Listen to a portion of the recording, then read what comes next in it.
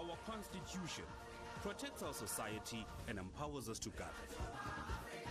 The protea leaves are us, the people, who freely elect our voices in Parliament.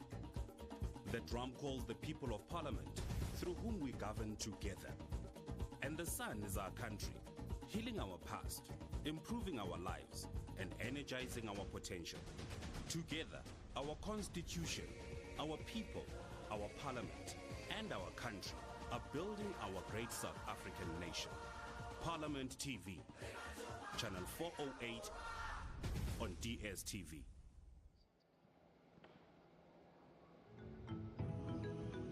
President Cyril Ramaphosa will deliver his State of the Nation address to the joint sitting of the National Assembly and the National Council of Provinces on Thursday, 9 February 2023 at 7 p.m.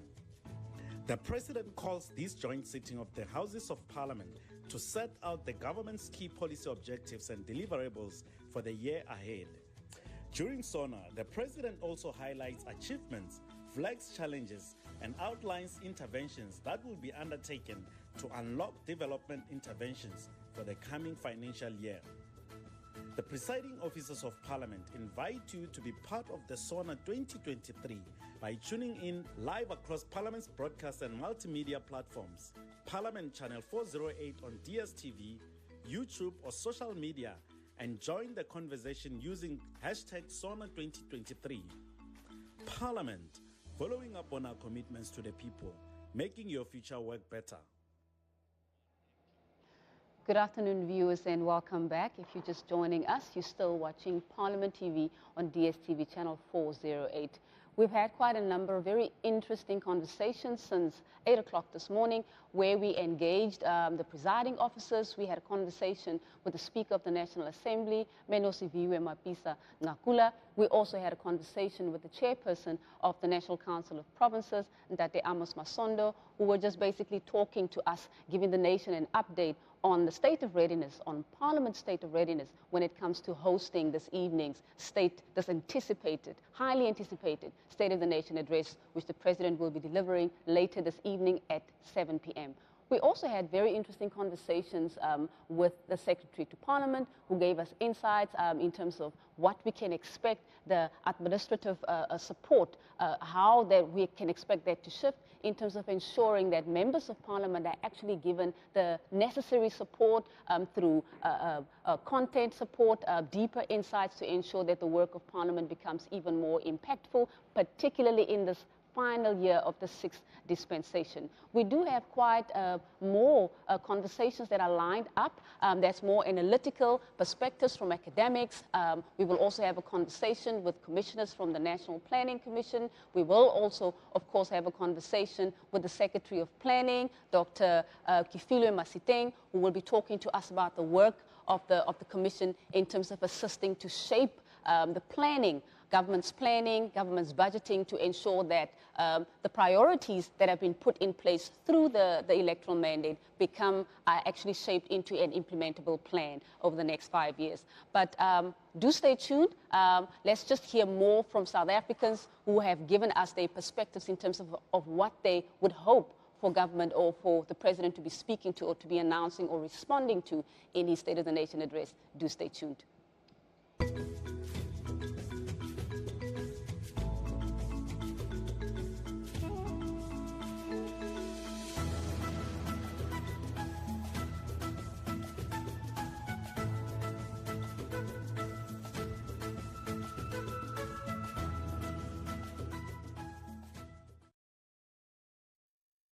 So my name is Sipasetu Yinjo.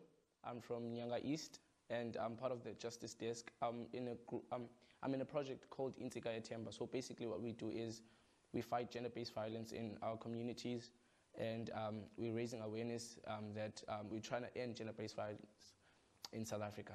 The issues that we're facing in South Africa are many, but the ones that are affecting the community more is gender-based violence, alcohol abuse, and police brutality. So, and what I would like the President to try to fix more is the police stations, because when you ask for help from them, they take a lot of time, And that's a major issue because gender-based violence is dominating in our communities, and our women are so afraid to go and ask for help. I think we should have more organizations like in Tsikaya Temba projects where we focus on men, and on the police station, if we could have more police stations and more policemen. And actually, I think the police stations be watched by maybe government people, because I feel like the reason why they're not doing anything is because like they just sitting, because we just watch them. Sometimes they go play soccer, but there's things happening. So if they could be watched, maybe they will be better in what they're doing. If I was to grade the government in dealing with gender-based violence in our communities, 5 would be the average. I would give them a 4.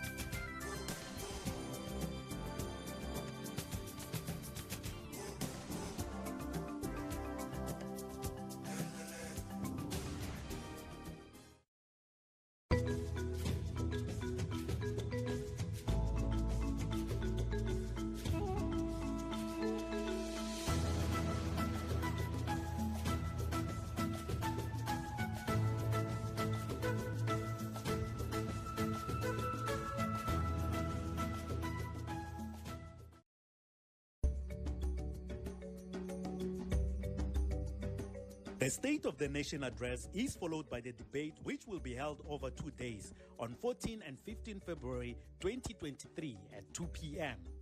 The debate on the State of the Nation address gives political parties an opportunity to debate, comment, and raise questions on matters addressed in the President's speech. Watch the debate on the State of the Nation address live on 14 and 15 February at 2 p.m. across Parliament's platforms. For more information on the SONA debate, visit our website at www.parliament.gov.za or follow us on our social media account at Parliament of RSA. Parliament, following up on our commitments to the people, making your future work better.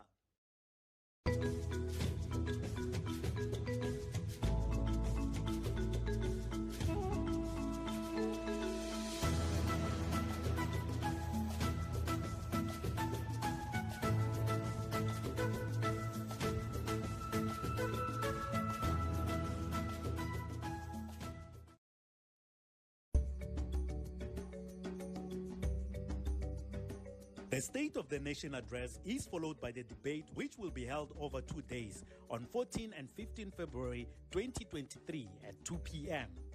The debate on the State of the Nation address gives political parties an opportunity to debate, comment, and raise questions on matters addressed in the President's speech. Watch the debate on the State of the Nation address live on 14 and 15 February at 2 p.m. across Parliament's platforms. For more information on the SONA debate, visit our website at www.parliament.gov.za or follow us on our social media account at Parliament of RSA. Parliament, following up on our commitments to the people, making your future work better. My name is Ivan Tlapo, and I stay in Langa. And I have a small business here in Gugastebe. It's a cultural center here in Langa. That's why I'm doing my business from. The challenges that I'm facing in my business is that we need an operating space where we can work and produce our products because the displaying part is already sorted. We are here in Rastelo. So the challenges are that the other challenge is that we need maybe the government to help us in upskilling, teaching other people our skill so that we can reduce the unemployment, because there's a lot of people that are unemployed and most of them don't have skills. So if the government can help us to teach them and give them a skill so that they can be able to take care of their families.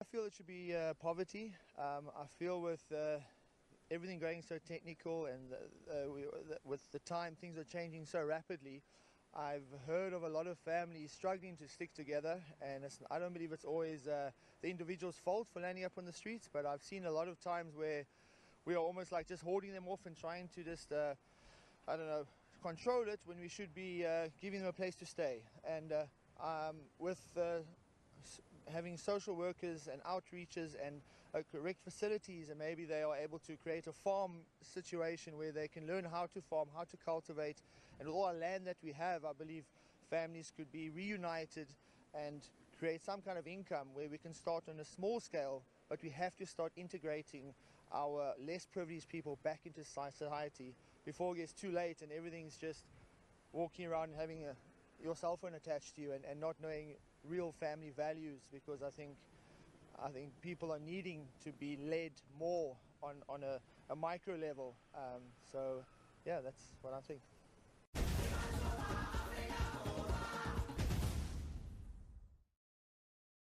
My name is Sana Kamana. I learn in Siafuneka Primary School at Zwetemba. Low shedding is better kakhulu kunye ne-clinics xa sigulayo sizikwazi ukusinceda ngoba ibikoqo ivaliwe ngoba kugcwala abantu. Kwazi ukuyenza research zethu xa sifuna ukwenza i-arts into ze-culture yonke laa nto sizokwazi uyenza xa kungekho umbane, and sikwazi nenza i-homework zethu. Ngicela athi bana i-load shedding ayikho for decades and sikwazi ufunda kakuhle yonke laa nto. Plus nee-clinics nazo zibe ntathu okanye zibe mbini sikwazi ukuya e-clinics. Name is Imange Sotwili. I am a grade 6 learner. I study in Siafuneka Primary School and I'm 11 years old.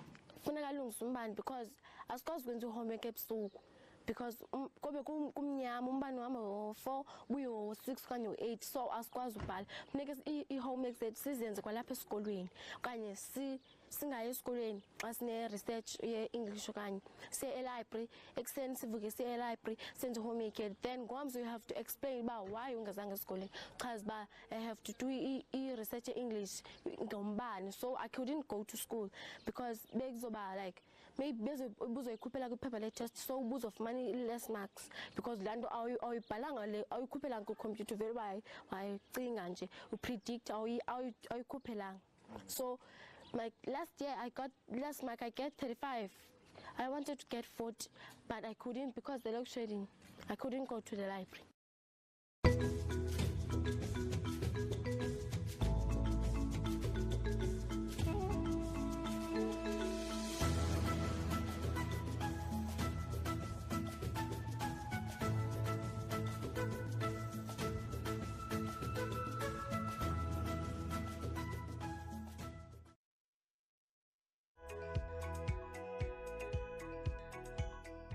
President Cyril Ramaphosa will conclude the debate on the State of the Nation address with his reply on 16 February 2023 at 2 p.m. Watch the reply by the President to the State of the Nation address debate live across Parliament's platforms. For more information on the State of the Nation address, visit our website at www.parliament.gov.za or follow us on our social media accounts at Parliament of RSA. Parliament, following up on our commitments to the people, making your future work better. Nonceba Cynthia Damane, a principal of Siafuneka Primary School. The school was established in 1994. Then I was fresh from the college, Kutop's College of Education then. Unfortunately, there was no structure in terms of building. We started platooning at one of the primary school called PJ Piconda. We only came around here in 1997.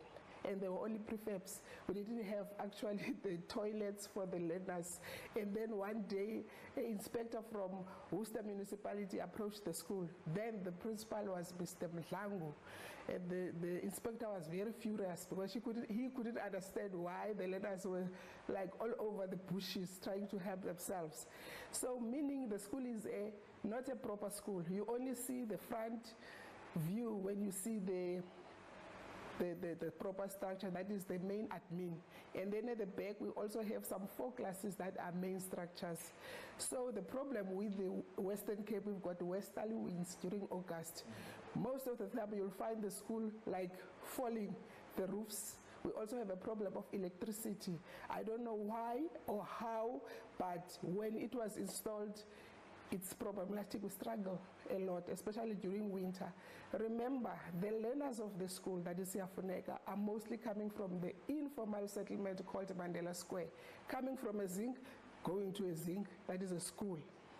Currently, with the issue of electricity, it was there before, not only this load shedding, but the structure, the people who planted or erected the electricity, I don't think they knew what they were doing. Because most of the time we've got this problem. In winter we struggle, the classes become dark. And whenever we approach the Department of Education, nobody's coming. The informal settlement is, most of the people that are there depend solely on grant. Some came here in order to get some job.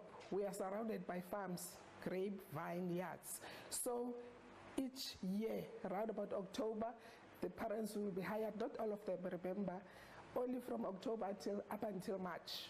So in terms of when we try to get some funds, we're only solely helped by the Department of Education because we are a no-fee school.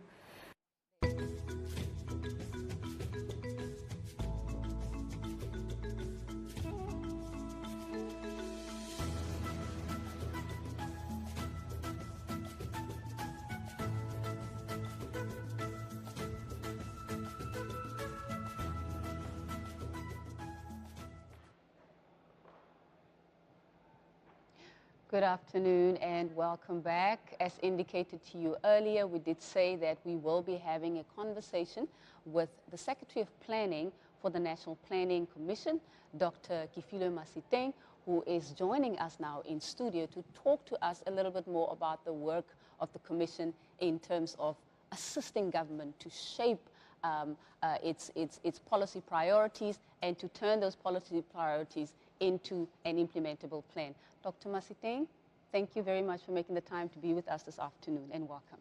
Thank you very much for inviting us here. Wonderful.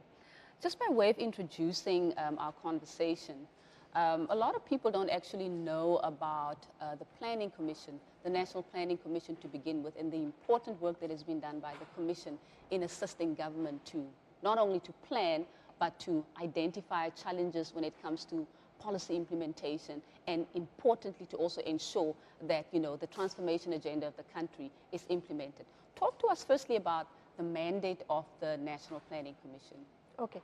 The first part of the National Planning Commission is to ensure that there is promotion of the implementation of the National Development Plan, which is the plan that all of us in South Africa should rally behind to make sure that the development agenda, the changes in the livelihoods of the people is based on the plan.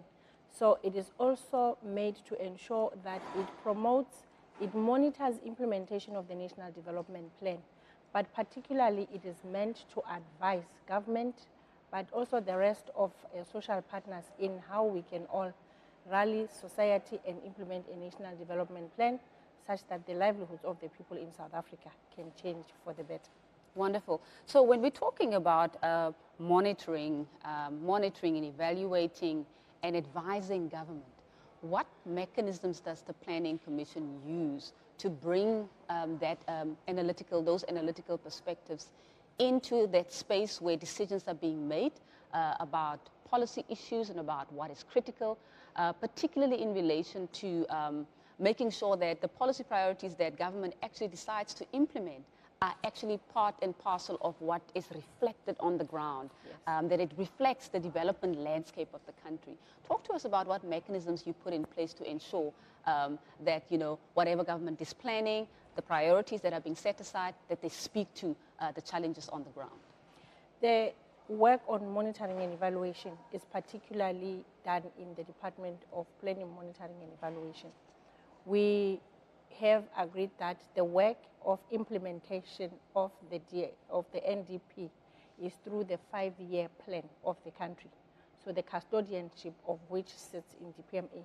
So the work that we do should make sure that we take all the work that has been done in the country to look at what progress has been made in a manner that we can be able to advise how to do it better, how to improve, how to deal with the challenges, but also where implementation is not happening. The NPC should be able to come out and say, you are not implementing as you had said you would implement, particularly in the 5-year plan, the MTSF. So we work closely in terms of the information we get. We synthesize, we harvest the information from the department, information from all the other research partners, and what we have would be a culmination of about 30 papers that we have in the National Planning Commission. They speak to the issues of energy, they speak to the issues of water, issues of how we can revitalize the economy so that the livelihoods of the people can change for the better, but particularly how the economy of this country can be inclusive, looking at work on SMMEs, work on township economies, but also importantly the issue of the SOEs. We have done work on Transnet, PRASA, and ESCOM. But also we have also looked at the issues around education, yes. In terms of, if we all agree that one determinant of poverty in South Africa is making sure that the quality of education is improved. We have some advice on that. We have also got some advice on the issues around how to change around and accept that the issues of disasters are here to stay with South Africa. How does the country become agile? How does the country become more prepared as we move forward and make sure that issues like energy that we are dealing with now are dealt with urgency, are dealt with as if they are a disaster that has befell the country. Indeed.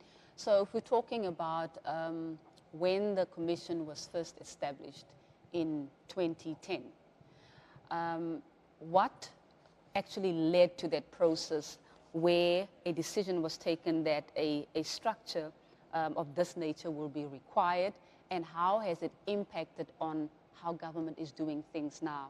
And I know we always talk about the fact that implementing development priorities is not something that happens overnight.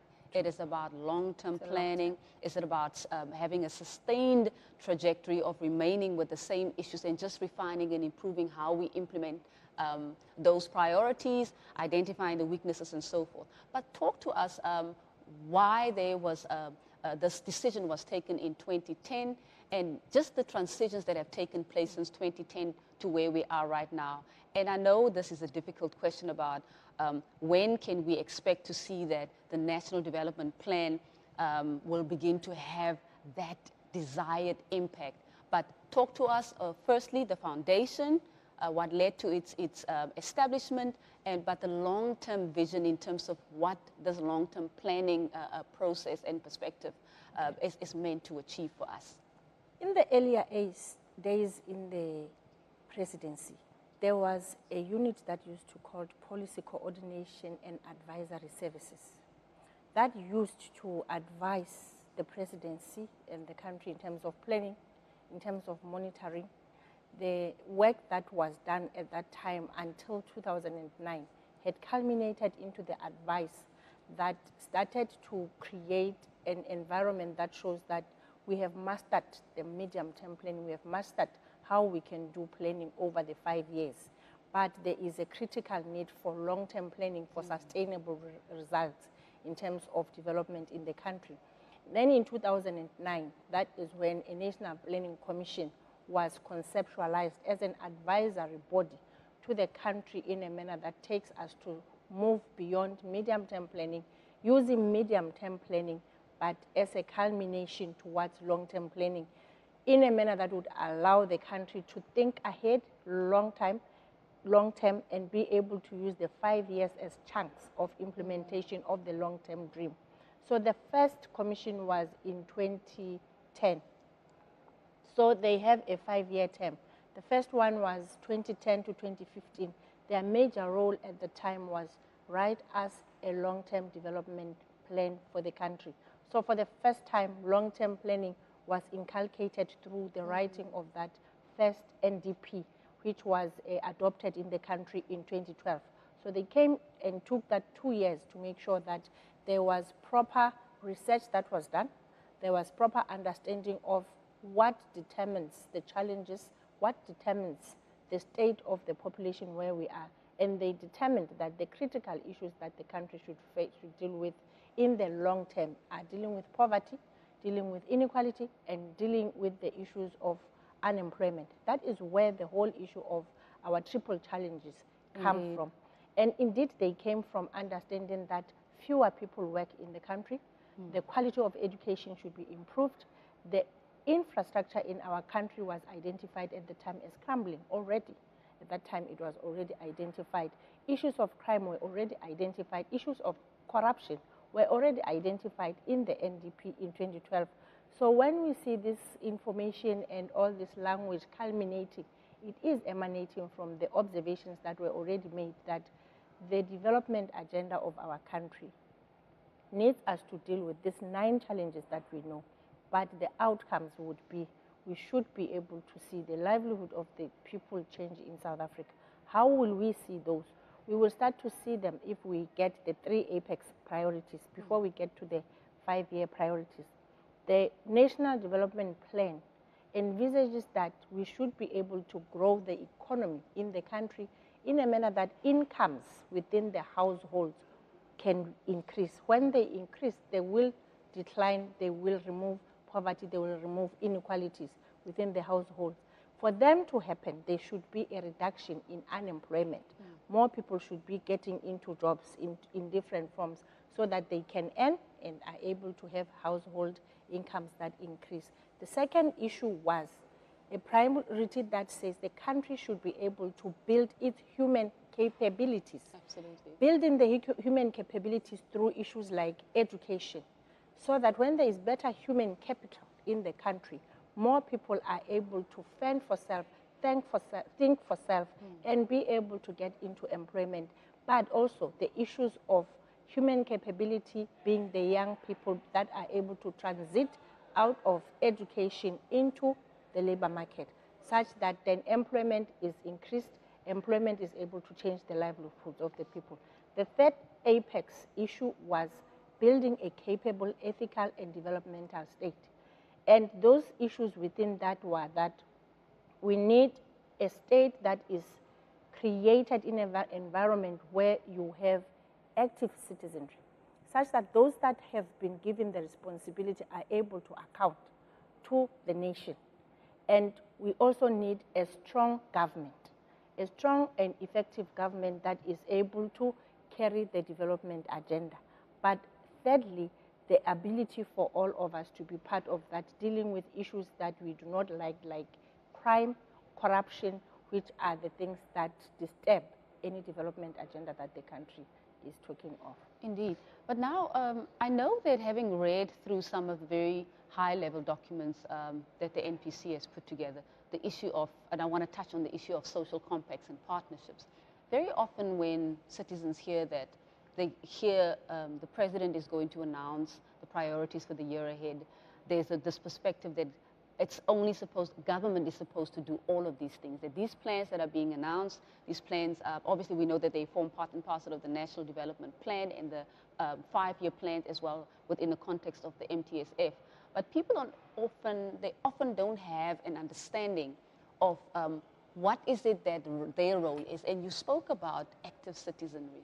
Very often our citizens, they want to be part and parcel of the process of transforming the country, and they want better living conditions. They want their quality of life to improve, but they don't often have that deeper understanding as to what can they do, what are those tangible steps that they can take to be part and parcel of pushing the country forward.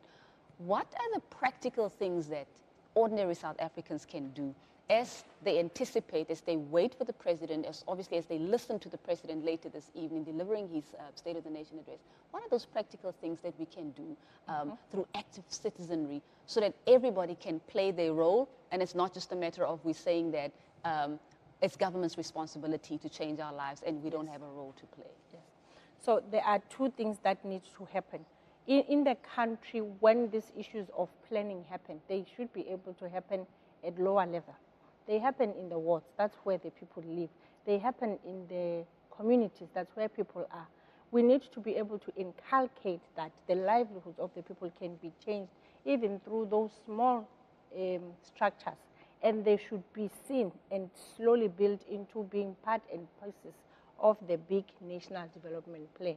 From the wards, from the communities, we go then to the districts. And those plans, through what we call the IDPs, are the aspirations that should be able to be understood from the people. We should get to a point where those plans are seen to be the building blocks, such that I always say, by the end where an NDP is written, people should see themselves. Not everybody will see themselves, but everybody should be able to see the NDP and say, this is the plan of the country that is going to change my life, but I can also see and feel my contribution, my voice was heard. And this can be done through different social partners.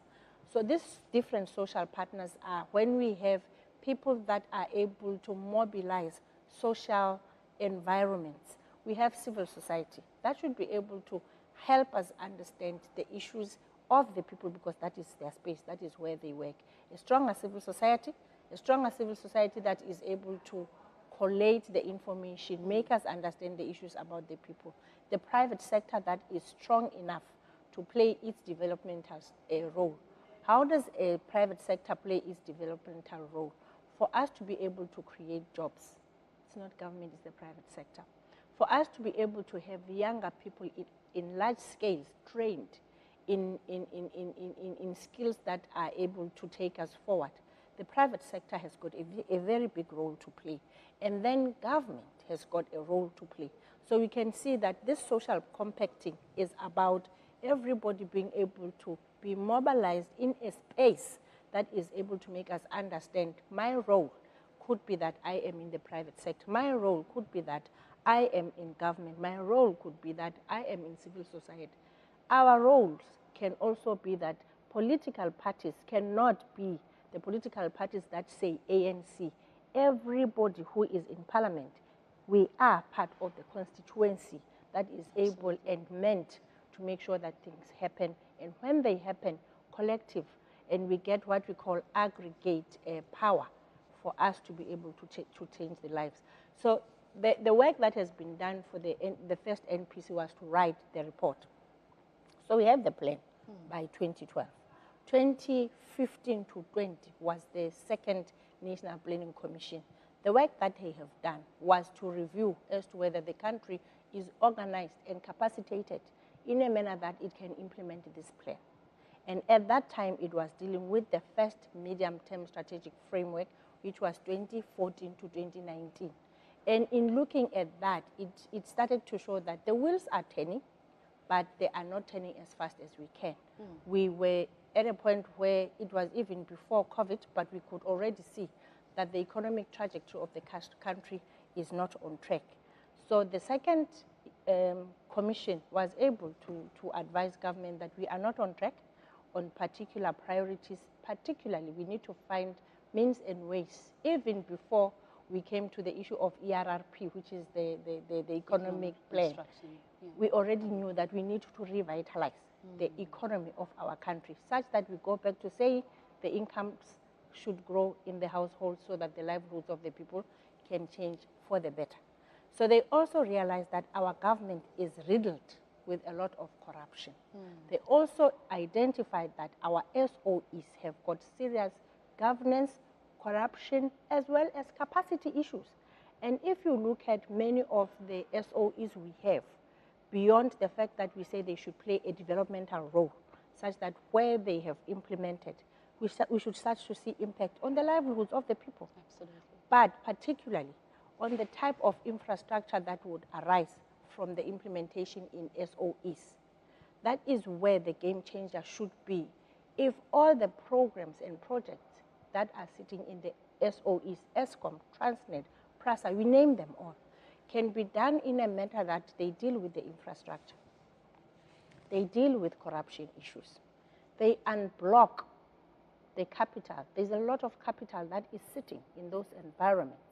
But because of the lack of capacity at times, there is a lot of security challenges that are even riddled with issues of theft, issues of losing, and issues of just politicking within the environment that is supposed to be developmental than using and being affected by politics. So these are all the lessons that I think when the president brings out what needs to be done immediately, inform the challenges that the country faces. If these issues that look very soft, they look very soft. It's about theft, it's about stealing, it's about the security in the environments, but it totally affects the people. And those are the issues that should be dealt with and taken into cognizance. Now, what is the role of the third National Planning Commission? The third National Planning Commission came, it takes over from the second National Planning Commission, takes all that advice that has been in place in terms of the economy, the state, and the people. Based on all that work that they have done, that is informed by a lot of stakeholder engagement. I think we have about 250 stakeholder engagements that we just went around, social partners and everybody. 3 critical issues that arose. Even before we got to this whole issue of the challenge of energy transition, there was already a paper that was written from them, the second one that said, let's look ahead into a low carbon economy, just transition economy. And all this work that is being seen in the current presidential commission emanated from the recommendations of the the second National Planning Commission. So it was already identified. The second critical issue that they already identified first thing when they came in was the energy issue. And they did write around July the first advisory note to the government. And we are pleased to realize that even in the new plan, in terms of looking at the tariffs, in terms of looking at what are the short-term issues that can be dealt with, in terms of the regulatory environment that is in the energy that needs to be able to be dealt with such that we reduce the burden that those that need to do business in the energy sector are able to deal with, the licensing issues. So they have raised all these issues and they are being taken on board. So there is the third issue that they have also raised as the third commission. Their tenure is between 2021 to 2026. So in their first year, these are the things that they have already done. They have already worked into advising government in terms of when we say we want to professionalize the public service, there is a framework that has been done by DPSA, School of Government, and the rest of the governance and administration environment. The advice that they are giving is, please make sure that there's implementation. Let us fast-track implementation thereof. Coming to the issue of implementation, and having looked at some of the review documents that have come up from the second Planning Commission, obviously those challenges that were there that were identified in the diagnostic report earlier, was it in 2010 or 2012? In that first diagnostic report, 2010. So those issues are actually still prevalent, and we know that COVID has had quite a profound impact on the economy in that it has affected us negatively, not only in South Africa, but globally as well. Global economy, but for developing countries, such as South Africa, the impact is even harder. Obviously, it is clear that we are not going to be able to meet the 2030 deadline based on what is contained, this beautiful plan that has been put in place.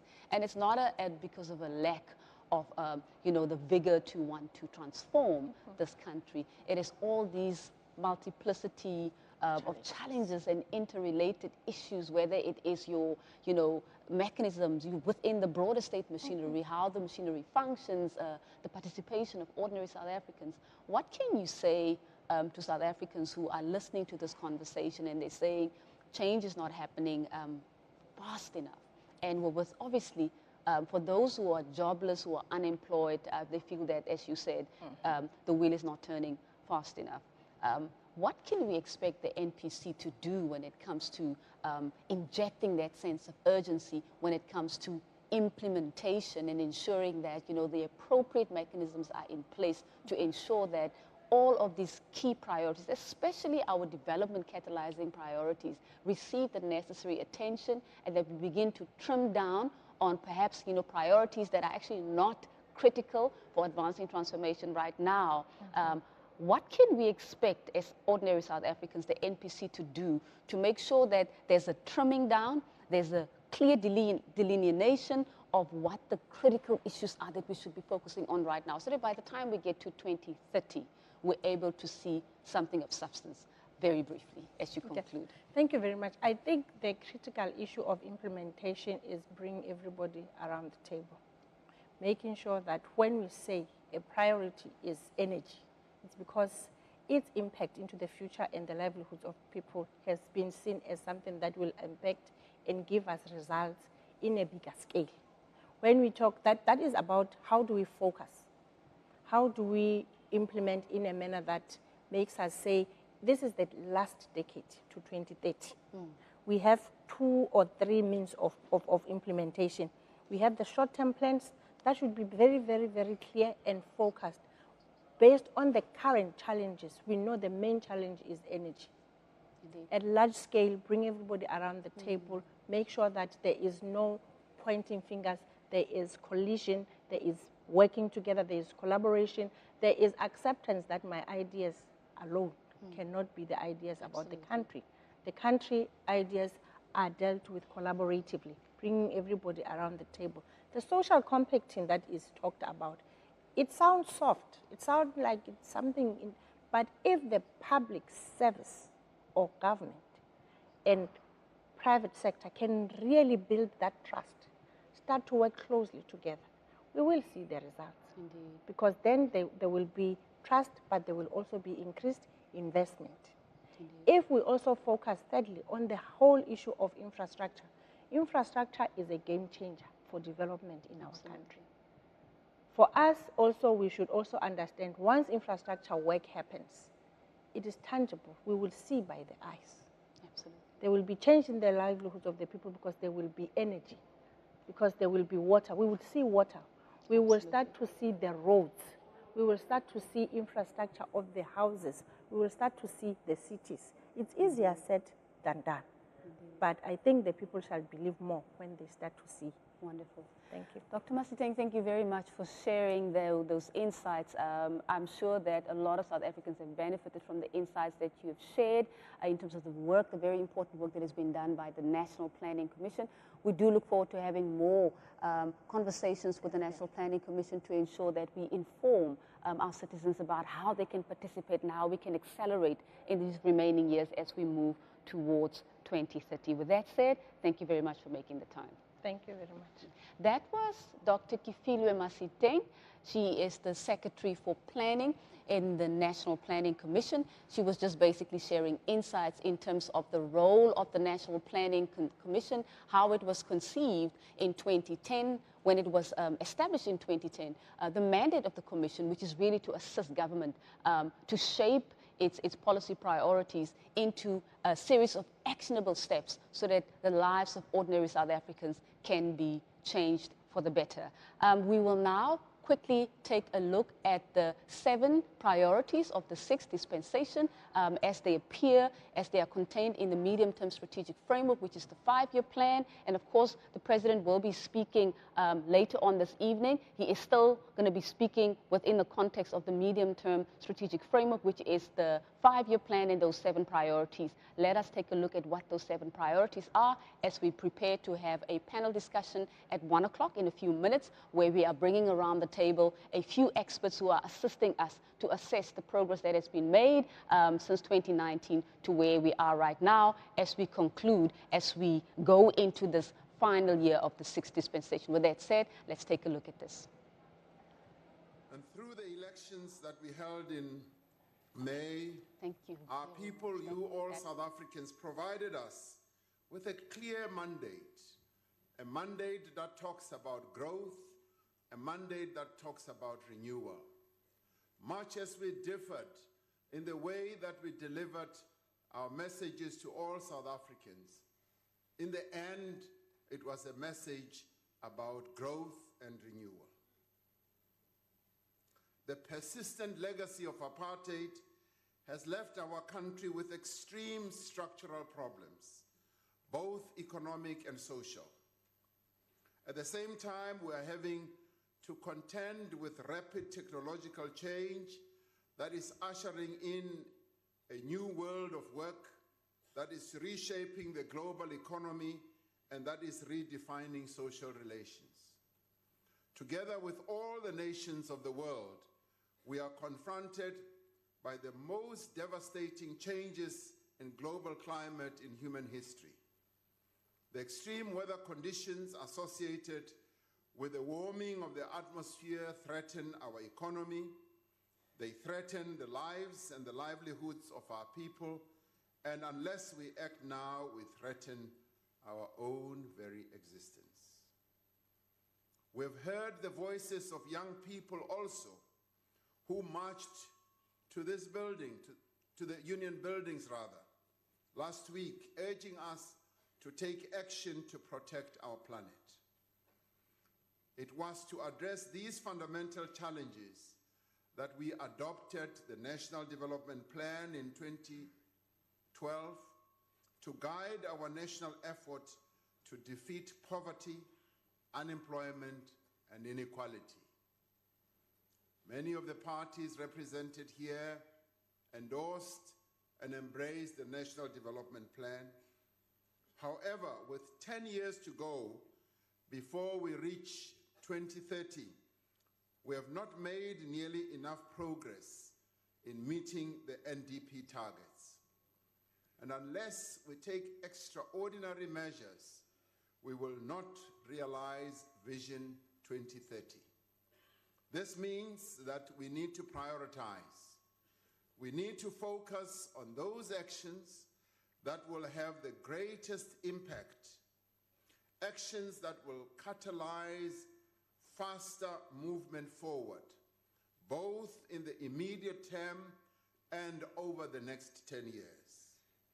It is worth noting that the medium-term strategic framework, which is a translation of how we read the NDP into government program, for the last 5 years has had more than 1,100 indicators by which we were to measure progress in the implementation of the NDP.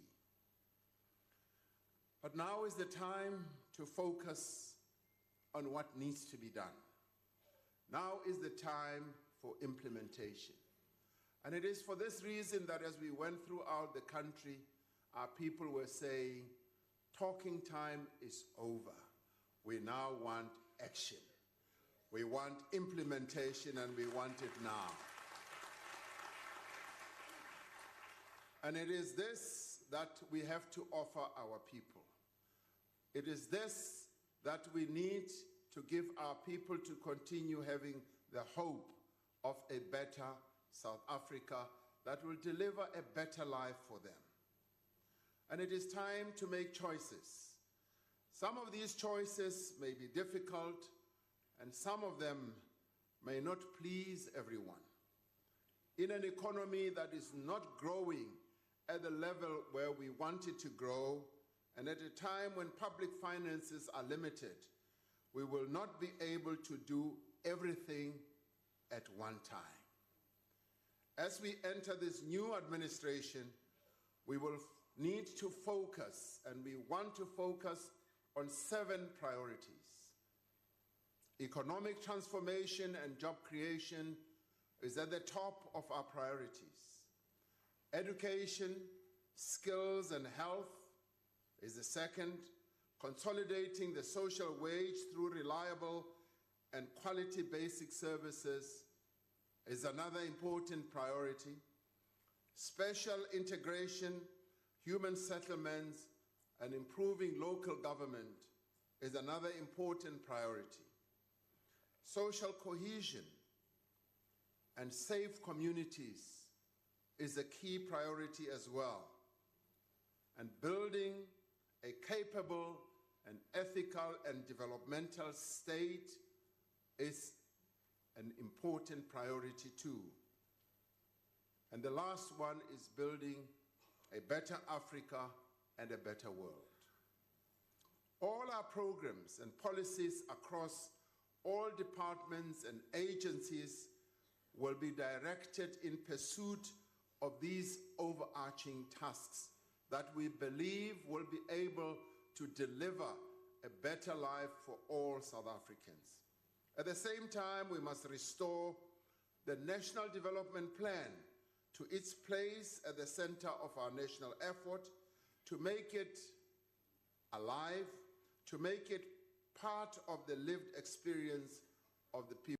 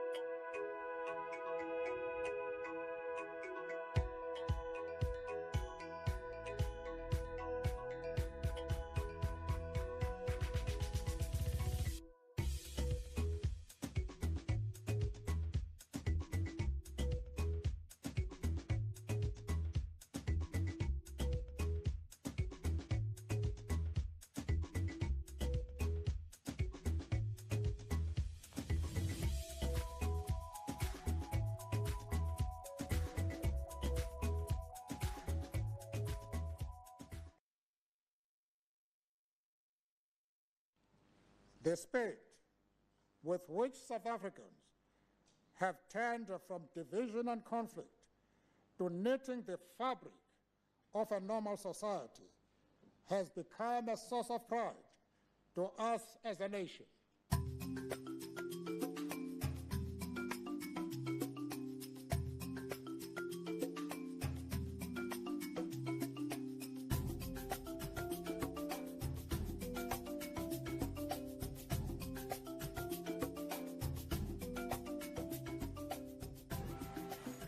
The State of the Nation Address, or SONA, is called in terms of Section 42, subsection 5 of the Constitution by the President of the Republic.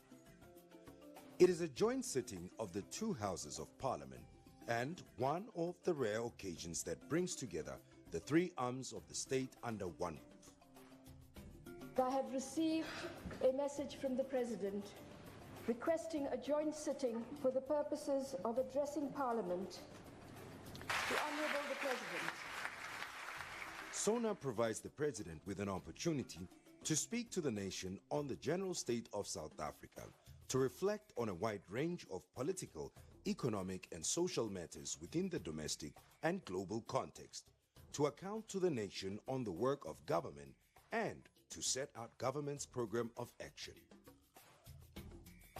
The society must guarantee the dignity of every citizen on the basis of a good quality of life for every woman, man, and child, without regard to race or color or disability. Traditionally, the President makes key government announcements during this important joint sitting of Parliament. It is a ceremonial joint sitting of the two houses of Parliament, called specifically for the President to deliver his SONA, and no other business may be considered on this day. It is presided over by the Speaker or the Chairperson of the Council, by arrangement between them. During the week following the SONA, a debate of approximately 2 days is held on the SONA.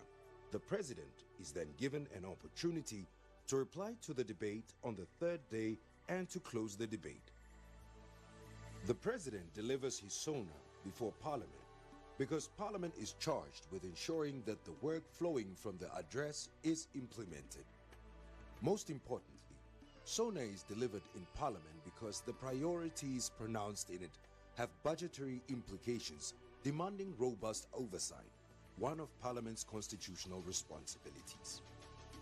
This practice of the President delivering a State of the Nation address goes back to the pre-democratic era. One such address is that of former President Mr. F.W. de Klerk, titled Address by the State President, Mr. F.W. de Klerk, DMS, at the opening of the second session of the 9th Parliament of the Republic of South Africa, Cape Town, 2nd February 1990. During this address, former President de Klerk announced that former President Nelson Mandela would be released from prison and all political parties would be unbanned. The prohibition of the African National Congress, the Pan-Africanist Congress, the South African Communist Party and a number of subsidiary organizations is being rescinded.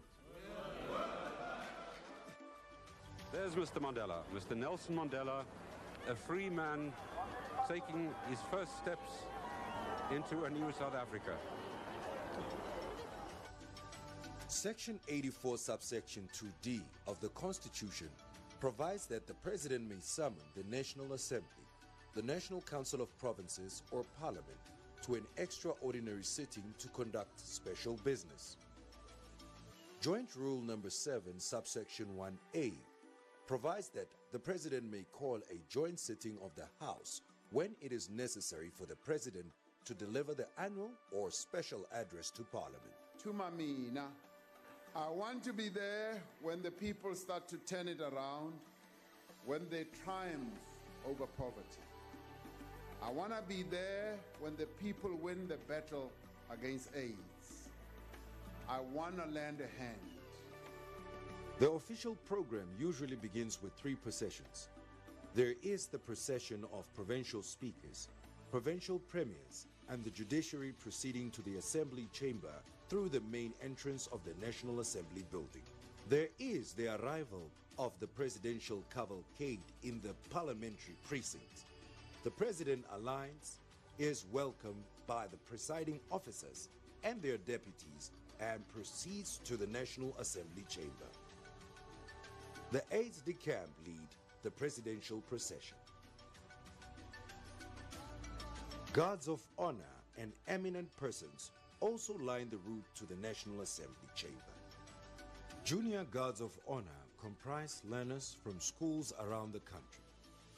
They form a guard of honor from the gates of Parliament when the President disembarks.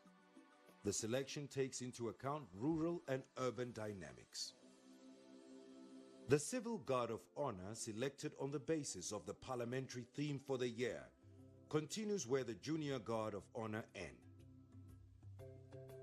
The eminent persons are South Africans who have achieved outstanding results in their respective fields or who have been recognized for their contribution to society. Provincial speakers nominate them to be guests of Parliament for the SONA.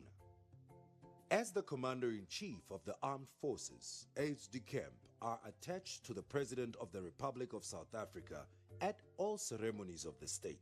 Their role in the country is limited to ceremonial duties. Once this task has been fulfilled, they are immediately withdrawn. During the SONA, they travel with the President from President's place of residence to Parliament. The aides-de-camp lead the presidential procession onto a saluting dais on the steps of the National Assembly to receive the ceremonial honors, the Guard of Honor by the National Ceremonial Guard, the 21-gun salute, the national anthem, and a salute flight. Good afternoon.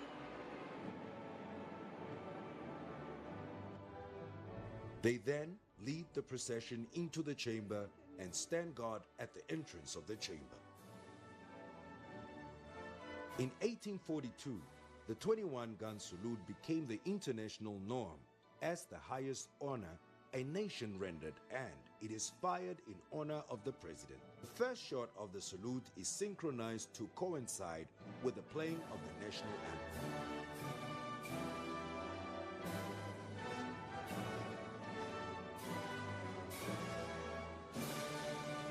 You are the top. The members of the National Assembly as well as members of the NCOP are ready in the joint sitting. Members of both houses must be seated before the procession enters. Each of the 9 provinces is represented by its full quota of 6 permanent and 4 rotating members, seated in the removable cross benches.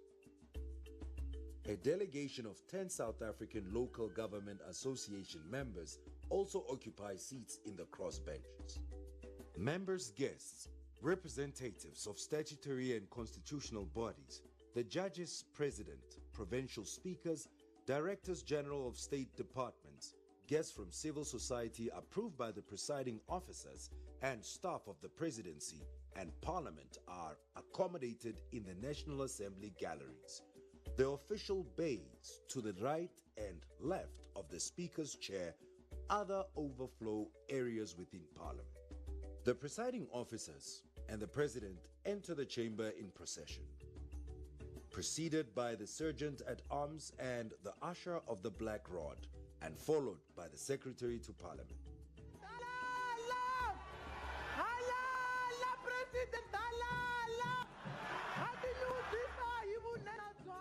A new element of the SONA since the birth of democracy is Imbong, the praise singer.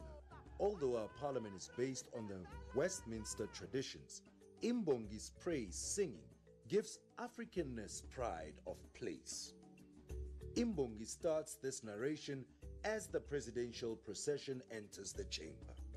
The sergeant at arms and the usher of the black rod are responsible for compliance with security policy in and around the chamber and galleries. The sergeant at arms and the usher of the black rod place the mace and the black rod in place before the speaker and the chairperson of the NCOP respectively. The mace is a symbol of authority of the Speaker of the National Assembly. When the sergeant at arms carries the mace into the debating chamber and places it before the Speaker of the National Assembly, it means that the National Assembly is formally in session and that its proceedings are official. The maze was designed to reflect the history, traditions, and diverse cultures and languages of South Africa. The black rod is the symbol of the authority of the chairperson of the National Council of Provinces, NCOP. The black rod reflects the important role of the provinces in the functioning of the NCOP. When the usher of the black rod carries the black rod into the debating chamber and places it before the chairperson of the NCOP, it means that the NCOP is formally in session and that its proceedings are official. The presiding officers, while standing, bows to the left and then to the right in greeting and request a moment of silence for prayer or meditation. Once everyone is seated, the presiding officer reads out the notice calling the joint sitting and calls on the president to deliver his address to the joint sitting. No other business may be considered on this day. The president then delivers the SONA and no other debate takes place. On conclusion of the president's speech, the presiding officer adjourns the sitting. Members are required to wait while the procession leaves the chamber. Over the years, this address has set the tone for the goals of the year. It speaks to businesses, civil society, and general public. It gives insight into what we as a nation have achieved and a plan to achieve going forward. Through this address, the first citizen and leader of the nation shines the light on the path we shall be taking and leads us to where we want to be as a nation. More than just a speech, the SONA tells South Africans, as well as the world, why South Africa continues to be the land of possibilities.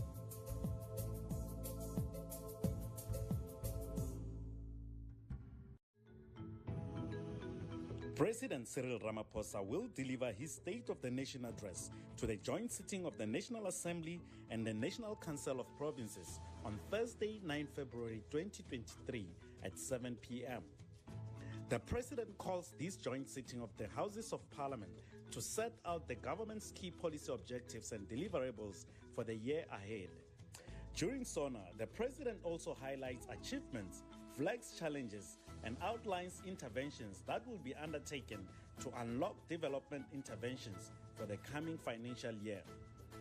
The presiding officers of Parliament invite you to be part of the SONA 2023 by tuning in live across Parliament's broadcast and multimedia platforms, Parliament Channel 408 on DSTV, YouTube or social media, and join the conversation using hashtag SONA 2023. Parliament, following up on our commitments to the people, making your future work better.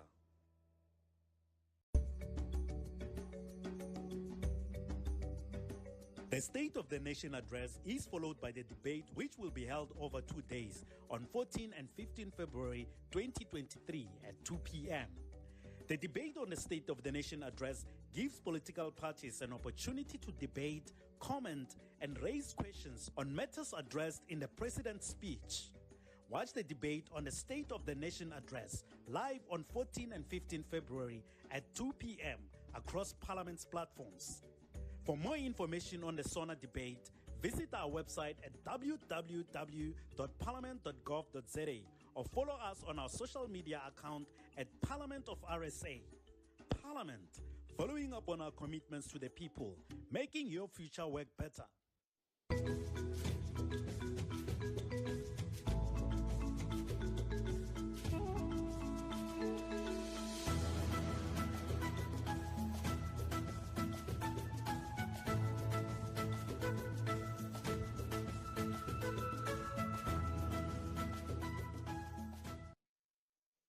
I would like the President to touch on issues like ESCOM.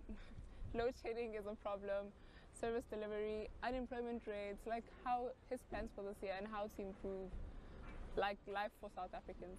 Last year, the load shedding inconvenienced me a lot because when it was time for studying, load shedding, electricity would just go. My laptop is not charged, no appliance is charged, so Wi-Fi would leave. So it was a problem to stay connected, to even study properly because lights are not there. So it was very inconveniencing to study efficiently. The President should just find another way of giving us lights. I don't know how. The load shedding should just stop somehow. I'm Joyce Monene. I stay in Polokwane Ivy Park. I'm a florist, an entrepreneur, and I'm unemployed. I'd like the President to touch on the issue of unemployment because there's a lot of unemployment rates going on, and young people are still going to university, graduating, but the still unemployment rate is still so high. Business is about, I'm a florist, I do flowers, I do gift boxes, and with that there's so much more to learn about flowers. I don't know much. There are no programs to teach us about a lot of agriculture. It's just the ones that are dealing with livestock only, except the plantation and everything. I'd really love such programs to be introduced to us.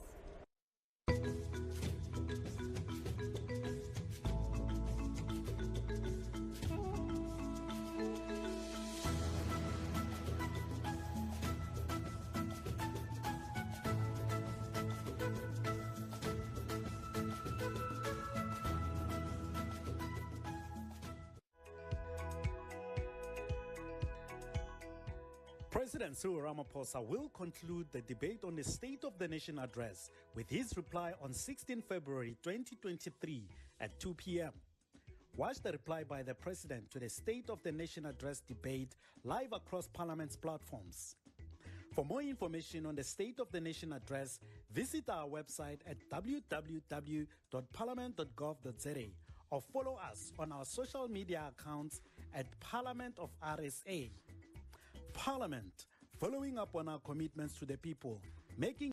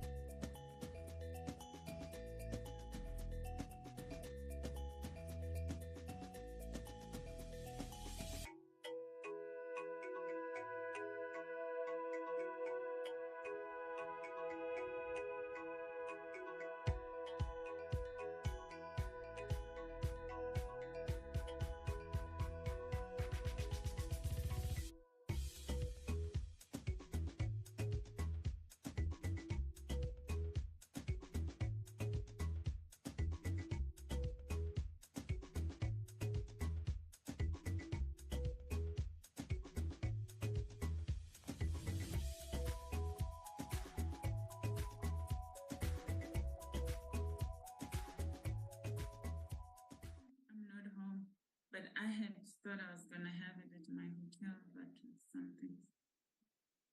I can Watching Parliament TV on DSTV channel 408. We are building up to the 2023 State of the Nation address, where the President of the Republic, His Excellency Ndate Cyril Ramaphosa, will be addressing the nation at 7 p.m. this evening. And as I've indicated earlier, we are coming to you live from the Cape Town City Hall, which today will serve as the precinct from where the President will be delivering his State of the Nation address from.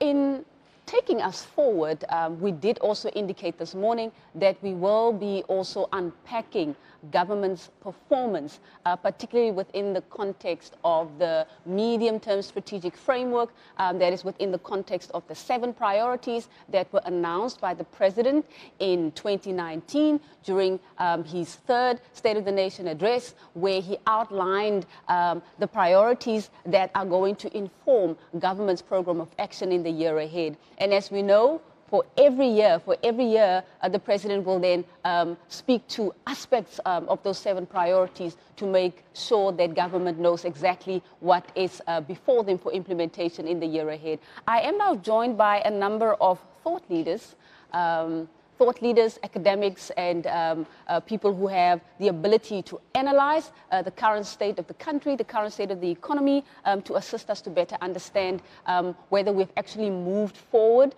and what are the challenges that are before us as a nation in terms of policy implementation, and what kind of systems can be put in place, not only by government, but also from an oversight perspective within the ambit of Parliament's constitutional mandate to ensure that it conducts oversight in a manner that brings about transformative change in the lives of ordinary South Africans. With that said, I want to firstly welcome Dr. Dumisani Jantjies. He is the Director of the Parliamentary Budget Office. He is joining me here in studio. Dr. Jantjies, thank you very much for making the time to be with us this afternoon. Thank you so much. Good Wonderful. afternoon, and to your viewers as well. Thank you so much. Wonderful. And then we also have joining us via Zoom platform, we have got Dr. Phulani Molokwane, and she is the chairperson of the National Planning Commission's governance workstream. She's, of course, joining us via the Zoom platform. Dr. Molokwane, a warm welcome to you. Good afternoon to everyone. Good afternoon to all the viewers. Thank you very much. And then we also have Professor Phakama Tsongwana, who is the chairperson of the National Planning Commission Social Cluster Workstream, and she's also joining us via the Zoom platform. Welcome, Professor Tsongwana. Thank you very much, and good afternoon to you and to the viewers. Wonderful. And last but not least, we have got Dr. TK Poe, and he is a senior lecturer at the Wits School of Governance. Dr. Poe? Thanks for having me. Wonderful. Wonderful to have you all here with us. I want to firstly begin by extending a warm welcome to all of my guests on the platform for being with us during this very important year when we are finalizing or going into the final year of the 6th dispensation as we seek to assess the progress that has been made by government in implementing the 7 priorities that were outlined or committed to by the President of the Republic since 2019 and to where we are right now. By way of introducing this important review conversation, I want to firstly start by contextualizing and indicating that obviously this is the final year of the 6th dispensation. It's a critical year because it's a year for us to assess how far we've come. It's a year for us to assess our opportunities. It's a year, the opportunities that are available to us to accelerate policy implementation. It is also a year for us to assess what it is, what are the other challenges that are remaining that really require government to narrow down or to zero in on in order to ensure that we move with greater speed towards implementing the priorities of the National Development Plan. And also, it is a critical time for us to consolidate not only for the legislative sector from an oversight perspective, because obviously when government is not performing, the legislative sector obviously is in a way complicit because it has to ensure that it conducts oversight in a manner that advances transformation. But importantly, it is a time for us to assess whether government has indeed performed and how well government has performed in terms of implementing the priorities that it committed to just over 4 years ago. By way of introducing this conversation, I just want to open up for quick introductory remarks from all of my guests. And I want to start with you, Dr. Jankies, here with me in studio. Talk to us about, just at a glance, what you think the current state of the nation is. What are the key challenges that you think? And we know that the 7 priorities have been there to contextualize, basically to frame what government was going to be focusing on from a policy implementation perspective. But we also know that with regards to the COVID-19 pandemic, a lot of shifts have taken place. So talk to us a bit about what are your views, just your opening remarks with regards to what has shifted and where our focus should be as a nation as of now. Thank you so much once more for inviting us to be here. I think I want to start by saying certainly looking at our work that we've done over the years as a Parliamentary Budget Office on the MTSF broadly, but also on the state of economy, I would take a safe approach to say it's a mixed bag of the status where we are now, particularly noting some of the targets we set ourselves to achieve as a country. I think when you look at some of the work that has been done around the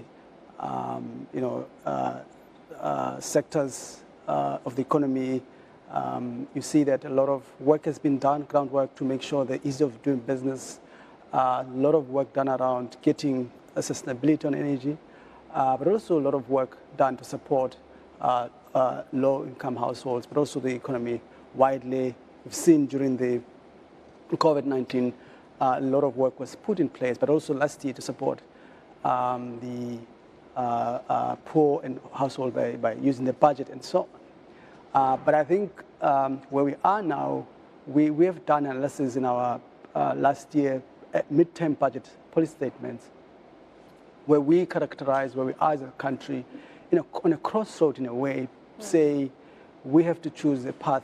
Of course, I'm using the budget as an instrument that we use to assess where we are largely within the macroeconomic status where we are as a country and what macroeconomic policy strategies we need to take going forward as a country. And our concern has always been that the macroeconomic policy we've had over time, over the past 12 years, has not necessarily made us achieve our socioeconomic outcome or development outcome that we set ourselves with. And there's a need for more reform some of the macroeconomic policies going forward, particularly looking at fiscal policy, the role of fiscal policy, but also the role of the monetary policy within its role in enhancing our development as an economy. So I think that's where we stand, that we strongly believe that there's a need for reform, some of the macroeconomic stances that have taken over the years. Yeah, I'll stop there and I'll provide more details. Okay.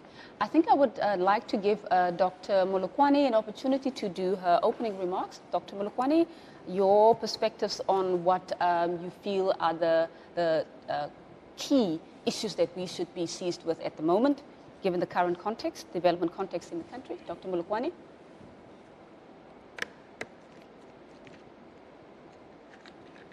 Good afternoon. Thank you very much for giving us, the National Planning Commission, this opportunity.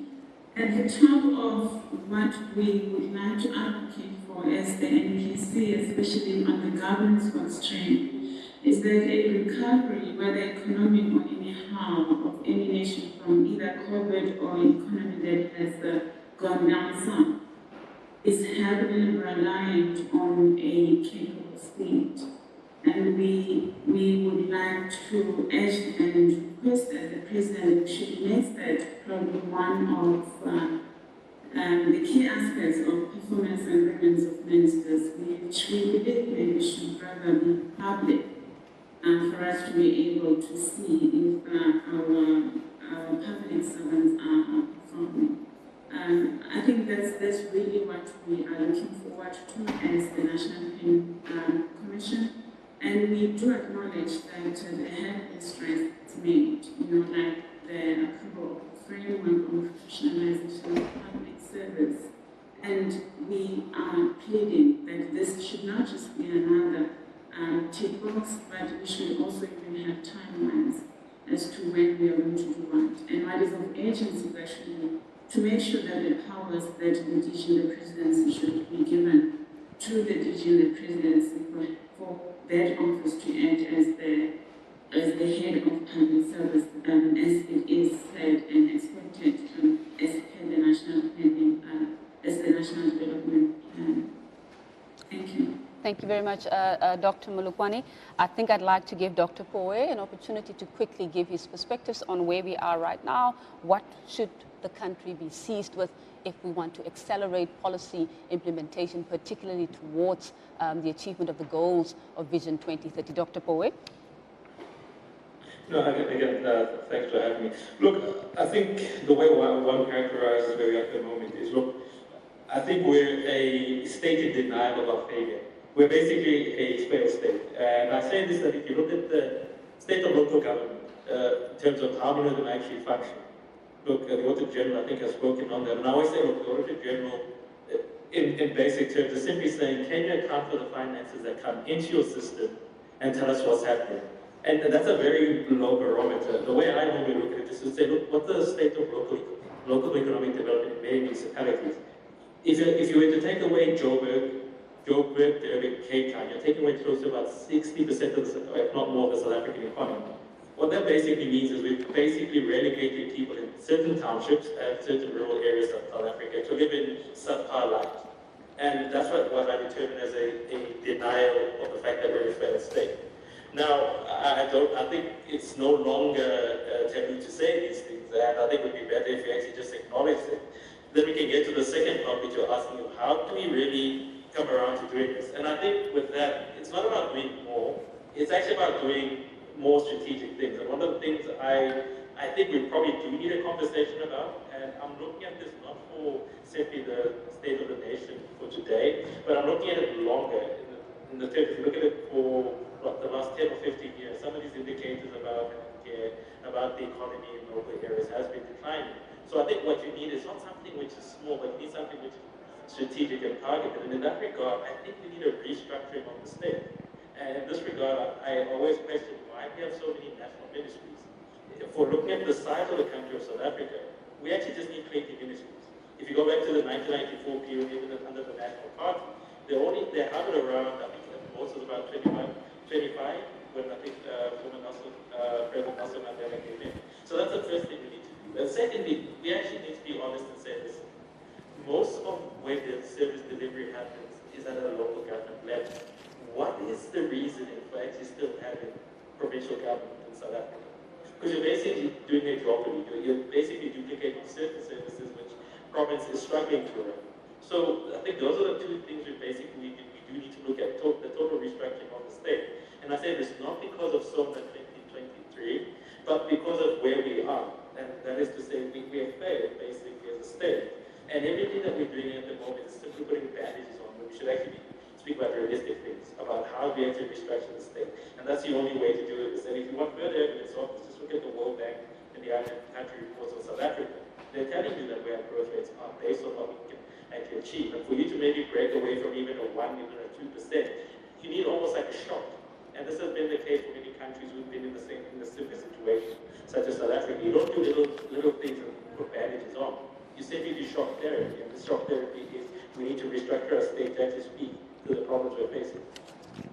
Indeed, so you're talking about the fact that local government is really the cold face of transformation, and that is actually where the impact is supposed to be, and that is actually the weakest level, the weakest sphere of our, amongst our three spheres. I would now like to give an opportunity to Professor Nsongwana to do your opening remarks in terms of just articulating what you feel are the key issues that we should be seized with as a country as of now.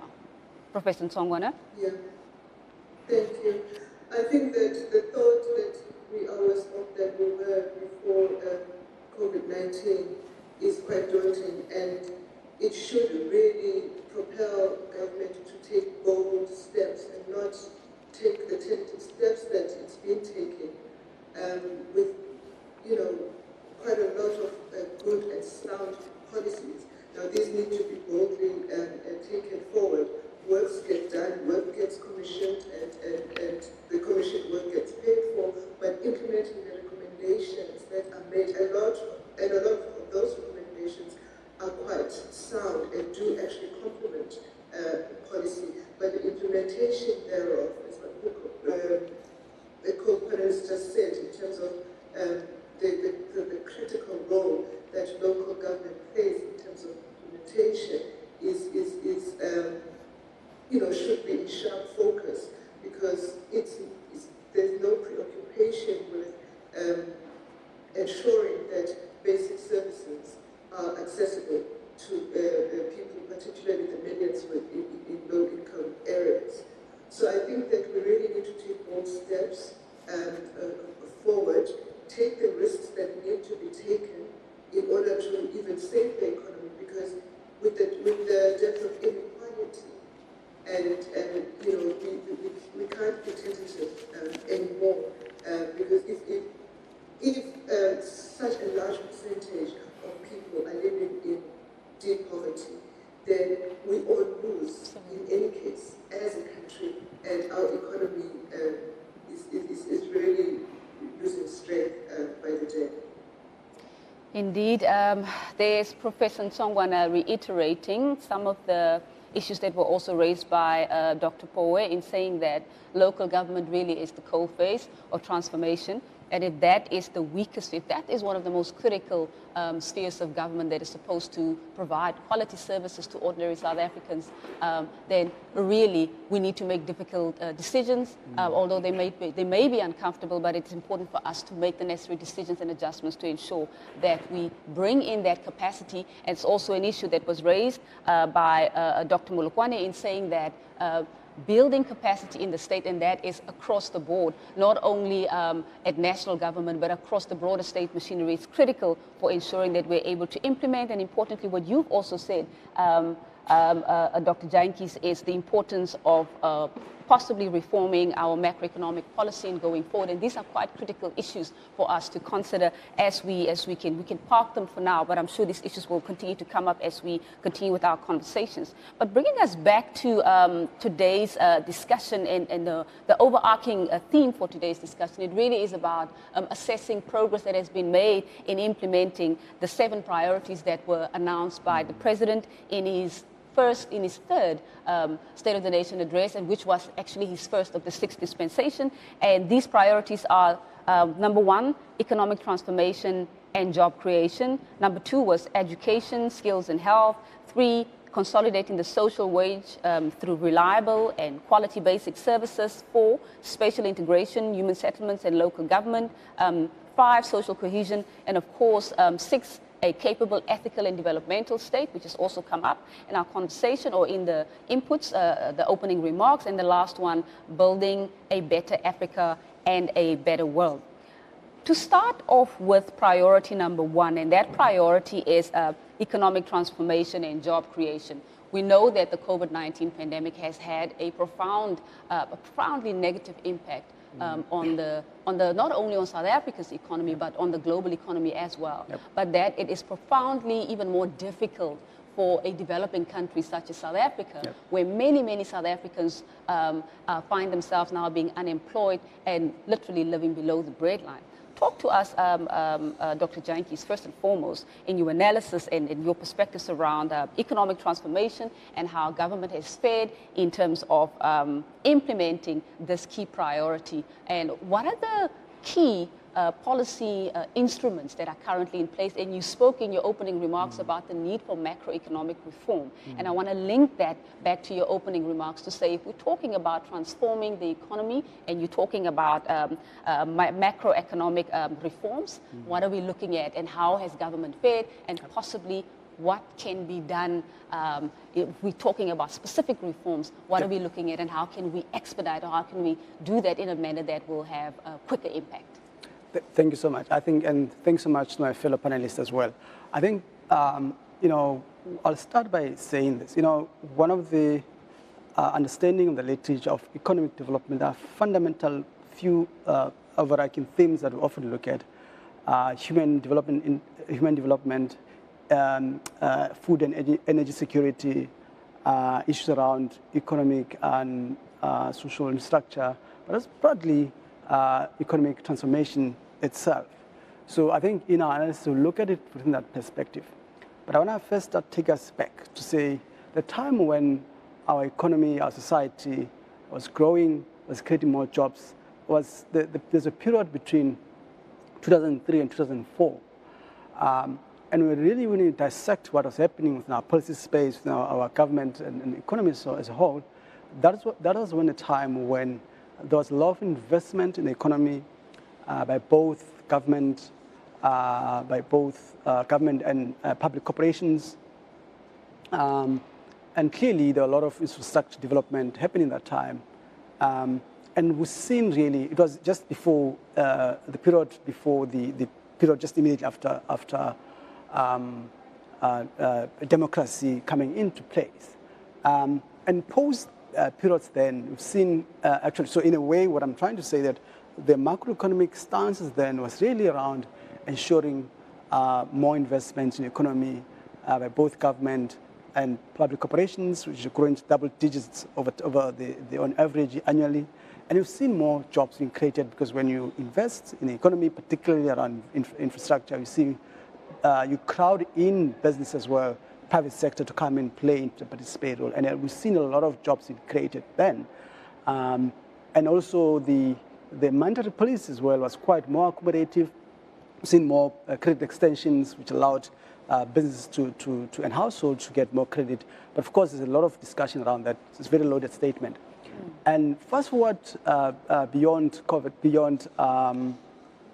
beyond the 2008 global financial crisis, we've seen actually a lot of a different turn in our macroeconomic stance, particularly around fiscal policy, which had a lot been around contractionary, which there was lesser investment in the economy, the lesser maintenance of infrastructure for both local government, all spheres. And we've seen now where we are now that actually even before COVID-19 itself, our economy was actually underperforming quite a lot, largely because of lack of investment within the economy.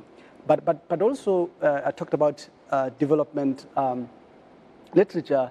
We look a lot, many other countries where have been in a development path, the role of industrialization has become very important in that regard. And I think one of the analyses we've made, we've actually spent a lot of time around how far we've fared as a country in terms of industrializing economy. And again, that's also a space where, in our view, not much has happened, particularly, I mean, we've seen a lot of policies that came in, but there hasn't been a lot of effort to ensure our economy industrialized, which that quite linked quite well with economic transformation itself, where you see more players come into space and more local businesses from localized areas and localized economies playing into space, and we haven't seen a lot of that playing a lot. And I think that really fits in quite broadly within the macroeconomic stance that we've had, where we've seen less government participating in the economy, And also remember, the private sector will come in when they see government playing in, and they will always come in again, but the public sector playing to the investment space provide assurance and confidence to the private sector that there is actually space to play in that space. So I think really within that context, and hence we've seen a lot of less jobs being created and so many other issues. And because those three issues, energy security, and it's a big one as well, because development relies a lot on energy, and we've had a lot of discussion how much we've seen a lot of load shedding, and that impacts businesses and impacts ability for the economy to develop further and create more opportunity for everybody. I just want to stop there without taking too much time. So really that's in a nutshell how we looked at it in our analysis. And that links quite a lot with the priority you're referring to earlier.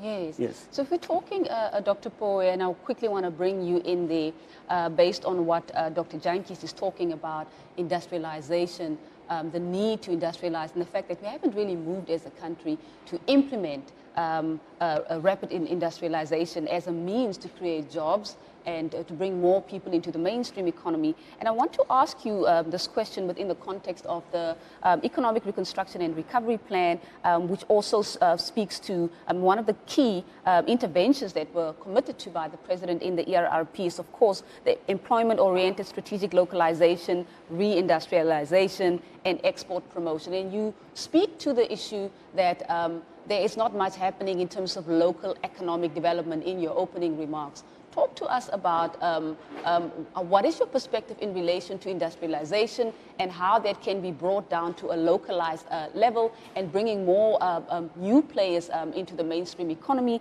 in order to ensure that jobs are created. And of course, creating jobs at a mass scale. But talk to us, give us the local perspective in relation to local economic development with regards to the priority 1 of our 7 priorities. Dr. Poe? No, thanks for that. Look, I think the issue of industrialization has always been touched on, but I think what's always been missing is the meat. And what I mean the meat is, when I always ask this to government officials who say, listen, what does industry say? Because by virtue of you wanting, you don't industrialize on a wish, you industrialize on investment.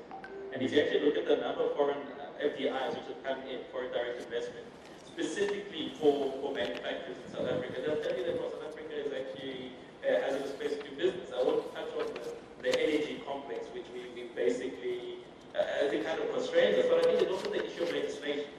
And there's also the issue of competition. Because sometimes when we do make policies, when we discuss South Africa, we sort of discuss South Africa in this abstract as to say, it seems as though we're the only game in town.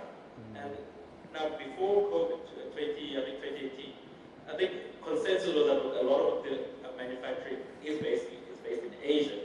But what we've not been able to do in South Africa legislatively is to say, listen, what actually makes the Asian countries great?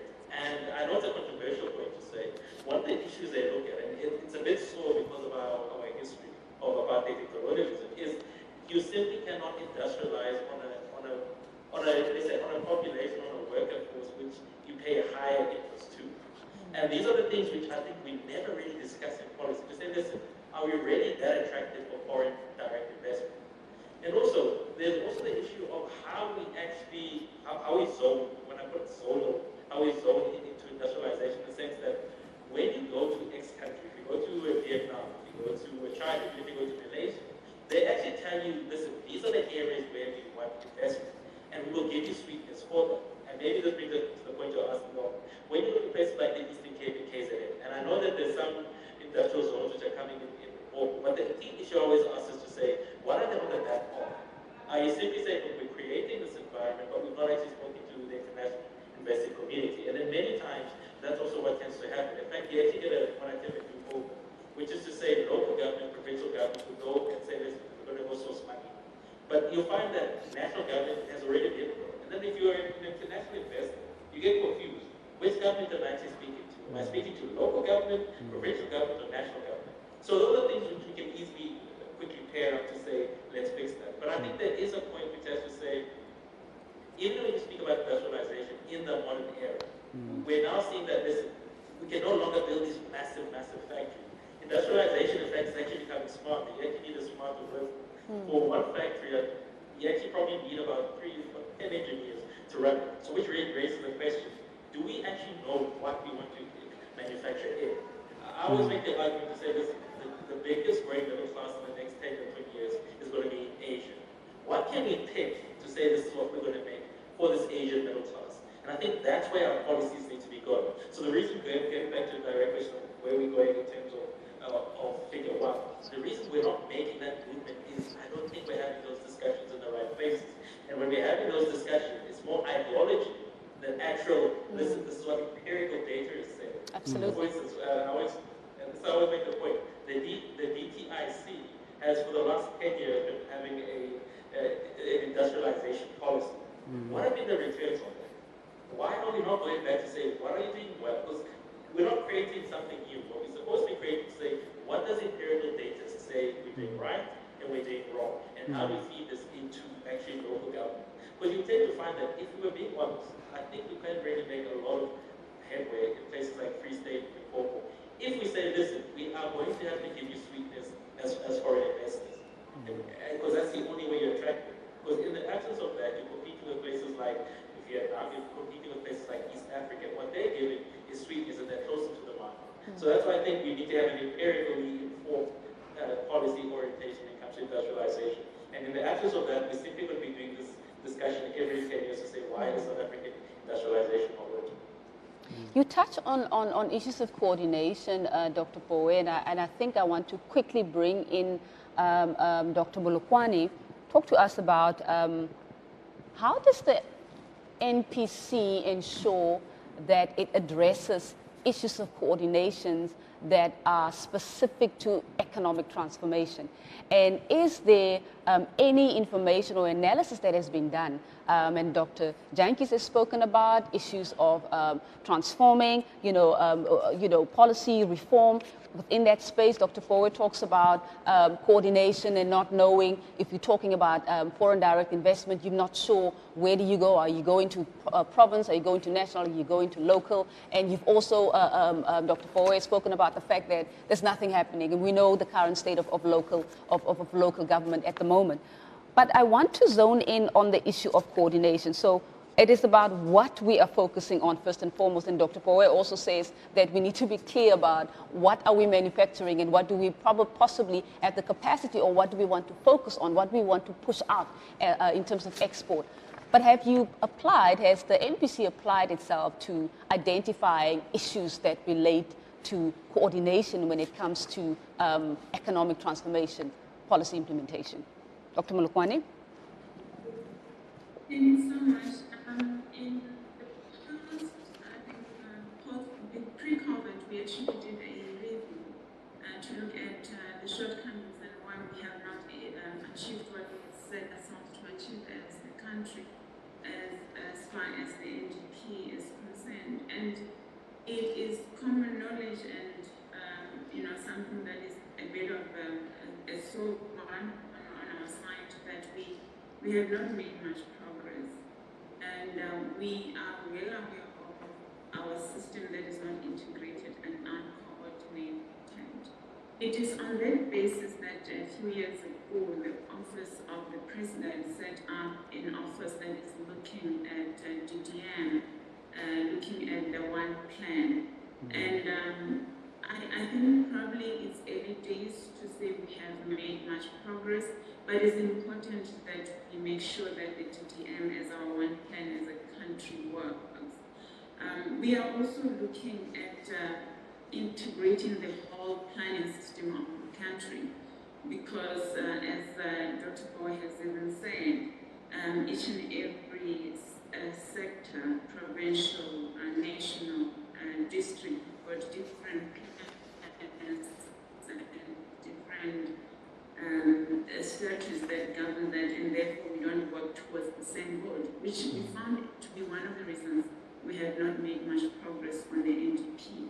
So it is something that we're looking at, especially in our work stream. We're looking at making sure that the DDM achieves what is meant to be achieved. Those who understand and know the DDM, it's called the One Plan, and that's really trying to understand the level of coordination that we have as a country. I think what is also of importance is to make sure that as we have the many plans that we try to bring together as one, we also also bring the resources together, as in the budgeting, so that provincial, national, and district, and all other spheres of government work towards the same plan, and therefore the budget also works towards that, and not have our own, pet projects, and whether at province or at national, because that also another reason we don't seem to achieve what we have set ourselves to achieve. Indeed. Professor Nsongwana, I want to bring you in there quickly, particularly with regards to reflecting on how economic transformation policies are not only implemented in a vacuum, Professor Nsongwana, they are implemented to bring about, to widen access, to enable those who were previously marginalized to come into the mainstream economy and to be able to participate and live a better quality of life. How does the ERRP, the Economic Reconstruction and Recovery Plan, begin to assist ordinary South Africans to live a better quality of life? And how do we ensure that for the poorest of the poor, we're talking about the social dynamics of poverty and inequality, which a lot of people find themselves in at the moment, how do we ensure that economic transformation is not just seen as the way it is often, a lot of academics have said that it is implemented as this idea is only for people with money or people with resources. And then the rest of the country, it's the poor who are expected to basically make a living out of the grants that they receive from government. But talk to us about how can even ordinary South Africans, the poorest of the poor, how can they also be part and parcel of this? And I'm also mentioning this because I had a conversation with Dr. Masiteng earlier, and she spoke about the importance of active citizenry and making sure that citizens know their rights and they must be part of the planning. They must say what the issues are in a specific locality and shape government's planning and so forth. How do we ensure that when it comes to economic transformation related issues that ordinary South Africans are able to participate and also benefit from the opportunities that are available? Professor Nsongwana.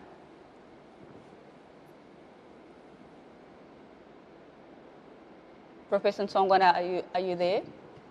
I think we have lost Professor Nsongwana. Maybe I should direct that question to you, Dr. Molokwane, speaking for the NPC, and then I will have Dr. Jantjies in studio after you. Dr. Molokwane? Okay, Dr. Jantjies, over to you. Okay, thank you so much. I think the network is giving problem. Look, I think, when we look at the issue around economic transformation, it's a very important issue, but often when I start the conversation around that point, I say, look, let us look at South Africa where, how was our colonization or apartheid actually took place? What was the philosophical thinking around? It was really about exclusionary. Exactly. And certainly that means in our economic transformation, we need to ensure we include, because just reverse that quite completely by its head, and that's really, for me, where the issue of transformation plays in quite importantly. And I think in one of our analyses, we raised a lot of concerns around that, particularly when you look at public procurement, for example, is a big issue now, where we see a lot of reforms taking place there. But I think last year we wrote a paper for Finance and Appropriations Committees around our concern that the reform should make sure that we don't necessarily lose out on such goals of transformation, particularly when you look at local content, for example, has been removed from the regulation that was published earlier, late last year, but also the requirements around BE has also been quite removed. But I think that really talks on a large what Dr. Poe is saying, the issue of industrial policy in terms of how we decentralize it. But the concern has always been, as to say, has the industrial policy been at the center of development or economic transformation in particular? Because if that was the case, a lot of these, I'm really focusing a lot on public procurement here. It's a big spending by government. And if such spending by government is not allowed within the policy framework to support localized businesses, small medium enterprise participating within the economy, or to support even the to ensure food security as one of the key area around transformation or around development in the economy. And if such things are not playing so obvious in the policy as currently it is, we're concerned that actually we might end up regressing in terms of how much we've done in terms of economic transformation. Small, medium enterprises, how much are they benefited from that policy as well within the localized area in particular? So I just want to highlight that point. Thank you. I mean, if economic transformation, if the development of the country, transformation in the country is really anchored around economic transformation, then that should be the key priority for government to be spending on, to be building capacity around, and to implement and to coordinate better across the three spheres of government. Now, in going forward, as we reflect on the reality that we've got a few years left to Vision 2030, to the deadline for achieving this priority of economic transformation, which has been coming with us, along with us since 1994 to where we are right now. We've just changed, it has just changed in terms of what we call this economic transformation. What are the key things that you think need to happen with urgency? Over and above, you're talking about policy reform, but what can we do now? What are the practical steps that we can put in place, not only as from a governance perspective, but also in terms of what Parliament can do to ensure that we move with greater speed before we go to priority 2? Simply, I think, as I said, when we look back to the time when we were growing and we were advancing, getting more jobs, there was a lot of investment by state in the economy. I think states has to play a very important role. We still think has a very greater role to play, particularly by giving more investment, more think around supporting households, particularly poor households, by ensuring food security, because food security actually leads to even more development in the economy, in the localized vision, more support for small, medium enterprises, particularly direct support for financing, but also access to market as well, or ensuring that government procure or consumes a localized small business products. But also I still think the issues around industrial policy has to be the center of it. Incentives, very important. Dr. Paul spoke about special economic zones. When you look at what happened in Tshwane and in Dube ports in KZN, there's a good examples what works and what doesn't work. What doesn't work within localized, originalized economic development. That's good examples. But I still think also, lastly, the issues around access to credit, the issues around support, which again brings the monetary policy into the space. Say there's certainly a need of reform our monetary policy to be more supportive than it has been over the years. In line with where we are at this stage, it hasn't been much supportive in our analysis in this regard. Thanks so much. SONA, stop. Dr. Poe, just your perspectives on what we can do in the short term, specifically within this current context of this final year of our 6th dispensation, and as we move towards Vision 2030, with regards to the priority of economic transformation, what are some of the practical things where, if you are able to make recommendations around what we should be focusing on as a government, and also perhaps if you have any thoughts around what Parliament can do to ensure that it plays a more effective oversight role to ensure that we advance or accelerate economic transformation? Your thoughts, please, before we move on to priority 2.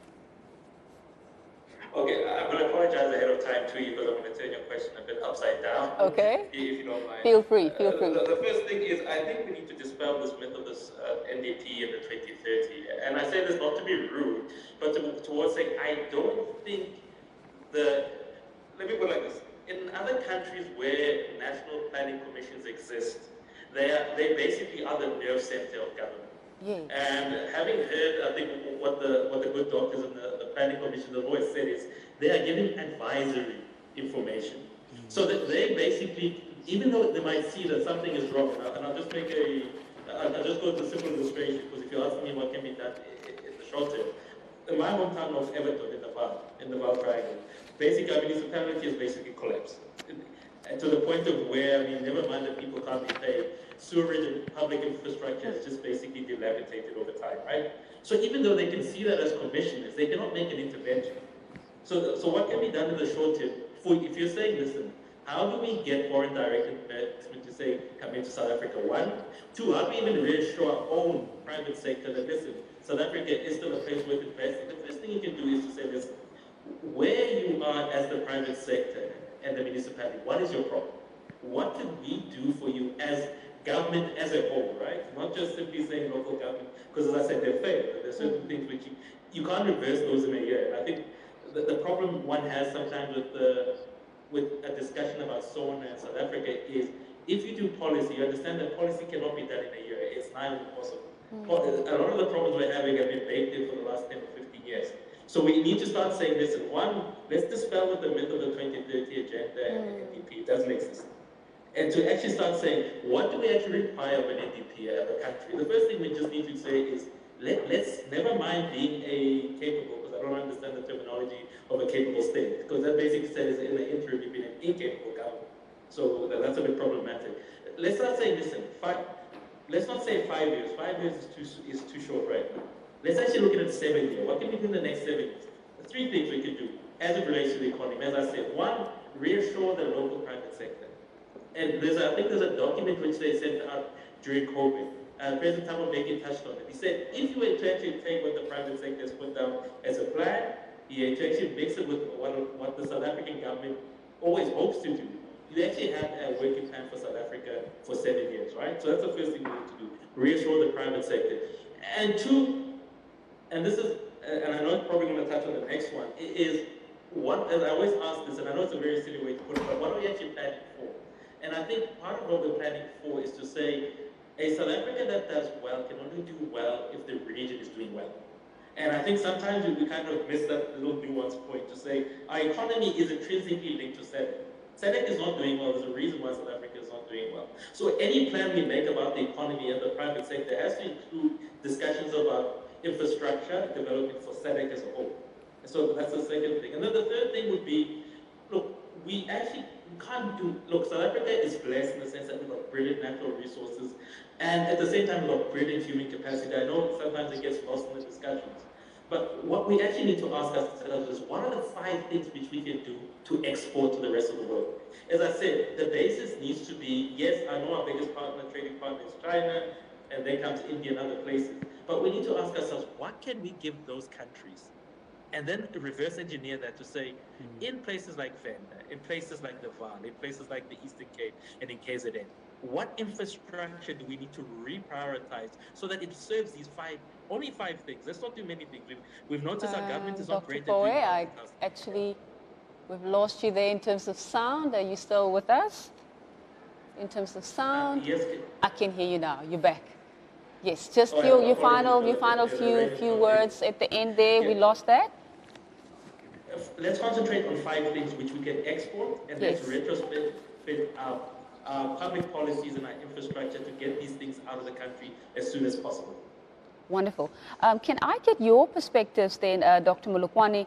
And Dr. Powe talks about the fact that in other countries, planning commissions are actually the nerve center of government, who actually, they influence, they don't advise, but they actually have got more authority to actually shape what the decisions that government is taking. Talk to us about what needs to happen within this economic transformation environment, and what can be done in the short term to ensure that we accelerate. Because, I mean, if economic transformation is supposed to be the bedrock from which on which our transformation rests, then that obviously is the most important aspect of the 7 priorities. So talk to us about what is in the pipeline in terms of the NPC's approach, and of course, we know at this stage it is about advice, giving advice to the necessary decision-making structures, but talk to us about what's in the pipeline and what can be done to advance and to accelerate policy implementation.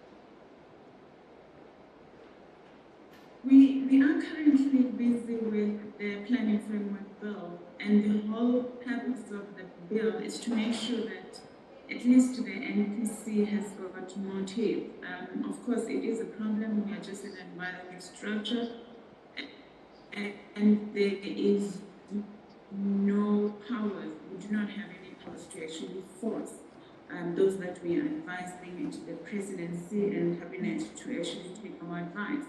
But with the bill that is in the process, is consultation, we actually have in there what recourse we have and what we can do as the NPC to make sure that we are actually in control and not just structured advice and whether the advice is taken or not and nobody does anything about it.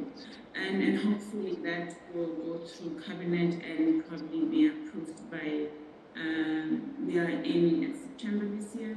Unfortunately, as a country, we are governed by law.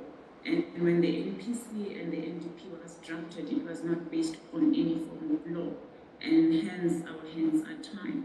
That being said, we have issued a few advisory notes to the presidency, and the president has actually taken some of those into consideration. The framework on professionalization of public services, the work that was done by the NPC, it is now kind of approved by, it was approved last year by cabinet. There are quite a few. I mean, the measures that the president announced when he announced how we're going to deal with the energy crisis came as a result of an advisory note from the NPC. Yes, by law, we do not have the powers and the teeth to force them to take what we say. Hopefully, in the coming years and before our term has ended, we'll have something legally that says you must at least explain why you did not consider our advice as the experts within the planning space of the country. Thank you. Indeed. So now we are moving on to priority 2 of those 7 priorities, which were announced by the President in 2019 in his third State of the Nation address. And priority 2 is, it focuses on education, skills, and health. And I want to bring you back, Dr. Mulukwani. Talk to us about the interrelationship between building human capabilities and the burden of disease in the country. What are the Planning Commission's perspectives in relation to strengthening the quality of education that is available to us? And there's a lot of talk out there, also a lot of academic perspectives around the quality of education that we don't actually, our schools are not actually producing, and our institutions of higher learning. And this is perhaps also a question for Dr. Poe as well, with regards to the quality of education that we have. And if we're talking about building capabilities that are commensurate to the kind of challenges that we have, or the development challenges that we have before us as a country. Firstly, let me hear from Dr. Mulukwani with regards to that interrelationship between education, building skills, and the burden of disease, and what advice has been put forth to make sure that we have healthy citizens who are able to take up opportunities, or to perform, or to participate, or to take up opportunities as they become available. Dr. Mulukwani? If you have a dysfunctional system like local government, where people cannot even be provided with water or decent sanitation, you are obviously going to have a sick nation before you can even get them to school. If you are unable to make sure that enough jobs are created so that pregnant mothers can start eating well, so that they give birth to healthy children that can actually go through a better schooling system, you're definitely going to have a problem.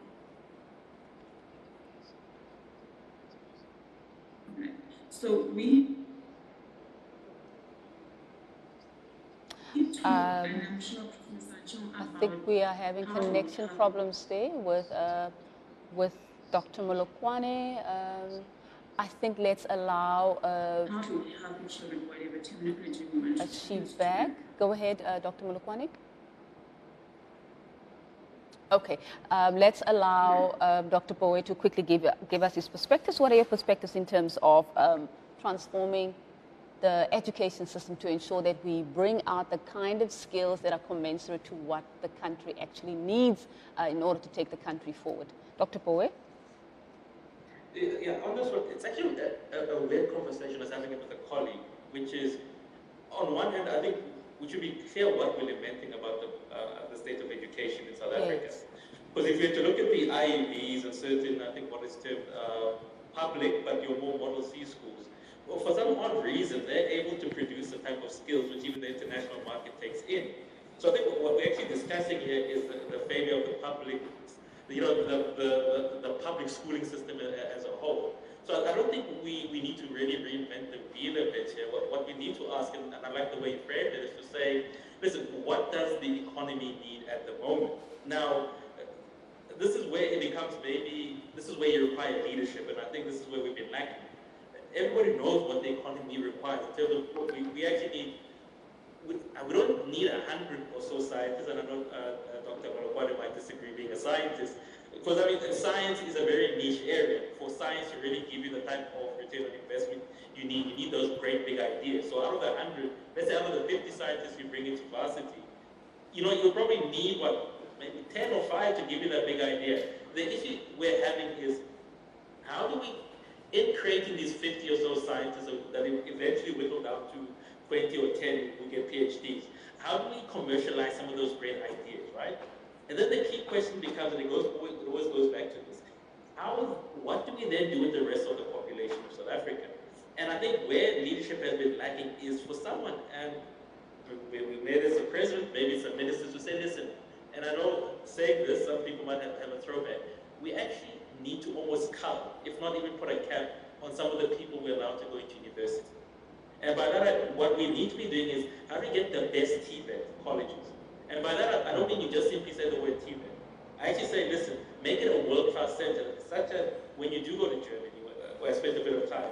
The TVETs, one might say, are equivalent in terms of university to what you get, but we're not doing that.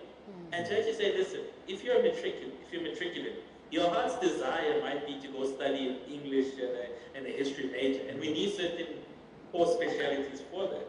But the economy is saying, this is where the funding is, and this is where you could get a job. And this is what I'm thinking, you need leadership to tell us that listen, we can't fund each and every initiative.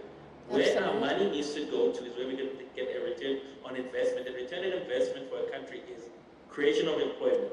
And unfortunately, I don't think that type of discussion is happening, or people are too shy to actually say, listen, we can't invest into everyone's desires and wishes. This is what the economy needs. This is where we're investing. And how do we actually make it an honorable thing to be a part, to actually work, to actually use your hands? And the weirdest thing is that if you go back to some of the homelands, and I think Putatwana was one of the famous ones for doing that, there were those discussions which were happening, and government was not shy. Understandably, it was not a democratically elected government, but it was not a shy thing to say, listen, Wanaka, you are going to go into this direction. Because, and I know, as I said, it's a controversial thing, and I'm even stuttering when I'm saying it, but if you look at other countries that have been equivalent to South Africa, this is how they've developed. Someone has to make a decision to say, listen, this is what the country is investing into. If you're not going along with this one, we might try and find your second option. But the days of simply saying to choose what you like according to your heart, unfortunately, they cannot work because we don't have the resources to do it. And I think if we're to actually take that approach, education and the return on investment of education might actually be a bit better in the country. Indeed, so you're talking about return on investment, Dr. Poe, and I quickly want to bring in Dr. Jantjies there. Talk to us about the amount of money that goes towards education, the budget that is allocated. I stand to be corrected that education and health has got probably the biggest chunks, takes the biggest chunk of the budget. And you can correct me on that based on your analysis. But how do we then ensure that really that there's quality, that we strike a balance first and foremost between what we want to plow into the social aspects, such as what we want to do with our grants and so forth, versus what we plow into the education system, if at the end of the day we are still going to come back and say, oh, but the quality of education is not good enough, it is not aligned to what the economy needs. So talk to us about that. Thank you so much. I think in our analysis, we looked at the midterm strategic framework, how far we have gone since the 2019 in our report last year. And one of the areas we focused on was education, healthcare, and many of the sectors within the public spaces. And I think we do realize, and I think just first to emphasize the importance of human development. Clearly, there's a certain literature of economic development that's a really important aspect of ensuring the country advances and develop a better, able human development structure that we have there. And I think our concern there, we picked up actually we are quite behind as a country in terms of how far we've set ourselves in terms of ensuring our kids are able to compete with their peers globally on math and science. We're way behind. And I think by government admission, we won't realize our MTSF our goals already in the midterm report. And it's a worrying factor for us that the issues around access to early child development, it's a big, big issue because when you look at the literature again, it's important that we pick up this development earlier on at the early child development stages. And we've seen that government has made strides in getting more people access to early child development. We have made a lot of strides into that.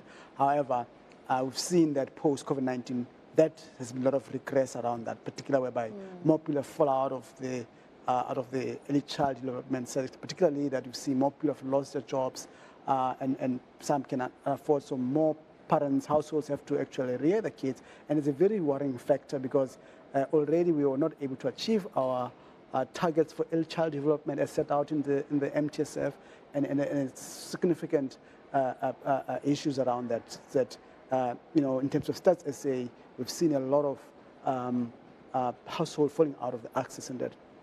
The issue of lifespan, we've made good progress in terms of healthcare being an area that's able to see more citizens' lifespan increasing quite a lot. However, we're still behind with our targets in many of these disparities. I think what we have said in the reports that we've done on MTSF, particularly to Parliament on oversight perspective, is to say, hang on, one of the issues that we think is lacking is information. Absolutely. Because oversight, for it to be effective and to work, there need to be more, a lot of information to understand where the loopholes are, where the challenges are. And you find even, sadly, that some of these areas of priorities, there's less spending on it. You find that there's actually underspending of these areas, and you really want to understand where the issues are. And I think one of the big issues that we've recommended, we've advised to Parliament committees that, look, we need to get more information that indicates to Parliament why have we underspent or why have not achieved the target that we set ourselves. Of course, we know there are other matters like your covenant and so forth, but clearly, if we had budgeted, as you rightfully say, education and health being some of the bigger expenditure, there has to be understanding why we're not able to realize that. But only information can help us to realize that. And it's been our concern over the years to say we have set ourselves these targets within these social wage areas, but we're not seeing the outcomes of it.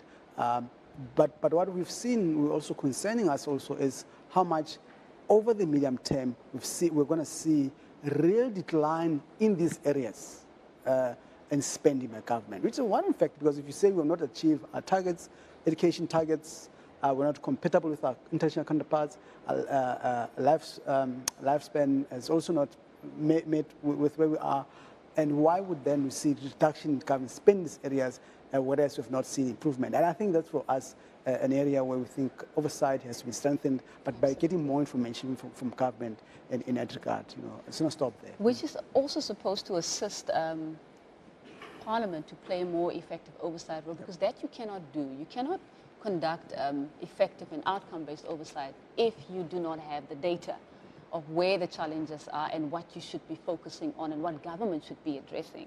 But I quickly want to move over to priority number 3, which is about consolidating the social wage through reliable and quality basic services. And I want to direct this one to Professor Nsongwana.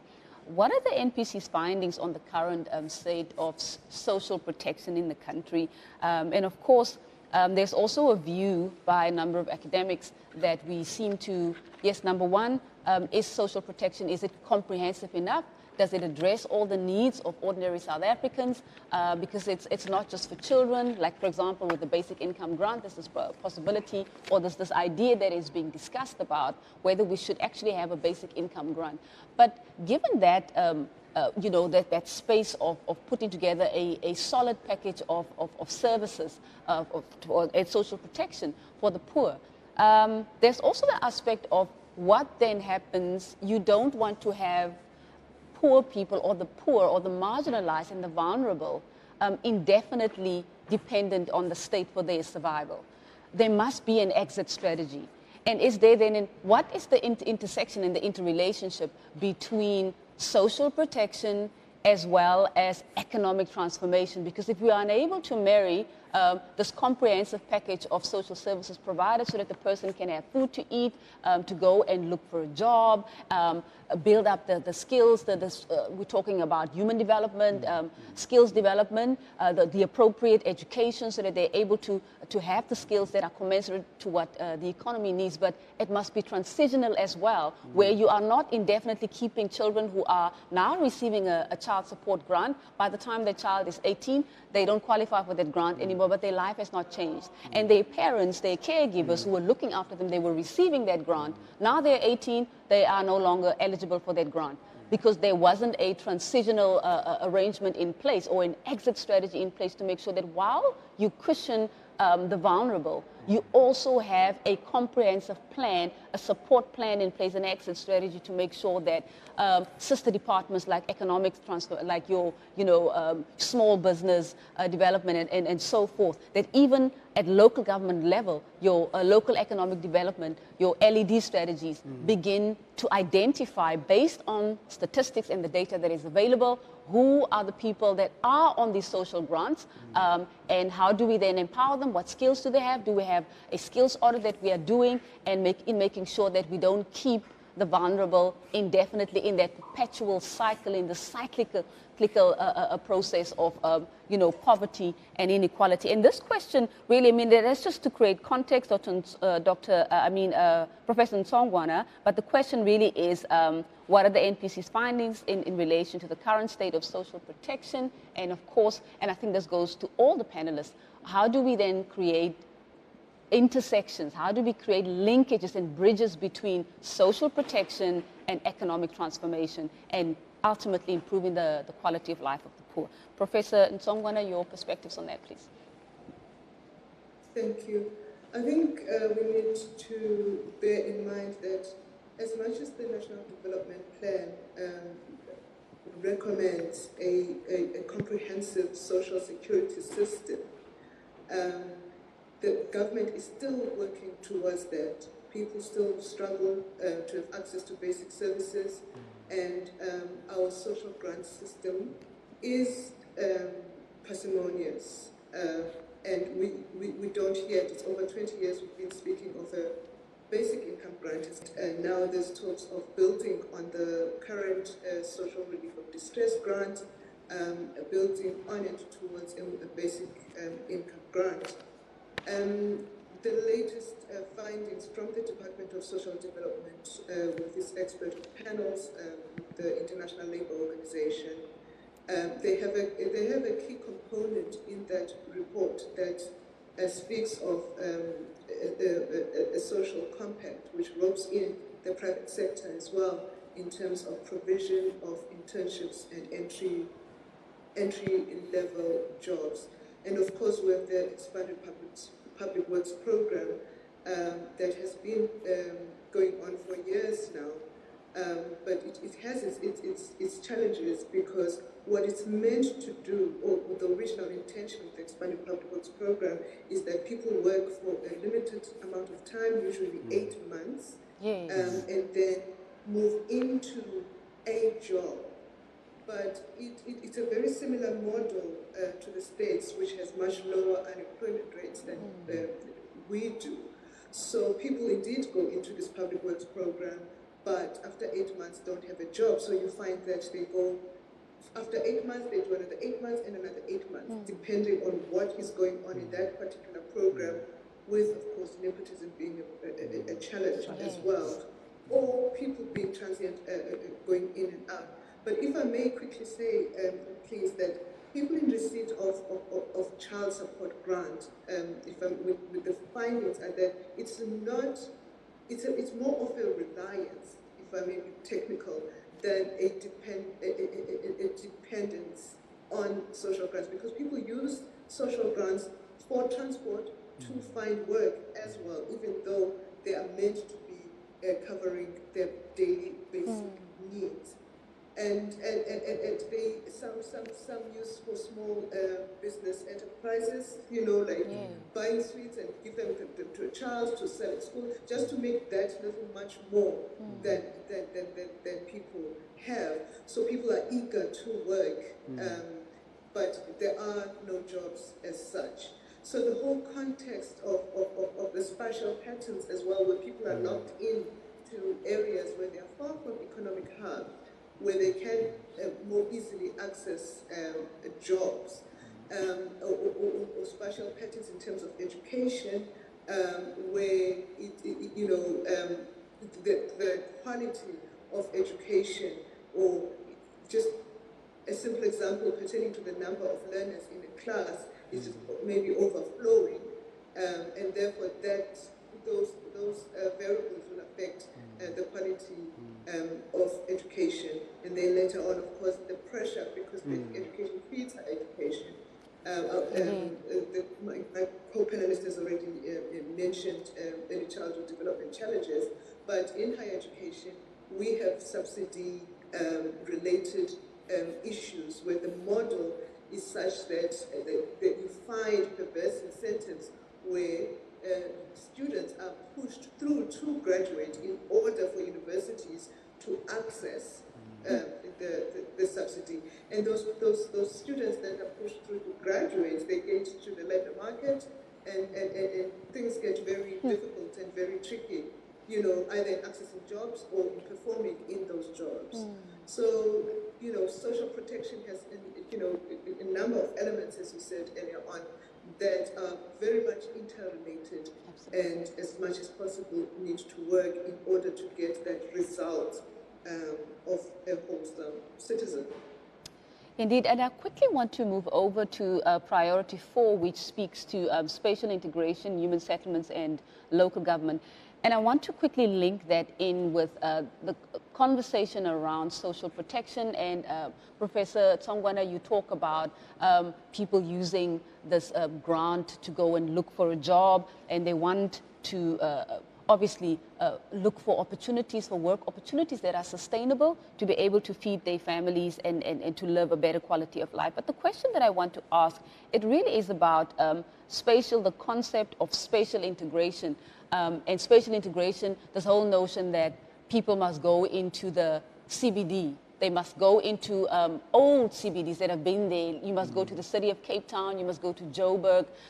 Instead of actually developing township economies, so that people don't actually have to leave the environments where they grew up and where they live to go and look for opportunities, which makes it so much more difficult. And that's obviously one of the reasons why we have such a huge influx of people coming into big cities. But talk to us about this whole concept of spatial integration and our approach. I mean, I know that the NDP speaks, I mean, the underpinning, the foundation of the NDP is about economic transformation and transforming rural or activating rural economies as well, activating our township economies as well. So I quickly want to bring you in there, Dr. Jantjies. Talk to us about this notion of spatial integration, economic transformation, and also how do we ensure that we can activate economic growth because it matters where growth takes place. Do the poor have access to opportunities? Or do all of the investment opportunities, do they always only go to areas that have been known to be your CBDs, or, you know, it has been the norm for years and years on end? How do we begin to address that if we're talking about spatial integration and human settlements, and how that can also then become a challenge in the long term if you have too many people reliant on the budget of a particular local government, locality or a district for the provision of services?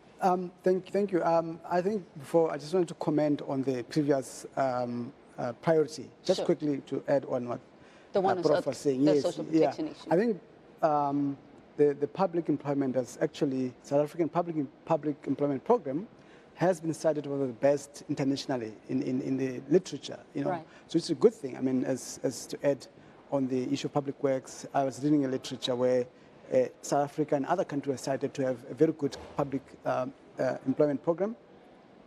And I think in our analysis, it's a very important area where government should probably consider consolidating that program.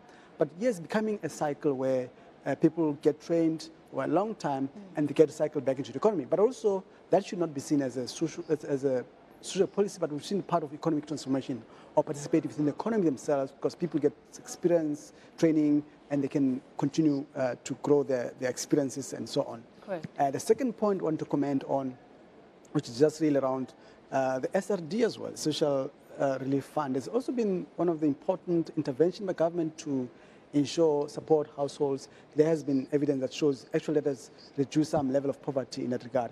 And those are some of the areas where you localize its government spending, you're able to provide more leakages towards more economic activities happening within the localized area, Right. as opposed to being centralized in more broader, more major cities in particular. And I think the issues of around human settlement, I think our concern, because we also look at it as well, as I said earlier on, has always been the spending within that area, within the localized area. Actually, more rural provinces rely a lot on a more coordination within that space. And I think our concern has always been the capacity within the localized or regional areas in actually ensuring they bring in other players or within the regionalized area. And again, it boils back to the issue of information available to allow oversight within that space. And it's really been an issue that we thought to ourselves, if that can be strengthened, particular oversight around that particular area can really improve economic development in regionalized or localized areas in that regard. Indeed, and I quickly want to bring you in there, Dr. Poe. Talk to us about this concept of spatial integration and the notion of bringing in that people can only really access tangible opportunities if they go into CBDs. And of course, that comes with a range of challenges as well, as I've already indicated that when it comes to human settlements already, there is a challenge. And you spoke earlier about, the area where you grew up, that literally that municipality has completely collapsed. But are we taking into consideration the fact that there's originally what that spatial environment was, but the population size, what was the original population size? And if we are not putting systems in place to develop rural areas and other parts of the country where there is economic potential, and you spoke about the importance of local economic development as well, and service delivery. So if, for example, the city of Cape Town has got X amount, was initially supposed to have X amount population size, and now it has tripled. How do you even begin to plan towards that? So I want to bring it back to the issue of spatial integration, not just within, and spatial integration, how do we look at it in a manner that we don't only have a one-sided perspective where we're thinking that spatial integration is about opportunities, all the opportunities are in the CBDs and they are in the main cities. How do we decentralize, and how do we take into account all of the other underlying issues that could cause a municipality to collapse, including, the budget is not sufficient, population size, that influx, and so forth. Dr. Poe? Well, look, I'll answer it at three levels, starting with, I think, what you asked, the science behind how do we see going forward. Yes. Look, one of my actual jobs is I actually do scenario planning, which is foresight, right? And part of foresight, and it's a weirdest thing when it comes to geography, because I think back in standard 10 it was called push and pull factors. Meaning people are attracted to where the brightest lights are because that's where development is. But now the question, and this is the second way I'm answering, is we've got about, I think, 244, I think it's 44 districts, municipalities, and about 205 local ones. Now, that's an oddity of South Africa when it comes to this priority, which is to say, for a country of our size, why so many municipalities? Because what you're simply saying is, from a small budget, you are microsizing it, right? Which is to say, remember, each municipality carries a cost. And I think we forget that sometimes. So if you had to really just reverse this, the question we should be asking about integration is to say, ideally, how many municipalities do we actually need? How do we actually club together the resources we have so that each and every municipality can actually start doing local economic development? Yes. Because the majority of rural municipalities, if you look at the budget line, right, the one I was in the city bank, you saw that the budget, about 60–70% of the budget actually goes to salaries. Now tell me, if 60 or 70% of your budget is going to salaries, when are you going to get down to doing the work? To actually ensure that infrastructure is delivered, you actually get to speak to and improve local economic development. Absolutely. So the mistake is, and I'm not one for like going round and round in circles, I think it's better if we just be clear. The biggest mistake we're making, and for some reason we don't want to get out of this mistake we're making, is to say, let's cut down the municipalities we have. For instance, Gauteng does not need this many. Ideally, Gauteng actually needs 3 municipalities, 3 mega metro municipalities. And the reason I say that is because Gauteng, by design, because they had a lot of secondary cities, owing to the fact that in the Vaal you can get a lot of steel made in a cheap way. We actually had secondary cities. That's what you can invest in. And for a lot of our northern provinces, here I'm speaking about Northwest and Limpopo, the orientation of how they're supposed to actually be working is not towards gearing towards the South African economy. They actually should be faced upwards towards saying, how can they better stir areas such as Botswana and Zimbabwe? And this is totally changes the mindset. Because it says that, listen, I don't need to come to Joburg to get work.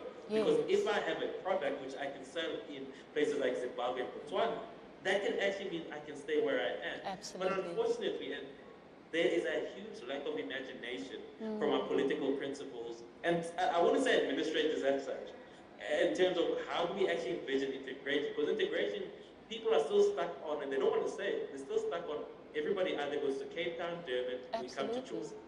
True. And until we change that, we're going to be stuck in the cycle. So I say the first thing we need to do, cut down the amount of municipalities. And also, when investment comes in, this is where Asian countries are brilliant. When company X from the US or company Y from China comes in, ask them, what do you actually want to do? Well, look, we sell X and Y product. Incentivize them to go set up in the Free State. Incentivize them to go to the Northern Cape. Because to say you can't keep coming to Gauteng, but they'll tell you that Gauteng has X amount of infrastructure. What this then does is it puts pressure on government to put on the right infrastructure in places where it's lacking most. Because a lot of times businesses will cry about infrastructure, but government doesn't want to get into that because they're like, look, we've been lacking in that. So I think that's how we actually start thinking correctly and with a bit of imagination and science about the issue of integration and moving away from Durban, Cape Town, and Joburg. Because the future has to be Free State, Limpopo, and the Northern Cape, and the Eastern Cape. Couldn't agree more.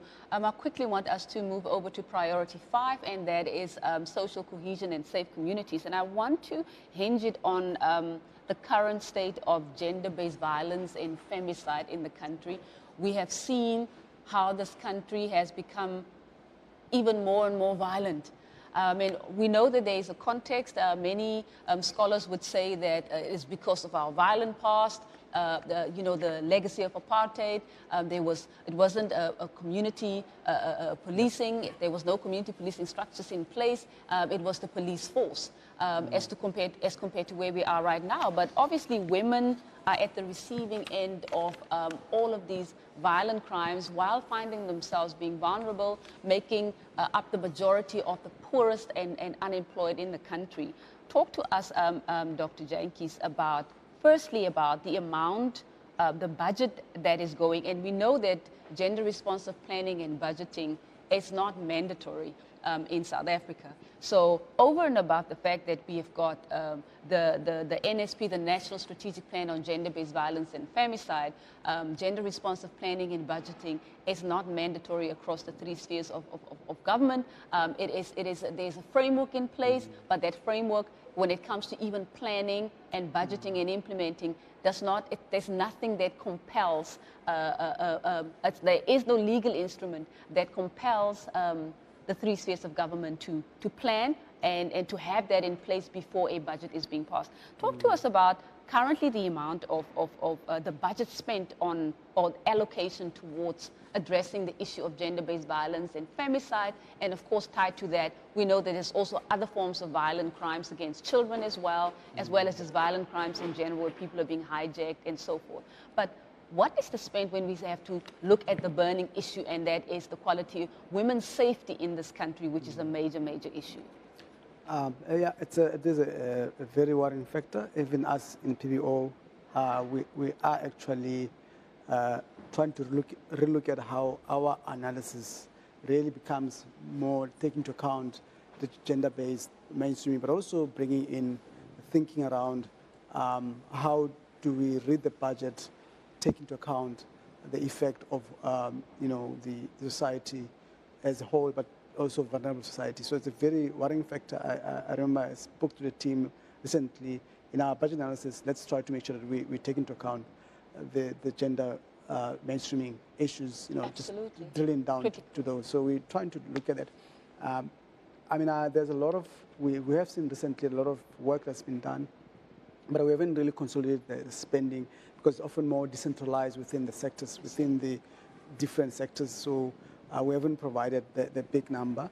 But I think one of this issue around gender-based violence, in one of the discussion, also look at literature, they're certainly linked quite a lot to economic activities, because most of the time you find that many of young women, they are staying in relationship, or not young, women generally, they stay in relationship because of dependence on their partners and so on. But it's been a lot of work. I think one of the policy shift that we saw earlier, we were discussing earlier by the Finance Committee, was around understanding how women can have, partners can actually share in the equally within the economic benefits that are enjoyed by their partners. And I think there's very, one particular example is around pension retirement reforms, whereby you ensure that women feel secure, even if they're not working, they can decide to enjoy the benefit from their spouse or partner's economic benefits. And I think we will report on that at this stage. There isn't a very concrete specific amount which indicates how much we spend. But in our work, we'll definitely work on towards providing analysis specifically focusing on gender-based violence. Yeah. Dr. Molokwane, if you are still with us, I would really like to hear from you. What are the challenges with regards to three-sphere coordination when it comes to implementing the National Strategic Plan on Gender-Based Violence and Femicide? And I would also like to hear from Prof, your perspectives as well, and perhaps your recommendations, Prof, based on the analysis that, of course, has been done by the NPC. But we know that mainstreaming is also not mandatory. Not all line departments have gender-responsive planning mechanism and systems in place that are mandatory for them to implement it, and which also must inform how the budget is being allocated. So talk to us about the coordination issues first and foremost, Dr. Molokwane, and then I will then immediately allow Prof to then talk to us about the recommendations or what can be done as we are moving forward, because we know statistics still tell us women are still being killed. We know that if we're assessing how government is, how mainstreaming is being approached, that is also not being done effectively. So what can we do in going forward to ensure that gender-responsive planning and budgeting becomes mandatory, and that we can be able to begin to see a movement in the right direction when it comes to this issue? Dr. Molokwane, I'll start with you around the coordination issues. Thank you. I think as the NPC, even from the NPC2, we have been advocating for gender-responsive budgeting. And it's something that I think we need to take more seriously. We also at one point actually discussed the issue of when a woman or children are violated, they are taken to safe homes. Wouldn't it be better that the perpetrator is the one that leaves home, because those that are being violated, that eventually gets to be inconvenience. And I believe, and we believe that the approach to crime and violence in this country is a multifaceted approach. And the integrated crime and violence prevention strategy and the based violence femicide strategic plan is actually talking to such. It is then upon us, and probably a commitment that is needed from the state to make sure that those are implemented. What is also key is to make sure that the relationship between the police and the communities is improved. We should we should relate better with the police. We often in our engagement talk to the lack of professionalization or professionalism in the police service. You know, how you get treated when you actually go to report certain crimes like rape. It has got no privacy, no sensitivity whatsoever, because most of our police officers are actually not trained in dealing with such matters. And that also makes women not to even report some crimes, especially, you know, gender-based crime. But key to all these, especially when it comes to crime and violence against women and children, is to empower our girl and boy children. Our you know that you need to go home with anything that you don't like. Our boys need to be trained and raised in such a way that we do away with this masculinity and patriarchy that young boys even grow up with. I mean, it's recently we're dealing with a young man that has or suspected to have killed a young woman. I mean, at that age, why does he think he's actually entitled? But I believe it's actually also the upbringing. That's what we need to start from. Raise kids that are empowered, that in a safe environment, because sometimes they say monkey see, monkey do. So I believe it also has to start from home, as much as the government is doing to make sure that the women and children are safe, but as families as well, we do have a responsibility. Thank you. Prof, I would like to bring you in there when it comes to the recommendations, or the recommendations from the NPC when it comes to issues of you know, curbing the endemic nature of gender-based violence and femicide in the country. What are the recommendations with regards to way forward, seeing that we have not really made an impact when it comes to effectively addressing the issue? And of course, we know that we do have the legal instruments in place, the legislative instruments in place. We now have the NSP on gender-based violence and femicide. But another important aspect, in my view, is also the issue of social compacts. What are the recommendations with regards to ensuring that all sectors of society are able to come together to play their part? Dealing, of course, with some of the issues that you've raised, Dr. Molokwani, the value system in the family home. Of course, I mean, that can also be seen as an issue that, you know, program that social development can champion as well. But I mean, it's a wide range, multiplicity of issues that we really need to be thinking about and strategizing around as we go forward, but recommendations in the interim so that we can begin to see a positive change within that area of gender-based violence and femicide. Prof? Oh, thank you. I mean, I do suspect I don't have access to any research findings on this, but because we deal with so much survival issues like basic services, you know, food insecurity, I think that there are things that we tend to lag behind in. Like Dr. Mulugwana was saying, the focus on socializing the boy child into becoming a responsible man. If the father has migrated because of work and they're not there to raise their children. And we also have, for example, so many live-in domestic workers in the country who raise other people's children, raise our children, without direct access on a daily basis to their own children. Absolutely. So these children end up raising themselves and being exposed to all sorts of social ills that get reinforced within their system with time. So by the time a woman is murdered by their partner, it is really too late, obviously. True. So I think it's almost seen as a privilege to focus on these things in some aspects of society because so many people are dealing with survival, right? And this is deeply unfortunate, which is why we need to deal with social protection and address social protection features in people's lives as much as possible so that we can get to the core of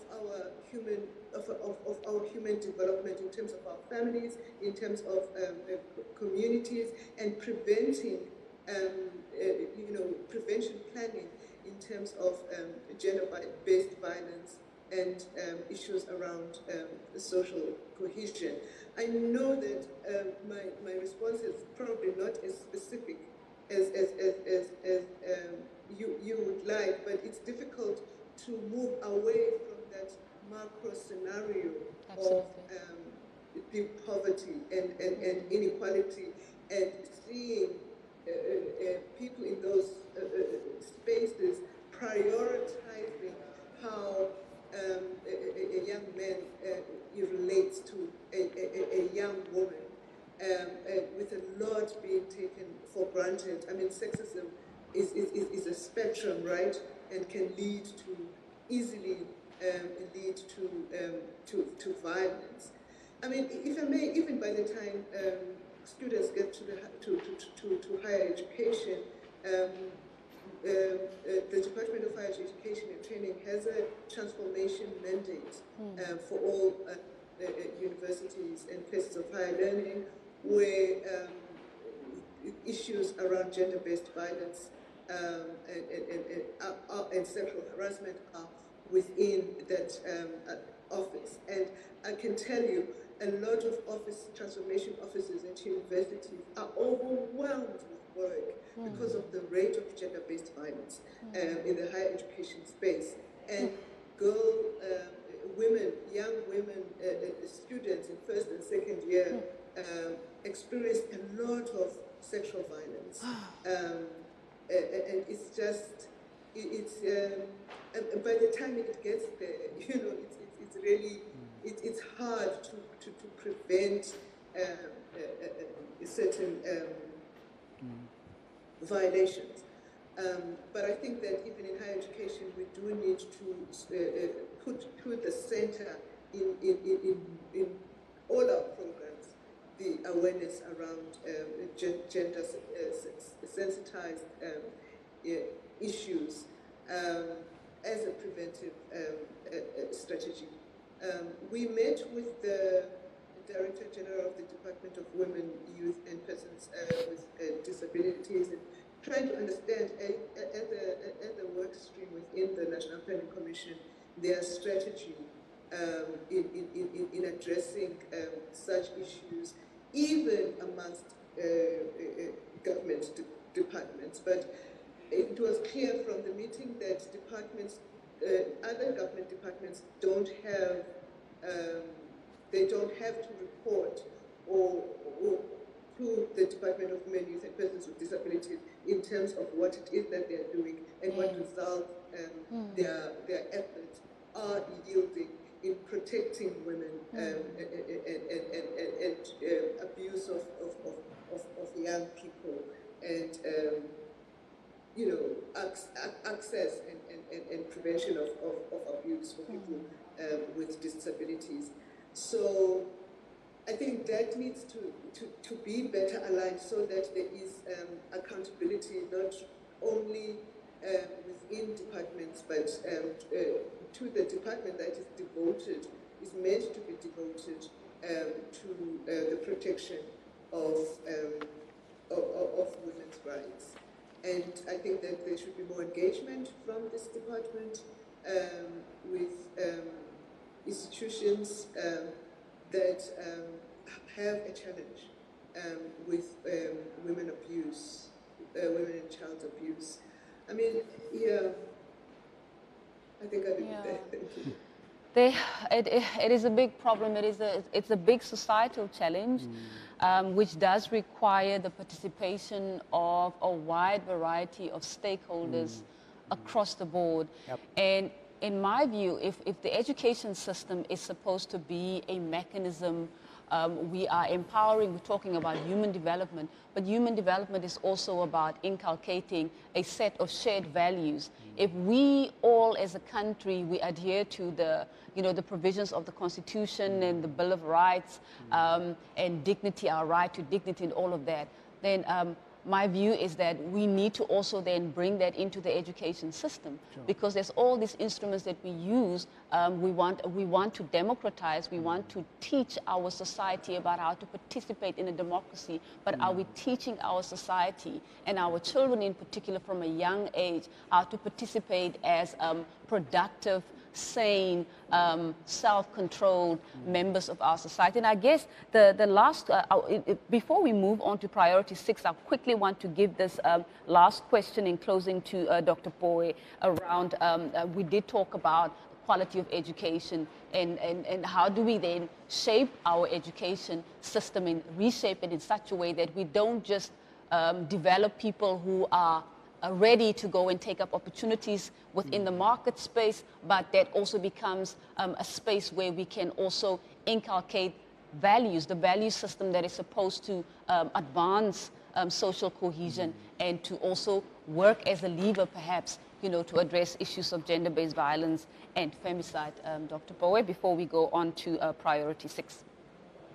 I'll try to quickly. I was actually hoping you were not going to ask me that you're going to spin me for this one, because it's look, I say that in the sense that, look, it's, and I think the Prof has touched on it, and this is namely that I become a bit worried when you, because look, what you and I believe could be a totally different thing based on our religion and who we are, but you're right. So I always have a bit of an apprehension if I don't want, for me, I'm very strict. There's certain things, even in the Constitution, I don't think for my children are correct. But what we can agree to, and this is just common sense, is what you said, control. That, look, I don't have a right, unless I come under threat, to put my hands on any human being, male or female. And the reason why it becomes a bit complex is one of the signs, I think, of a failed state is the heightened sense of insecurity within a country, right? And this maybe speaks to how we have aligned or basically misaligned our police, our security sectors. As in, women don't feel comfortable to go there because they know that when I go there, nothing happens. Absolutely. So that's one side. I think that's where government should be held to the highest degree. But I think when it comes to human relations, I think there's a bit of onus on families and individuals in South Africa to almost catch a wake-up call. Because as a prof said, by the time human beings get to university, male or female, it's already quite problematic because there's many things you've inculcated within yourselves. So the bigger question, and this is where I do feel sorry for government, is to say, what are you teaching your child? Because for me, I would hate to get to a state where government is in my family. Because I know for certain of my religious beliefs and my cultural beliefs don't vibe with the South African Constitution. And I would not want to be indoctrinated in that way. But what I can say is to say, if you have a child, if we're in the process of making a child, surely you need to have that discussion to say, are you really ready? And are your values going to actually make this a better individual? And I think we shy away from putting the responsibility on citizens because it's sometimes easier here, because government has failed in so many things, that we can say this is a government failure. I think I only judge government to the point where if a male or a female goes to a police station even before that and says, listen, this has happened to me, surely, we should have the right systems and institutions which make sure that the perpetrator is arrested, is, the certain processes go hand in hand. So that's what I was saying, I was hoping we're not going to ask me that one because it's one of those very speciality ones, and I think Prof kind of answered it for all of us. Yeah. Okay, I think with regards to priority 6, we have dealt with aspects of a capable, ethical and developmental state to a certain extent. But what I want to do right now, and I know you gave me, all my panelists have given me like your opening remarks right at the beginning. We've now talked about all of the priorities, the key priorities that government has been seized with implementing since 2019, but I do want to hear your perspectives in closing, your closing remarks, so to speak. Obviously we know that the development landscape has shifted since 2019, and specifically also it has been also impacted on by the COVID-19 pandemic. We've got a lot of social challenges right now, and some of our development achievements actually have regressed. So talk to us about what are the key things that we can take forward, and also with regards to, if we're looking at that, our conversation in context to what the President will be speaking to tonight, what are the key things that we should be seized with as we close off, as we go into this final year of the sixth dispensation? What are the key things from your analytical perspective, based on your expertise and skills in your area? What are the things that you feel the President probably should be speaking to, or you would be advising the President to be speaking to in going forward, so that we can be able to accelerate transformation and create a society that is more equal and create conditions, better living conditions and a better life for all? And I will start with you, Dr. Jantjies. Okay, I thought we'd start with the colleagues and the, but thanks. I think, look, I will start by saying, let's remember how our colonization took place. It was a lot about exclusionary. Absolutely. And going forward, we should aim to ensure that we include everybody to participate either in services delivery, in economic development, in any activities in our economy. I think it's very important to remember that all the time. Secondly, as I said earlier, what we have seen during the period of 2003 and 2005, 2008, we've seen what happens if state becomes center of economy from policy, and also by participating with the economy itself, by investing in the economy, infrastructure, public corporations playing an important role. We've seen everybody benefiting, including private sector, benefiting from the role of the states in particular. And that, in our view, should be the way forward. State continue to be at the center of it, particularly using both fiscal policy and monetary policy to ensure that our economy transform. And the issue around economic transformation is really linked towards the economic structural transformation quite broadly, where our resources, as much as it focuses on other matters, but should focus a lot on transforming economy, to focus a lot on productive sectors of the economy, because your manufacturing, agro-processing, and so many other factors that will enable more people to get jobs, but also recognizing that government is not a private company. Government is not a household, whereby when you look at the public government's budget, let's not look at it like we're looking at household or a business way. Understand that the public budget or government's budget is about really making the changes to the economy, making the changes to the society. Hence, it's important for government to remain within the center of ensuring that. The last point is around localization. I think localization should be important, very, very important. As I said earlier on, I'm concerned about we were concerned, at least in our analysis, about the public procurement bill, a public procurement reform that's taking place, that the issue of local development have not really been paid attention a lot to, and that's an area that, in our view, as a Parliamentary Budget Office, that Parliament has to really look close into the current public procurement reform, because it has a likely to have linkage towards localization, which links quite broadly with industrialization and economic development. I think that's very important. That would be my conclusion. And I know the President will touch on this matter. Thank you so much. Wonderful. I would like to quickly give Prof an opportunity to quickly give us your closing remarks, very briefly. Prof?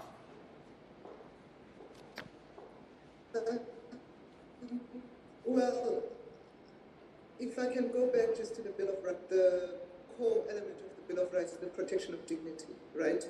I think we should just go back and ask ourselves, what does protection of dignity mean? Because poverty erodes dignity. Absolutely. An example of a family living in a shack, they eat in the shack, bath in the same shack, consummate relationships in the shack, in front of children, fight and love in the same shack. What adults are going to emerge from this, from such an environment? They're likely to be very stressed and very strained and limited. And that is our future. And not to be reductionist, but also our social capital moving forward. Those are the future policy makers, moving forward. So I think it comes to dignity and dignity for everybody. Thank you very much, Prof. Can I have Dr. Poe, your closing remarks, please? I'll try to be quick. Two things. One, no more dreams and no more promises. I think if the President says one more promises, I think South Africans will just literally say, we're done with you. And I think the second one is, look, account for what you put on the table. Actually show us, I think as I said, most South Africans know things have failed, so it's not a taboo anymore. But just account, you know, because I think always South Africans are, because I had the privilege of speaking to a few young people before coming here, in a state of hopelessness. You know, as I said, South Africans drink, especially young people, drinking in other countries is normal, but the manner in which we abuse it in South Africa speaks to a deeper problem, where there's such hopelessness. And I think the president should really just maybe spend time and just give account to that. To say, listen, we failed. I came in with many Tumamina things and I failed. And just going forward, I'm going to account from what I can. And I think that's what South Africans want. The South Africans are realistic enough to know that, listen, our problems are not going to be sorted out in the next year and a half. We're talking about 5 to 15 years. That's true. But we need people in leadership to catch a wake-up call and actually start addressing us like adults. Okay, then the last one, the last bite from Dr. Molokwani, your closing remarks. Thank you, Dr. Powe. Thank you so much. I think after we have talked about everything that is not going right, I have to say one of the expectations from the NPC, especially the governance work streams, that the Local Governments Municipal Systems Amendment Bill, which was passed in 2020, which seeks to separate and ban politicians from occupying offices in municipalities, should be implemented, should not just be a bill or a tick box or a document that we have approved. And maybe the president should actually hold the premiers and heads of departments accountable and have that in their performance management plans. And once we have done that and making sure that we get the right professionals in these places, we then would like to see the president look at regulations that would give effect to the intergovernmental relations framework, you know, how we can all integrated plan and coordinated planning so that we are enabled to better jointly plan, because we will fail again with our DDM the same way we have failed with all the other plans we've had in the past.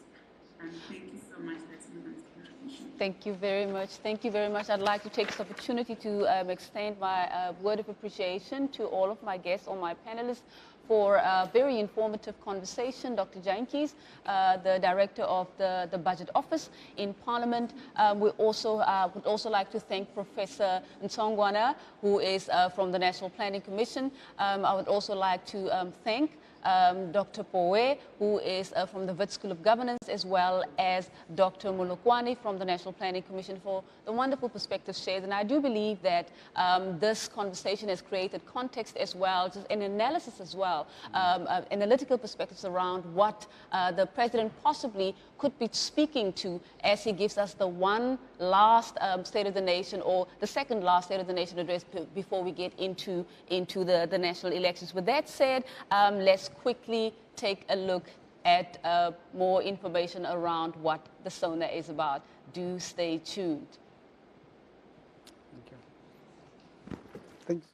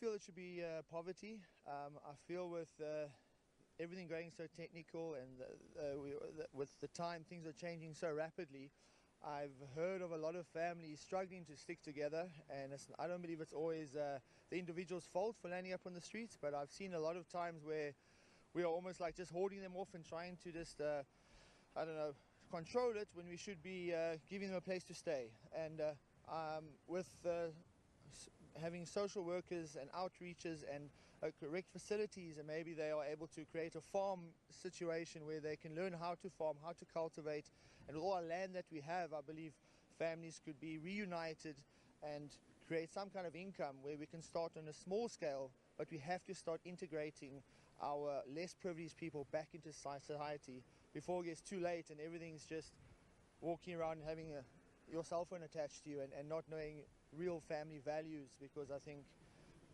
people are needing to be led more on a micro level. So yeah, that's what I think.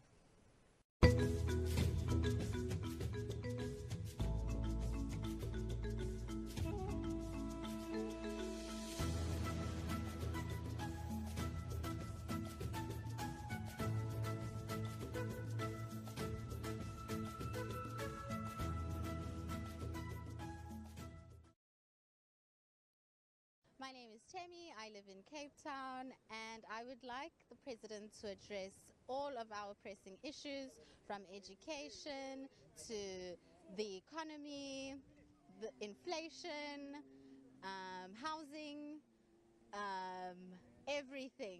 Electricity, but I guess that encompasses everything. Education, healthcare. People need services. Please address all of these issues. Hi, I'm Iberian Skippers. I'm staying in Cape Town, working for Nisa, for electrical company, and I want the President to address us next week with some very important stuff, like for instance load shedding and stuff. We can't buy a lot of foods like meat and stuff because of the load shedding, and so this is just the thing I just want to say. Yeah, and for the President to address us for next week, I will be grateful for that thing. So I'm Laura, and I think for me it's gender-based violence as a primary kind of focus would be amazing. That and inequality. If I was grading the government on how they deal with gender-based violence, I'd give them a 2.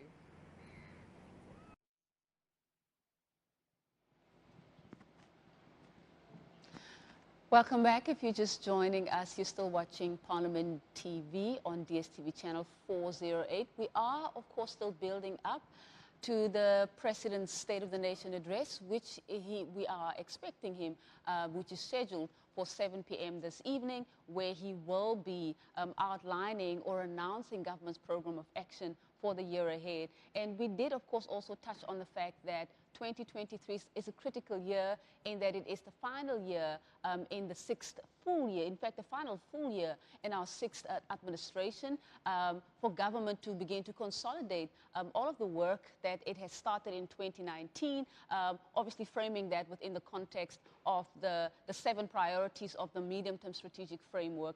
As we're building up, we have been having conversations with academics, with thought leaders, with analysts who have been sharing their perspectives about where we are as a country, and they painting this broad picture about the challenges, the multiplicity of challenges that we are facing as a country. And of course, it is not just for government and the President to solve. It is about bringing together all of these social partners, social and economic partners, but partners across the board to make sure that we build strong partnership to take the country forward and build the capability that is required to take the country forward. But in order for us to now quickly have another conversation, we are now joined by the whip of the Small Business Portfolio Committee in the National Assembly, and that is the Honourable Mr. Faiz Jacobs, who's here to talk to us about the work that has been done by the committee. Mr. Jacobs, welcome to the show. Thank you for making the time to be with us. Thank you for having me, Sibulela, and it's nice to be on the Parliament TV. It's my first interview. So let me quickly introduce the portfolio, and I'm standing in for our chair, Honourable Member Violet Sizwela. I'm the whip for small business development. It's a small portfolio, but a very important portfolio. Absolutely critical. Small business is everybody's business. You know, we have a situation where a lot of our people are on welfare, more than 16, 17 million South Africans, and we one of the only countries in the world that still have a social net for the poor and the vulnerable. But what we're trying to do is we're trying to create an entrepreneurial spirit.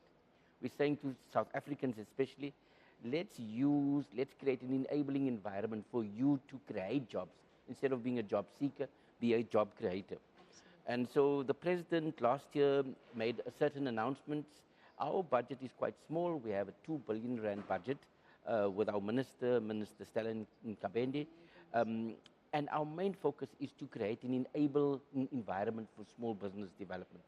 As you know, our economy is highly concentrated. You have big companies. In the retail sector, you have the top 5. In the telecommunications, you have top 3 or 4. In the banks.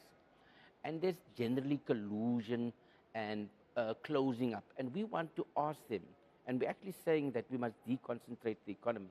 Absolutely. So that small business, black, South African youth, women, are also getting a piece of the pie. We don't just want to be workers, we actually want to also own and be producers of the economy. So this department is very crucial. We have a program called the Township and Rural Economic Program, where we're creating opportunities for you.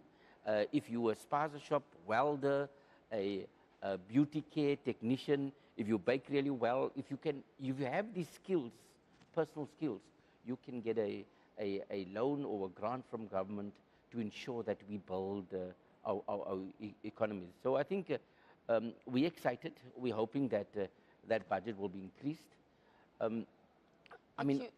You talk, Mr. Faiz, Mr. Jacobs, you talk about how highly concentrated our economy is, and that the economy literally is owned by a handful of people. I want to touch on that and just expand a little bit on that and ask the question around what is the portfolio committee doing with regards to addressing issues of monopolies, because that's monopolization. Yes, it really definitely. is about those few companies that are literally running the country, So or taking the bulk of business opportunities away. What is the small business portfolio doing to ensure that enough spaces open up? Is it a regulatory framework issue? Is there a sufficient legislation in place to make sure that those who are still at the periphery are able to come into the mainstream economy? Because over and above the resources that are available, you're talking about the grants that are currently available. The second issue obviously is how accessible are those grants? And thirdly, linked to that is that how do we then, in a cascaded manner, how are we able to measure where that money is going, which provinces that money is going to, which districts that money is going to? Because people will hear about the grants that are available and they'll say, but I've never heard about that. You understand? So for me, like the question is the monopolies. Let me respond to those 3 questions. Okay. So last year, just post-COVID, we invited all of the big retail companies. So we had Pick n Pay, ShopRite, Spar. We had them all in, and we asked them one simple question. What are you doing for small business development? What are you doing for enterprise development? How are you helping the township economies? So, for example, if there's a lady in Kailicha which is doing really well with, let's say, acha, can't we build a profile where they can also grow and have their products, South African products, on the shelf? Absolutely. And so we've seen there is progress on this, but there's still a long way to go. I mean, I was one that was very critical of some of the retail chains because they're not doing enough. You know, government can do so much, but we're calling on the private sector. We're calling on the private sector because of the legacies and inequalities that we have. We're calling on them to not only just focus on the bottom line, but also take our communities with. Our people are willing. I mean, myself and the minister, we just handed over about 75 beneficiaries, I think yesterday, to people that needed equipment. And the key thing is we need access to markets. Absolutely. We need access to markets, so that was the big issue. We're also calling, we're gonna call on the big companies, so the banks, the telecommunications. Not only must they make their products cheaper and make it more affordable, accessible, but it must also help with the value chain. I mean, let me take agri processing in the Western Cape. If you look at the value chain from seeds to when that product is packaged, that whole value chain, that whole process is largely still white-owned. Very little has changed. So what we are asking through that whole value chain is how can South Africans, the majority of South Africans, only just be consumers? Why can't we also be part of that? And why is there not a deliberate attempt to build that? So I think that's the one thing. Let me answer your second question on access to these grants. You're right. We get the department in on a quarterly basis, and we ask them, give us the demographics, give us the racial profile, give us the area, and we're asking them. Yes, they say, no, it's poppy and we can't declare without the beneficiaries. So what we do have now, we have a provincial breakdown, and we have a race breakdown, and a gender breakdown, and a youth breakdown, and a disabled breakdown. So we can clearly see there is room for improvement. We're pushing hard that we want more than 50% of women. We want to empower our women because they are the mothers, the nurturers. So we want to empower them. We're also pushing quite hard that young people must be there, they must create their own destiny. So the quota for young people and disabled is something that there's also room for improvement. Look, the concentration of deals are still in your predominantly big cities. So it's your Johannesburg, your Cape Town, your Durbans. But we are asking them that our department must be developmental bureaucrats. Absolutely. And go into our townships and our dorpies and make those opportunities available. But we're also asking, and part of the President's call now is to lend a hand, and businesses also, to lend a hand to make it, to work with us on this matter. So when we're talking about the economic reconstruction and recovery plan, particularly, you spoke earlier, Mr. Jacobs, about the importance of inculcating this new perspective, this new school of thought for those who were previously marginalized to be job creators as well, for them to actually start their own enterprises so that they can be able to also then employ. How do we then make sure, what work has the committee done to ensure that the information in terms of startup seed funding that is available across the board, how do you then communicate, how do you make sure through your oversight that the Department of Small Business communicates effectively? Because a lot of times it's about access to information. People do not have access to information, although, you know, funds are available for certain things, and you're talking about the 75 beneficiaries. Obviously, there should be more. More people should be benefiting. And obviously, what we would want to see is more people coming out of that space of unemployment, because we know that unemployment figures, I mean, they tell a very grim tale of where we are as a country right now. So look, I think more can be done. There is room for improvement. But let me take you through a process. So we focus from the informal trader. You know, that mama and that gogo that stands by the school and the tuck shop. So we support them. We're saying let's formalize them. Let them become part of the system. We're saying to municipalities, stop persecuting and asking for permits and chasing our people away. I mean, here just on the Grand Parade, I had to intervene and say to the city of Cape Town, stop your nonsense. Because historically, our traders were trading here. After a big fight, we got them back and trading on Wednesdays and Thursdays. They chased our people away from Gatesville, Langa, and we're asking, make space available.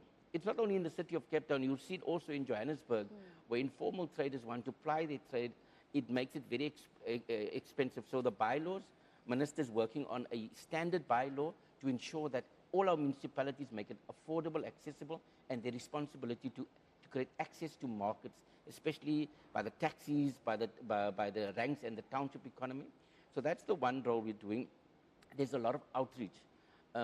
Every quarter, we're asking them, where are you going? So we want our department, CEDA, CIFA, the ministry, and minister's really an activist. She goes out I saw her on the roadshow. So every province, every door we're trying to cover.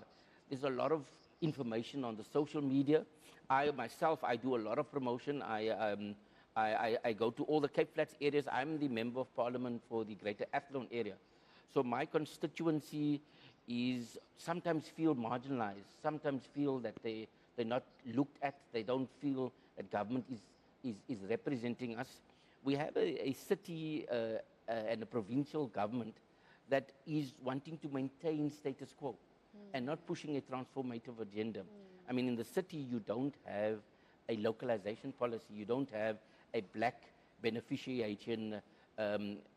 They feel that the historical legacies of apartheid will be automatically, mysteriously disappear. We still strongly feel that you need to have a quota system, you need to have black affirmation.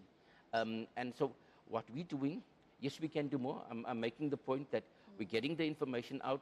We're also saying to people, stop, move away from the informality. Get your business registered. It's easy now.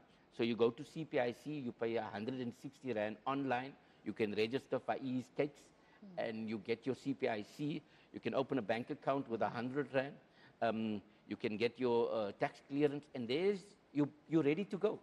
So there is a lot of, we're also taking people, to asking people, yes, we'll show you where the information is, but you need to make the effort.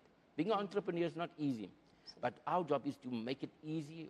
I'm a champion, I'm a fighter for especially the informal traders. I think they create so much jobs. And now with the riots now, we went to Durban and we went to Pretoria and Johannesburg, and we could see firsthand the struggles and the tribulations that our small business and formal traders are experiencing. I'm appealing to private sector. Let's make local as lekker. If you create jobs, and that's also part of that circular economy. If you own your own fashion design and I make my belts, we keep the money in the township. And instead of it going out to the big retail companies, if I support you, it can help your kids with school fees and you can help me. So it's that type of, we want to say, let's buy black. And we also want to say, let's buy South African. But we're calling on all the businesses. If you are a white business and you feel it in your heart, let's partner, let's mentor, let's develop. We don't want handouts anymore. We want genuine entrepreneurial opportunities for our communities. And in conclusion, just as you conclude, Mr. Jacobs, how do we then build a system where these small businesses that are starting out in the township, if you're saying we want a vibrant township economy, and of course we're running out of time, just quickly, how do we make use of the Africa Free Trade Area Agreement? And you're talking about markets, access to markets. It may be possible that, our market locally may be oversaturated. There may be things that you cannot necessarily sell, but it's a quality product. How do we then tap into that, the opportunities that are available through the Africa Free Trade Area? So again, the African Free Trade, Continental Free Trade Agreement is one of the amazing things that our president has signed. So it basically says that through our AU, through our being part of the African diaspora, South Africans can now trade freely into Africa. We've transported our big banks, our big retail companies right into Africa. Absolutely. But with this portal now, there's a portal called She Trades, which encourages women to register your business, and through the African Trade Agreement, you can do import-export. There's a lot of trade expos, there's a lot of opportunities. So our job as government is to ensure that these opportunities come to our people. Our job is to ensure oversight. So we're quite hard with our department. Our department has a clean audit, but we're saying we want more than just a clean audit. We want actually more buck for our money, more developmental impact. So we're really checking their targets. I think we're saying 20,000 targets for small business. So there's quite a lot of push, and hopefully with the president now, more can be done. Livelihoods after post-COVID and the recovery plan. We asked the banks to make access to finance more affordable. Unfortunately, the banks didn't come to the party, and the president also lamented this thing. Should we move away from just driving for profits. And we asked the bank, because the president said 200 billion rand, this South African government will give credit guarantees for, and the banks could only facilitate loans to the value of 10% of that. So the big problem is South Africans is overly debted with consumer. We buy luxury cars and we buy big things and expensive things, but we don't make debt for productive use. And I think that's also the culture we're trying to make. So in conclusion, I want to say thanks for the opportunity. And while everybody makes all of this noise about we are plodding on, this government is delivering under the president, so it's our democratic right to allow all of the people to make the noises. But I think we are staying the course. You see our president in all of his efforts is committed to deal with the energy crisis. We are committed to deal with the findings of Zondo Commission, but the rule of law must take its course. And at the same time, we are committed to our people, unlike other political parties. So thank you very much for the time. Thank you very much, Mr. Jacobs, for sharing those insights with us. That was Mr. Faiz Jacobs. He is the whip for the Small Business Portfolio Committee in the National Assembly. Let's quickly take a look at these clips on what the President has committed in relation to SMMEs in his 2022 State of the Nation address. Do stay tuned. We have given ourselves 100 days to finalize what I call a comprehensive social compact to grow our economy, to create jobs, and to combat hunger. This work will build on the foundation of the Economic Reconstruction and Recovery Plan, which we adopted, which remains our common program to rebuild the economy.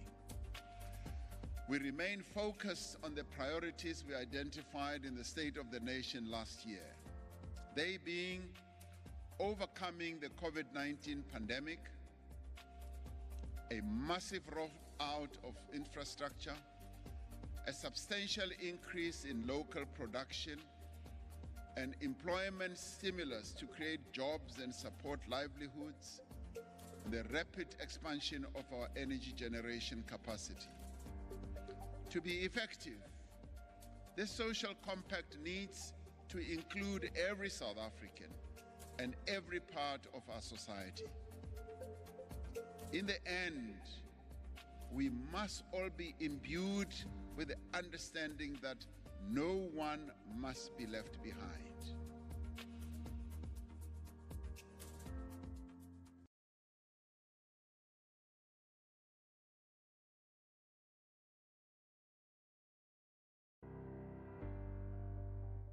We are working together to revitalize our economy and end the inequality and injustice that impedes our progress as a nation.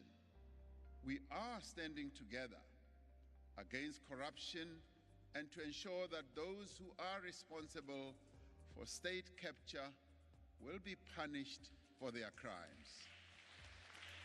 We are rebuilding the state and restoring trust and pride in our public institutions. If there is one thing we all agree on, it is that the present situation that we are in now, of deep poverty, unemployment, and inequality, is unacceptable and unsustainable. There is agreement amongst a broad and diverse range of South Africans that fundamental change and fundamental reforms are needed to revive economic growth in our country. There is a need both to address the immediate crisis and to create conditions for long-lasting stability and development. To achieve this, South Africa needs a new consensus.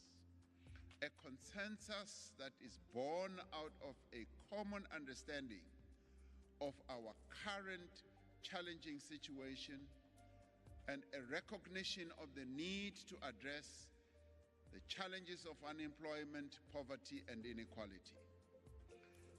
This should be a new consensus which recognizes that the state must create an environment in which the private sector can invest and unleash the dynamism of our economy. But equally, it is also an environment in which South Africans can live a better life and unleash the energy of their capabilities. This should also be a new consensus which embraces our shared responsibility to one another as South Africans and acknowledges that we are all in this together. And together, we must find solutions that will take our nation forward.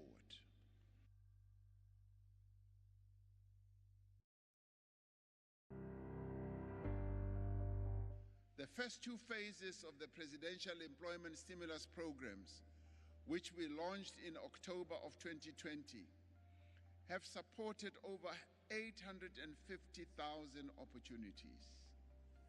More than 80% of the participants in these opportunities were young people, and over 60% of the participants were women. Now, that is an important development. And we were able to do this within a short space of time. Once we were hit by COVID, we gathered our wits around and decided that we needed to give protection to our people and to expand employment opportunities. This program has also supported young women like Tracy Nkosi from Springs, who was employed as an education assistant in Velgedag Primary School, and who says this opportunity has motivated her to further her studies in the educational sphere.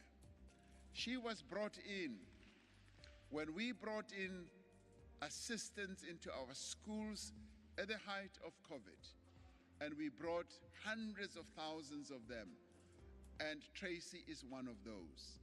And once arriving at the school to do what she thought would be menial work, she immediately found that she could do more important work, and now she wants to advance her studies and become an educator. It has also supported Umama Unosipho Tsekwana from Mpendle in KwaZulu-Natal, who used her farming input voucher, which was part of this program, to buy maize, to buy manure, and supplements for her livestock.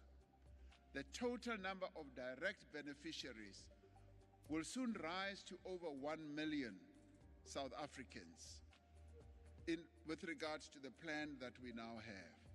This includes over 500,000 young people appointed as education assistants, making it the largest youth employment program ever undertaken in our history. The employment stimulus will also enable the Department of Home Affairs to recruit 10,000 unemployed young people for the digitization of paper records in the department, enhancing their skills and contributing. They will also be contributing to the modernization of citizen services. Now, these are young people that currently are unemployed that we will bring in. We would like to bring in more, but our fiscal position does not enable us to do so. The Social Employment Fund will create a further 50,000 work opportunities using the capability of organizations beyond government in areas such as urban agriculture, early childhood development, public art, and tackling gender-based violence. In addition to expanding public employment, we are providing support to young people to prepare them for the work and link them to opportunities in industries. To encourage hiring by smaller businesses, we will be increasing the value and expanding the criteria for participation in the Employment Tax Initiative. Now, this tax initiative has proven to be one of the most successful programs that we have put in place to bring in young people into the world of work. And invariably, the majority of them always find permanent employment once they are brought in through this program. We want to expand this so that more young people are brought into the world of work. For several years, this has been an effective way to encourage companies to hire new work seekers. The changes to the incentive will make it easier for small businesses in particular to hire young people. The Minister of Finance will announce the details of these changes in the budget. We call on companies to support this effort, to take up the incentive and give young people a place in the world of work. The SA Youth.mobi platform for young work seekers to access opportunities and support has now risen to 2.3 million young South Africans who have registered. And of these, over 600,000 have been placed in employment opportunities. A revitalized National Youth Service will recruit its first cohort of 50,000 young people during this next year, creating opportunities for young people to contribute to their communities, to develop skills, and to grow their own employability. The Department of Higher Education and Training will place 10,000 unemployed TVET graduates in workplaces from April of 2020. Now, that is a big number, but we obviously would want more. In preparing this State of the Nation address, I was assisted by two young South Africans who are working as interns in the presidency, Ms. Naledi Malachi and Kiarabetsui Mabate. Now, they told me about the pain that is felt by young people who find themselves with a qualification but are unemployed because of lack of experience. This forces many into jobs that have little or nothing to do with what they have studied. Now, all the measures I've outlined are essential to provide young people with the work experience that they need to take up their first step in the labor market. Now, we call on the private sector to support these measures and wherever possible to drop the requirement of experience so that we can give many young people a possible chance for their first job.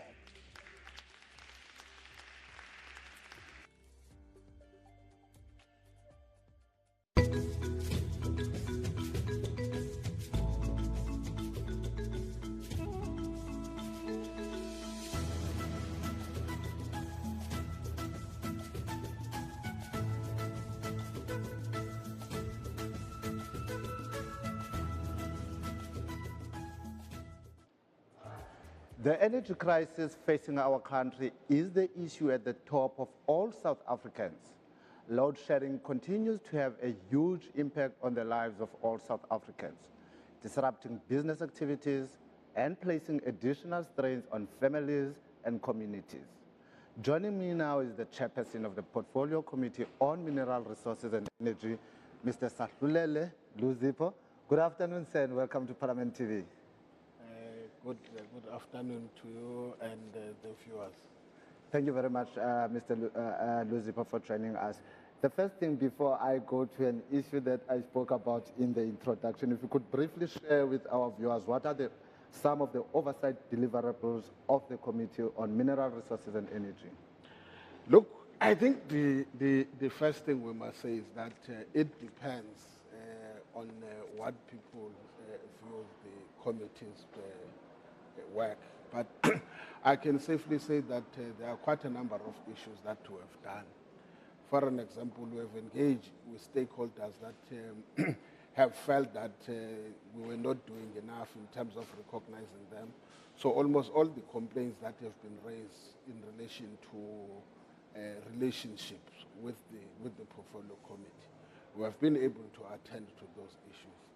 We have been able to attend to many queries that people have made, be it complaints in relation to matters that relate to compliance with BEE requirements, be it matters that relate to challenges that communities are faced with.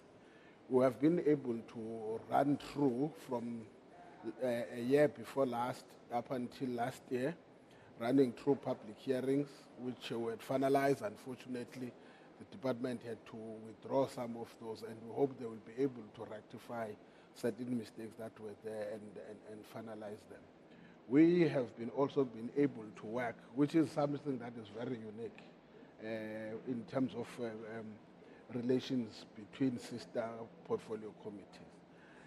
We have worked with many other sister committees, for an example, on the issue of illegal mining, the social impact that it does have in terms of social crimes. We have worked with the committee on police as well as home affairs, conducted oversight visits and engage all those that are affected.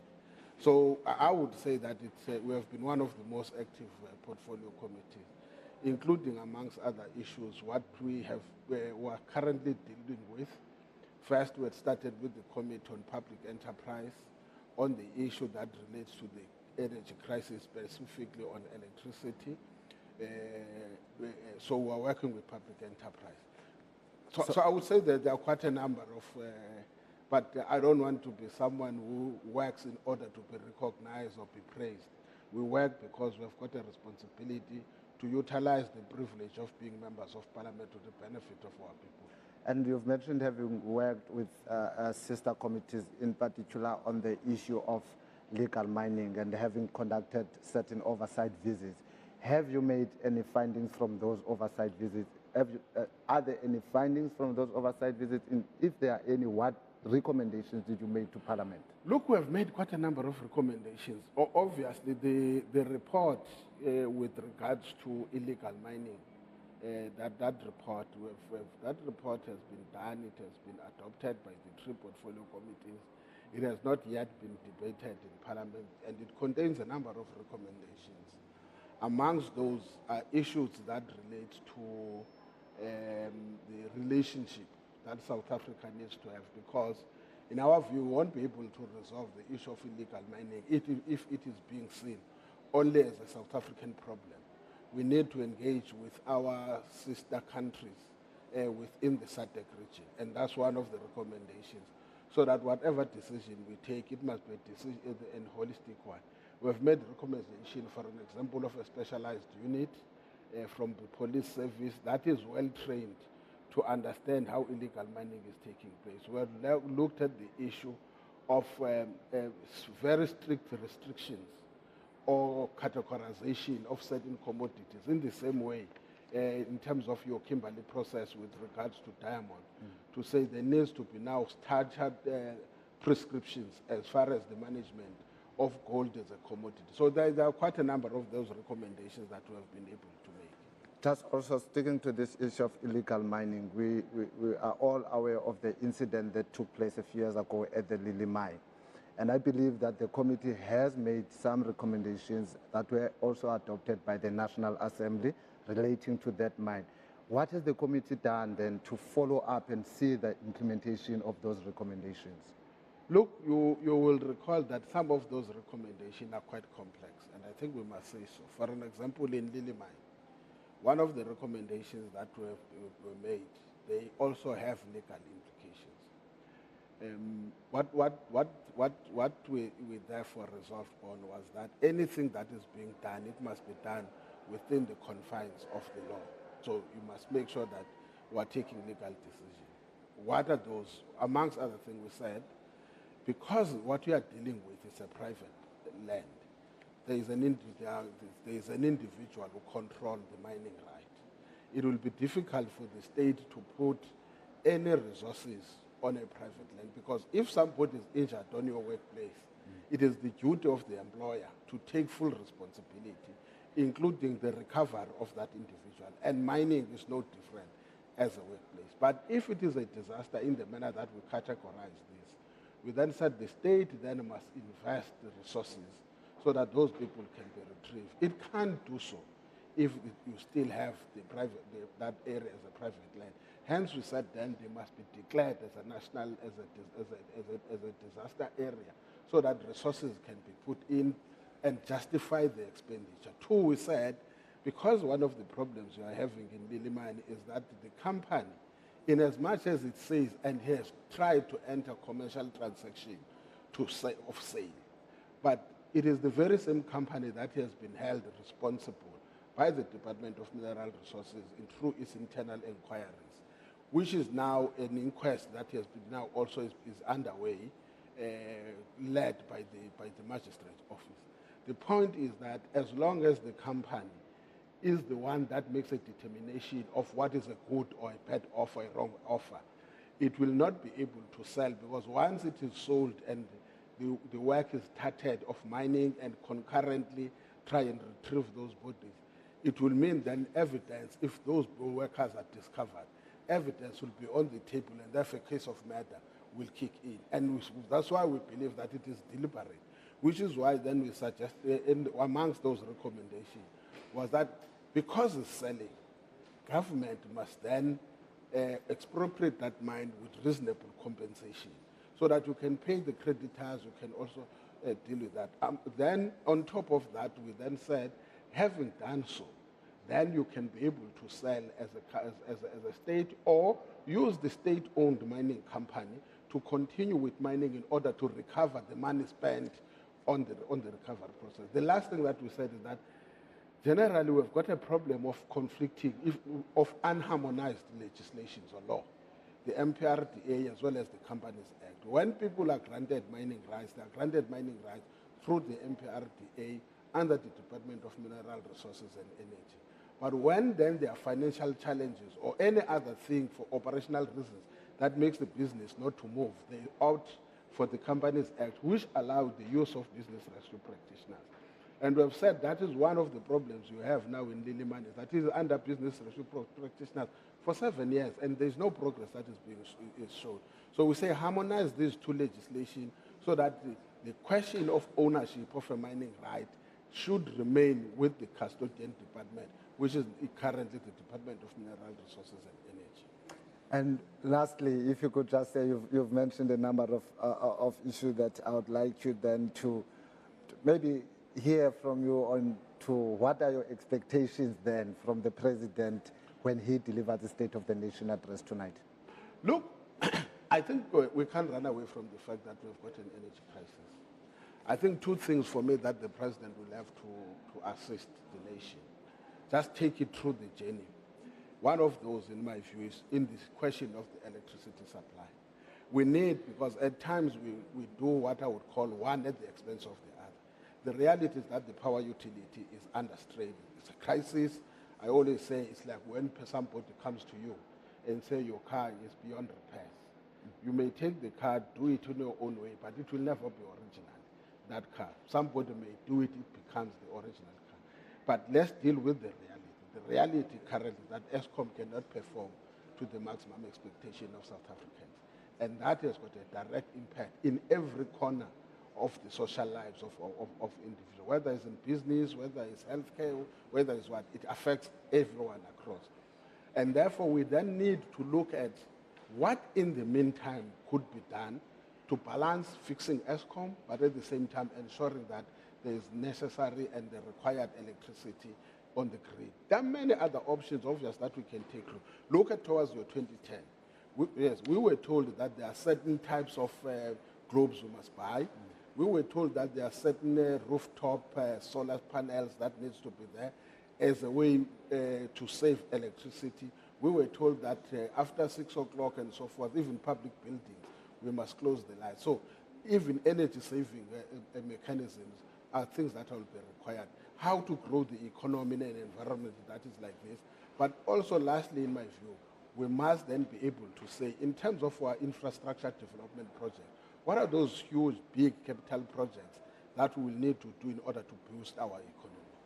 Chairperson, I must thank you very much for talking to us at Parliament TV. That was the chairperson of the Portfolio Committee on Mineral Resources and Energy, Mr. Satlulele Luzipo. For now, let's see how are the road closures around Cape Town.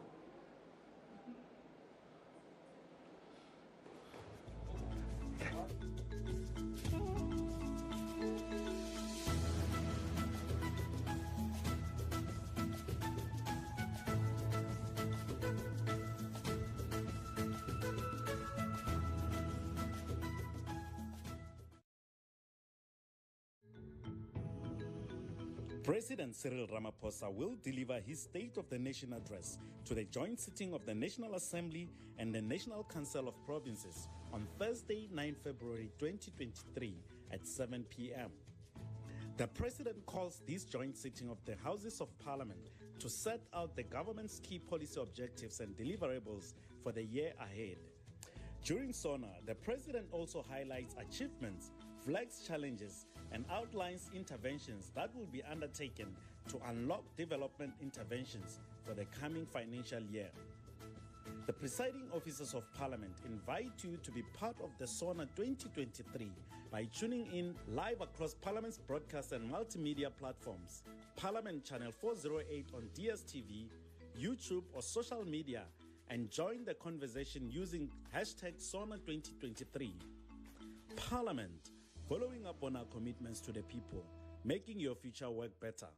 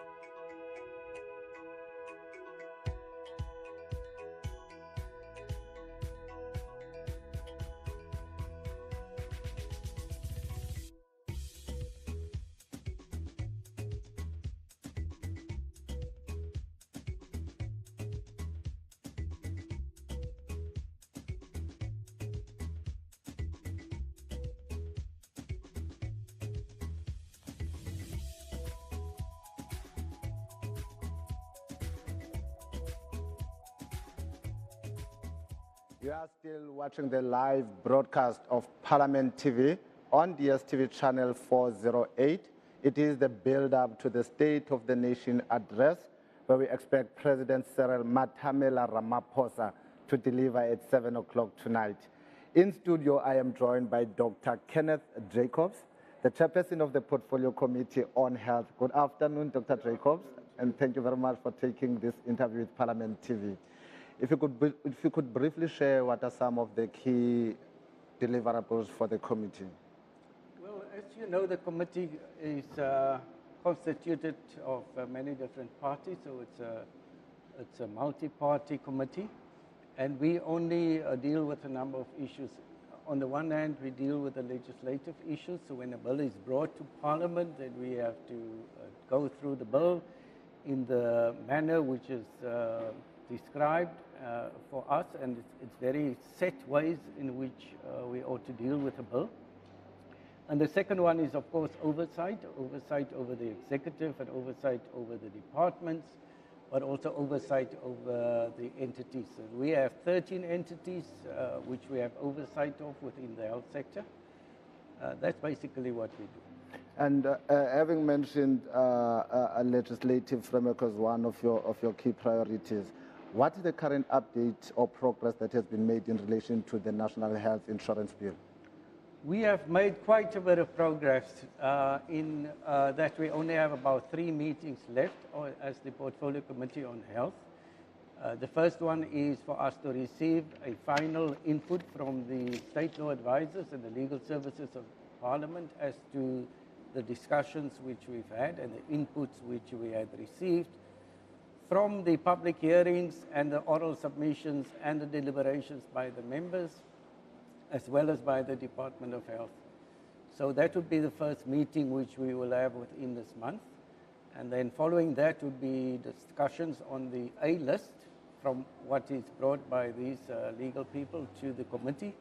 And then lastly, we will have to adopt the list, which is then, or the bill, which is then a B bill, as the committee before it is then taken to the National Assembly.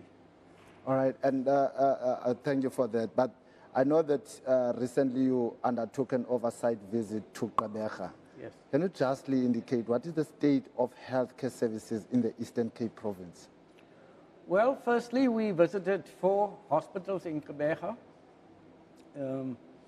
Uitenhage Provincial Hospital, PE Provincial Hospital, Doran Ginza Hospital, and Livingston Hospital. What we found mostly are that there's a challenge with staffing, both the clinical staff and the non-clinical staff. We also think that the number of services which they're providing could be increased, and it could be increased in a sense of delivering more of the services at the different hospitals and it not being centralized so much at particular hospitals. Considering that it is a wide geographical area and people have to travel, for example, for children's health, pediatrics, to Doran Ginza Hospital, there is a suggestion they should, for example, also have that delivered at Livingston Hospital. And then, as far as the non-clinical staff, there's a moratorium on the appointment of non-clinical staff, which we think needs to be sorted out very fast, because clearly you cannot have a hospital facility being taken care of by one plumber and one carpenter, not even having an electrician, a resident electrician, for example. So that to us was exceptionally important. And then as far as laundry services are concerned, we thought that at Doran Ginza, we didn't see linen really for the patients, and the Eastern Cape Health must really look into this and be certain and assure the people they'd be able to provide good, clean linen to all patients. And then infrastructure was a major challenge. There has not been enough investment into the infrastructure. Now, you can have a shell which is not in a good condition, you'll not be able to operate within that shell. And that's basically what we see, that there needs to be investment into the infrastructure, but it needs to be ring-fenced for infrastructure, and there needs to be a lot of attention given to buildings which are not in good conditions. Then as far as their medical records are concerned, we found medical records in different places within a facility, which is a major concern, because it also obviously leads to this challenge of medical legal claims, which we find in South Africa. Now, you've also mentioned, like, you've spoken about suggestions and more suggestions, but we need implementation. Yes. Are we likely to see those suggestions becoming reality? And is that likely to happen within the 6th Parliament, or is it a legacy that will be carried over to the 7th Parliament? No, it will definitely be dealt with within this 6th Parliament, because we have put proposals and suggestions which make it a responsibility for us to return to the Eastern Cape within 3 months. Now, those 3 months have just expired last week. But we unfortunately also in the position that due to the normal processes and programs of Parliament, we have not been able to adopt the report of the Portfolio Committee within National Assembly itself. And, but that would not deter us from having the follow-up meeting, physical meeting to Gqeberha again, but also telephonic. I've been in telephonic discussions with the MEC and the HOD, so we're definitely going to be following up. But will those follow-ups yield any results if they are done telephonically or through emails? As we would know that it's easier sometimes to get departments and entities to act when there's a recommendation from the National Assembly. 3 months after the oversight visit, the report has not been adopted and tabled to the National Assembly. Can you confidently say that there would be action through those phone calls and those emails without the recommendations of the National Assembly? Yes, I can say that, because those telephonic conversations had already resulted in me receiving particular reports from the HOD and the MEC, and they've already made plans to attend to some of these challenges. So I could see it in their plan of action, also with time frames when they're going to be able to address the challenges which we had raised. But apart from that, I'm a medical doctor. I really carry the people of South Africa, you know, in my heart as a medically trained person. And that enough is a motivation for me as the chair to make sure that these things are implemented.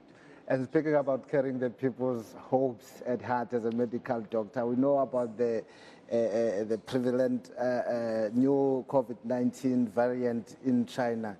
Do we need to worry? Are we prepared to deal with anything that might arise from that?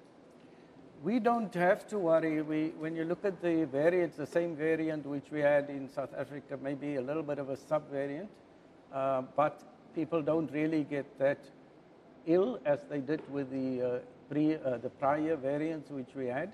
And at this point in time, so many months later, after China had opened its international airlines and people are moving around, we've not picked up those variants within South Africa. And so we think, and also in terms of our immunity, many of our people have natural immunity and also the immunity which they'd received because of the vaccines. And it is the same variant, so we think we have complete immunity against that variant. Briefly, your expectation from the President tonight? I think the President will speak a lot about the energy challenges which we are having, and let's not forget that it impacts on every facet of people's lives, so he's going to spend a lot of time on that. He's going to speak on the health issues and on policing and crime, and I'm also hoping that it gives some hope to the people of South Africa that even in these difficult times we'll be able to manage whatever is set before us. Chairperson, thank you very much for talking to us this afternoon, and wish you all the best for this evening. Thank you. That was the Chairperson of the Portfolio Committee on Health.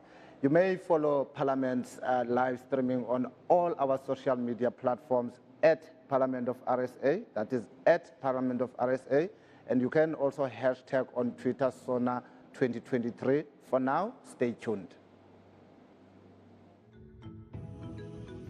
President Cyril Ramaphosa will deliver his State of the Nation address to the joint sitting of the National Assembly and the National Council of Provinces on Thursday, 9 February 2023 at 7 p.m. The President calls this joint sitting of the Houses of Parliament to set out the government's key policy objectives and deliverables for the year ahead. During SONA, the President also highlights achievements, flags challenges, and outlines interventions that will be undertaken to unlock development interventions for the coming financial year. The presiding officers of Parliament invite you to be part of the SONA 2023 by tuning in live across Parliament's broadcast and multimedia platforms, Parliament Channel 408 on DSTV, YouTube or social media, and join the conversation using hashtag SONA 2023. Parliament, following up on our commitments to the people, making your future work better.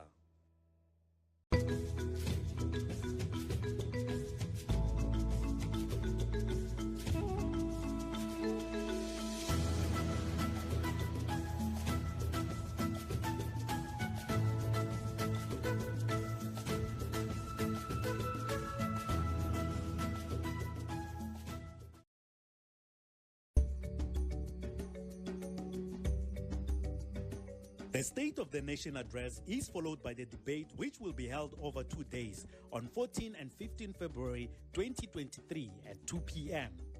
The debate on the State of the Nation address gives political parties an opportunity to debate, comment, and raise questions on matters addressed in the President's speech. Watch the debate on the State of the Nation address live on 14 and 15 February at 2 p.m.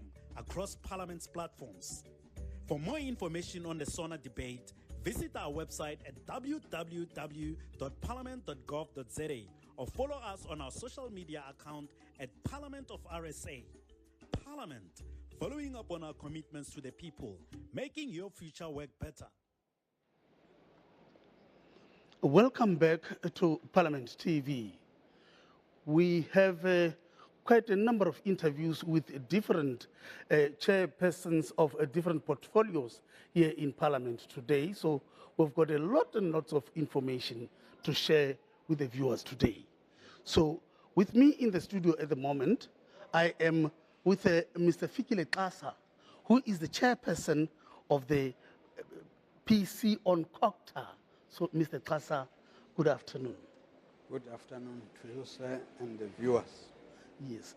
Mr. Xasa, you are welcome. And then what have you been doing this year with regard to oversight in general as COCTA? As the portfolio committee, our responsibility is to monitor the performance of the department and entities reporting to it quarterly. That's what we have been doing. And we also engaged the department in dealing with their annual performance plans and strategic plans to see how far they are going, contracting them. And beyond that, generally, we are conducting oversight over municipalities, focusing on municipalities that have been having successive disclaimers, and also municipalities that were declared as dysfunctional by the department. There are about 64 of them. We are visiting them one by one, taking one each province at the first instance. And number 3, we are also monitoring, oversighting initiation custom, where there are usually deaths that are encountered, and in particular in the Eastern Cape, we are also monitoring that.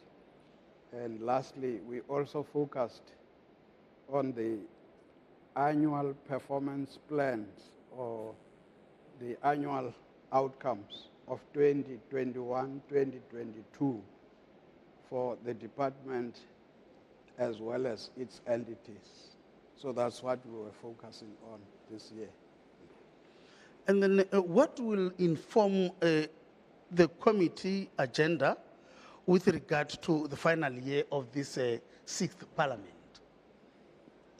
In fact, generally, across the country, when we visit municipalities, there are specific issues that have been raised either by the Auditor General or by our general observation that there's instability across municipalities, especially those that have been declared dysfunctional.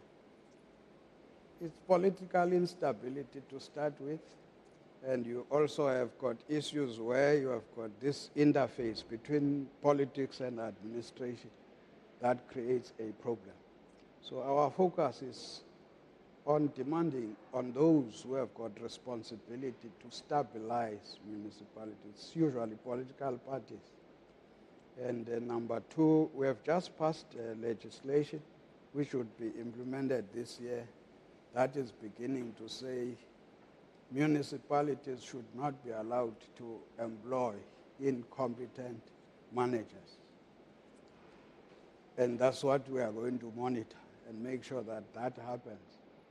Authority of MECs, they have been given more powers now to make sure that municipalities do not employ incompetent people. So that has been a problem. But generally, all of these, they lead to poor service delivery, which culminate into protests across the country. So our focus is going to be to make sure that services, especially basic services like water and sewerage and garbage that is not removed in the streets, roads, electricity, which is generally, it's a problem across the country, but there are specific problems that affect municipalities. For instance, they are owing ESCOM. huge sums of money. We'll be monitoring all those to make sure that as we go through that. But as indicated earlier, what also is prompting us to act are the audit outcomes. So we are declaring that it is unacceptable for people who are handling public funds to get an outcome that says it's disclaimer, because it implies that they could not produce documents to account for monies of the public. So we are saying that is unacceptable. The message we are sending to all those who are in the executive is to say they must do everything to make sure that people account for public funds. So disclaimer, that's why we are focusing on those municipalities. It's unacceptable. Another point, Chair, with 64 is rather a big number of dysfunctional municipalities, because this is evident in most areas in South Africa where I've traveled most of the time. All the roads are well potholed. There are no roads. In fact, people begin to drive on the side of the road instead of having to drive on what used to be a tar road. So in the 64 that we're talking about, so what is the corrective action that is being taken to try and maybe just close those potholes so that as part of the service delivery? Today we are going to listen to the President giving the State of the Nation address. That is actually a guide for all of us into action. And when I say all of us, all those who are in the councils are public representatives. Us in Parliament, as well as those in the provincial legislatures. We are elected by the people. So we are going to wait for this directive. In other words, all these problems you are talking about have been identified, and we expect that a plan is going to come out of the State of the Nation address, and I'm sure from there, provinces, everybody, including councils, are going to toe the line. But generally, you are correct. We are all aware that society is not so happy about some of the things that are happening in the country. So we are waiting for the direction and directive from the President, who is going to address us at 7 o'clock. And immediately that happens, we are supposed to get into planning as to how do we implement what comes out of SONA, and focusing on the department, because I'm speaking for cooperative governance and traditional affairs. We will engage the department to make sure that their plans talk to what you are talking about as challenges that confront society. And just lastly, with the budget coming, in next week or so, there's going to be announcement of the budget. So obviously, and very much obviously, they are going to get a share, a certain portion of the money is going to be allocated to them. So are we going to see service delivery in the form of maybe the roads being repaired and all these other important things? That's what we expect. I'm sure even the budget would get some direction from the State of the Nation address. And when we get into planning and us monitoring the plans, would make sure that it is in line with what has been outlined in the State of the Nation. Thank you very much, Mr. Tasa. That was the interview with Mr. Tasa, who is the chairperson of PC on COCTA. So right now, I will be back after this. Let us now get back to the studio.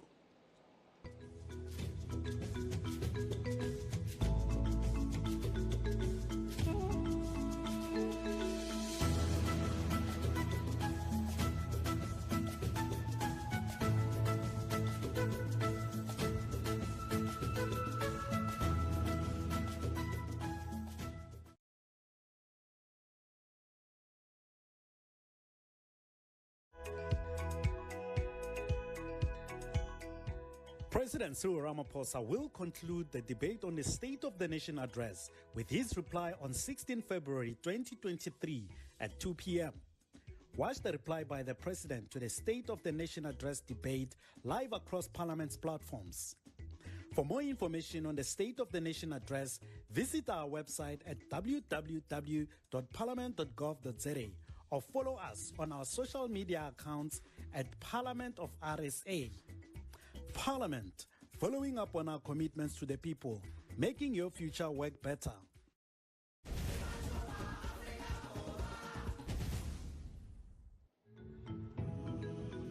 President Cyril Ramaphosa will deliver his State of the Nation address to the joint sitting of the National Assembly and the National Council of Provinces on Thursday, 9 February 2023 at 7 p.m.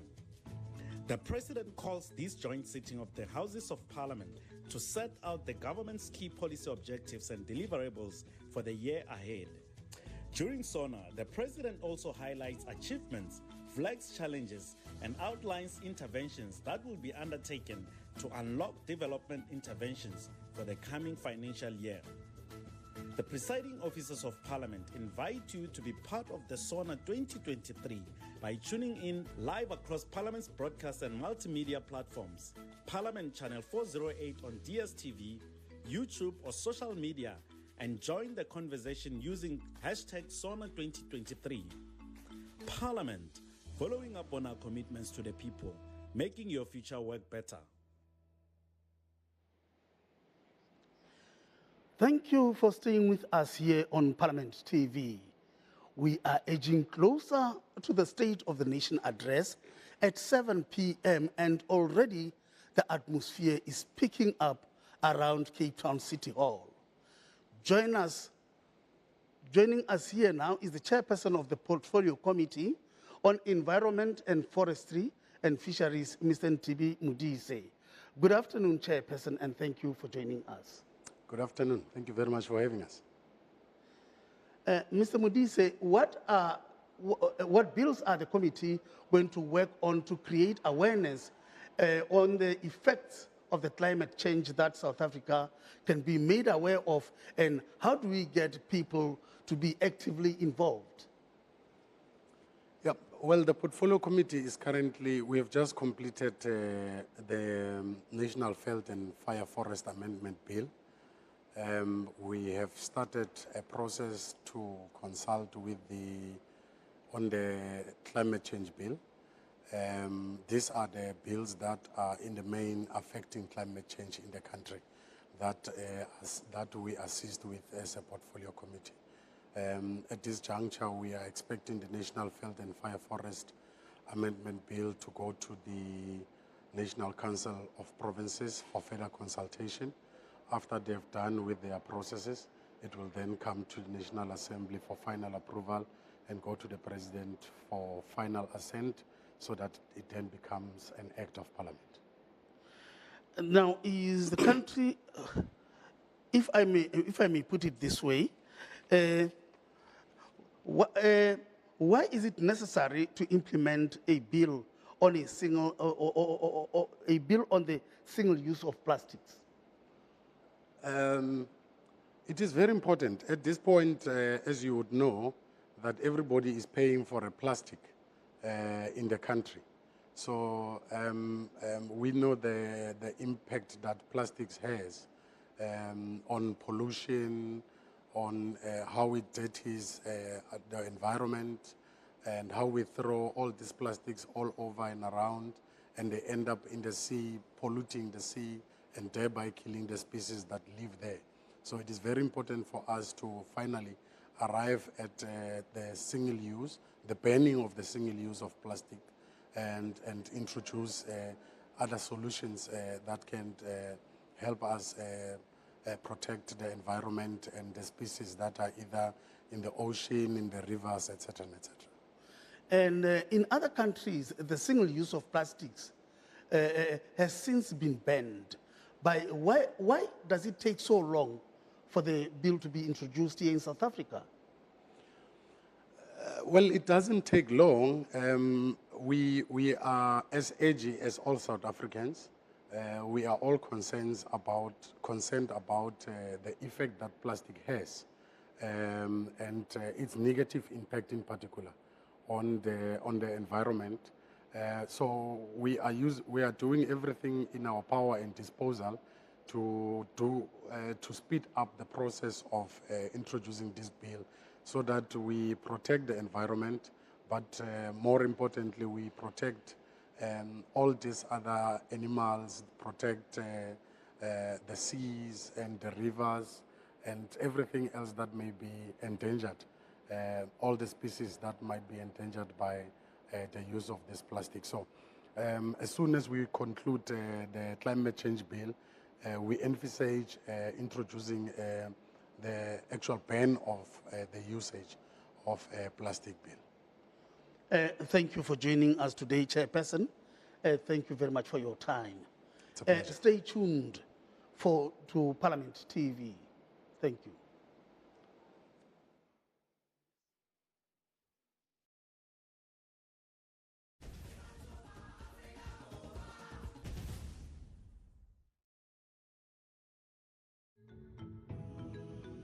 President Cyril Ramaphosa will deliver his State of the Nation address to the joint sitting of the National Assembly and the National Council of Provinces on Thursday, 9 February 2023 at 7 p.m.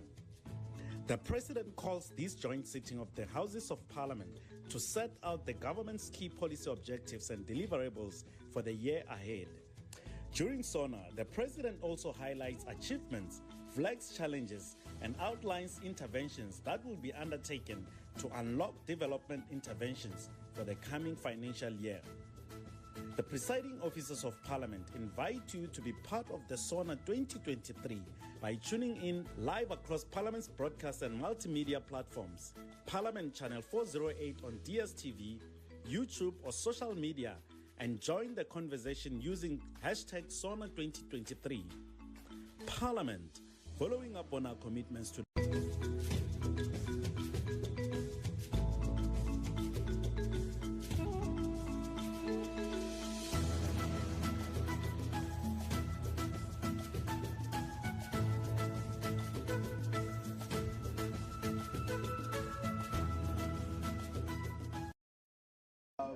right now, I mean, the biggest fact, which is in final arts. So it involve laser cutting, and so involve OKs. So one of the biggest points is load shedding, obviously, because I cannot work when there's no electricity, and sometimes of it demand the product because obviously it's in demand. So I have to make more of it, and with iskati being limited and having to be here at work, so I hardly get iskati because of that, and production is then slowed down because of that, and in returns my sales drop because of that. I mean, as a South African and a businessman of South Africa, I'm an entrepreneur, a small one. I think gas is the main factor because not all of us can afford to buy a generator. And at the rate that we're going, if you buy a generator, then you're going to be burning all your profitable fuel because the fuel prices as well is going up and down. So I think it's in Abanga 7, my fuel prices are stable, and then as well have a solution for load shedding because it's something that's been going on for ages now. And I think as a country, we should be looking at recyclable energy than focusing on coal and whatnot. I mean, we are a country that can be able to sustain recyclable energy. I mean, I believe we can do that in South Africa. Actually, the problem which I want the president to address about unemployment, because you see, myself, I'm doing maintenance, but the problem, if you check around Cape Town, a lot of youth are not employed. So I think the president must focus on youth development skills, whereby the youth are taught how to do their own self-service jobs, which they can look for contracts, and then they can find employment, work to do for themselves. Because if you move around Cape Town, you see a lot of middle-aged guys, they are not working. If you see also the old ages, they are suffering. So for that reason, I wish the president must come out with a plan how he's going to tackle unemployment so that people can help. Malote, then Linguko no Matongo, I came from State Sprite up until Africa.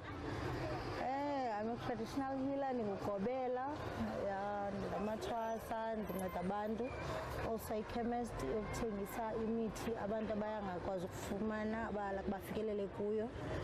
Bayaza bazothenga iziwasho, then ndineesephu endizenzela zona ezinceda abantu abanengxaki. Into endijongene nayo kuqala i-rent kule ndawo ndikuyo, because ebusika abantu abaninzi abaphangeli, so ndiphila ngokungena kwabantu, so ibhizinesi iyasokolisa, then kufuneka ndimaintheyine i-rent. Nalapho ndihlala khona ndiyarenta first indawo yokuhlala, and then enye into esifeyisana nayo zindawo zokomba amayeza. And xa ufuneka uyokomba amayeza funeka like ngathi siyabisa, uyika into yoba kuzawufika amapolisa nibanjwe nixuthwe amayeza lawo. Kuba khona imisebenzi esiyenzayo ufumaniseka ukuthi ithwasa eliza kuwo liphuphile, mhlawumbi liphuphe ukuthi lifuneka liyokwenzelwa umsebenzi othile kuloo mlambo, like abantu bakokwabamdirecthe kuloo ndawo. Then xa nifikayo kubiyelwe anina-access yongena, mhlawumbi noba nisenza loo nto kuthiwe niyarasa sukani apho. So kuba nzima for thina basisebenze as amagqirha. Into funeka agxile kuyo like ifuna sivumeleke uba semba, akho nto siyoyiba, akho mntu ulime amayeza. Uyabona, for instance uba xa ndinoya mhlawumbi kwindawo ethile angeke ndiyokomba kwindawo ekulinywe kuyi-grapes, obvious akho mayeza apho.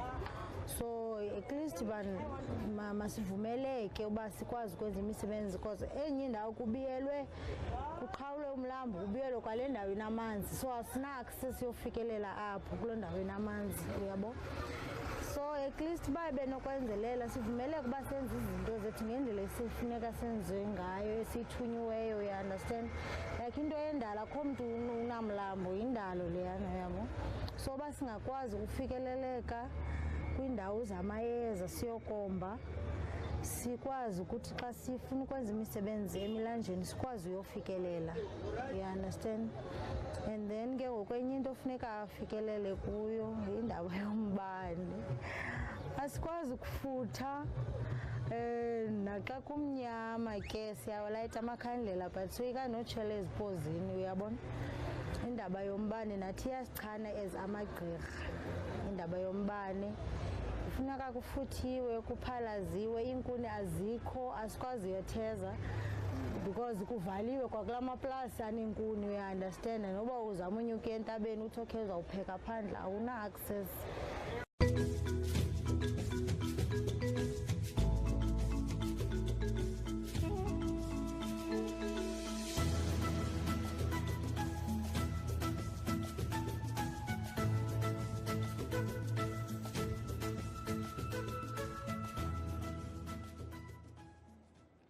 Namkelekile kwakhona babukeli, welcome back to Parliament TV. You are still watching the live broadcast on DSTV channel 408. This is Parliament TV, and joining us now is the chairperson of the Portfolio Committee on International Relations, Mr. Supra Mahumapelo. Good afternoon, sir, and welcome. Afternoon. You're looking all good. You're looking ready for the SONA. Thank you very much, and afternoon to the viewers at home. Yeah, today I thought, because it's a special day, you know, one must just slightly and subtly reflect our culture, which is the Botswana culture. And I can assure you, you've represented the Botswana culture very well. Thank you very much. Earlier on, I was even trying to say some few words in Setswana as if I already know that you will be an expert one day, don't worry. I'm also learning Zulu and Xhosa, yeah, so that ngikwazi ukukhuluma mhlekazi. Yeah. If you can just briefly share with viewers at home, what are the key priorities for your committee for the 2023 financial year? Well, let's start with Parliament. You must understand that Parliament is responsible for three things in line with the Constitution of the Republic. It's public participation, oversight on the executive, and lawmaking. So those are the three legs. What Parliament then does to execute those responsibilities, it delegates them to various committees of Parliament. Then the various committees of Parliament, based on their programs, based on from time to time what the Speaker gets, then that get to be delegated to the portfolio committee so that they are executed. As far as international relations is concerned, we do oversight on the executive. The department is led by Mena Lady Pando of International Relations and Cooperation. We also, as I said, do lawmaking. Most critically, we involve society in whatever we do. In addition to that, it's our responsibility to scrutinize the budget that comes from the department, but the budget has to be accompanied by a plan. So we must make sure that there's synchrony between the plan and the budget, and during the financial year, we follow on spending as to whether it's in line with the promises that were made and the commitments that were made by the department. But we also make sure that the department in its work, because it works within the SADC region, within the Africa as a continent, and globally, just make sure that the department does its work in a way that lifts South Africa in as far as the work of the United Nations is concerned, World Trade Organization, World Economic Forum, Security Council, and all the institutions of governance globally. You will have realized that when the matter of Ukraine and Russia started, there was a particular stance which South Africa took. So as a committee, we had a huge interest on the basis of arriving at a decision by South Africa not to condemn either of the sides in as far as that situation is concerned, and saying, let's use dialogue to make sure that we resolve the problems. Here in South Africa, the committee has come up with a very good initiative. And I hope we can do that because our term is ending next year. Our initiative is that every village in South Africa, every township, and every small town, small dorpy, must have international relation people's oversight forum. So these forums will be throughout the country so that the people from the ground can begin to understand, participate actively in the matters of international relations. I'll give you a practical example. Sometimes there's sentiments of xenophobia isolated in South Africa. Now, how do you deal with that problem? It can't just be about law enforcement. We have to make sure that there's dialogue. So our objective is that in the villages, we must speak to the traditional leaders. We have to have a database of all foreign nationals in that particular village, legal and illegal, in a database. But without interrupting you, you're saying that you are hoping that by the end of this parliament, that would have happened. So if you are hoping there's a likelihood that that might not happen, yes, then there is. What then? No, objectively speaking, it might not happen. It's a huge task. I mean, one province alone has got over 1,000 villages, right? A committee has got only 13 members. We only have 12 months. And in the 12 months, you don't have the entire 365 days. Your other constraint is the budget that comes from the office of the Speaker for us to execute our responsibility. So within the limitations that we are having, we think that we will push at least 50% of that. Then those who will come after us will then continue that responsibility, because it's for us to make sure that we set the scene for those who are going to come after us next year after the elections. So we're likely to see that project being carried over to the 7th Parliament? It has to. It's institutional memory, which must happen. And as I said, it's important to involve people from the ground so that people shouldn't think that international relations is parochial, is elite, it's professors and doctors who must engage on those particular things.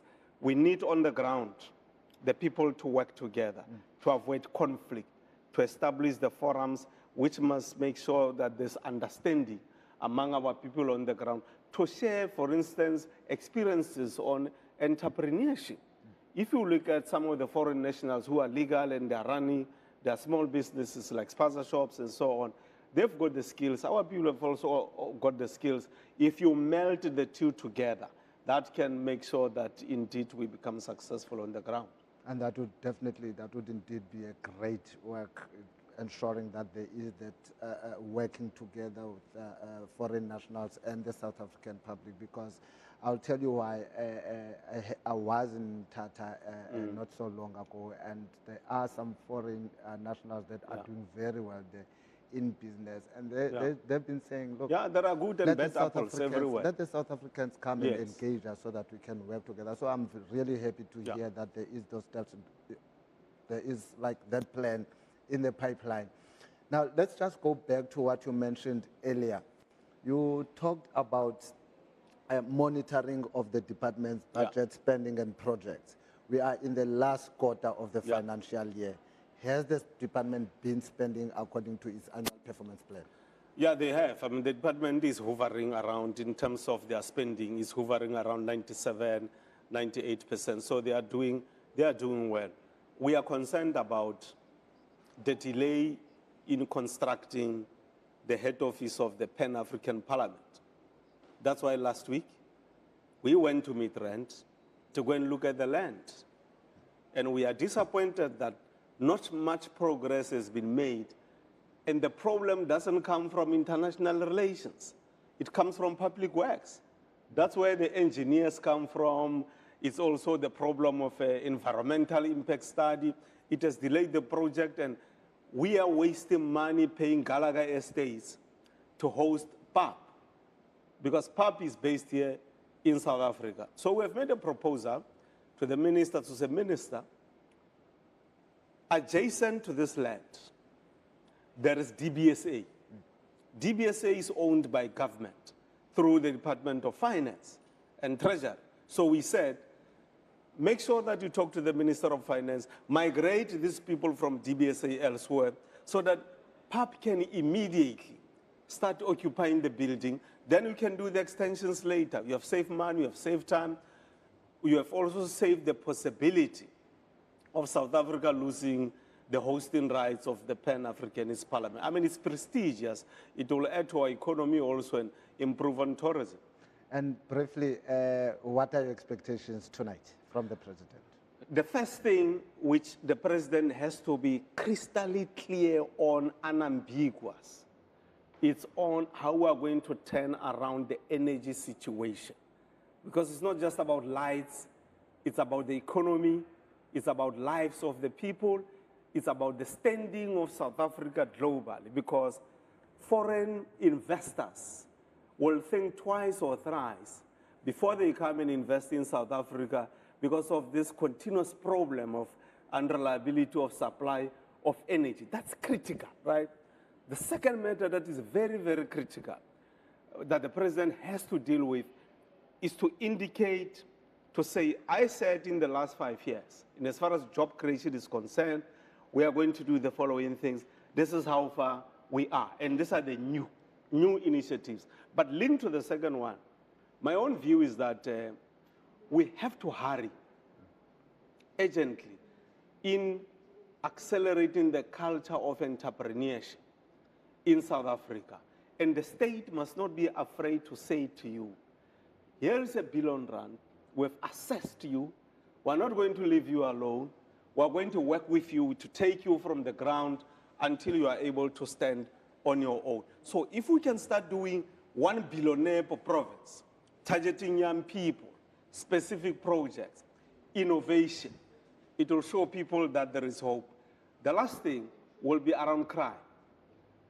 Crime is becoming a serious problem in South Africa, particularly the maiming of women and children by some criminals here. And yes, the police must do their job, the President will say so. But I think more importantly, it will be critical for the President to say, how do we as the state have developed a framework over and above that what we know through CPS, where people are going to be involved hour by hour, day by day in the affairs of their own security. Tate Mahomapelo ke a leboga thata for taking this Bonga interview. bina, Sibonga kakhulu, Ah, Baba. bonga mina. That was the chairperson of the Portfolio Committee on International Relations, Mr. Supra Mahomapelo. And right now, we'll take you to listen to the Imbongi.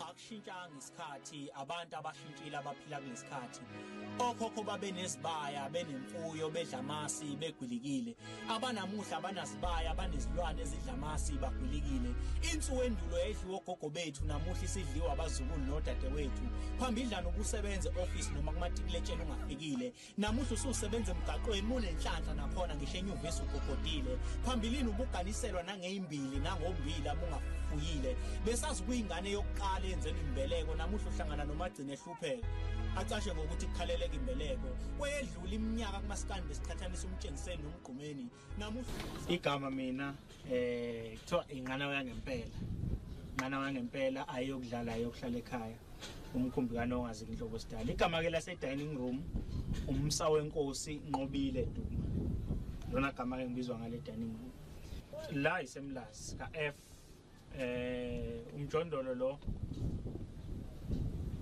besibe nenkinga nomzali because uma wayetshela ukuthi ngiyasabuya la wathatha umhlala phansi ethathisa umhlala phansi ubaba ukuthi akayoba unkosikazi emakhaya engazi ukuthi izinto zisazohamba zihambe zibhede kuphoqa ukuthi akazosebenza mayesebuya usebuya akasenayo indawo la eshiye khona umuntu ayimshiye kuyona wayidayisa futhi wayengenandaba naye noma uyidayisele noma ayidayisile ngoba vele wayazi ukuthi ngiyasabuya naku impilo isishaya-ke sesibuya so besihamba ehlala emzini yabantu usuke inkulumo uhamba ohlala komunye athi omunye hayi wozohlala isikhashana la kumina ngase ngidecide la kwakulahla udodi la i-dipping side le kwakulahla udodi la ngase mina ngiwuklina ngathi no ngizokwakha la ungcono angasalahla udodi angizohlala la ngibeke umjondolo ngase-ke ngilentuza ngakha-ke wangilekelela uma ngase ngizokwakha-ke la ngathola umjondolo-ke kanje ngizalelwa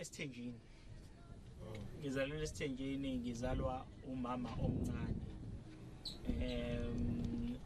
ngikhule nje kuyisithembu kungekuhle kuhlezi kunangazwani kuhlezi kubangwa ubaba wenza lokhu ngala akakwenzi ngalokhu ngala ulala la kakhulu akalali ngala kuhlezi nje kunaleyo nto up until ngicabanga ukuthi ileyo background engilidela ukuthi ngize ngibe ngihlale emjondolo kanje ngicabanga ukuthi iyona leyo background even uqeda isikolo bokuthiwa khona umuntu osiqede ngenkani isikole ngomunye wabo abasiqede ngenkani isikole bokumele nje into ngayiduba ngayiyeka ngenhlanhla ngagcina ngiyiqedile base ngiphumile esikoleni nginale ngqondo yokubhala izinkondlo lezi zasesikoleni ngase ngihlangana-ke nomhlanga engakubi umfundisi ngaleso sikhathi wayesengixhumanisa noJulo ey'nyosi la ngiqale khona ukubhala ngahlangana nensizwa okuthiwa umthabiseni Masuku yakanongo eyangifundisa ukuthi no uhaywa kanje enza kanje hamba urehearse endlini ukuze usikhombisa bhala kanje ngase ngiqala hawu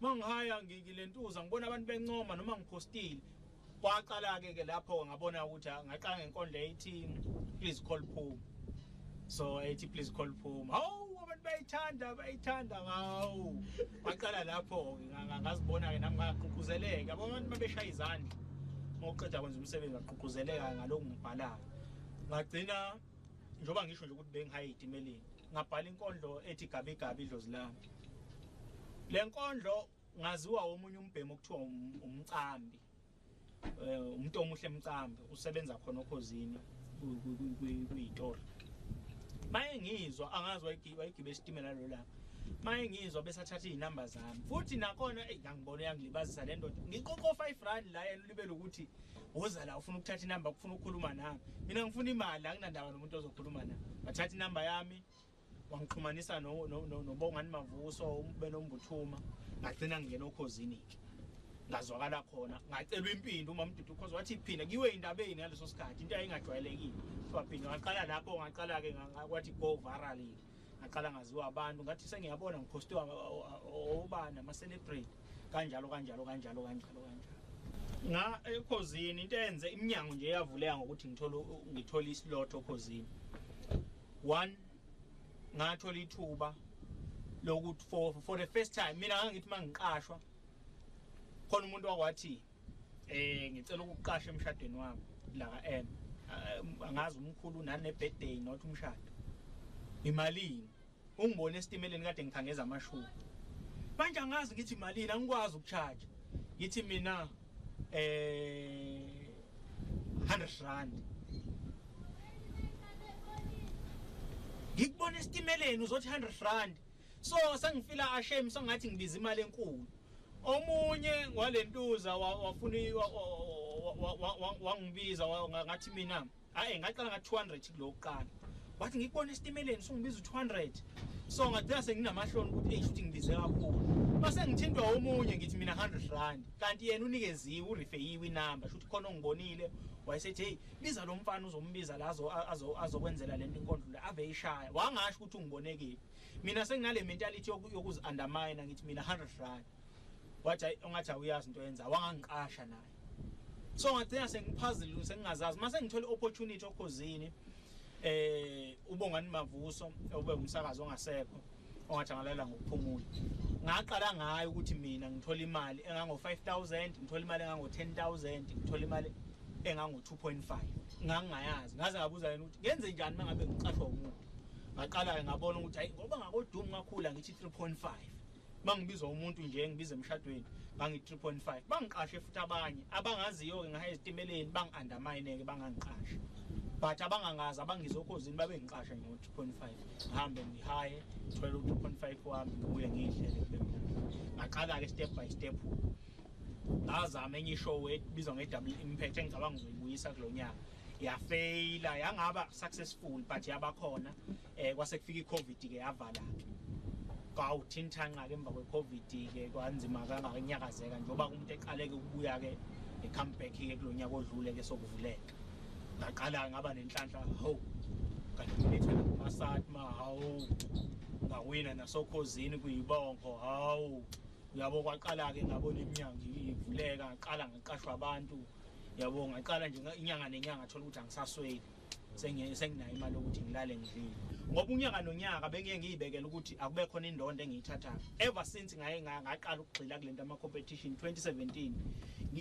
unyaka nonyaka ngithola indondo unyaka nonyaka ngithola indondo lo nyaka odlule noma ngingayitholanga indondo but ukunominate kumasatma mina kube indondo ukunominatewa ukuthi umele iKZN kwasho ukukhulu kumina because baningi sasifisa nabo sixoxa ngisho nomlomo and abanye ngendlela abangangisupportanga ngayo but ngeke ngibabambele iqhubu noma nami sokungilungele babe like ukhethwe kanjani wena sikhona thina saziwa ngoba nabo bazamile but abakhethwanga ukhethwe kanjani wena thina sikhona sizwakala emsakazweni wena ugcina ngokutrenda nje la emafonini akhonto etheni pho ukhethwe kanjani kumasatha so abanginikeza ngesupport leyo kodwa kwangijabulisa ukuthi ngiqoqo ngimele iKZN because kwakhethwa ngama province umsebenzi wokuthi ngihaye umongameli wezwe waseningizimu Afrika kuyiphupho labaningi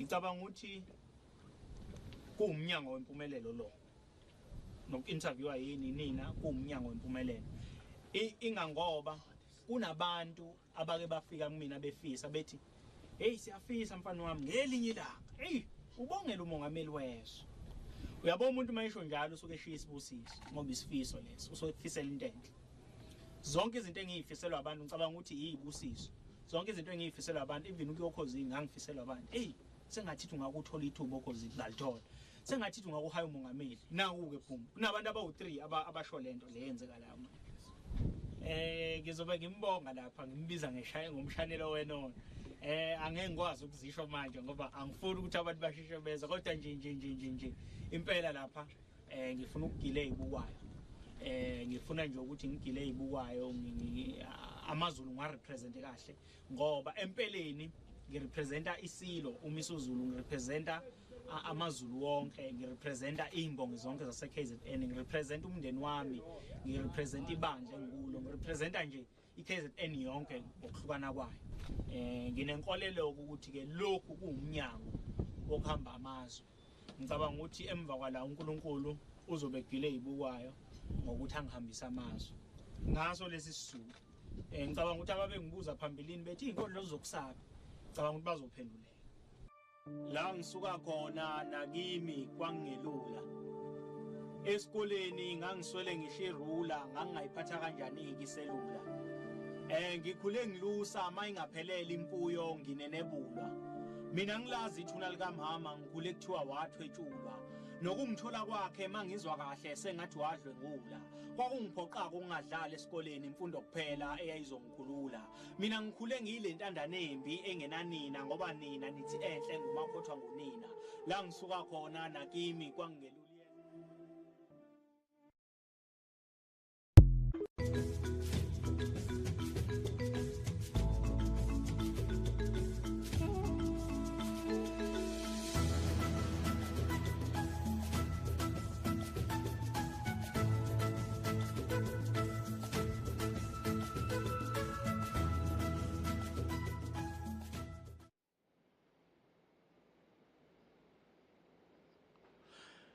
In the studio right now, I am with the Imbongi, the one who's going to be doing the praise poems for this year's State of the Nation address.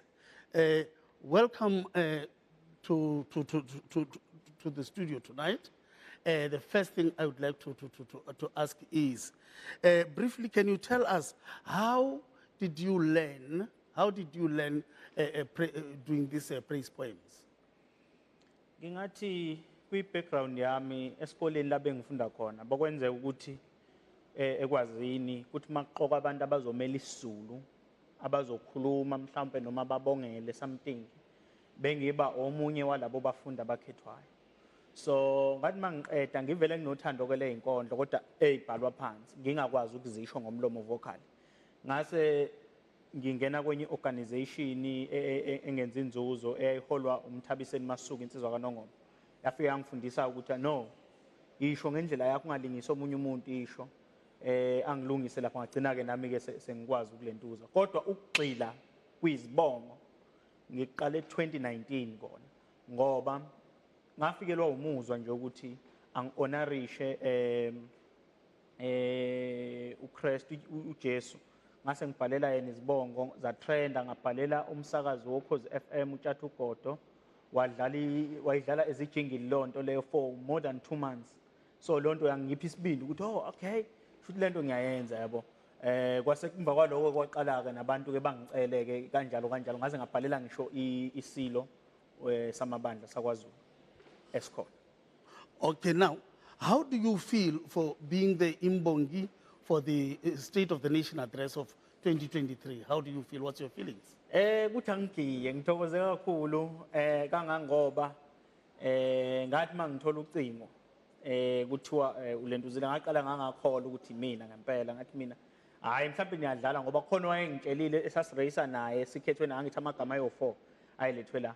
So lo munye sasixhumana naye so ngiyazi ukuthi yonke into seyifuniwe i-ID kwena naye seyifuniwe into ethile kwena. Wathi ayisengifoneliwe sokuthiwa ngikhethile. Hawu. Ngiyamangala masokungena ucingo ntambama sokuthiwa imina kulento ngathi hayi mhlawumbe udlala kabi lo sisi. Ngaze ngaconfirma ngoba sengibona i-email ngabona ukuthi yeah this is real. Yeah. No, thank you very much. Thank you very much for your time. That was the Imbongi, the person who's going to be doing the praise poem for tonight as a State of the Nation address, just before the state president opens the parliament officially. Thank you very much for being with us tonight. Back to the control.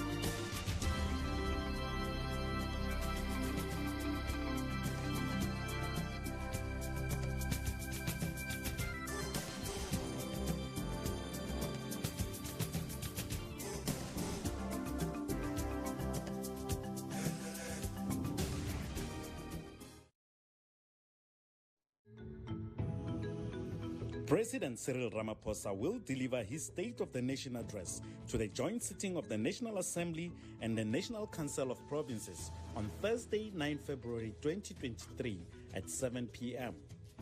The President calls this joint sitting of the Houses of Parliament to set out the government's key policy objectives and deliverables for the year ahead. During SONA, the President also highlights achievements, flags challenges, and outlines interventions that will be undertaken to unlock development interventions for the coming financial year. The presiding officers of Parliament invite you to be part of the SONA 2023 by tuning in live across Parliament's broadcast and multimedia platforms, Parliament Channel 408 on DSTV, YouTube or social media, and join the conversation using hashtag SONA 2023. Parliament, following up on our commitments to the people, making your future work better.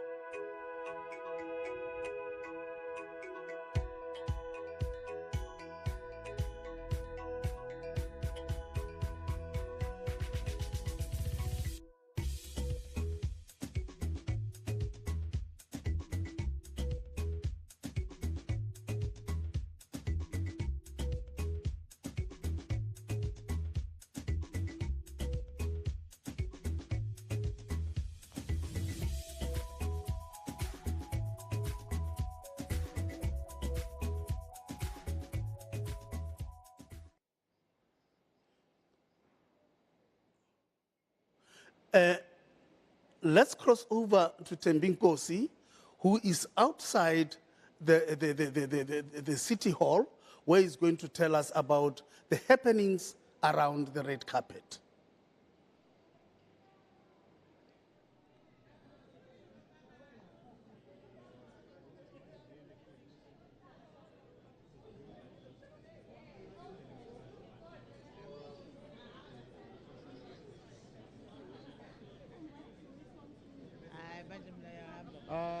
Guys, time has got to go.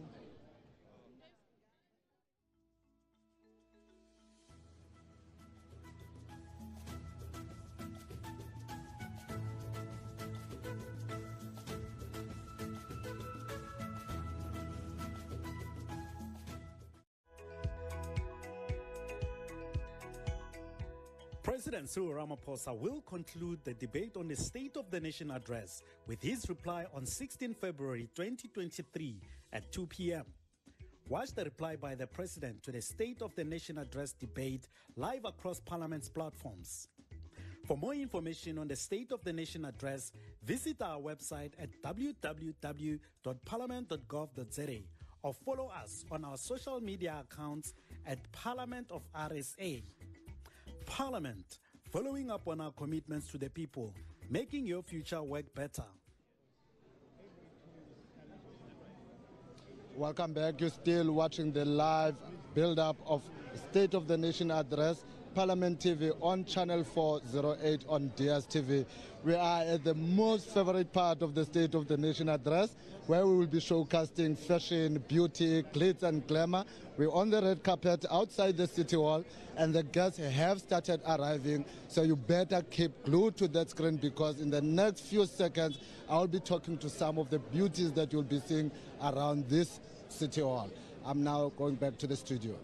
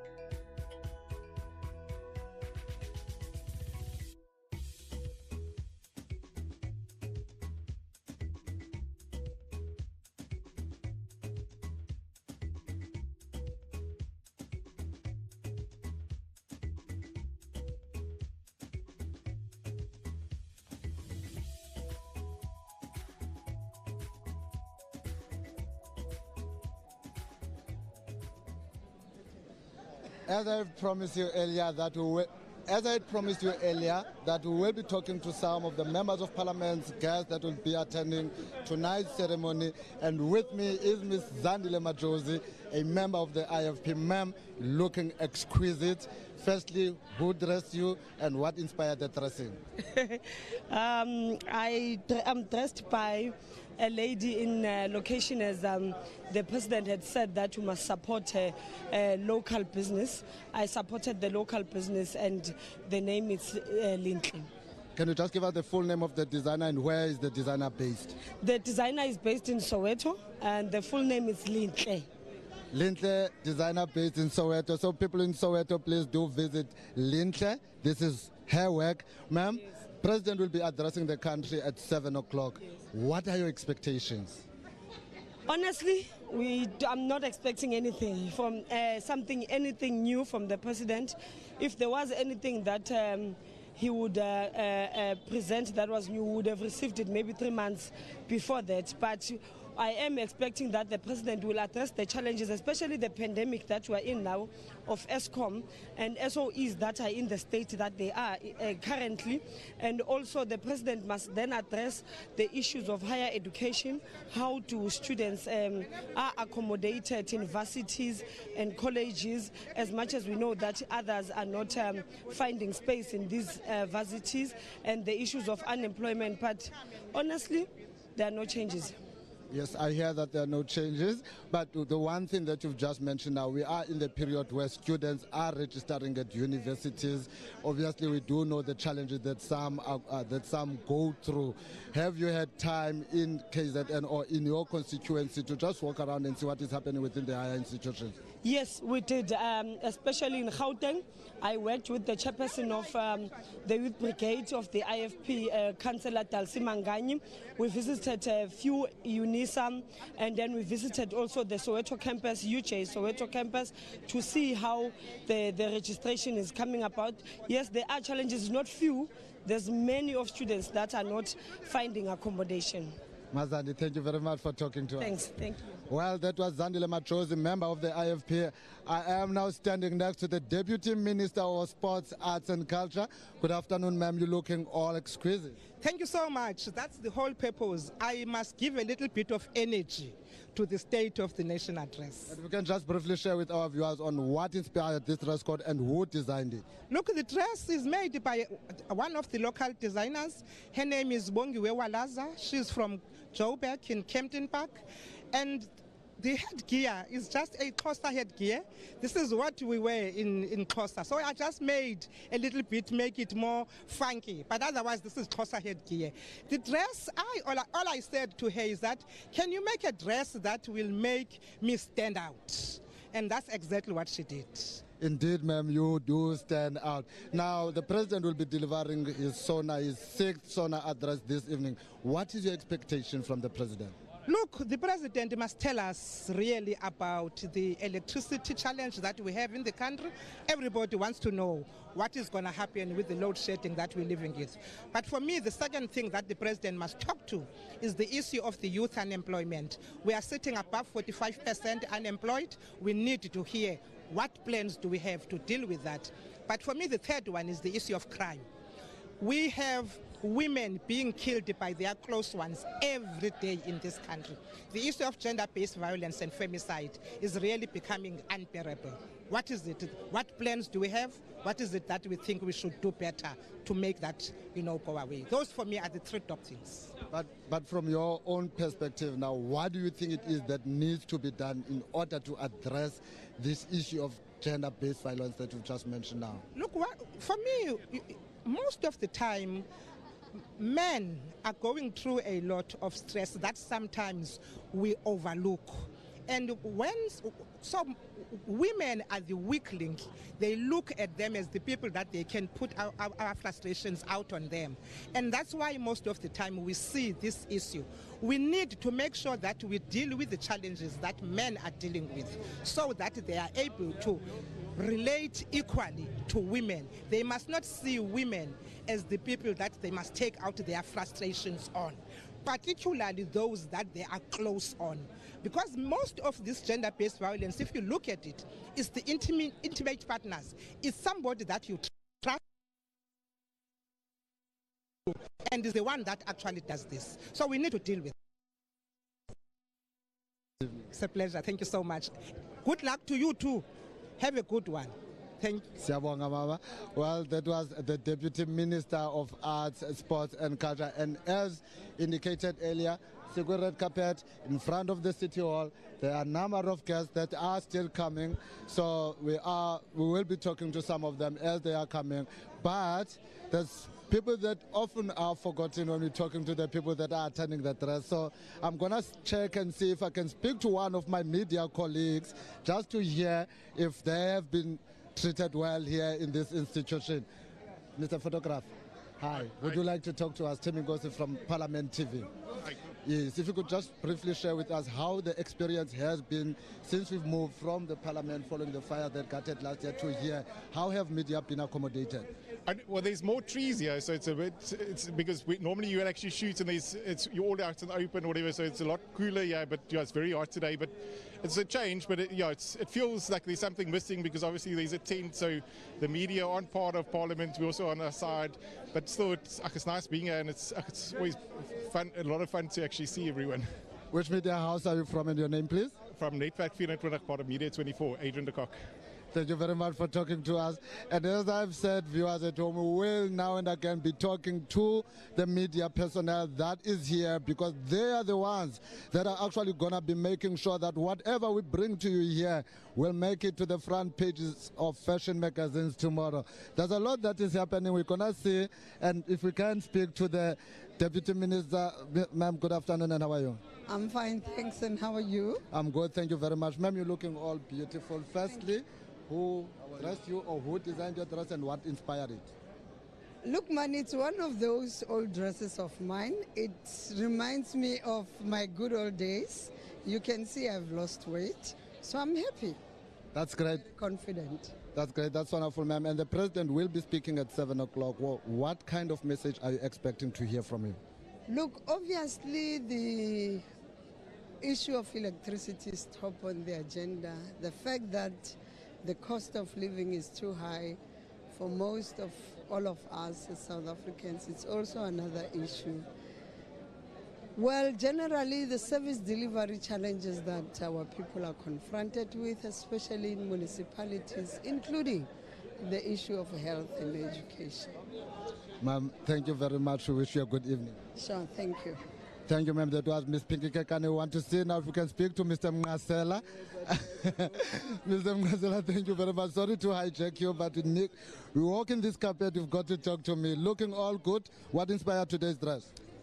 This design is made by a young African designer from the DRC. He's a young man who's very enthusiastic, and I said, let me give him an opportunity, and in the spirit of building an African renaissance and the spirit of an Africa for all of the African people, but of course a South Africa that is part of the global community and the Commonwealth as a very global, but also an opportunity to rebuild the society that we want to see in the world that we're going to leave behind. And in promoting this young designer, if you could just give us his name and where he's based so that our viewers can have an opportunity to go and visit him. Yes. His name is Ebenezer. He's from a little town called Hermanus. It's the most beautiful place on earth. I call it a heaven on earth. But it's in a township called Zwelihle. If you link this, it's also about the township economy, but equally it's about ensuring that we build the strong economy that is locally based, which is the local economic development. Coming to talk about all of the big words about the economy without focusing on the small guy, so that we're able to develop jobs from the community and make sure that the rent circulates in the economy, in the community, before it can leave the communities where people are. And that is something that we should all do as public representatives, as governments, whether it's local, province, and national. And I hope that it is an opportunity that we can give to as many of the artists, the creatives, and this designer is lucky because I took an opportunity to support him. and I will support many others after him. Thank you very much. And those who would like to have an opportunity to visit Ebenezer in Zwelihle in Hermanus, that is about 45 kilometers outside of Cape Town. Now, going back to today's main event, what are your main expectations from the president tonight? There are three main things for the president. I mean, any president of any country is to give an opportunity for any child to go to school and at least get 1 degree free of charge. That's one thing. Deserving young people should get an opportunity to study without worrying about fees. And I understand the issue of NSFAS, but it should be an open door. It should be very easy to open in and allow young people to enter and study. That's one. Number two, we need to stop talking about jobs. We need to put together a very practical, pragmatic intervention in how we are going to create jobs, real jobs for the economy and support new industries. Number three is energy. You will hear everybody talks about this, but energy, we cannot, it is unforgivable in Africa that we've got a problem with energy. So much sun, it's hot as we speak. That means we should look at natural energy, which is the alternative energy solutions, in order to ensure that we've got sufficient energy and build better. And that links with crime prevention. When there's no energy, there's no lights. Women are victims of abuse, rape and murder rise. And we need to do much more to protect our people. But energy, energy, and more energy. Mr. Ngasela, thank you very much for talking to us at Parliament. That was Mr. Masikole Ngasela, the former Speaker of the Western Cape Provincial Legislature. As I indicated, we are still standing outside the Cape Town City Hall, and this is where the members of Parliament, our dignitaries, our guests will be coming through to enter the hall. Simane sibabamba apha ke kule ndawo nimekuyo enze basikwazi ukubonisa ukuthi abantu banxibe njani apha kudlalwa ngefashion apha kudlalwa ngecotton apha siyababona abantu bahle kwaye abantu bane-expectations ezininzi from the president when he delivers his State of the Nation address tonight. We will see now if we can speak to Mr. Blau. That's just trying to see if we can speak to Mr. Dlamini. But unfortunately, it is still busy with other media. But there are quite a few people that are coming in, but we'll see who we can grab and all that. Good day, sir. How are you? I'm good. How are you, sir? Mr. Dlamini, would you like to talk to Parliament TV for a brief second, please? We just want your expectation on the President's State of the Nation address tonight. No. All right, thank you very much. That is Mr. Sidumo Dlamini. Unfortunately, he's unable to give us a comment, but we will keep it coming. We will keep it coming. But for now, we're just taking you back to the studio.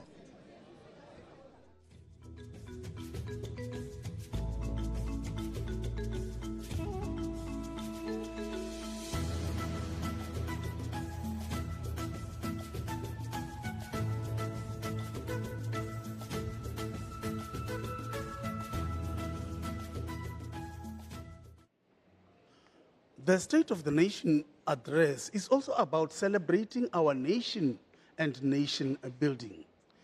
It is a state ceremony where the three arms of the state are represented, namely the judiciary, the legislature, and the executive. I am joined by the former head of protocol in Parliament, Dr. Alexander Stander, as we inch even closer and closer to the formal proceedings of the State of the Nation. Dr. Stander, good evening and welcome. Thank you, Mr. Lemekwana. Dr. Stander, can you just briefly give us the outline of the proceedings, sequential proceedings of the State of the Nation address? Sure. Good evening to the viewers. It is a privilege to be with you and to share the celebration that happens, the ceremony of the state, which is the state opening of the 4th session of the 6th Parliament and the State of the Nation address by the President of the Republic. As you know, Mr. Lemekwana, the President summons a joint sitting of the two houses of Parliament for special business in terms of Article 84D 84(2)(d) of the Constitution to give the program of his government to the people. It is actually the President's Day with the nation on which he gives the program of the government as head of government, and he comes as head of state to this occasion. On that score, I think one should note the President of the Republic is head of state, is head of government, is also the commander-in-chief of the armed forces of the Republic. And what is happening here is one of the ceremonies of the state, which is, as I mentioned, the state opening of Parliament and the State of the Nation address. Why a ceremony?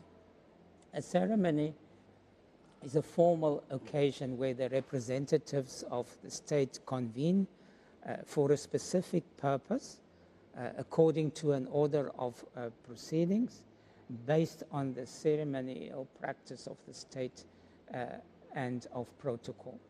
And it's very, very rich in symbolism.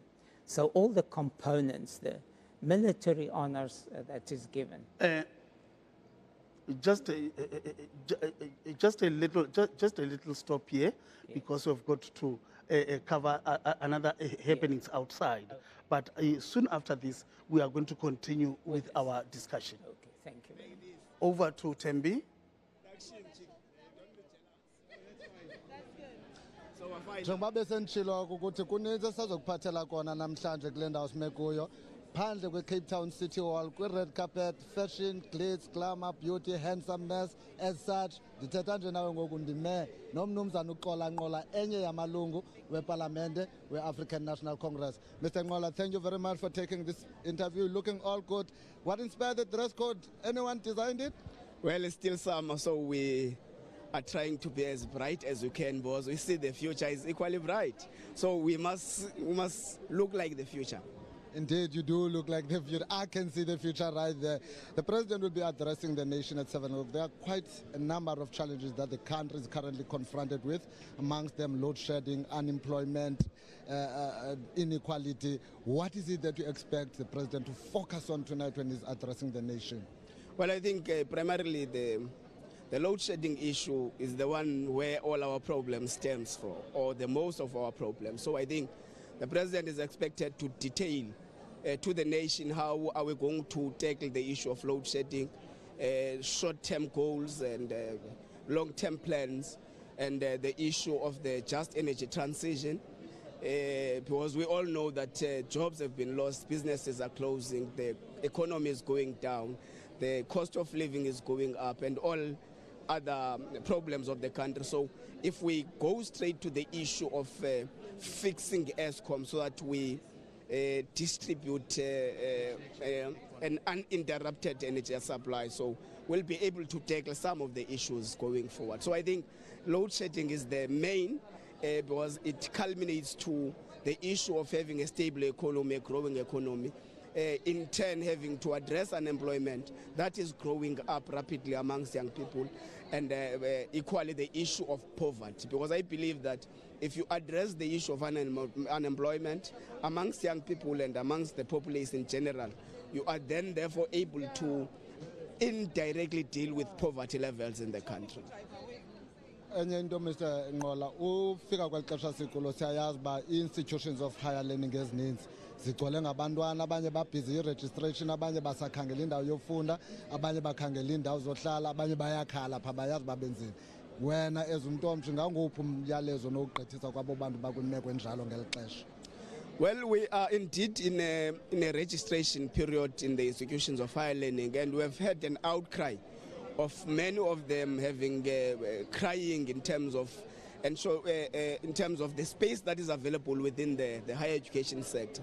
But part of what I have made an analysis on is that the throughput from the basic education sector is not coherent with the spaces that are actually available in the higher education sector. So I think part of what is expected from the President is to how best the government will increase that kind of space in the higher education, including building universities, building technical colleges, and all the relevant spaces. So so that we're able to attend to this matter. But we are happy that the Minister of Education, Innovation and Science, Minister Bladen Zimande, this morning actually assured every deserving student that they will never be rejected by NSFAS as long as they have applied.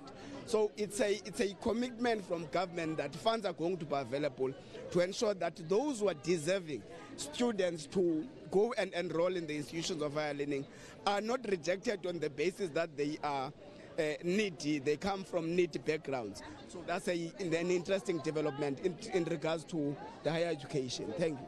Mr. Ngola, thank you very much. Let's see if we can speak to some of the people that, there are a number of people that are coming through. And with me is Miss Susan Tsebeme. Welcome to Cape Town. You're looking all good, beautiful. What inspired the dress code? Any designers? Yes, it was designed by one of my friends, a member of the ANC who is in the office of the Speaker in the Rustenburg municipality. Just a comrade who designed it for me.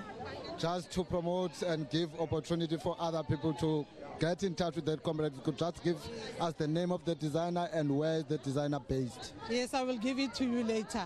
Oh, all right, ma'am. And then the president will be delivering the State of the Nation in a few hours from now. What is it that you expect to hear from the president? What we expect from the president is all what other South Africans are expecting, especially the issues of the load shedding, the issues of economy, the issues of tourism, because I'm from Northwest. The tourists there, the business people there, they are crying about tourism. But we are very much hopeful that the president will present plans that will take us to the future. We are very much hopeful that the president will lead the implementation, and we are very much hopeful that the president will take us out of the load shedding. Mr. Saratsebe, thank you very much. That was the Speaker of the Northwest Provincial Legislature, Ms. Susana Tsebe Janji. And right now we'll try and see if we can talk to this beautiful lady. Good day, ma'am. Are you ready? Good day, ma'am. Can you steal your moment, please? Hi, how are you, ma'am? You're looking all beautiful and good. Who designed the dress and what inspired today's dress code? It's Appa who designed it from Cape Town. Okay. If you could just give us the name of the person, where is the person located, so that those who are interested can then visit the place. It's located in Pines, Long Street. I'm not too sure about the number. I might be mistaken because I'm not from Cape Town. I only come here to work. All right, ma'am. If you can just briefly share with us what are your expectations from the president tonight? Oh, okay. No, we're expecting that he must strongly speak with a clear program in terms of resolving the energy issue. Hopefully by the end of the year, the electricity in terms of the loads would have been decreased, as well as job creation, investing in infrastructure as well, which is very important. Ma'am, thank you very much for talking to us. Viewers, I had promised you fashion, beauty, glitz and glamour. I am standing with Ms. Cecilia Mulokwana. Ma'am, good afternoon. Looking all beautiful. If you can just firstly give us the name of the designer and also what inspired the dress code. Okay, the name of the designer is Shorty. I call him Shorty. Yeah. And what designed it, I said black and white is elegant. It's always elegant, and I loved black and white. So I love black and white and a bit of, volume on my hands. And taking into consideration that there are many challenges that we are currently faced with, what is the main message that you would like to hear from the president tonight?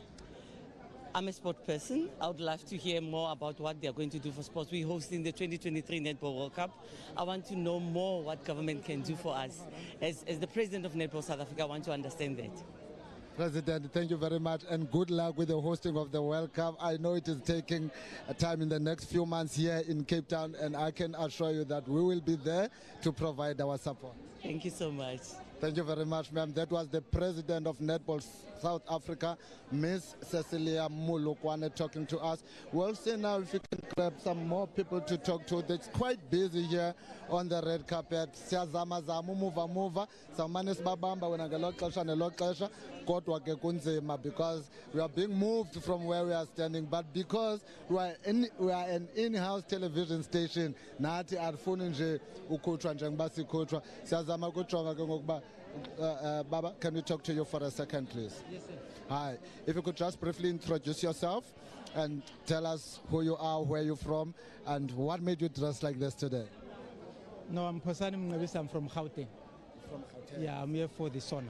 Yes, and what is it that you expect to hear from the president tonight? Of course, how he's going to deal with the economy and then load shedding. All right, thank you very much, ma'am. We want to see now if we can talk to you. Hello, ma'am. If we can just have a word with you, ma'am. You're looking all beautiful. We need to show you to our viewers. Unfortunately, it doesn't always go my way. But let us now say that, Minister. All right, there's lots of media here. Good afternoon, Minister. Let the lady. All right. I'm being scolded here because sometimes I'm jumping the queue and wanting to speak before the lady. So we'll have to wait for the lady to finish with the minister before we can talk to him. But in the meantime, we will see if we can just grab anyone that is willing to talk to us.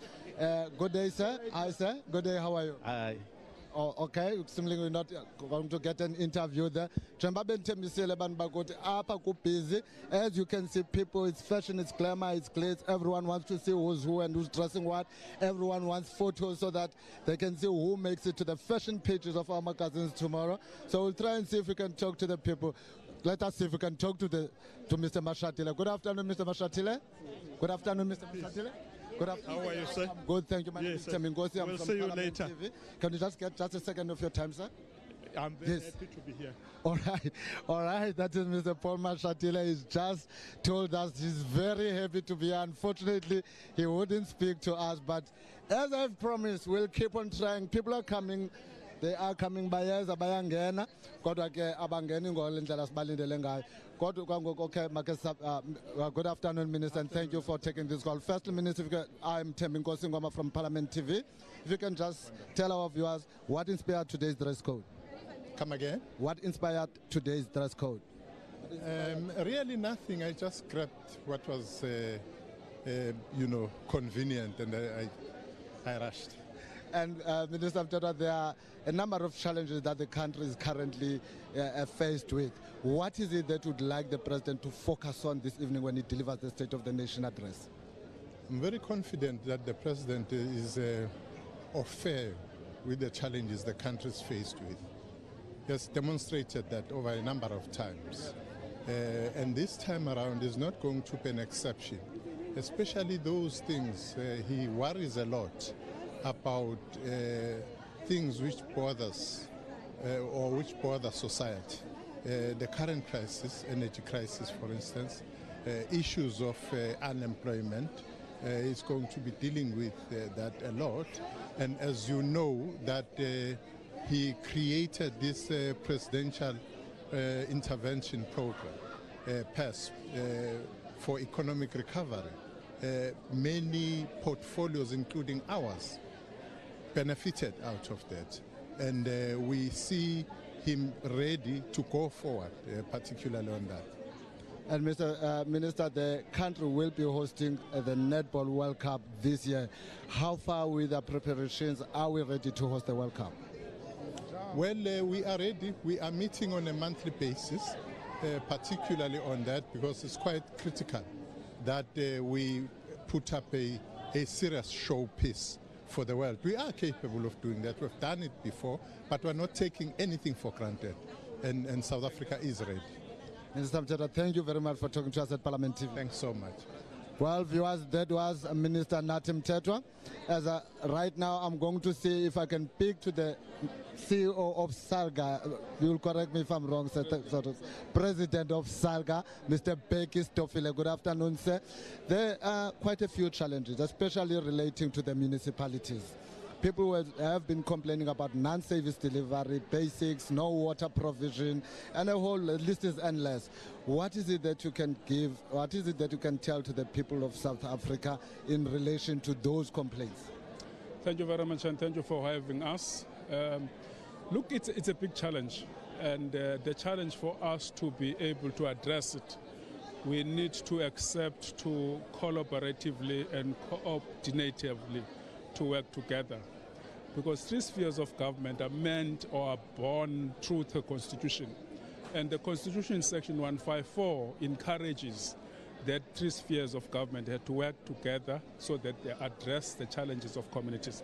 So challenges of communities, it cannot be addressed through local government alone, because local government is a vehicle to render service, and therefore other spheres of government have to come handy in that vehicle, in making that vehicle function. So I think we are in the right track in terms of understanding that collaborative move of the government sphere generally in the country. And what is it that you'd like the president to focus on when delivering the State of the Nation tonight? Look, I would love the president to address many issues. I mean, in local government, you've got million issues as a challenge. One of the challenges, the immediate challenge, the rolling load shedding. Its significant social and economic impact to communities and thereby threatens local government sphere. That's one issue.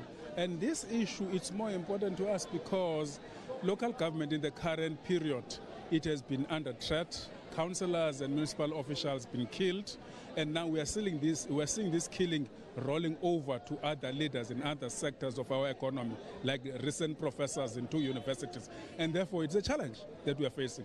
But the other challenge is, how do you deal with the emerging animal called coalition governments? And how do we handle that? Because it does provide inability to respond to challenges of our communities. Mr. Stoffile, thank you very much for talking to Parliament TV. Much appreciated, sir. Thank you very much. Thank you. That was Mr. B. Stoffile. Mr. Stoffile is the chairperson of the South African Local Government Association. We will be trying to see if we can talk to people, but right behind me are the members of the Democratic Alliance who are making their entrance into the Cape Town City Hall, all dressed in black. I want to see if I can try and grab an interview. Hi, good afternoon, sir. Are you ready to talk to us? Temingo Singoma from Parliament TV. Sir, what is it that with the black dress code for the DA? Well, I think we're standing with the whole of South Africa, and we're sending out a message, that we're in solidarity with all of South Africa, that we mourn with them. And what is it that you would like the president to focus on or emphasize on tonight when he delivers the State of the Nation address? Well, I think the most important issue would definitely be the power issue. I think the president has been silent around the power issue. We definitely want him to talk around that. I think what we're really unfortunately coming here for is for the president to pull out a fairy tale book and to read us another story, as story time is what SONA has become, hasn't it? Baba, thank you very much for talking to us at Parliament TV. That was a member of the Democratic Alliance. As you can see right here, they are all dressed in black. Let us see if we can speak to Ms. Natasha Mazone. Ms. Mazone, good day. How are you, ma'am? I'm very well. How are you? I'm good, thank you, ma'am. You can just take us through again. What really inspired this dress code, black? Well, there's not much to be happy about at the moment in South Africa. And I think to come dressed as if you're going to a celebration or a matric dance, as we see here, it's not the right message to be sending out to South Africa.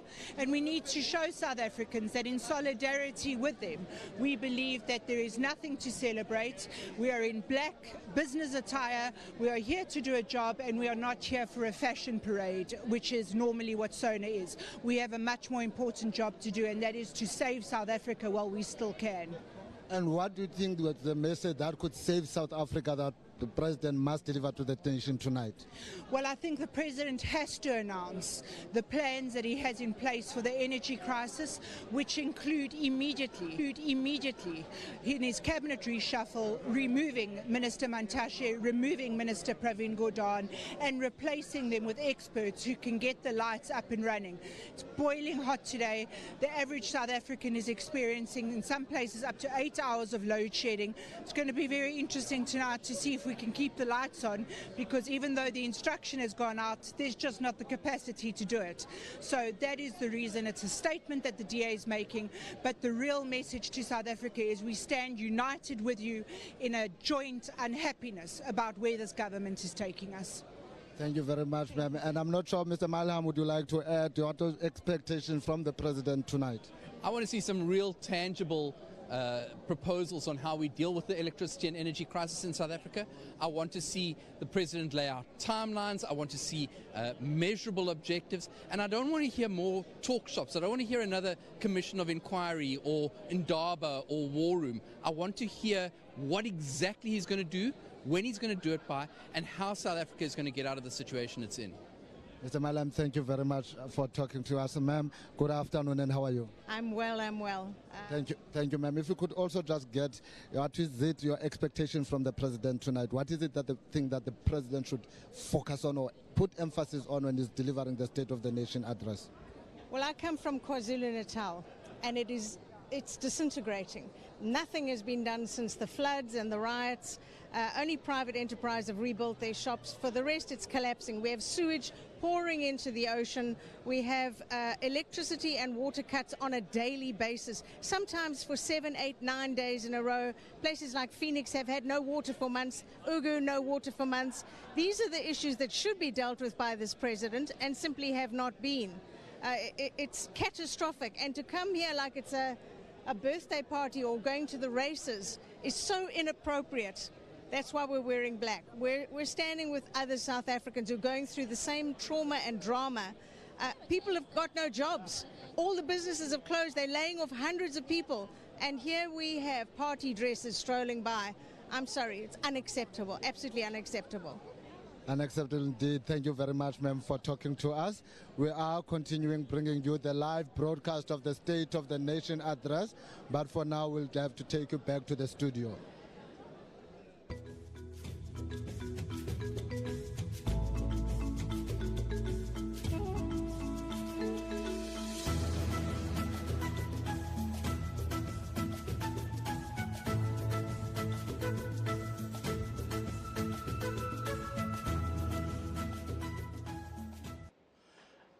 Welcome back.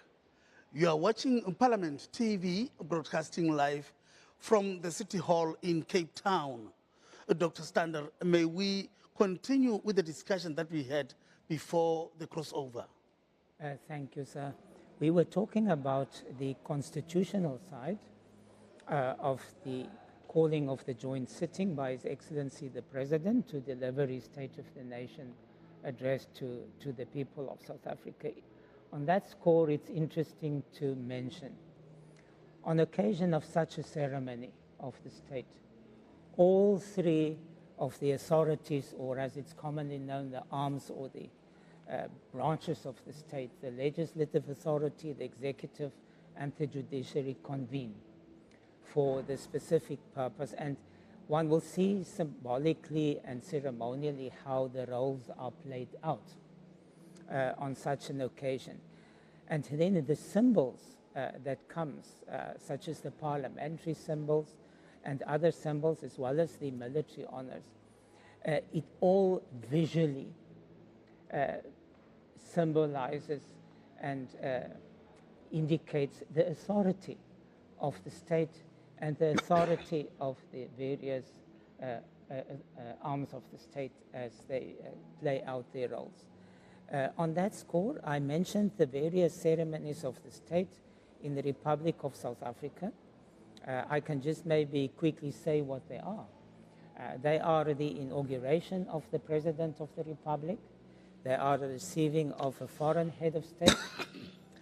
They are the funeral of a head of state. They are the investiture with national orders. They are the presentation of credentials to the President of the Republic. And then there are the swearing-in ceremonies of high dignitaries. And the ceremony we're talking about, of course, the state opening of Parliament ceremony. So on this occasion, we have a full ceremonial format, which means that you will have full honors being extended to His Excellency the President as head of state, which will be the 21 gun salute, which is a salute flight by the South African Air Force, and which of course is a national salute given by the National Ceremonial Guard with the national anthem. You will notice that the President will acknowledge that salute given to him as head of state and commander-in-chief of the armed forces by placing his hand on his chest on the saluting dais when he receives that during the national salute given. In monarchies, for instance, that salute given to the monarch is called a royal salute.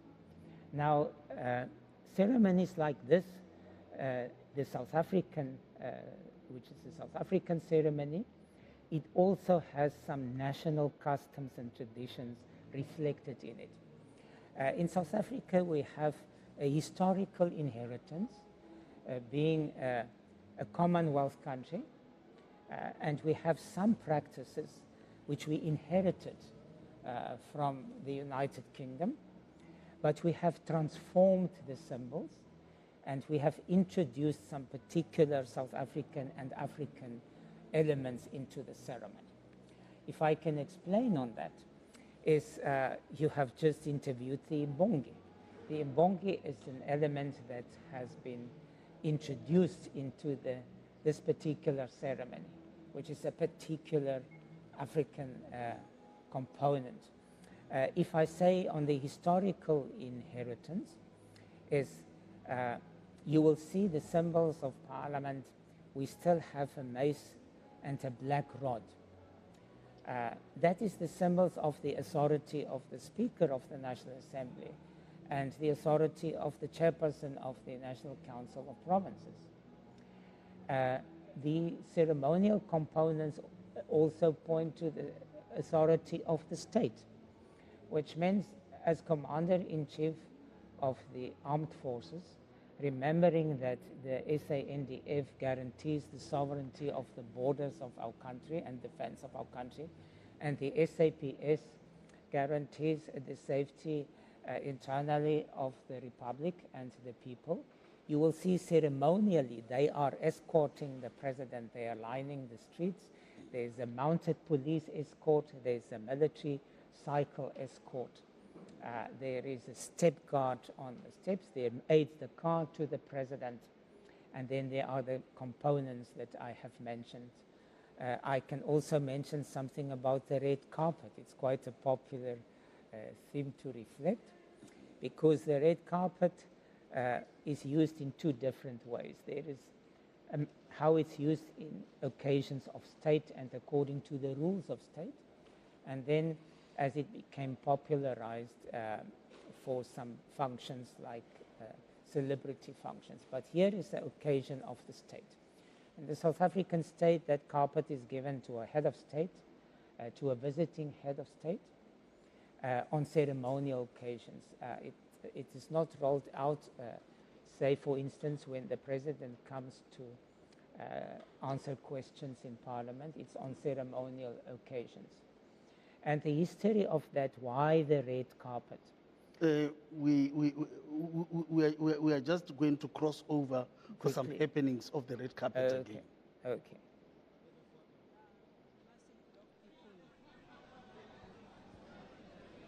You're gonna ask about the fashion, the design.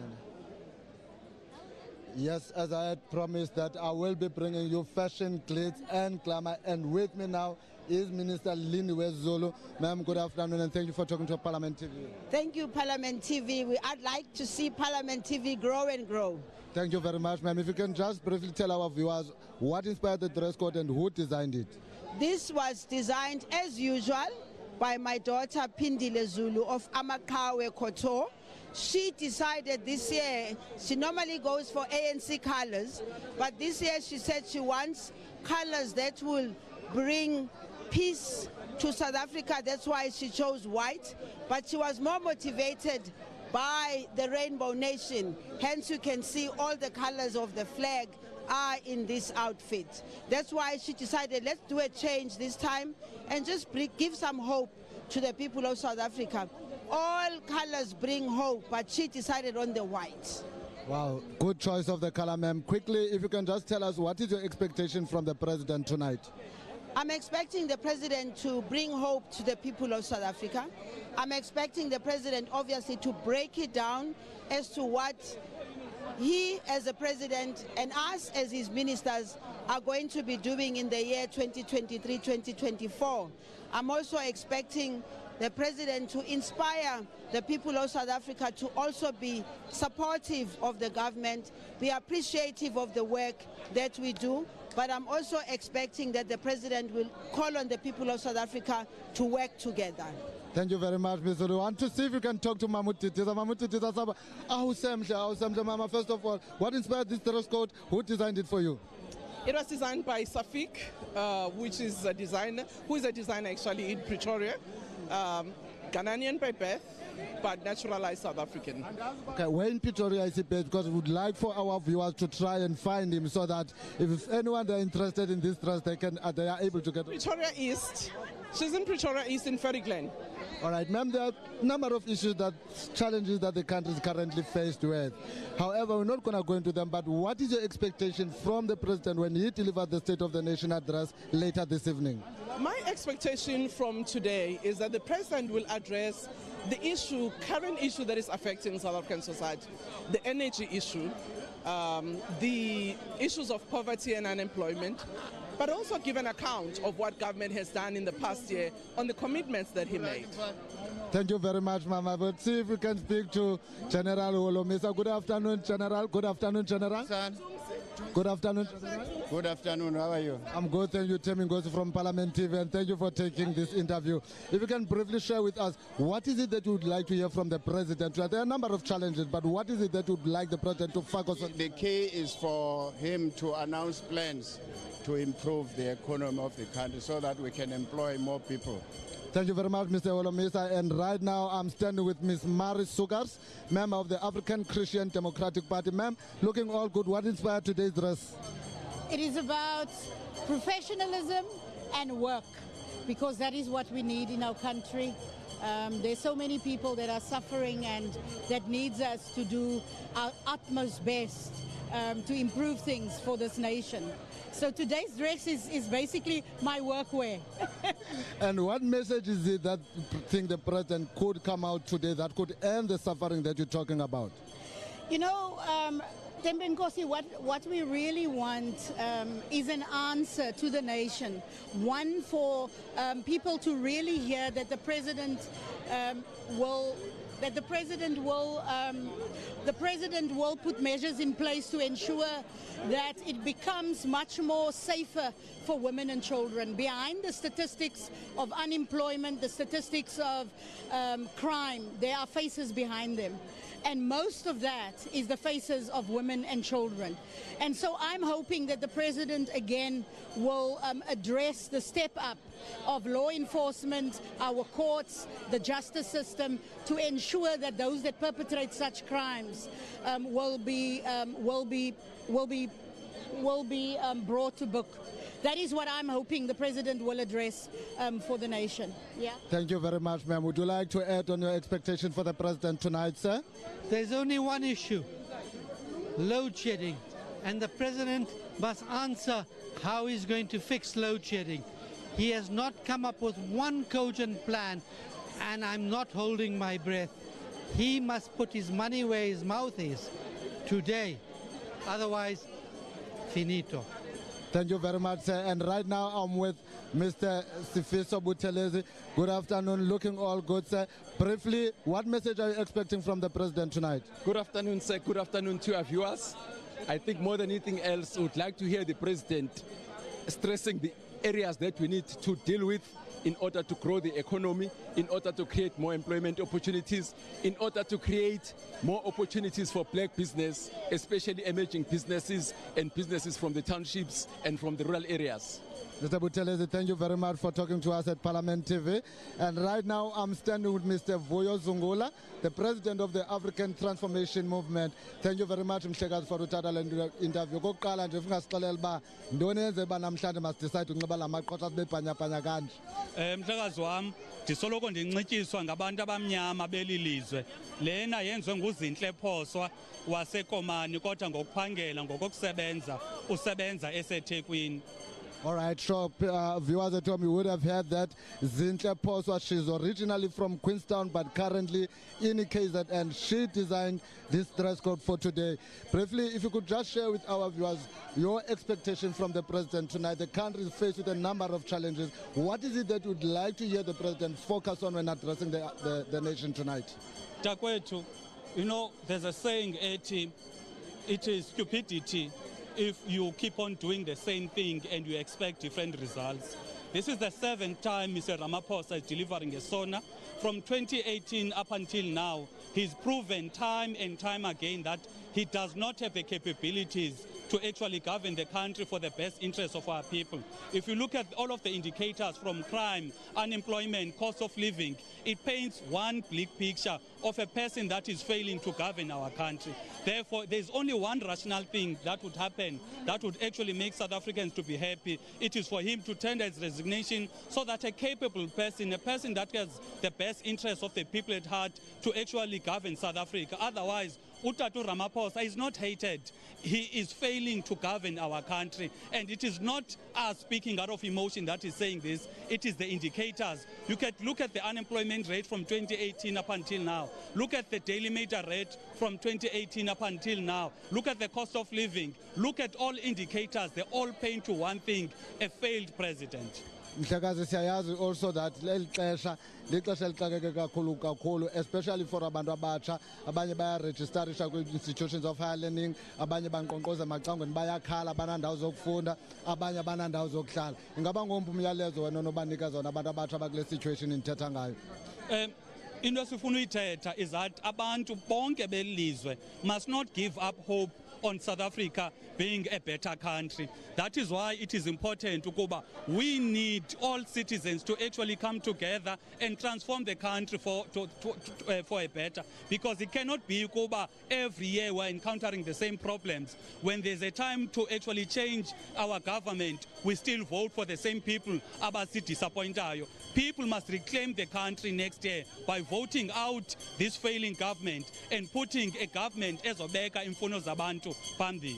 Mr. Zungula, siyabulela kakhulu baba. That was Vuyo Zungula, the president of ATM. And as you can hear the bell, that's an indication that red carpet is now officially closed. I hope that ngikuphathele konke obufuna ukubona nobunqwenela ukubona, kodwa ke njengoba sihlala senza singu-Parliament TV, nakulo nyaka kuzayo ngexesha xa kudilivashwa i-State of the Nation, sobe ngeli xesha silapha kule red carpet sikubonisa izinto abantu abadlala ngazo xa benxiba ifashion. Kodwa kwangoku, let us go back to the studio.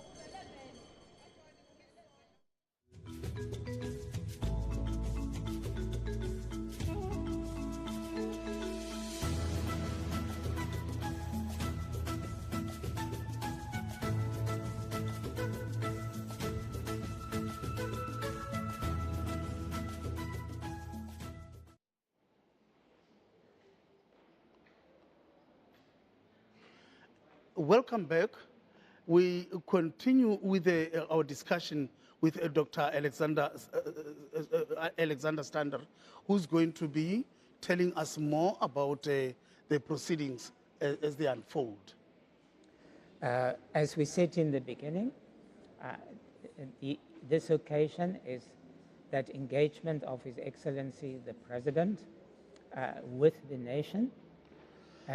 But another aspect of it is on such an occasion, we should also remember the President constitutionally is also responsible for the international relations of the Republic with his Department of International Relations and Cooperation, and accordingly on such an occasion there are also foreign representatives, foreign guests present, and also representatives of the diplomatic corps, the resident heads of diplomatic mission in South Africa. Actually, there are 140 ambassadors, foreign ambassadors accredited to the Republic of South Africa, of which 133, as in October last year, are resident. On this occasion, there will be 9 of them, which includes the Dean of the Diplomatic Corps, The Dean of the Diplomatic Corps is, in terms of his date of appointment, the longest serving in terms of the date he presented his credentials. This is the ambassador of the state of Eritrea, Ambassador Abdul, and the other 8 will be the regional ambassadors of the various regions in the world, the regional deans of that group. The ambassador of Central Africa has succeeded the ambassador of Eritrea as the Dean for Africa. They are the guests of the speaker and of the chairperson here. And then there are also other principal dignitaries. Amongst them, if I may say, and we'll soon see them arriving, we will see the arrival of the President of the National Assembly of the Côte d'Ivoire, His Excellency Mr. Bictogo. He's not the first President of a National Assembly of Côte d'Ivoire. I remember Professor Koulibaly was here as well. We will also see the chairperson of the Commonwealth Parliamentary Association, the Africa region, Her Excellency, the Right Honorable Catherine Gotani Hara. She is also the Speaker of the National Assembly of Malawi. Parliament participates as a member of the Commonwealth Parliamentary Association, and the President of the Republic, of course, represents us when there is a heads of state meeting of the Commonwealth, of which we are a member. We will also see the chairperson of the Non-Aligned Movement Parliamentary Network, who is now the Speaker of the National Assembly of Azerbaijan. She is the 6th Speaker of Azerbaijan, and those are the foreign dignitaries that will be attending His Excellency, the President of the Republic, State of the Nation. And on that score, an interesting protocol comment, if I may make. We particularly refer to the President as His Excellency in the presence of foreign dignitaries, particularly so. That is an interesting protocol component as well. That is just to say the foreign participation as guests and the importance of the international relations component on this ceremony of the state. So soon we will be seeing them arriving, and then I can talk, as you initially asked, about the sequence in which the dignitaries arrive, those who are alighting at the front of the City Hall. They arrive in what we call precedence. Precedence means the holders of high office are arranged according to an order. There is a national order of proceedings, a table of proceedings in South Africa. It's called the National Official Table of Precedence, and it was issued in 1996, which is basically the more senior the rank arrived the latest, the most senior being the President arrived the last and leave first. That is in terms of precedence that they arrive, in terms of the National Official Table of Precedence in the Republic. So we will see that soon materializing in the program of the order of proceedings. Yeah. And one of the most, in fact, one of the most important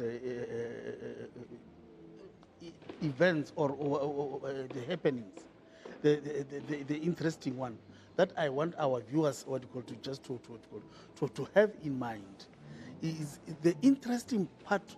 The interesting one is that one of arm on the chest when the national anthem is being sung. Yes, that's right. You said it is a symbol of. The President receives from the armed forces a national salute. The national salute is the national anthem with being given by the SANDF band and the National Ceremonial Guard, which salutes, give that salute to the President, which is acknowledged by the head of state, also as the chief, the commander-in-chief of the armed forces. So in other words, say, let us say we are at a soccer match at a stadium. We are at a soccer match at a stadium somewhere, wherever. When before the two games starts playing, then the national anthem is sung. Then it means no one must put his hand on the chest. No, you know what it is about is we must separate what is a ceremonial, military ceremonial occasion. When people show respect to national symbols such as the flag of the country, singing the national anthem, people can show respect, but here is military ceremonial honors being given to a commander-in-chief of the armed forces, which is acknowledged as well. This is the significance of that particular matter. Okay. Yeah. So you will also see in monarchies, for instance, if I look at the when we once visited the European Parliament, there was a blue carpet. When His Majesty the King arrived, the red carpet came out, and then a royal salute is given. In a democracy, a national salute is given to the head of state, and to the head of state only. To the head of state only. No, thank you very much. Thank you for being with us tonight, Dr. Stander. And I just want to, because of the fact that I know you know Sepedi very well, I'll just conclude by saying, Muchwaka gaboga ala eli. Kia leboga morena. Kia leboga. Yeah, you don't have to. You don't have to leave. You don't have to leave. In the studio right now, we've got a senior military person who is going to be telling us, who's going to tell us more about the ceremonies as they unfold. Good evening, sir, and welcome. Good evening, sir. Yes, may you please introduce yourself, your name? I'm Colonel Zolambi, standing in here now on behalf of the South African National Defence Force, so that we can be able to narrate and explain our role as the SANDF. No problem. You can just continue. All right. The SANDF, the role is ceremonial in nature. This is also drawn from the defense mandate, wherein, as part of our secondary role, we provide collateral utilities, conducting operations other than war. In this case, providing the ceremonial support to the opening of Parliament is part of that. You will see that we have all 4 arms of services, which then consist of the SANDF, being the SA Army, the South African Air Force, the SA Navy, as well as the South African Military Health Services. These services then are deployed as part of the components for the opening of Parliament. We are deployed from the castle. Some of the elements which one will see, as well as others which are hidden, deployed where off-site. It will be first of all, we start with the flag bearers.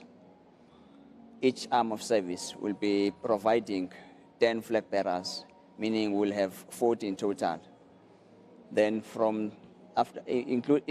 when we finish deploying the flag bearers, we'll then proceed with the street lining. The street lining, again, will start with the Army, the Air Force, the Navy, and finishing with the SAMs. When we finish deploying those elements, that's when we'll begin with the National Ceremonial Guard that will march through the street lining up to the parliamentary precinct. Those elements are the ones which will then be presenting the national salute to the President of the Republic. And as you observe also, when the National Ceremonial Guard is drawn to the parliamentary precinct, it will be pulled by the National Ceremonial Guard Band, which will also be deployed just at the rear of the guard. Other elements which are also deployed just in front of the parliamentary precinct, there's an entertainment band from the Air Force. There's a step lining guard, which is also deployed just where the President will be ushered in. Then there are 2 aide-de-camps, which will also be leading the President to the podium and thereafter to the parliamentary precinct and to the chamber. Yes. Yes. No, thank you. Right now, Dr. Standard, can you take us through the proceedings, like what is happening right now on the Thank you very much. And linking up with the Colonel, with his permission, there is his door openers of the SANDF, the 2 Navy service officers there. Now we are seeing the principal dignitaries starting to arrive. I've already listed the foreign dignitaries. We will now see also the former Deputy President and also former President Mbeki arrive. So this is now the sequential arrival of the principal dignitaries, and as I mentioned, they arrive according to the office that they hold. Amongst the last to arrive are the Chief Justice, who is rubric number 3 in the Republic, and then the former presidents, of course, they are number 4, and lastly comes the Deputy President and the President of the Republic. All right. As we can see, that looks like the military. Is it the police band or the military band on that is playing next to the city hall there? As the Colonel mentioned, there are bands from all 4 the services of the Defence Force, and there we will see, we'll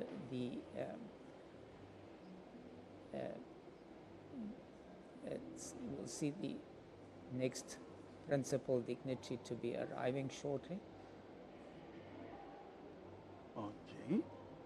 So right on that now, score, I may just say, with the Colonel's permission, I have been informed by the Defence Force. The 21 gun salute will be given by the Nelson Mandela Artillery Regiment. Yes.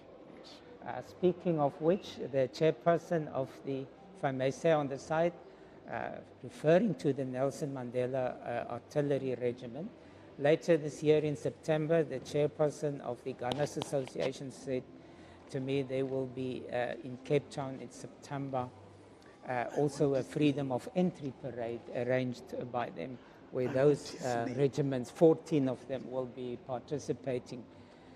And unfailingly, the Gunners, every occasion this year, such in the year for the State of the Nation address and for foreign heads of state, always unfailingly renders that salute to the head of state. On the salute.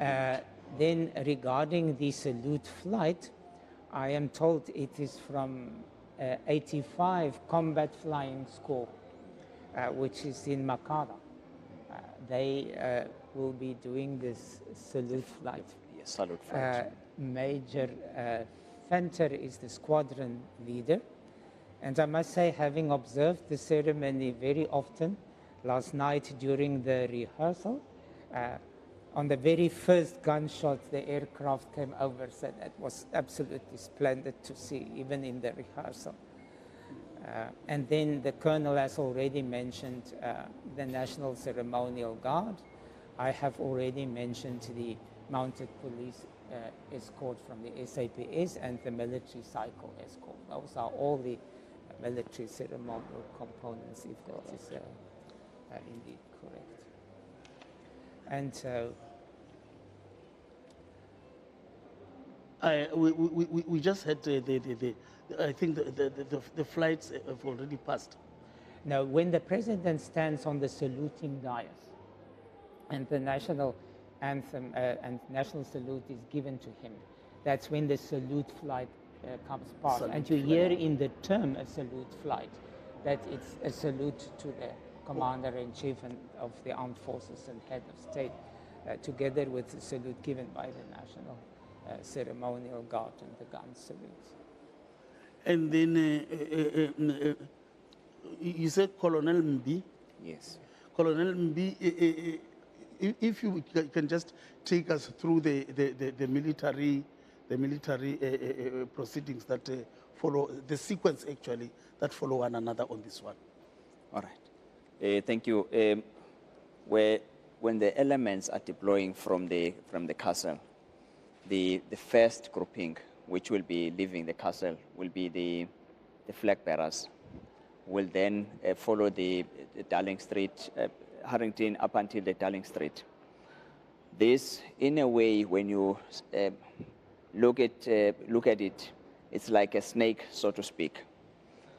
Reasoning why I'm putting it like a snake, because there will be a head and a tail. Then one would understand in that fashion.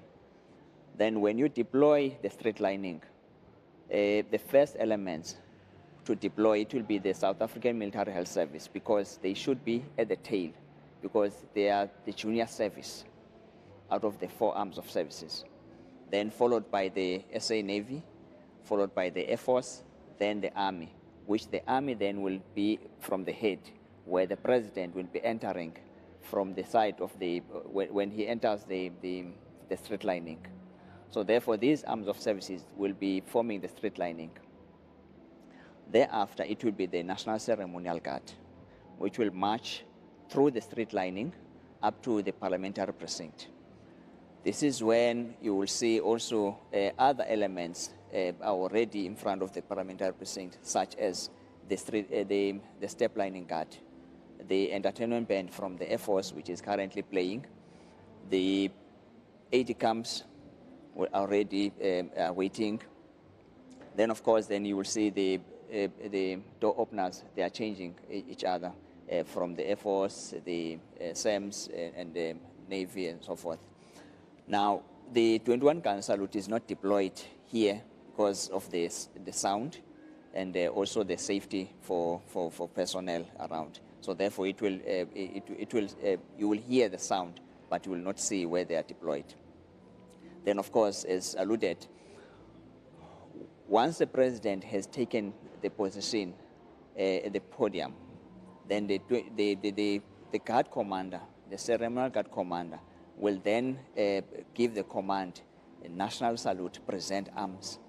Simultaneously, the national anthem will be sounding, accompanied by the 21-gun salute and the salute past. So that's basically, in the nutshell, what is going to happen. So following that, the President, accompanied by the Speaker of the National Assembly and the Chairperson of the National Council of Provinces, will enter the chamber, preceded by the symbols of Parliament, which is the mace and the black rod, and then you will see the President will be announced by the Sergeant-at-Arms as they enter, when the Ibongi will then sing the praise of the President, until the President reaches his seat in the House. And then once the Speaker and the Chairperson has given the opportunity for silent prayer and meditation. Then, of course, the joint rules of Parliament starts for the joint sitting to commence. On that score, I will come back to explain the symbolism of the robes of the procedural staff and of the judiciary. All right. As we can see on the red carpet. Yes. It's I think it's a member, Honorable Buroto, there on the red carpet, going straight into the entrance, and then many people have already got into the hall, as we have seen, because almost all the ceremonies, the military ceremonies and everything have come to an end, and everybody is now seated, and I think we are not very much far from starting, because right now it's 6:15. Around about 7 o'clock, that is when the President of the Republic of South Africa will be delivering the 6th State of the Nation address. Yes. Normally, in terms of the proceedings, by 6 o'clock, the members of the House are seated, and the foreign guests, what you see now, in the period between approximately 5:45 and 6 o'clock, you see now the principal dignitaries arriving, because about 6:20 is when the National Ceremonial Guard starts approaching and taking their position for the national salute that they will give about 10 to 7. 17:50 is the time for the president to arrive and take the salute, and that is the principal ceremony of the state that I explained. I just want to say something. If we see the robes, both of the judiciary and of the table staff, is robes signify impartiality. As the judiciary dispense justice without favor, but impartially, it covers basically symbolically the identity of the individual. And in Parliament, the principal advisors to the presiding officers are the procedural staff, the Secretary to Parliament, who is the head of the accounting officer and the head of the administrative head of the legislative arm of the state. And they are robed because of the application. The joint rules is applied across whatever political party. All the members are bound by that. Interesting on that, on the floor of the House can only come members of Parliament. By the way, I'm not sure if the public is aware, but the head of state, the president, is not a member of Parliament. During elections, His Excellency the President is elected, but when elected as president, must resign the seat. The deputy president is a member and is usually, not necessarily, but usually, the leader of government business in the House. So that is actually the interface between the executive and the legislature through the office of the leader of government business. On the aides de camp that the Colonel referred to, when we host a foreign head of state, we also assign an aide de camp to such a head of state. They also come with their own.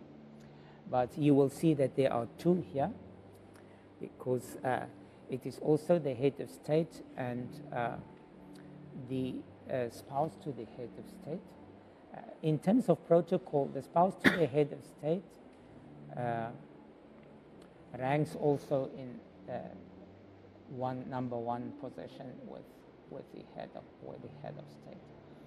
On the gun salute, I can share some interesting information for our viewers if they are interested. The 21 gun salute is internationally the standard salute being given to a head of state. If one gives a salute to a head of government, it will be 19 guns. And it goes down in military ceremonial. You will always get a 17 gun salute. In many countries that is given to a governor of a state. You get 17 also in the USA given to a 5-star general when they have a funeral of such a general. You get for a 4-star 15 guns, you get for a 3-star 13 guns, and for a 1-star 11 guns. So there's a sequence in military ceremony, if I'm correct, Colonel. For that, what we saw in South Africa is His Excellency the President hosted President Macron of France, where 21 gun salutes was given, and then came the Chancellor of Germany, who also got a red carpet. But if we give a salute to somebody like the Secretary General of the United Nations, it would be 19 guns. In monarchies, there is a bit of a difference where on the birth of a monarch, heir to the throne, and the accession to the throne, another 20 is added, making it 41 or 62 even. And the just interesting facts is the biggest number of ever given in history was 300 for the birth of the last heir to the Russian throne, the Tsarevich Alexei Nikolaevich, when he was born in 1904. 300 rang out to announce the birth of the heir to the throne. The 21 here is a common international practice, which is once more something we inherited. I can also talk in protocol terms about forms of address. I refer to the matter of addressing the President as His Excellency. People don't always know in terms of forms of address what is a title and what is your job. If people say Madam Speaker, Speaker is the job and Madam is the title. And why do we say Honorable? Honorable as a title was discontinued many years ago in the 1980s. But in 1994, when the new democratic parliament was assembled, that is used as a form of designation of respect, because a member of parliament represents a constituency. And that's why it is an honorable member of parliament, which is a form of address, but not a title, if I may explain that. We, of course, address ambassadors as Excellency too. Why is that? Ambassadors are plenipotentiary representatives of their head of state, their country, and their government. It's interesting facts, that is everything play out. But if I might come back, all these ceremonial components indicate visually and symbolically the authority of the state, its constitutional mandates and its constitutional roles. Pomp and ceremony or carpets or a carpet show, it all has significance of indicating respect for the state's authority and for the position according to the office that you hold. Certain courtesies are extended to you. So, as I've explained now with the gun salutes and other courtesies, even seating arrangements in banquets are done according to precedence accorded to the rank that you hold. Our own table of precedence is from 96. I'm coming back there. You see now that the viewers will see the judiciary with their robes, the various robes from the Constitutional Court, the green ones, and then the Supreme Court of Appeal, the Labour Court. I have earlier explained what the robes' significance. So that was the procession of the judiciary. There are two other processions, which are the speakers of the provincial legislatures and the premiers of the provinces. What you see here is the step guard that's marching up to take position on the steps through where the president will be passing through on his way to the saluting dais. Colonel, this is the band with the national ceremonial. What is it called? The band you see there, it is the National Ceremonial Guard Band. Yes. Now the uniform, which is red, you will see all the army bands will be wearing the red uniform, of which then the National Ceremonial Guard, the uniform which they are wearing now, the green one, it is actually what is worn by the National Ceremonial Guard, and that is the only unit we have for ceremonies. Prior 1990, it was called the Presidential Guard, which was since disbanded before 1990. And then this unit was then resuscitated, so to speak, in 1996. This also was born out of the luminaries when they visited South Africa. And then the Defence Force had to assemble soldiers to provide and present welcoming ceremonies. Now, then, of course, then it was seen as a gap, hence the establishment of the National Ceremonial Guard to fulfill that gap as a unit. So we'll see then the officer commanding currently, and who, of course, is the guard commander, ceremonial guard commander, is a female, Lieutenant Colonel Masilela. And the band director is also a female, Major Ngomo. Quite interesting that at least we are blending now, and we are transforming those special units. Now they are in position, preparing themselves. You will see from here on, the Deputy President of the Republic will be ushered in, escorted by the bikers, the military police. They will bring him in. Then they withdraw, awaiting now the escorts who will then bring the president. The escorts, it will again be the bikers, the military police, as well as the SAPS on horses. So that is basically when the president has arrived, he will then be, of course, awaited by the aide camps, who will usher him to the podium. As soon as we complete that part where the national anthem has been sounded, and of course terminated on the last 21 gun salute, the 21st round, when it goes off, then we terminate the salute. The president withdraws from the podium, led by the aide camps, ushered into the chamber. And so soon after the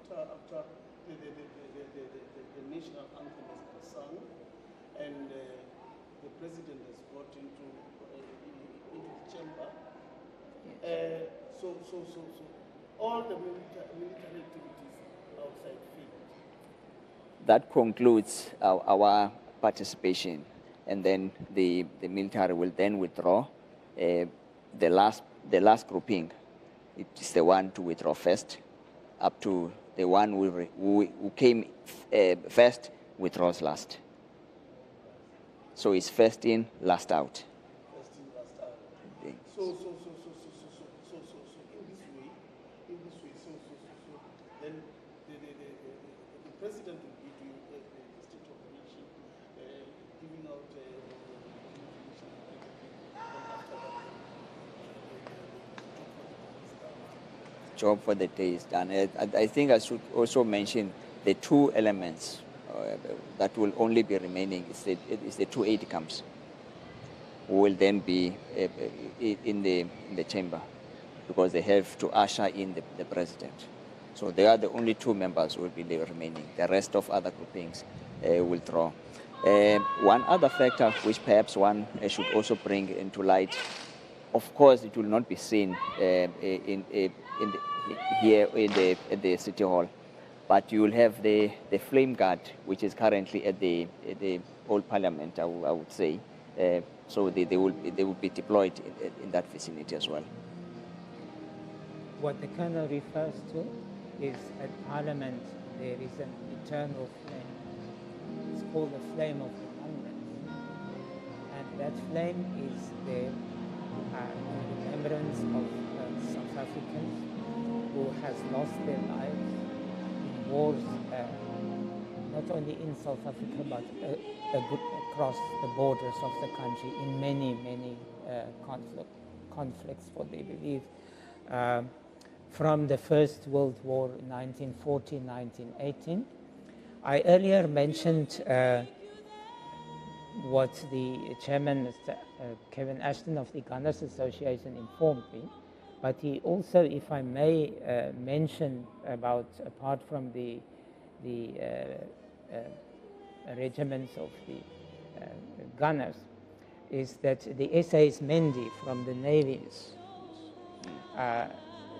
the honors that has been given to commemorate the naval personnel of South Africa whose ship was sunk in the First World War. That is also being commemorated now properly in South Africa. In the Second World War, South Africa was also an ally, and we also had service personnel. Now recognition is being given to military personnel that wasn't formerly given. We also saw some Navy vessels having been renamed according to that recognition being given now. But that eternal flame is for that purpose in Parliament.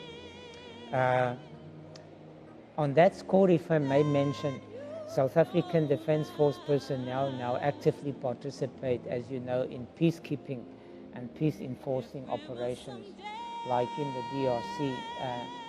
That is a very important role.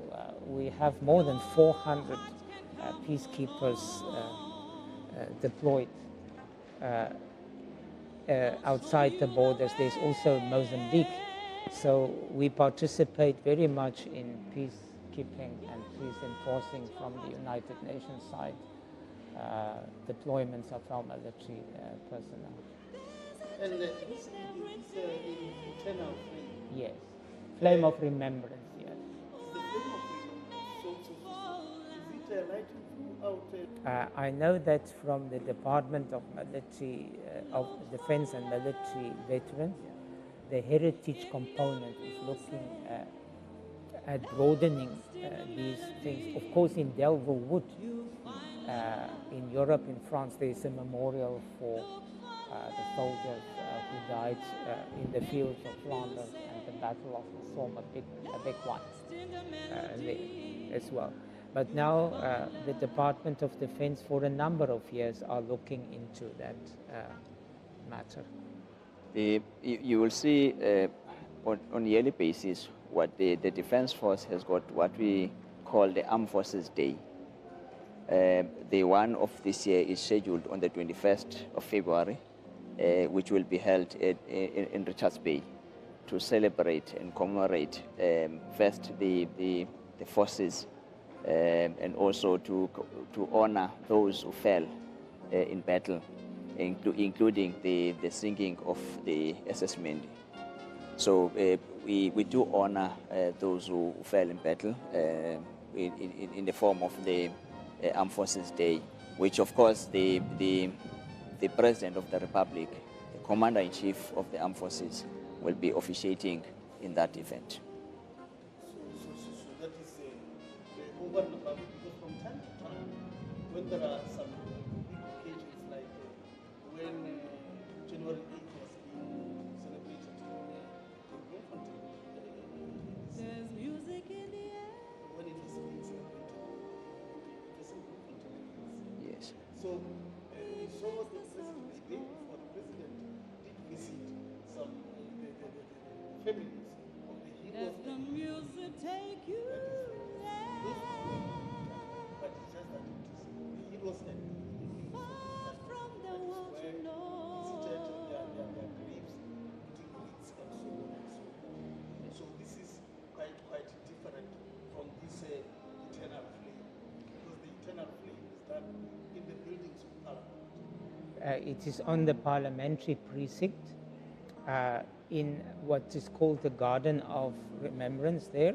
It is called the Eternal a Flame of Remembrance, and it was established in the late 1980s. It was placed there. But it covers all those conflicts, including the First World War, the Second World War, the Korean War, the war, Namibian independence, or the border war, as it's also known, and other conflicts, and also in modern times, as I mentioned, our soldiers are losing their lives in peacekeeping operations as well. So it's for all South Africans who lose their lives in the service of the country abroad and in conflicts everywhere in the world. Also, annually on the 11th of November, or the date closest to that, there's a remembrance ceremony held for the First World War, but it also addresses other wars on the 11th hour of the 11th day of the 11th month, and that was when armistice was signed, the end of the war in 1918, when hostilities ended. A lot of South Africans participated in the war. One will be surprised where there are in Commonwealth graves and elsewhere where South Africans lie. I remember when I prepared for former President Mbeki, his visit to the Russian Federation. In Moscow, there is also a museum for the Second World War, and there's also a South African exhibition in there, because we, with Britain, with France, with the USA, and with the Soviet Union, we were allied forces there. So South Africans participated in the Arctic convoys there as well. That's all where South Africans were dying. So we should now see, I see it's 1838, around about 1844 we would see the Deputy President arriving with his military police cycle escort. Yes. Colonel. Okay, so he will be arriving, and then the last person to arrive will be the president. Yes, which means now the principal dignitaries have all arrived, the processions have all arrived. The former deputy president and former president has arrived. They are all inside the house, and when the deputy president arrives, he is also announced in the house. President arrives and then is given the full ceremonial honors after he enters the house to give his address. It's quite, I don't want to use the word sacred, but it's the pivotal moment, this one, ceremonially speaking. Ceremonially speaking, yes. Isn't that, Colonel? Indeed. We always look forward to participate in these ceremonies because, as alluded, this really symbolizes the authority of the state, and equally, you will see also the defense force, we bring it to the people because this is the people's defense force. And in that light, I should also mention that currently the defense force is recruiting to ensure that it's rejuvenating for the future. So our children out there, the ages between 18 and 22, were eligible to, they are still eligible to apply. The forms will be closing on the 28th of February. They can apply to the Defence Force so that we can rejuvenate, because we will be exiting at some point, so they have to come in as well. What is that age range again? Is between 18 and 22 years of age. Between 18 and 22 years of age. Yes. And then, if I may ask, what is the criteria? Do they have to have a matric? Criteria is definitely one has to complete the matric.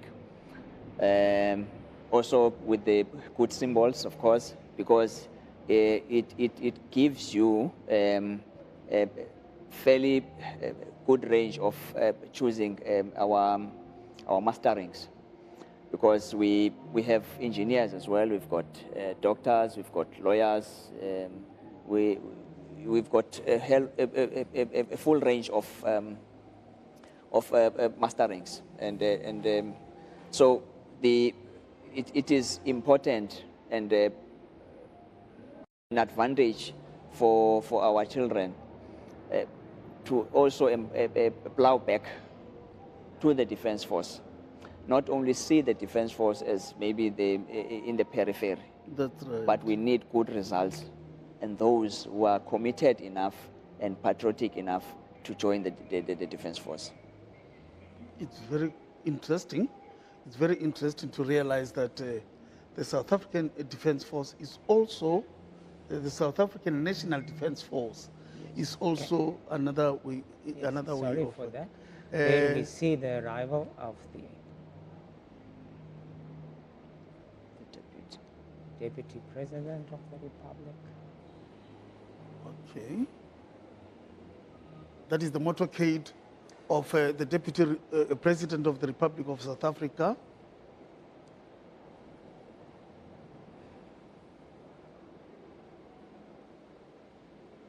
He is now, he stepped out of the car, is now on the red carpet, being greeted by Deputy Speaker Chesa Tsenudi and Mayor Sylvia Lucas. He's being ushered to the podium. He's being ushered to the podium.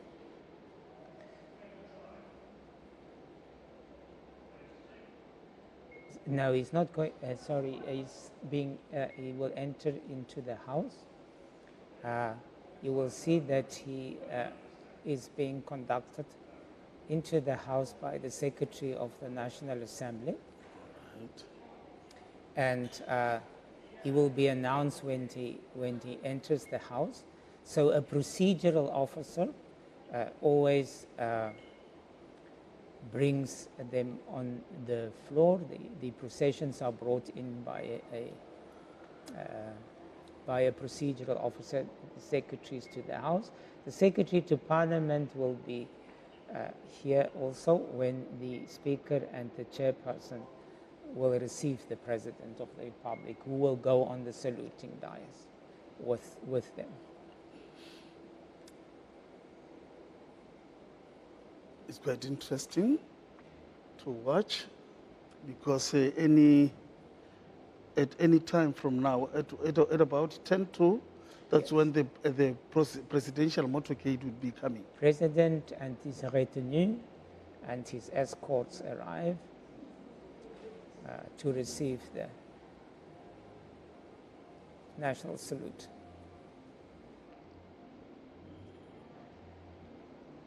And another thing to notice is that it is only, in the street, it is only the military and a few spectators on the other side of the, on the other side of the street, on the other side of the city hall. But here in this street, it's clean. It's just the military personnel doing their normal duties ceremonially. Okay, so what we see here is the Speaker of the National Assembly and the chairperson of the NCOP and the secretary to Parliament to await the arrival of the president. So this means that the presidential motorcade is not far. That's right. Yeah. The presidential motorcade is not far. And as you can see, I think it's a bit windy outside. When you came in here, it was a bit chilly in the morning. But right now it shows it's a bit windy because you can see the gown, that gown is being blown by the wind. Yeah. One thing interesting is that although it's 10 to 7, it's still nice and sunny in Cape Town. Yes. Yes. Nice and sunny in Cape Town. Okay.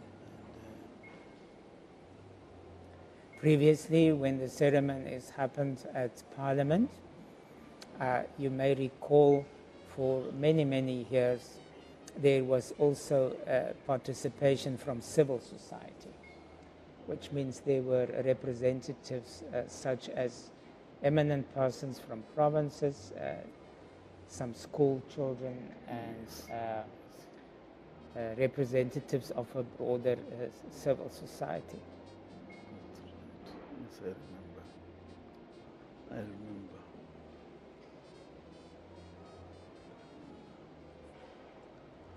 Okay. So Deputy President, as I mentioned, is also the leader of government business in Parliament.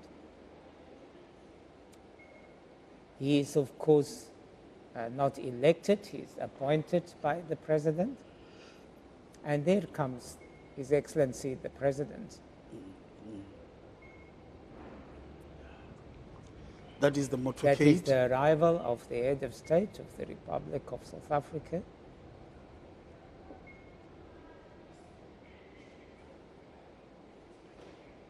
With a mounted SAPS police escort. You've already seen the military police cycle escort.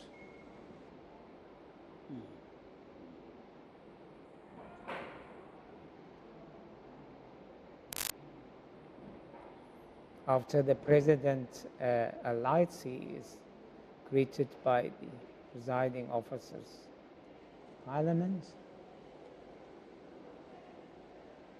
And the procession entering the House. The President enters in procession, which I will describe as he enters.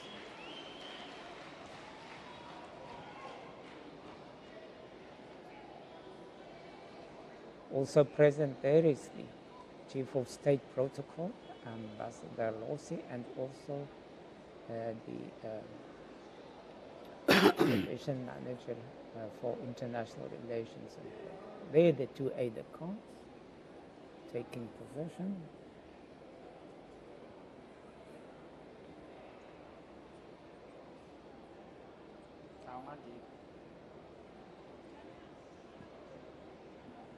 The two soldiers are the two aides. Two aides-de-camps? Or two aides-de-camps.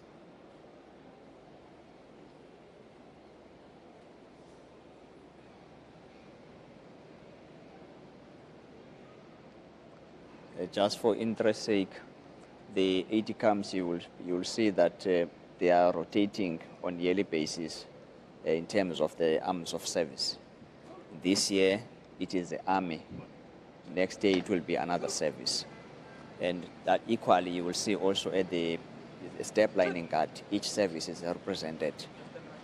Army, the Air Force, the Navy, and the South African Military Health Service. Now the national anthem will be sounding.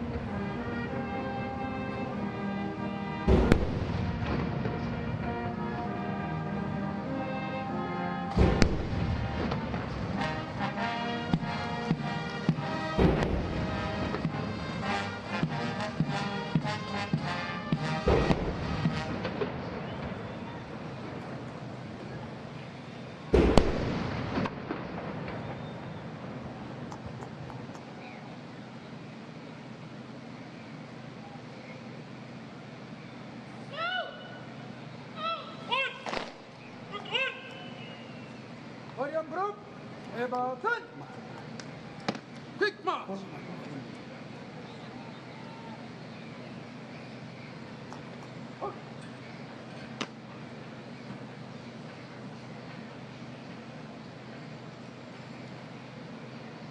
Quick march.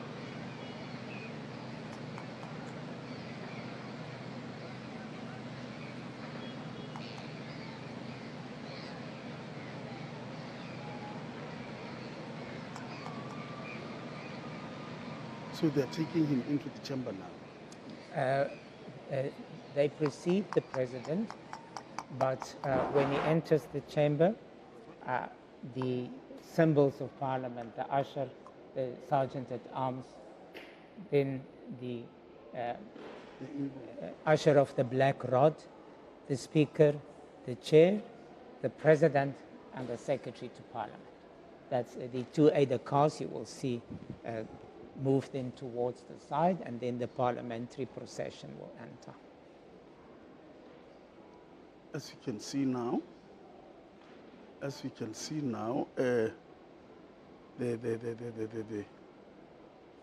sergeant at arms is not yet visible there, but he is the one who's going to be ushering the what called the president. Plus the usher of the black rod. Plus the usher of the black rod. Yes. And at that time is the time the Imbongi does the praise of the president. All right. Yes. Yes.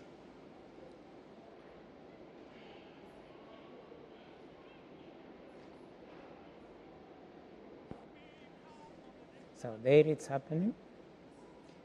And he also announces the president. President of the Republic That is of then South the Africa. Bazondo kombela kwesabo inhlanzi ehambe phakathi kwezinkalankala yahamba yangazilingisa yahamba yanethezeka Ramaphosa mnyakaziswa ababhemu abashiye bencela izithupha kuvumile impompo kwavuma iGauteng ne-Eastern Cape yavuma thuma mina ngiyathumeka ivunywe nawu King Charles kwelamangisa eNgilandi ukubhakubhaku ukubhakuzela kweyifuba kontaba kayikhonjwa iklaselo kwesomongameli wajabula nomahlale lapho wathi uyangapha bathi 350 wathi uyangapha bathi 350 wathi uyangapha bathi 350 wathi uyangapha bathi 350 kulilise nogogo nomkhulu bathi akabuye ngevoto kamatamela inhlathe ementabeni ziyikhonkotha zikude ziyayisaba misondela since 1952 kwelasesowethi baphengo noPeter ibhodo elincane kwezamabhizinisi ngoba umuntu wazana ixesha lifikile kaRamaphosa ginqeze thenjwa inkunzi ibinda iqhawa liqedwe.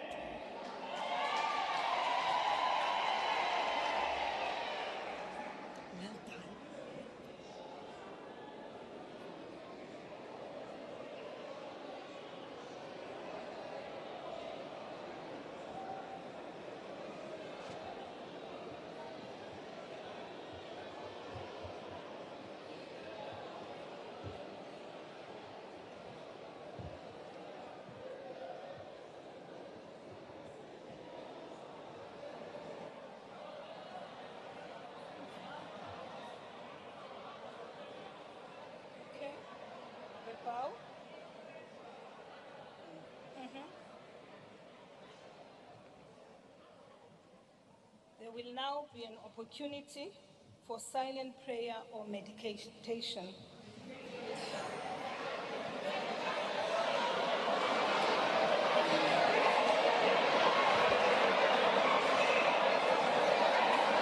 Meditation.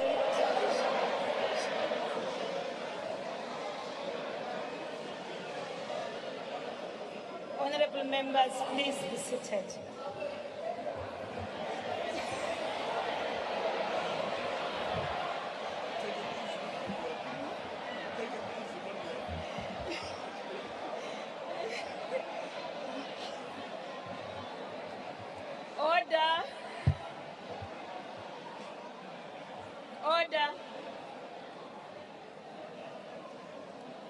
Order, honorable members.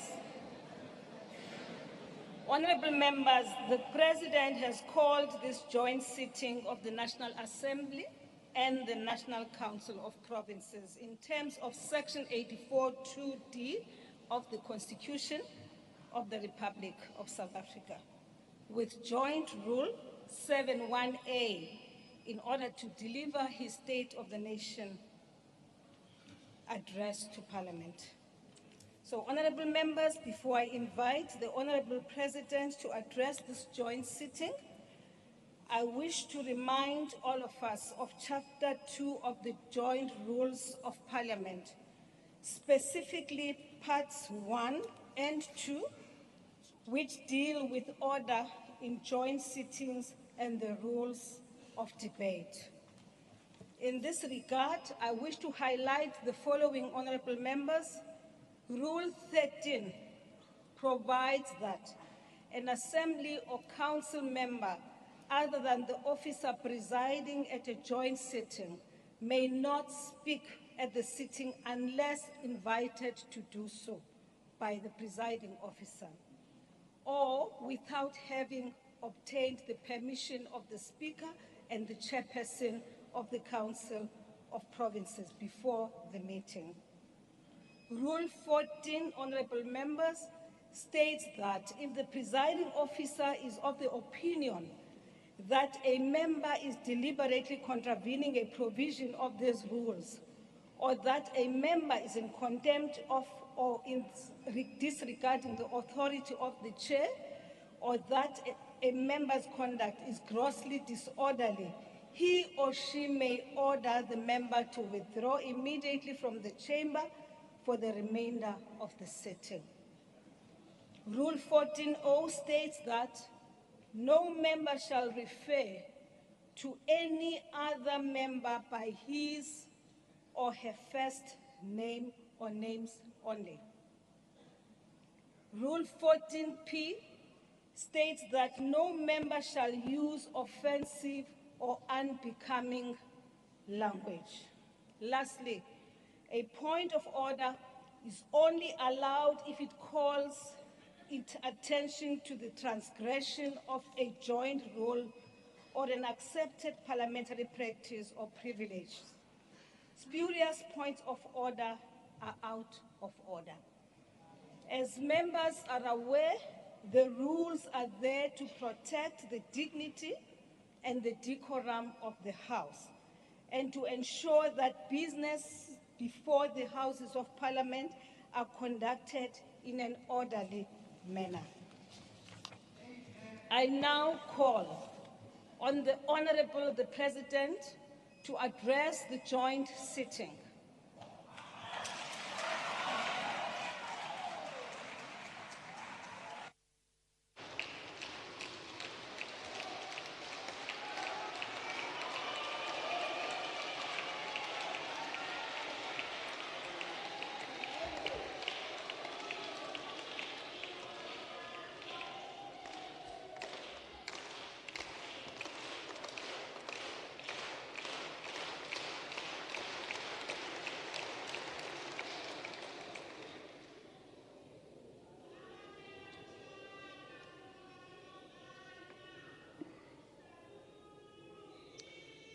Speaker of the National Assembly,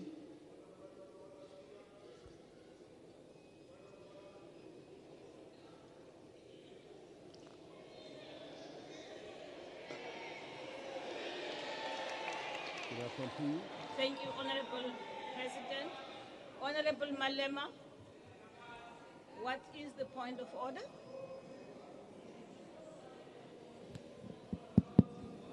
You asked Mr. Ramaphosa to sit down first. I'm standing.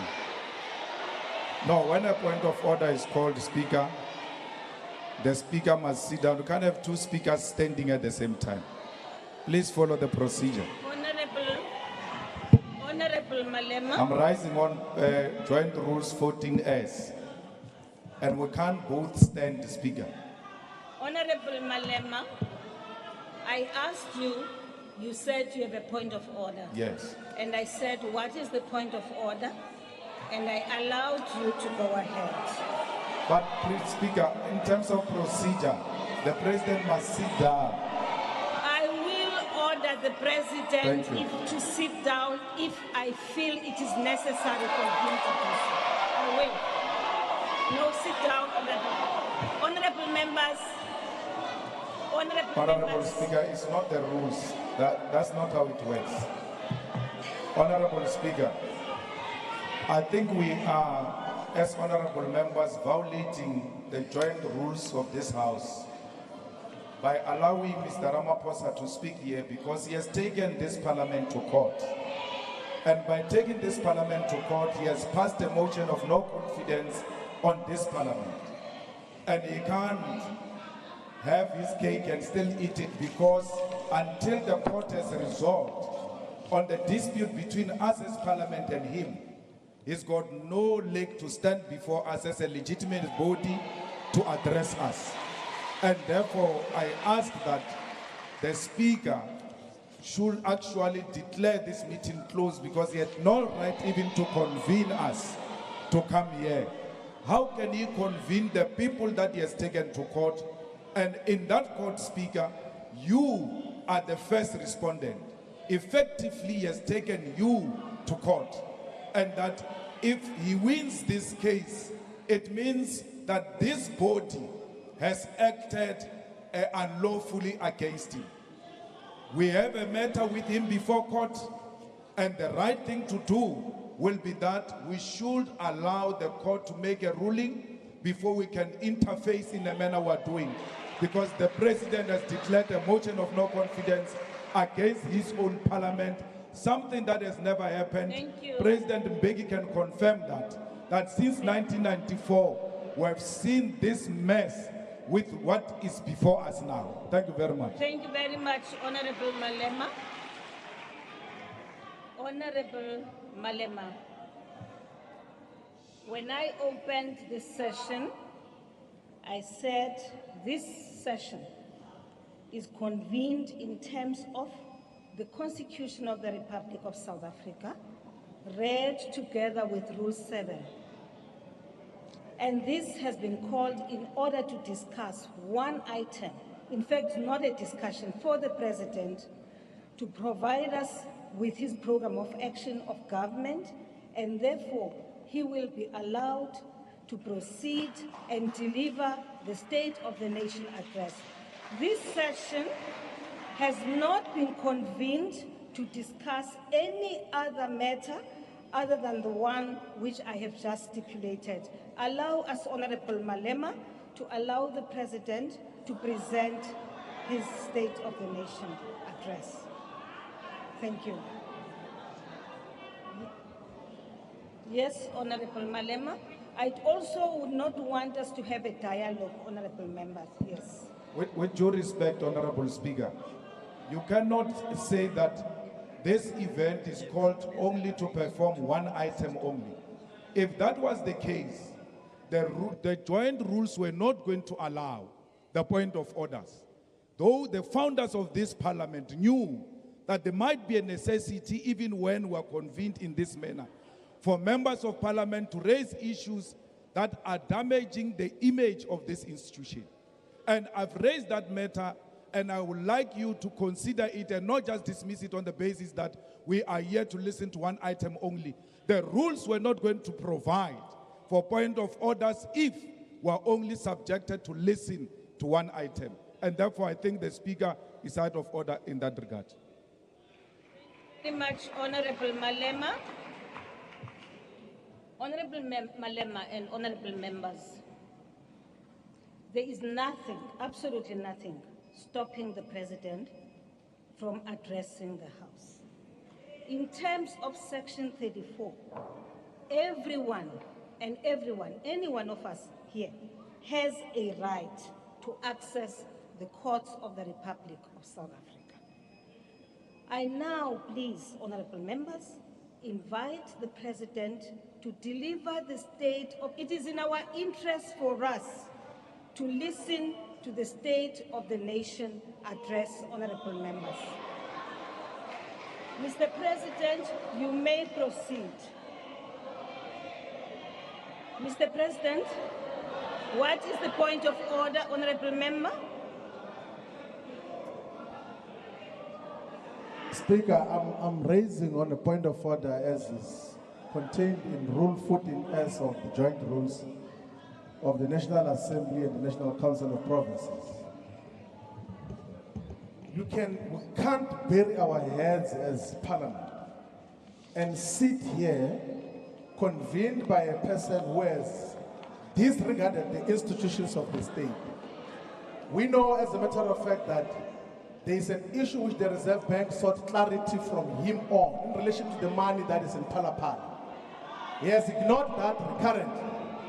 The revenue collector, the FIC, SAPS, everyone else. There is a point I of think order. that issue we can't bury our heads in the sand and listen to a person who is involved in wrongdoing, Honorable members. and we can't vote wrong into right as Parliament as you did in the last sitting when we were Honorable dealing with the Shivambu, Palapala issue. you are I now would think that as delivering a speech. This is a speech. Next week, no, Honorable Shivambu, please take your seat. Please take your seat.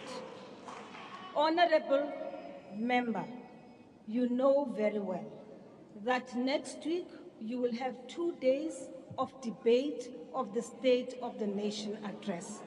For now, we are receiving the State of the Nation address from the President. Please, Honorable Member, now that I have raised a point of order with he has raised a point of order, I've finished ruling with that, Honorable Members. Shall we now proceed with the State of the Nation address? Mr. President, my sincere apologies. I'm told there's a point of order from Mr. Zungula. Honorable Zungula.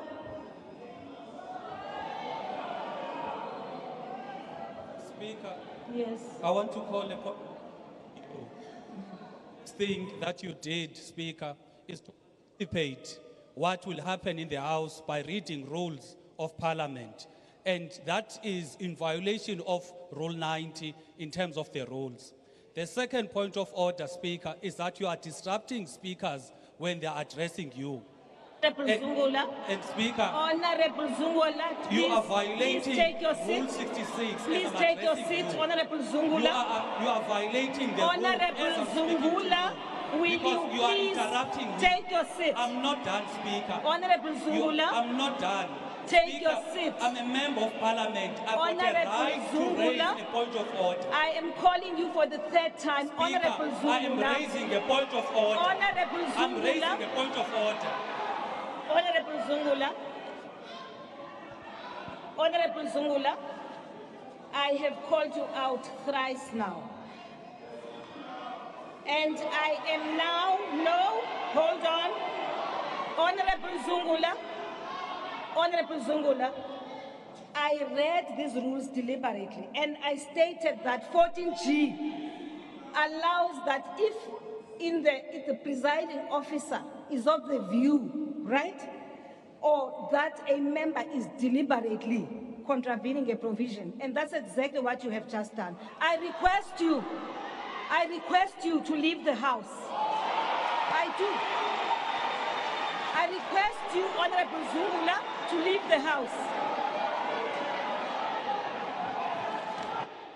Honorable Zungula, I request you to leave the House.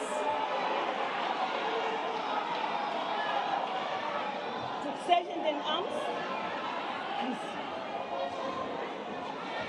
Honorable Zungula must leave the House.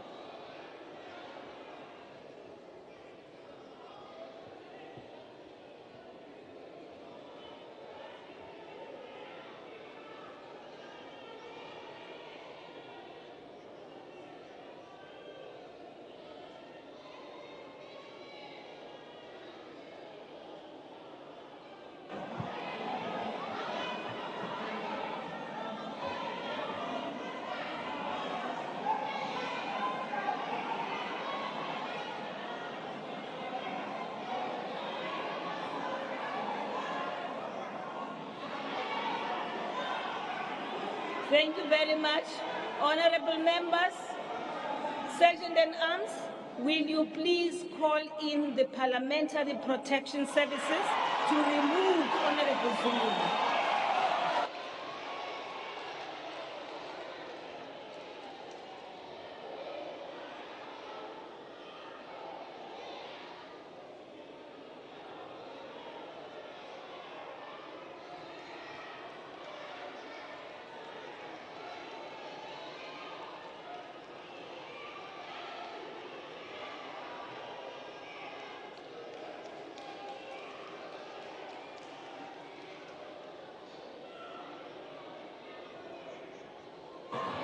I thank you, honorable members.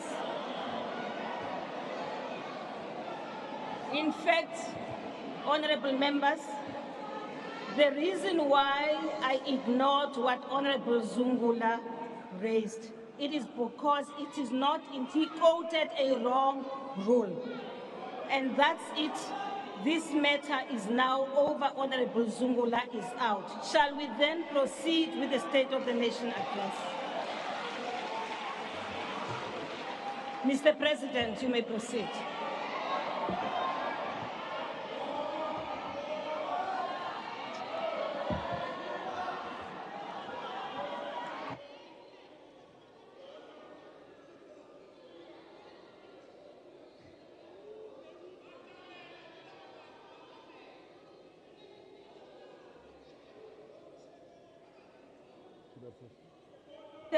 You may proceed. Honorable members,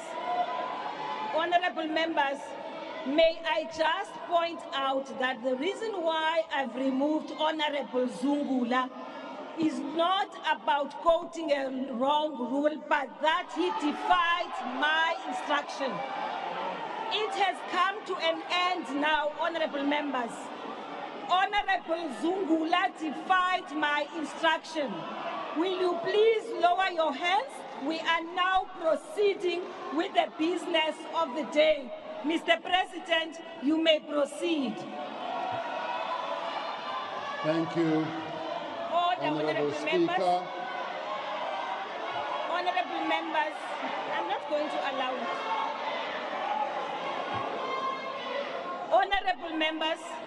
Honorable members, hold on. Mr. President, my apologies. Honorable members, I do want to say that I will not entertain spurious points of order. I will not entertain spurious points of order. Now, honorable members, we are not going to waste time on points of order. I am addressing you, Honorable Mende. Just keep quiet until I finish, because I will give you the opportunity to speak. Right? Don't do that. Don't do that. No, don't. Honorable whoever. Honorable Tambo, Honorable Pambo, I'm watching you, Honorable Pambo. I am watching you. I am watching you. Honorable Mente.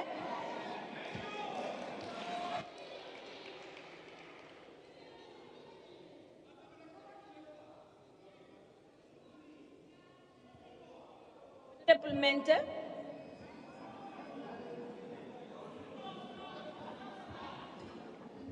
We look at the mics, Honorable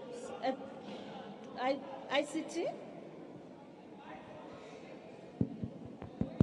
Thank you. Thank you.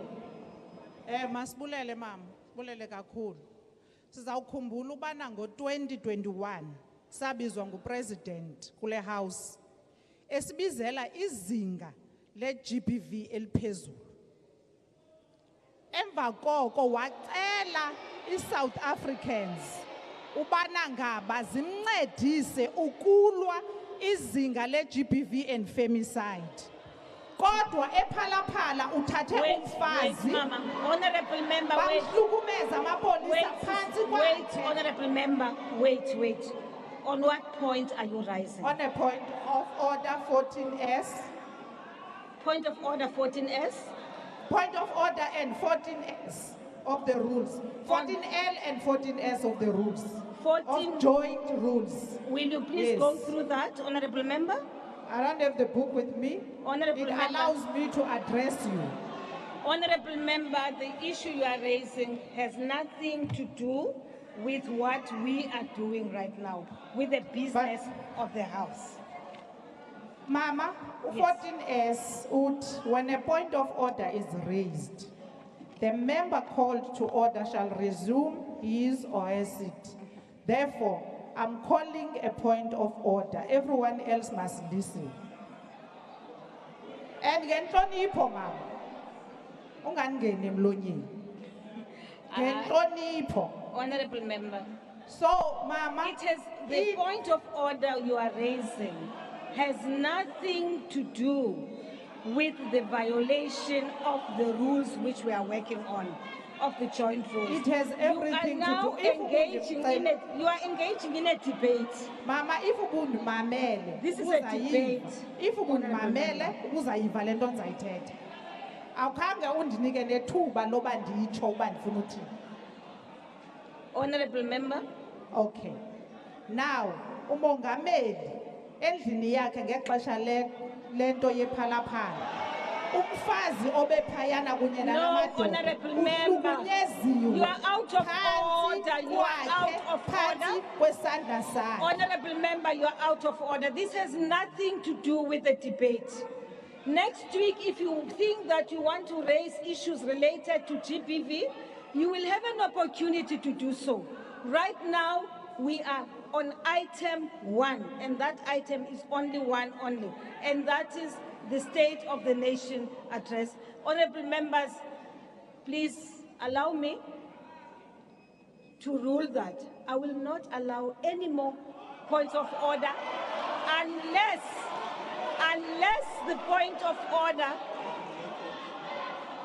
unless I haven't finished, honorable members, unless the point of order is related to the business of the day today, honorable members.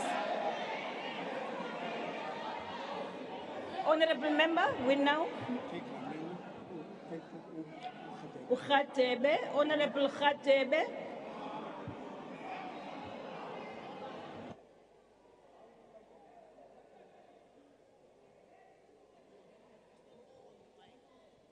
I've given you an opportunity.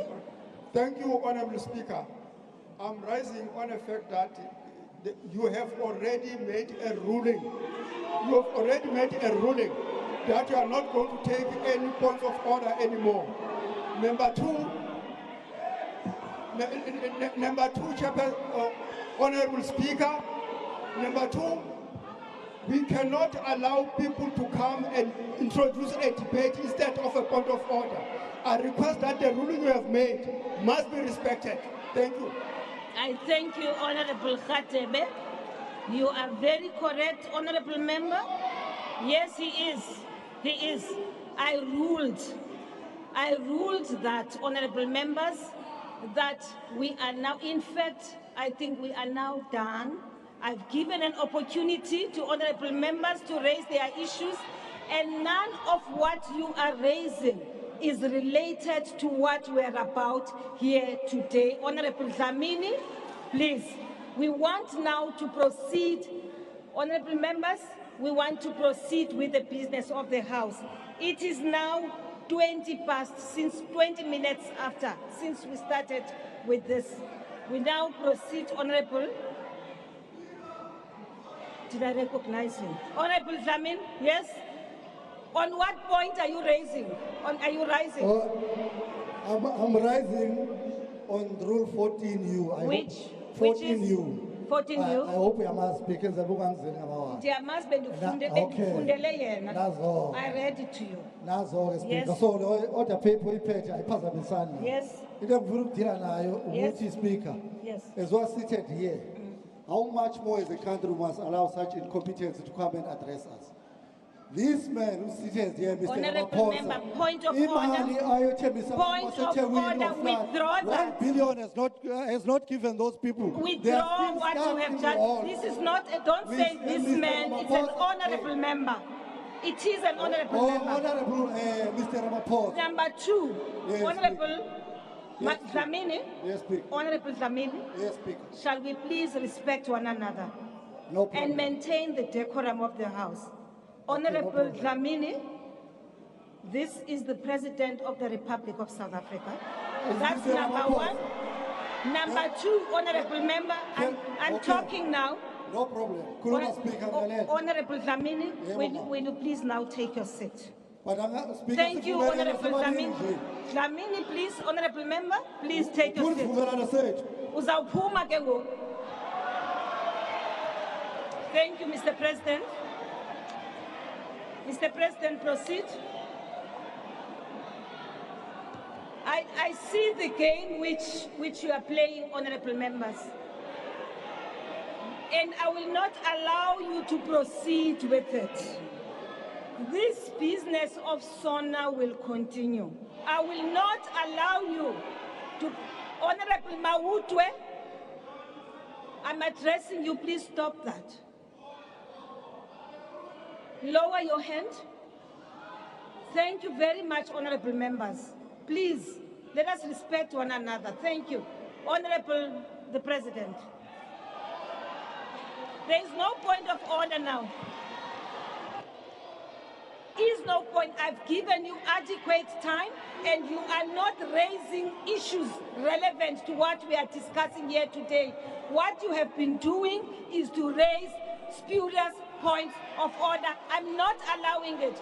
Proceed, Mr. President. Proceed. Thank you, Honorable Speaker.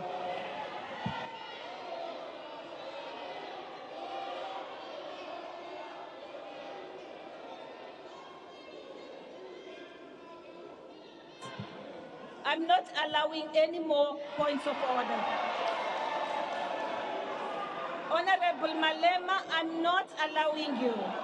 Honorable Shivambu, I am not allowing you. Honorable Mawutwe, I am not allowing you. Honorable Njozi, I am not allowing you to speak. Honorable Mkalipi, I will not allow you to speak. Honorable Tambo, I will not allow you to speak. Honorable Pambo, I will not allow you to speak. We now proceed with the debate of the House. Take your seat. Take your seat, Honorable Ndozi. Take your seat. There's no point of order. Take your seat. There is nothing out of order at all right now. There is absolutely nothing out of order right now. We proceed with the business of the House. You may continue, Mr. President.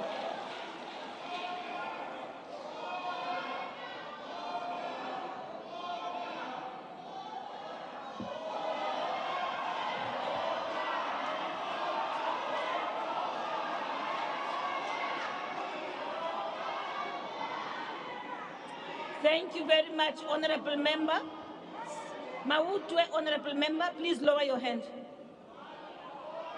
Honorable Members, I don't want to find ourselves in a space where we have to enforce the rules. We all understand what the rules are. Honorable Tambo, uzawuphuma tata. Very soon we are going to be out. Uzawuphuma. No, man. We can't be disrespected in this way. South Africans would like to listen to the State of the Nation address.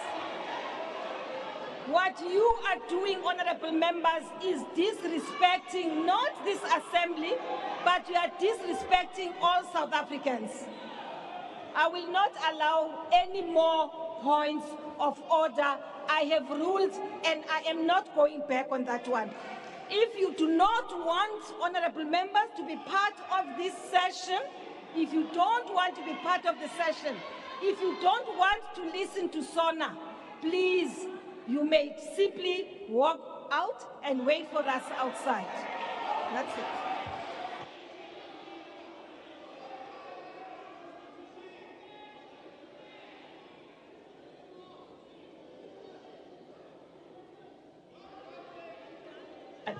I'm done with that, honorable members.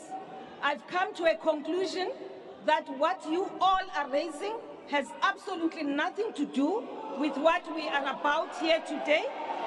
I have, honorable members, decided that you should refrain, as I have said earlier on, from raising spurious points of order. I have, honorable members, I've allowed you to express yourselves believing that the points of order you are raising, which are a privilege, by the way, you are unable to say exactly what it is that you want raised. And therefore, we have now closed the part that deals with points of order. I thank you, honorable members. Proceed, Mr. President, and I am sorry for keeping you standing.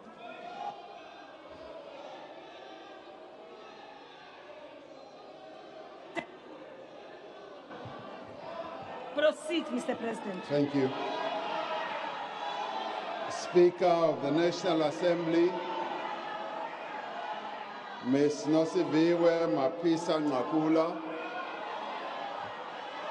Chairperson of the National Council of Provinces, Mr. Amos Masondo, Deputy President of the Republic of South Africa, Honorable members, Mr. David Mabuza. I'm sorry, Mr. President. Take your seat, Mr. President. Honorable members, seeing that you are determined to ensure that we do not proceed with this sitting, once more I request you, those of you who do not want to be part of these proceedings today should actually leave the House. If not, honorable members, because what is happening now is that you are actually obstructing and you are interfering as the President is present. I'm not going to allow you to raise a point of order because I have closed the points of order, right? Now, honorable members, I request you for the last time now, please, honorable members, will you please, all those of you who continue to say point of order, and I can point all of you. Now, there will be no point of order, and there will be no one who says point of order as the President now is addressing. I've given you an opportunity, I've given you ample time, and none of you have raised an issue related to what we are about here today. All that you are raising is an issue which has nothing to do with the State of the Nation address. The issue which you are raising is an issue which you will have a right to raise when you are engaging in your debates next week. Honorable members, I've closed it. I've closed it. I've closed it, honorable members. Honorable members, it is over. It can't continue. Thank you. Mr. President, you may continue.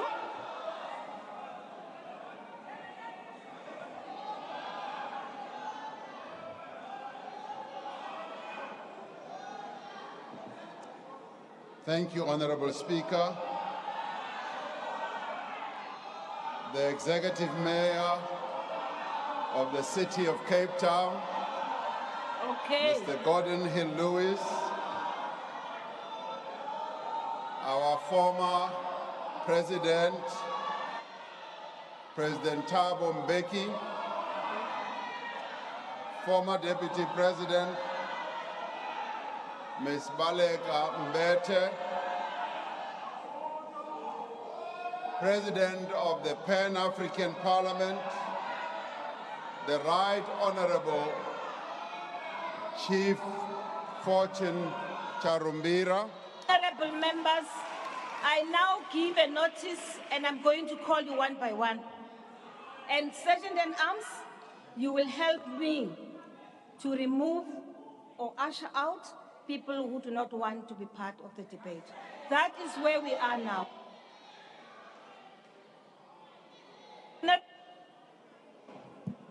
Honorable Shivambo, Honorable Malema, Honorable Mente, Honorable Mawutwe, Honorable Dlamini, Honorable Ndlozi. I don't need to be assisted to chair, please. Let me deal with my mess right now.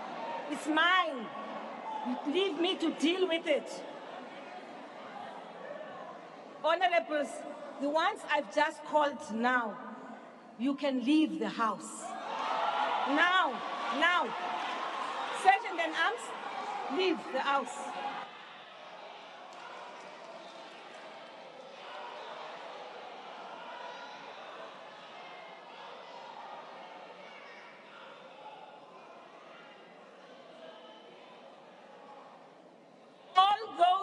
Whose names I've called out must leave the House.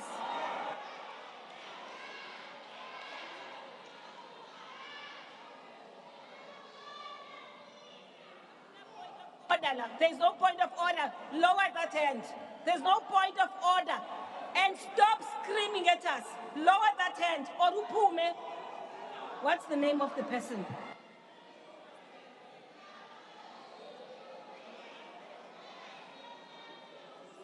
Honorable members, you are refusing to leave the house. Thank you.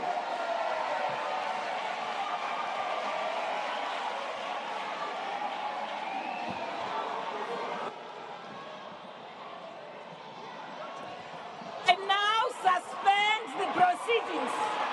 I now suspend the proceedings.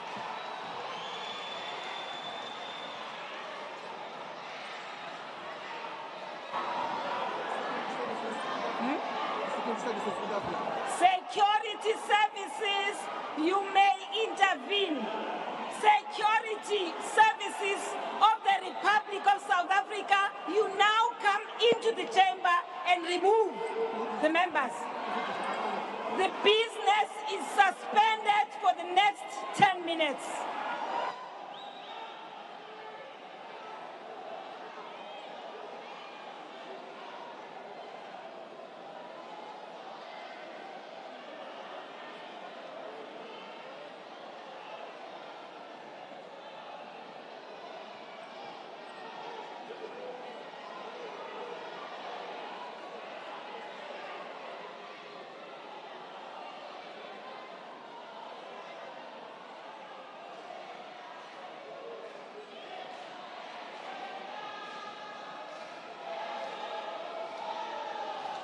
Honorable members, hold on.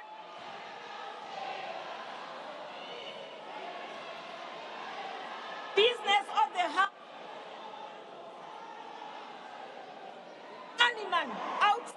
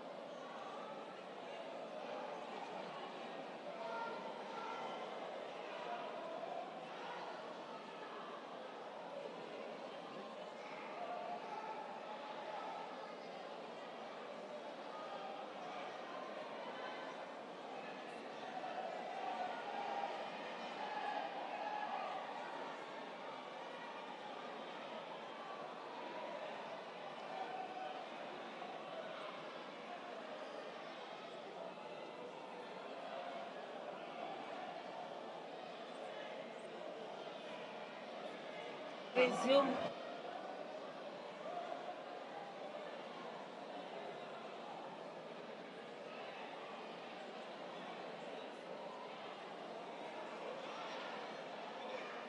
Honorable members, the ladies of the PPS, honorable members, the ladies of the PPS, will you please remove the ladies?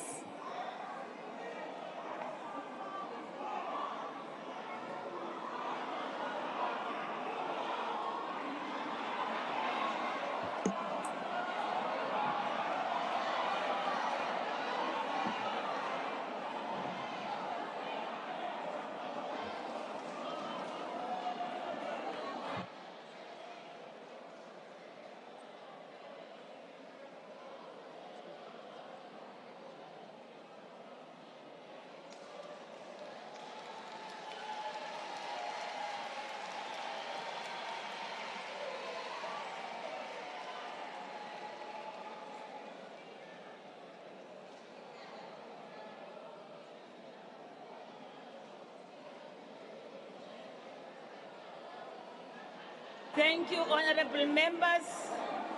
Honorable members, we will now resume the business of the House. I want to start by apologizing, honorable members. Honorable members,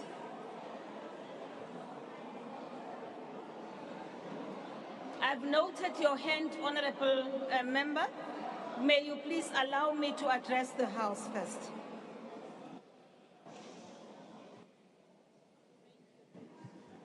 Thank you very much. Honorable members, I want to start by apologizing to all of you for what has just happened. I also want to apologize to the South African nation, which is watching the proceedings. I do want to thank the speed with which the PPS and the security of police came in and dealt with the issues. The issue is now we will proceed with the business of the House, honorable members. It was not our intention to continue in the manner in which we have done. But honorable members, we've had to suspend the House because there was disorder. Thank you very much, honorable members. Honorable member of leader of the opposition party. Madam Speaker,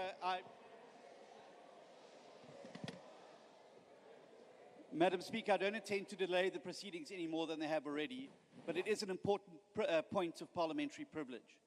Prior to you issuing an instruction for the security services to enter the chamber, they had already entered the chamber, armed with firearms, and this matter has already been the subject of litigation in the High Courts of South Africa, which ruled that it was not permissible for members of the armed services to enter the Chamber of Parliament without your express permission.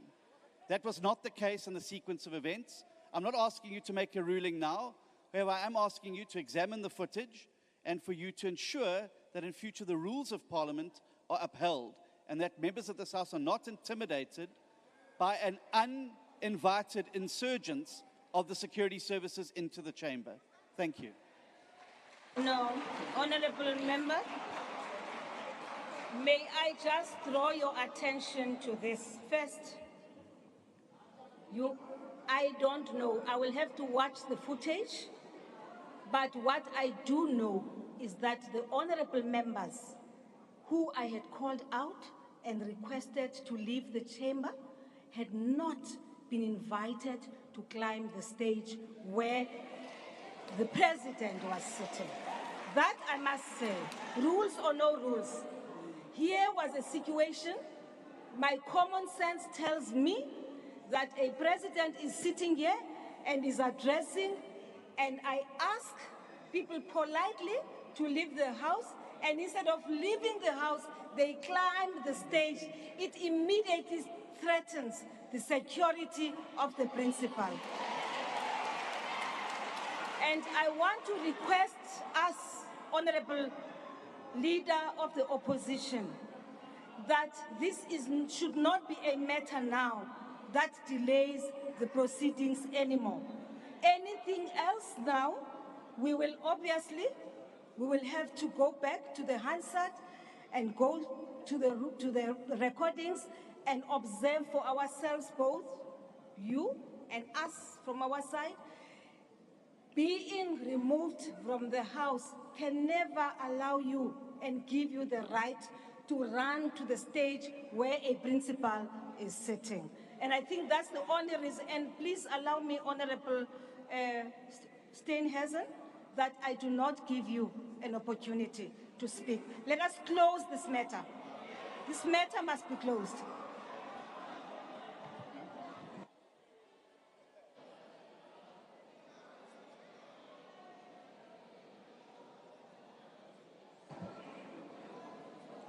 You see, honorable member, there's a rule here which says, in the event of violence or a reasonable prospect of violence or serious disruption of the sitting as a result of a member's resistance to be removed, right? Now, the presiding officer may suspend the proceedings. And that is the basis on which I suspended Okay, I see you disagree, and I will allow you once, and you, hold on, honorable members, I know you know the rules. You understand. I have a reason for doing this right now. Honorable Steenhuisen. I apologize, Mr. President, for delaying you further than you've been delayed already. But this is an important point, and it's important for our Parliament. Madam Speaker, at that stage that the security services rushed in, there was at that stage no threat to life or limb. Furthermore, they can only enter the chamber upon your invitation. That was not the case. They entered the chamber prior to you saying, I invite the security services in to stabilize the situation. It is a very important point for you as the presiding officer to protect our Parliament from incursion from forces that account to the executive. And it's a parliamentary point, and I'm happy to take it to the Rules Committee with you, but I want it on the record that we are not going to let this matter lie here. It is an important point to prevent the intimidation of members of Parliament by members of the security services who account to a minister who sits on these benches. Thank you. I thank you, Honorable Oosthuizen, and I have noted the points you have raised. Please allow me to proceed with the sitting, honorable members. Honorable Groenewald. Thank you, Honorable Speaker. Unfortunately, I differ from my colleague, Honorable Steenhuisen. Maybe he doesn't understand the work and the job of the Presidential Guard. The EFF made a mistake to get onto this stage and make a threat to the President. I want to congratulate the Presidential Guard for what they did. I thank you, Honorable Singh. Thank you, Honorable Speaker. Honorable Speaker, I think you have made a ruling on this matter. The matter was raised by the Honorable Leader of the official opposition. You did say that you will investigate this matter, look at Hansard and everything else, and I think we should leave it at that and proceed. South Africans are waiting to hear what solutions the President is going to offer to many crises that they are facing at this moment in time. And we should have the courtesy to allow the President to proceed so that we can respond next week. Thank you, Honourable Speaker. I thank you, Honourable Singh. Thank you very much, Honourable members of the opposition. Thanks to all of you. You've made your point, and we now have come to an end with regards to the points of order. I've allowed people to express themselves. We are now proceeding with the business of the State of the Nation Address. Proceed, Mr. President.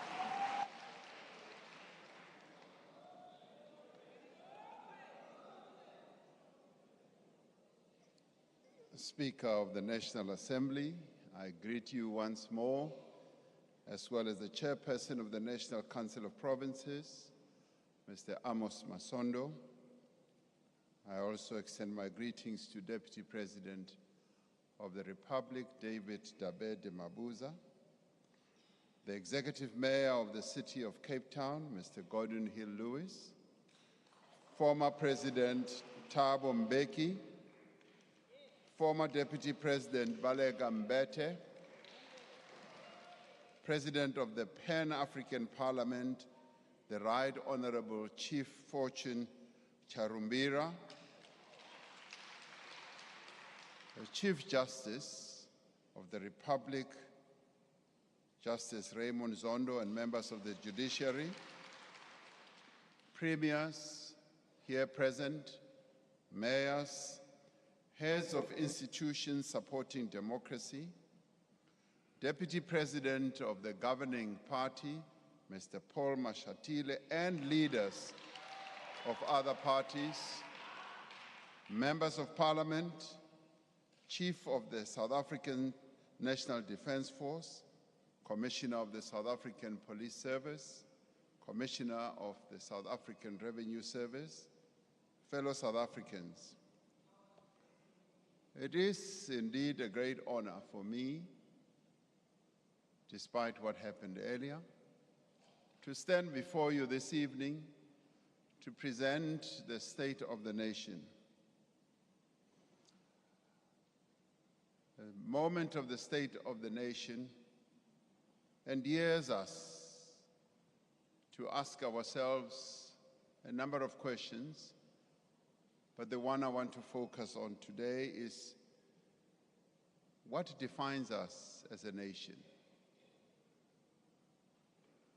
We are not a nation defined by the oceans and the rivers that form the boundaries of our land. We are not defined by the minerals under our earth or the spectacular landscape above it. We are not even defined by the languages and the cultures that we have as a people, or by the songs that we sing, or even by the work that we do. We are, at our most essential, a nation defined by hope and resilience. It was hope that sustained us during the struggle for freedom, and it is hope that swells our sails as we steer our country out of turbulent waters to calmer seas. Even in these trying times, it is hope that should sustain us and fuel our determination to overcome even the greatest of difficulties. And difficulties we have by the ton. Just 3 years ago, our country was devastated by the worst global pandemic in living memory. Thousands of lives were lost. Companies that employ many of our people closed, and jobs were lost. COVID-19 did not browbeat us into submission or disillusionment. Working together, we overcame that crisis, and we have started to recover. And it is important for us to pause for a moment and look back whence we have come, that we have recovered, much as a number of families, more than 100,000 or so, have lost their loved ones. But it is during this period, as we look back and as we look at what has been unfolding, that we need to say there are certain things that are happening in our country that we need to take note of. Today, our economy is larger than it was before the pandemic. Between the third quarters of 2021 and 2022, around 1.5 million new jobs were created in our economy. That's something to note. The presidential employment stimulus has provided work and livelihood opportunities to more than 1 million people who did not work. Last year, our matriculants, and something that we need to be proud of, defied the effects of the pandemic to achieve a pass rate of 80%, and we ought to congratulate them for that achievement. And we see this spirit of resilience and determination and achievement in our artists, in our musicians, actors, authors, sportsmen and women who are making waves here at home and on the continent and beyond our shores. Banyana Banyana made us proud when they won the Women's African Cup of Nations to become the African champions. Zakes Bantwini, Nomncebo Zikode, and Wouter Kellerman just recently made our country proud at the Grammy Awards for their collaboration in the song Bayete. What we have achieved as a nation over the past year, despite our challenges, should remind us that the promise of South Africa is alive. The progress we have seen should give us courage as we look and as we must look to a better future. And yet, I address you this evening, fellow South Africans, in your homes across the country, and many people are suffering. Many of our people are worried. Many are uncertain, and many are without hope. But of this I am certain, whatever the difficulties of the moment, whatever the crises that we face, we will rise to meet them together, and together we will overcome the difficulties. This we will be able to do if we work together, and more importantly, if we leave no one behind. We gather here at a time of crisis. Our country has, for many months, endured a debilitating electricity shortage that has caused immense damage to our economy and to the livelihoods of our people. And for 2 years before that, our society, as I said, was devastated by COVID-19 that caused great loss of life and much hardship. The pandemic worsened the situation of deep unemployment as we lost more than 2 million jobs. The pandemic negatively affected livelihoods and increased poverty. In July, in 2021, we experienced the worst public violence and destruction in the history of our democracy, costing over 300 lives. Last year, parts of the Eastern Cape, KwaZulu-Natal, and Northwest were struck by catastrophic flooding that caused extensive loss of life and also destruction of homes and destruction of infrastructure. And now, persistent load shedding is impeding our recovery from the effects of all these events. We know that without a reliable supply of electricity, businesses cannot grow, assembly lines cannot run, crops cannot be irrigated, and basic services are interrupted. Load shedding means that households and our supermarkets and shops are unable to keep food fresh, water supply is often disrupted, traffic lights do not work, streets are not lit at night. Without a reliable supply of electricity, our efforts to grow an inclusive economy that creates jobs and reduces poverty will not succeed. Therefore, as we outline our agenda for the year ahead, our most immediate task is to dramatically reduce the severity of load shedding in the coming months and ultimately to end load shedding altogether. Now, under these conditions, we cannot proceed as we usually would. The people of South Africa want action, they want solutions, and they want government to work for them. They simply want to know when a problem like load shedding will be brought to an end. We are therefore focused on those actions that will make a meaningful difference now and will enable real progress within the next year, and that we lay a foundation for a sustained recovery into the future. We are not presenting a new plan, nor are we outlining here the full program of government. Rather, we are concentrating on those issues that concern South Africans the most: load shedding, unemployment, poverty and rising cost of living, crime and corruption. I must say, honorable members, there are no easy solutions to any of these challenges. Yet we have the strength, the means, and the wherewithal, yes, to overcome them.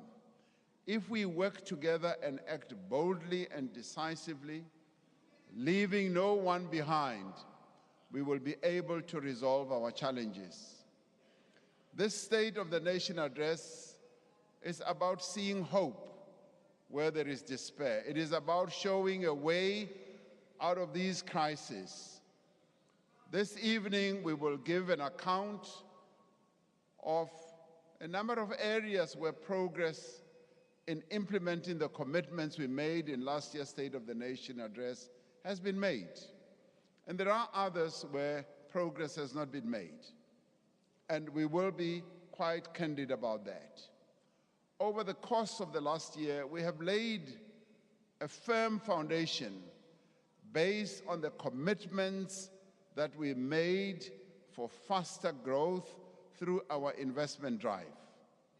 The economic reforms that we have embarked upon, public employment programs, and an expanding infrastructure program. What is clear from our experience of the last few years, indeed from our history as a democracy, is that we are not a people easily resigned to our fate. When we faced the greatest challenge of apartheid, we did not submit to the oppression that the apartheid regime imposed on our people. We stood firm and engaged in a struggle, hopeful that our cause would triumph, and it did. Against all odds, we were able to succeed. We can and we will change the circumstances in which we find ourselves today. We are both able and determined to overcome the difficulties that we face and place our economy on a firm path of recovery. Our most immediate priority is to restore energy security. We are in the grip of a profound energy crisis, the seeds of which were planted many years ago. We cannot undo the mistakes that were made in the past, the capacity that was not built, the damage that was done to our power plants due to a lack of maintenance, and the effects of state capture on our institutions. What we can do is to fix the problem today, to keep the lights on tomorrow and for generations to come. In July last year, I announced a clear action plan to address the energy crisis. This was to address the electricity shortfall of 4,000 to 6,000 megawatts. The plan outlined 5 key interventions. First, to fix Eskom's coal-fired power stations and improve the availability of existing supply. Second, to enable and also to accelerate investment in generation capacity. Thirdly, to accelerate procurement of new capacity from renewables, gas, and battery storage. And fourth, to unleash businesses and households to invest in rooftop solar. The fifth one, fundamentally, to transform the electricity sector to achieve long-term energy security. Now, many experts agree that this plan is the most realistic route to end load shedding. Now, during the last 6 months, we have made important progress in the implementation of this plan. We have taken steps to improve the performance of Eskom's existing power stations so that the coal-fired power stations that provide 80% of our electricity produce the amount of electricity for which they were designed. Under its new board, Eskom is deploying people and resources to improve the reliability of the 6 power stations that have contributed most to load shedding.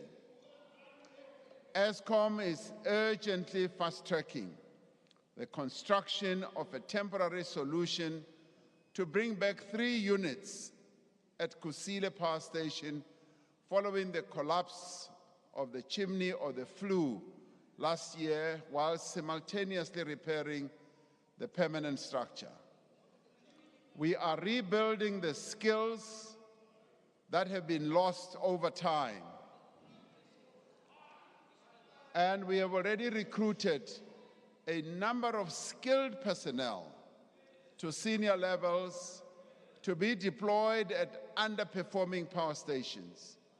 And this is where South Africans have come to the fore, voluntarily and offering their services. And it has just been amazing the way South Africans have rallied together to say this is our common problem and we must work together to resolve it, and not stand on rooftops and just criticize, but find ways of resolving these problems. The Engineering Council of South Africa has offered to give as much assistance as required by deploying engineers to work with the management teams at power stations. We have deep skills and expertise right here in South Africa. We just need to use them. National Treasury is finalizing a solution to address Eskom's 400 billion rand debt burden. And they are doing so in a manner that is equitable and fair to all stakeholders, which will enable the utility to make the necessary investments in maintenance as well as transmission.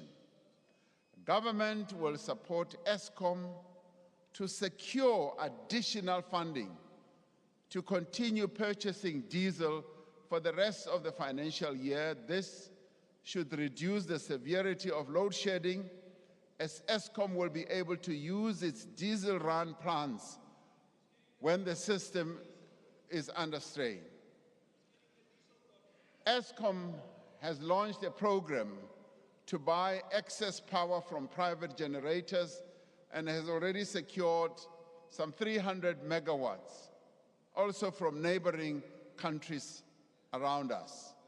The South African Police Service has established a dedicated team with senior leadership to deal with the pervasive corruption and theft at several power stations that has contributed to the poor performance of a number of these stations. An intelligence-driven operation at Eskom-related sites has also so far resulted in the arrest of a number of people, and we are counting 43 and going upwards. As part of the broader reform process, the restructuring of Eskom that we previously announced and spoke about here in this Parliament is proceeding, and the National Transmission Company will soon be operational with an independent board. Later this year, we will table the Electricity Regulation Amendment Bill to this Parliament to transform the energy sector and establish a competitive electricity market like what is done in other countries. As indicated in July last year, and with a view to addressing load shedding crisis, we are going to proceed with the rollout of rooftop solar panels. In his budget speech, the Minister of Finance will outline how households will be assisted and how businesses will be able to benefit from a tax incentive. And National Treasury is working on adjustments to the Bounce Back Loan Scheme to help small businesses to invest in solar equipment and to allow banks and development finance institutions to borrow directly from the scheme to facilitate the leasing of solar panels to their customers. One of the potent reforms we have embarked upon is to allow private developers to generate electricity. There are now more than 100 projects which are expected to provide over 9,000 megawatts of new capacity over time. A number of companies that have participated in the renewable energy program will soon enter construction and will deliver a total of 2,800 megawatts of new capacity. And ESCOM will procure emergency power that can be deployed within 6 months to close the immediate gap. We are investing in new transmission lines and substations, especially in areas such as the Eastern Cape, Northern Cape, and Western Cape. All of these measures will result in a massive increase in power to the grid over the next 12 to 18 months and also beyond. Now, this power will be in line with our diverse mix of energy sources, including our current coal-fired power stations, solar, wind, gas, nuclear, hydro, and battery storage. To fully implement this plan, we need a central coordination, and we also need to take decisive action. Some of the processes have been held up by regulations, have been held up by various processes that are embedded in the architecture that we have regarding energy. In a time of crisis, we need a single point of command and a single line of march. Just as we address the cause of the crisis, we also need to address its impact. Now, the crisis has progressively evolved to affect every part of society. We must act to lessen the impact of the crisis on farmers, on small businesses, on our water infrastructure, on our transport network, and a number of other areas and facilities that support our people's lives. Now, in considering all these matters and the crisis that we are in, the National Disaster Management Center has consequently classified the energy crisis and its impact as a disaster. We are therefore declaring a national state of disaster to respond to the electricity crisis and its effect. The Minister of Cooperative Governance and Traditional Affairs has just gazetted the declaration of the state of disaster, which will begin with immediate effect. Now, what will the state of disaster enable us to do? It will enable us to provide practical measures that we need to take to support businesses, a number of businesses, for instance, in food production, storage, retail supply chains, including for the rollout of generators and solar panels and uninterrupted power supply. Where technically possible, it will also enable us to exempt critical infrastructure such as hospitals and water treatment plants from load shedding. And it will enable us to accelerate energy projects and limit regulatory requirements while maintaining rigorous environmental protection as well as procurement principles and technical standards. Now, the Auditor General will be brought in to ensure continuous monitoring of expenditure in order to guard against any abuses of funds needed to attend to this disaster. Now, to deal more effectively and urgently with the challenges that confront us, I will appoint a Minister of Electricity in the Presidency to assume full responsibility for overseeing all aspects of the electricity crisis response. You better listen, including the work of the National Energy Crisis Committee. Now, the minister will focus full-time on the work with the ESCOM board and the management on ending load shedding and ensuring that the Energy Action Plan is implemented without delay. Now, so as to remove any confusion, the Minister of Public Enterprises will remain the shareholder representative of ESCOM and steer the restructuring of ESCOM and ensure the establishment of the transmission company, oversee the implementation of the Just Energy program, and oversee the establishment of the SOE holding company. Now, the process of restructuring government will give us an opportunity to determine the positioning of various areas of responsibility and how best the various ministries and departments can best serve our national objectives. Now, we are focusing our attention on the energy crisis right now, and we will address the restructuring of government in due course. This is necessary because an effective response to this crisis involves several different departments as well as entities that require coordination from the center of government. We will be including other social partners in an effective structure similar to the one that we set up to drive the vaccine rollout. Extraordinary circumstances do call for extraordinary measures.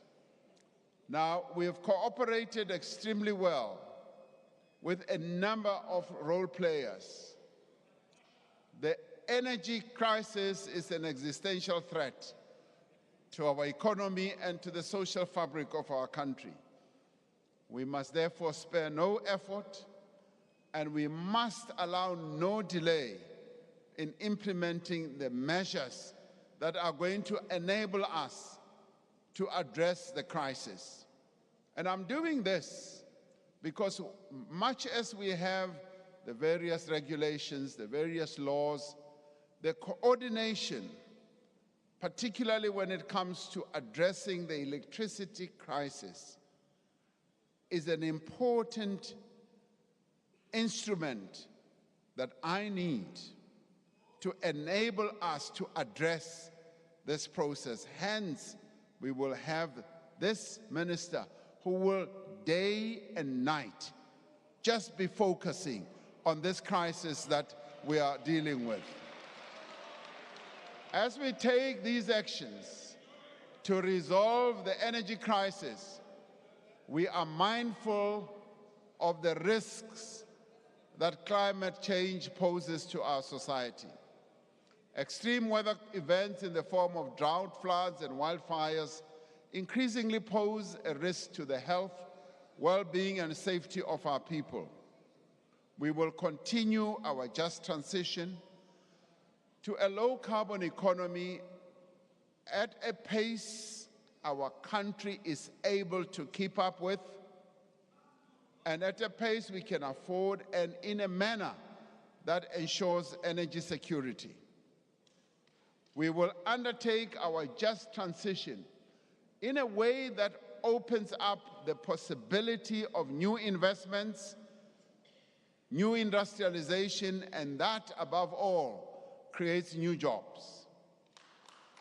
The Presidential Climate Commission is guiding much of this work, and in doing so, building a new model for inclusive and collective decision-making, incorporating the individuals, workers, and communities that are most affected in the transition.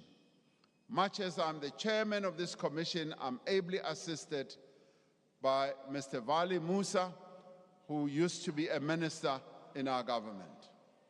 Through the Just Energy Transition Investment Plan, 1.5 trillion rand will be invested in our economy over the next 5 years in new frontiers, new sectors of our economy such as renewable energy, green hydrogen, electric vehicles, fuel cells, and you name them. These new sectors are emerging in our economy and are emerging quite fast in the green energy and the electric vehicles. Many other countries are already moving towards manufacturing electric vehicles, and we cannot be left behind as South Africans. And as we move on, we will be able, yes, to address all these new technologies and industries, because this new period ushers in a number of opportunities. It ushers in a number of opportunities to create jobs. A number of projects are already underway, including the development of the new facility by Sasol at Boegoebaai in the Northern Cape, the Priska Power Reserve in the Free State, and the Hydrogen Valley Initiative in Limpopo and KwaZulu-Natal. The Northern Cape has already attracted well over 100 billion rand in investments in renewable energy projects. Now, these projects, no doubt, are going to create a lot of jobs. There's a lot of new investments that are happening in the Northern Cape. It has ushered in a great deal of hope amongst the people of the Northern Cape. These and other massive investments in renewable energy will create jobs and stimulate local economies, not only in the Northern Cape, but also in the Eastern Cape, the Western Cape, in Mpumalanga, turning even the most arid desert into a giant of energy source. Above all, our just transition will prioritize workers and communities in vulnerable industries to ensure that no one is left behind.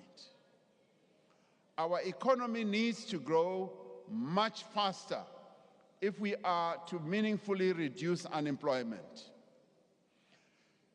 And in terms of unemployment in our country is a structural form of challenge and problem, but we need to address it. In the State of the Nation address last year, we spoke of our intention to forge a comprehensive social compact that would join all social partners in a common program to rebuild our economy and to enable higher growth. But I must say tonight that we have not been able to conclude a comprehensive social compact in the time frame we had envisaged, because a number of new circumstances emerged that made it difficult for social partners to forge a consensus. But the good thing is, the social partners have expressed their intention. And I've been talking to them up till just yesterday. Both labor, business, and community, they have expressed a clear intention to conclude a social compact and have continued to work on a framework to enable joint action in key areas such as energy, transport, logistics, employment creation, and skills development. I have no reason to doubt the commitment that they have expressed to me They have also identified a number of areas in terms of localization, social protection, crime and corruption. While we remain committed to forging a new consensus amongst all sectors of our society, we have also undertaken practical collaborations in specific areas. Let me say it is not like processes of consensus building have not been going on. They have. A number of other compacts have been concluded amongst our social partners. We see the commitment of all social partners in the compacts that have been forged to fight COVID-19 pandemic, undertake the largest vaccination program where we worked very closely with business and labor. We have seen it in initiatives like the Solidarity Fund that mobilize society, that mobilize citizen activism and the funding to achieve common goals, and in partnership to end gender-based violence and femicide, and also to respond to the effects of climate change. We have seen the benefits of this approach to promote investment and to develop master plans in sectors of the economy such as automotives, clothing and textiles. Many of us will remember that clothing and textiles had almost been wiped out in our country. Social partners got together and decided that we've got to save our clothing and textile industry. We've seen them work together in poultry, in sugar, agriculture, and global business services. The master plans that have been concluded are supporting the revival of various sectors of our economy. They're also bringing about investment by the private sector and yielding new jobs and supporting livelihoods. We are pleased that the social partners, particularly business, has been providing support to implement the Energy Action Plan in the spirit of social compacting. Similarly, we have developed a close working relationship with both labor and community-based organizations in supporting other aspects of the energy crisis response. Just as energy is essential for economic growth, so is another important area of South African life, a reliable water supply and efficient transport and road infrastructure system. Our rail network has suffered from many years of underinvestment. It has suffered from lack of maintenance. It has also suffered from criminal activity and inefficiency. Now, to address this, last year we adopted the National Rail Policy to guide the modernization and reform of the rail sector, providing, amongst other things, for third-party access to our rail network. Those who have money, that they should come and participate without diluting the important role that is played by government. We are working across government to develop a Transnet roadmap that will translate our policy commitments into reality, including the restructuring of the Transnet freight rail to create a separate infrastructure manager to the rail network by October of this year. Transnet and private sector companies will conclude partnerships at the Durban and Ngqura container terminals to enable new investment in our ports and improve their efficiency. Now, this will help our ports to regain their global position as some of the most efficient ports once again. There has been great success, for instance, in repositioning Port Elizabeth Automotive Terminal, which has more than doubled its capacity and has already seen an increase in exports. Many more vehicles destined for overseas markets are rolling off the Port Elizabeth Automotive Terminal.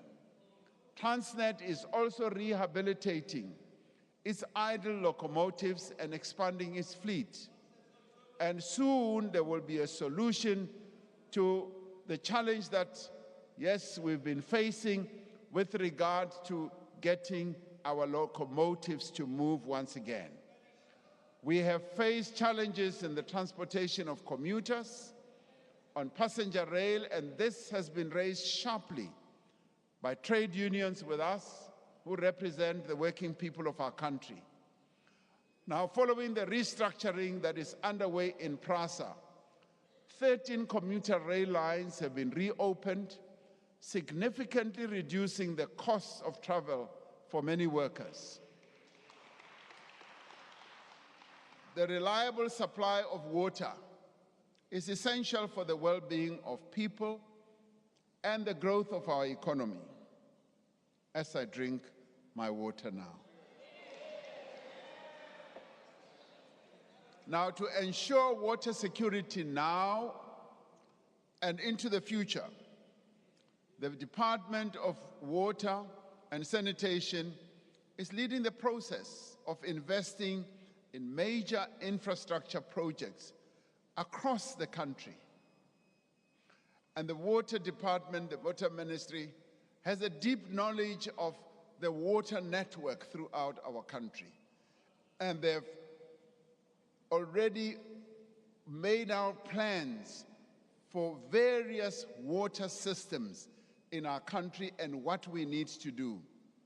Now, after being delayed for several years, full-scale construction works for the Lesotho Highlands Phase 2 project will commence this year. I will be going to Lesotho with the Prime Minister of Lesotho to go and see the works that are underway. The Lesotho Highlands project is critical for ensuring security of water supply to Gauteng, Free State, Mpumalanga, Northwest, as well as the Northern Cape.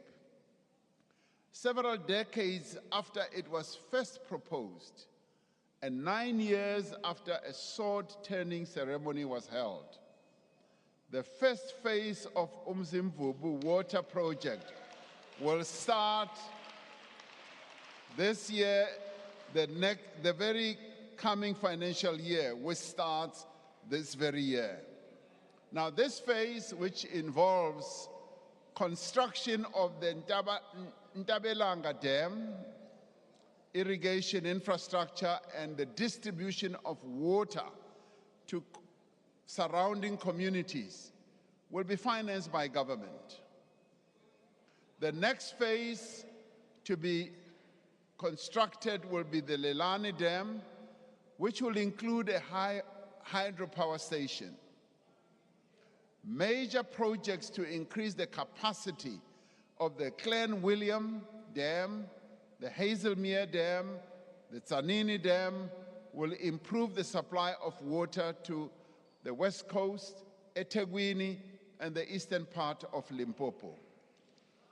Now, I went with the Minister of Water and Sanitation to the Guyane project that has been lying fallow for years. And we were able to see the first flow of water, and I have insisted that that project must be completed and the people around the Guyane villages must get their water. Last year, we announced a comprehensive turnaround plan to streamline the process for water use license applications, which is vital to enable greater investment. Since then, we have cleared the backlog of water use licenses and reduced the turnaround time for applications to 90 days. Now, we did identify this as one of the reform processes that we spoke about here. And that has now been reduced.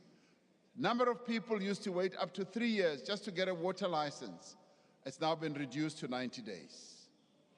Our infrastructure build program is gaining pace through the work of the Infrastructure Fund and Infrastructure South Africa, which has been established to support strategic infrastructure projects. One of the greatest obstacles to infrastructure investment is the lack of technical skills, project management capacity. And we have found this weakness across all of government. And to fix this Infrastructure South Africa has been allocated 600 million rand for project preparation, specifically in rural and under-resourced areas. The support and planning mechanisms that we have put in place over several years are now starting to bear fruit in increased public investment in infrastructure. By January this year, projects that are worth 232 billion rand were under construction, and projects worth nearly 4 billion rand have been completed. The completed projects include new human settlements in Gauteng, road upgrades, and the development of small harbors. In a major development, the South African National Roads Agency, SANRAL, has awarded road construction contracts worth 18 billion rand over the last 3 months. Now, this is where we begin to see real movement, and this is where construction companies begin to see real contracts being awarded. The construction of Msikaba Bridge and Mtentu Bridge will be finished and make travel in the Eastern Cape much better. This investment will substantially benefit the construction industry and enable large-scale job creation, skills development, poverty relief, especially in rural communities. And what I like with these projects is that as they are executed, the community around these projects become part of the project development. They are also involved in a variety of ways. It's not like construction companies that are being parachuted in and they move out. They leave skills developed in the area. Small and medium enterprises also developed and established and growing. Last year, we said we would increase the construction of rural bridges as part of the Welisizwe program to enable residents to easily and safely reach schools, workplaces, and amenities. Now, a number of us would have seen horrific pictures of when the rivers are in flood, people are not able to cross the bridges, the rivers rather, and young people cannot go to schools, and the residents around those rivers are not able to travel at all. Now, 24 bridges in KwaZulu-Natal are currently under construction, and site preparations are being made for a further 24 bridges. Now, this is all being done with the great technical capability of the South African National Defence Force, whom we must applaud because they are building bridges for our country.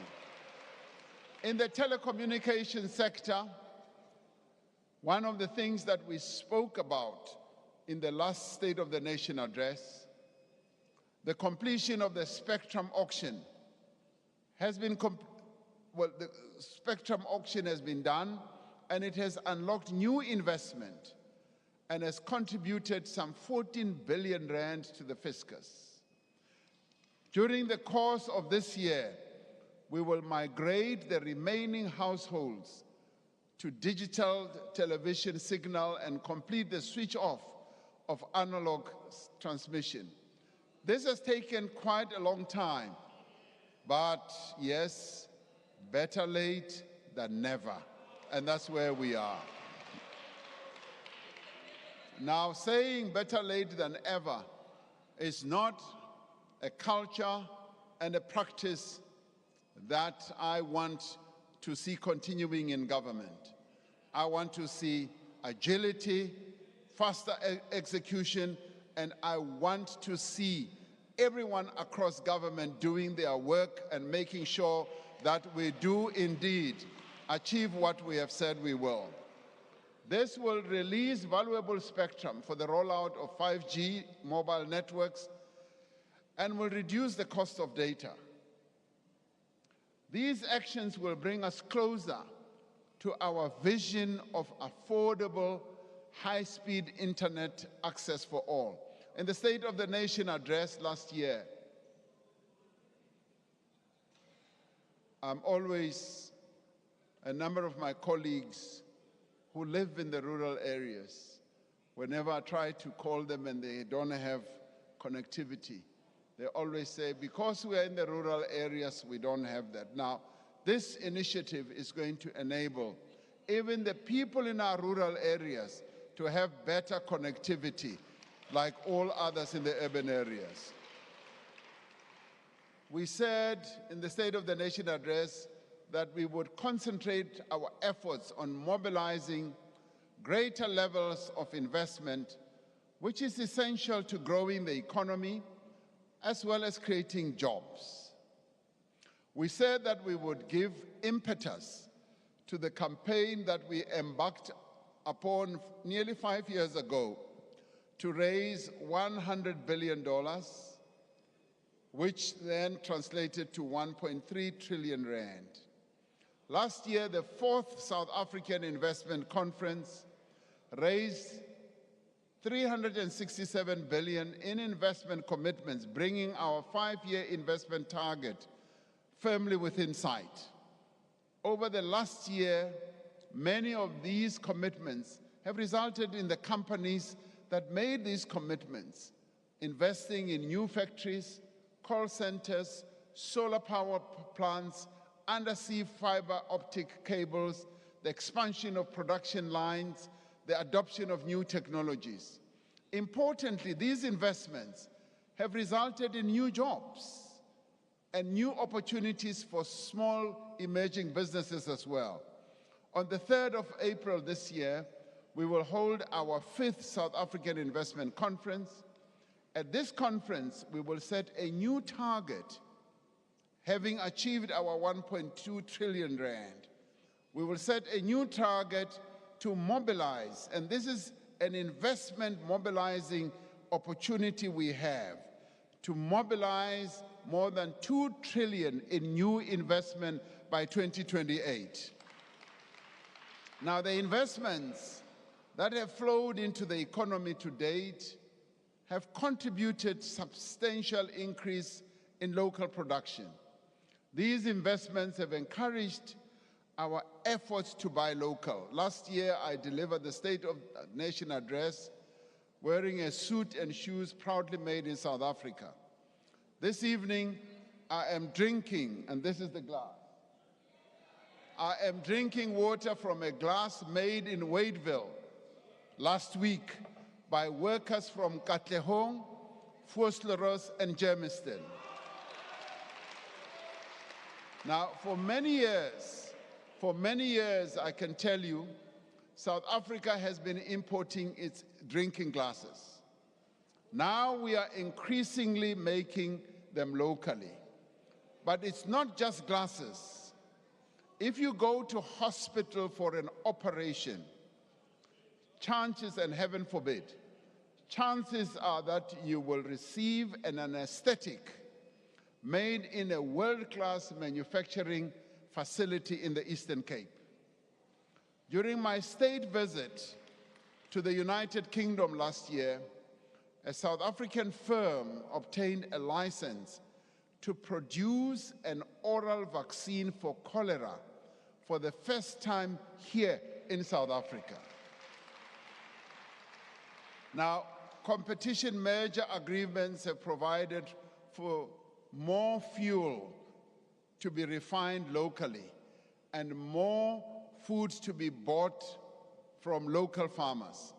Last year, we committed to unlocking investment in the hemp and cannabis sector.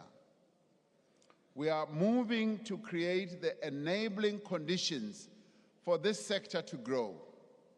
Now, this is an organic sector. that our mothers and fathers, grandparents have been involved in many parts of the country. The Department of Agriculture, Land Reform and Rural Development, and the Department of Health will address existing conditions for the cultivation of hemp and cannabis to allow outdoor cultivation and collection of harvests from traditional farmers. Now, this will unlock enormous economic energy in the rural areas of our country, especially in the Eastern Cape, in KwaZulu-Natal, and in Mpumalanga, where they've been growing this stuff over many, many years. And this stuff that has supported many children to go to school and university. And you know what stuff I'm talking about. Now, urgent work is being finalized by government to create an enabling environment framework for a whole plant, all legitimate purposes so that we can have complementarity with regard to medicines, food, cosmetics, industrial products, and aligned to international conventions and best practices. This includes the reprioritization of the departmental budgets for sector development and support for traditional black farmers and the alignment of the South African police service enforcement with the regulatory reforms. A growing economy must also be an increasingly inclusive economy. The inaugural Black Industrialist Conference in July of last year showed the successes of Black South Africans in producing food, manufacturing that, car parts, furniture, clothing, steel, chemicals, mining products, creating many thousands of jobs and adding to our gross domestic product. We now have almost 1,000 Black industrialists participating in the Black Industrialist Program. As an example of the technological prowess of these industrialists, one of the award winners at the conference was Astrofika Technologies, a company co-founded by a Black woman, Jesindaba, that provides data solutions for the operation of satellites. She told me that she exports these processes to a number of other countries that launch satellites into space. We have made progress in the last year in achieving greater levels of worker ownership in the economy. There are now more than 400,000 workers who own shares in the companies or firms that they work for. And this has been at the instance of DTCI, which has been nudging companies to move in that direction. Growth and creation of jobs in our economy will be driven by small and medium-sized enterprises, by cooperatives and informal businesses. In other countries, most of the jobs, almost 60%, are created by this level or this category of companies. Last year, we launched the Bounce Back Loan Scheme administered by banks and other financial institutions and guaranteed by the government for companies that need finance to recover from the effects of the pandemic. The Department of Small Business Development will work with National Treasury on how the scheme can be strengthened to assist small and medium enterprises and businesses in the informal sector.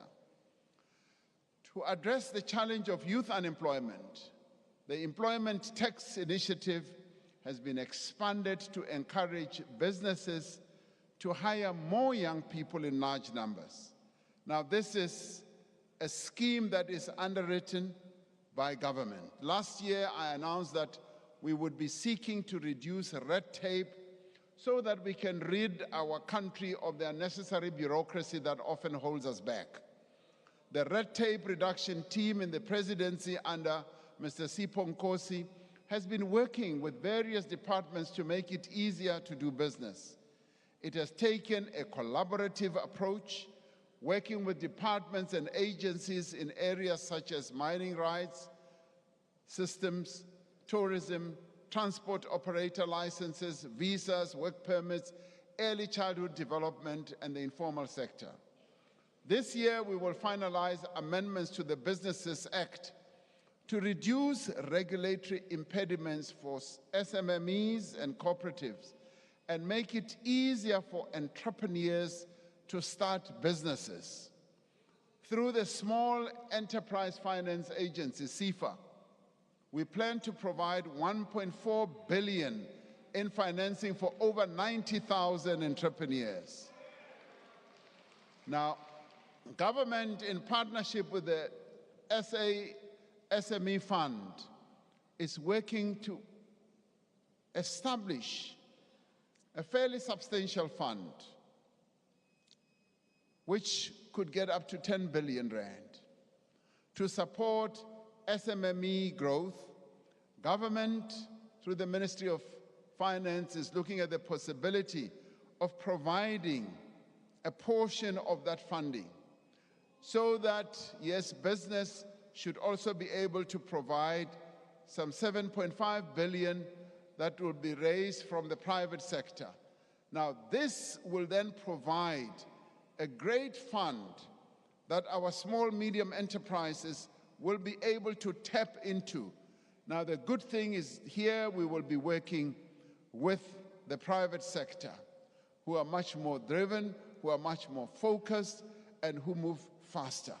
And together with them, we as government will then be able to have this fund set up so that we can support the creation of jobs through the small, medium enterprises.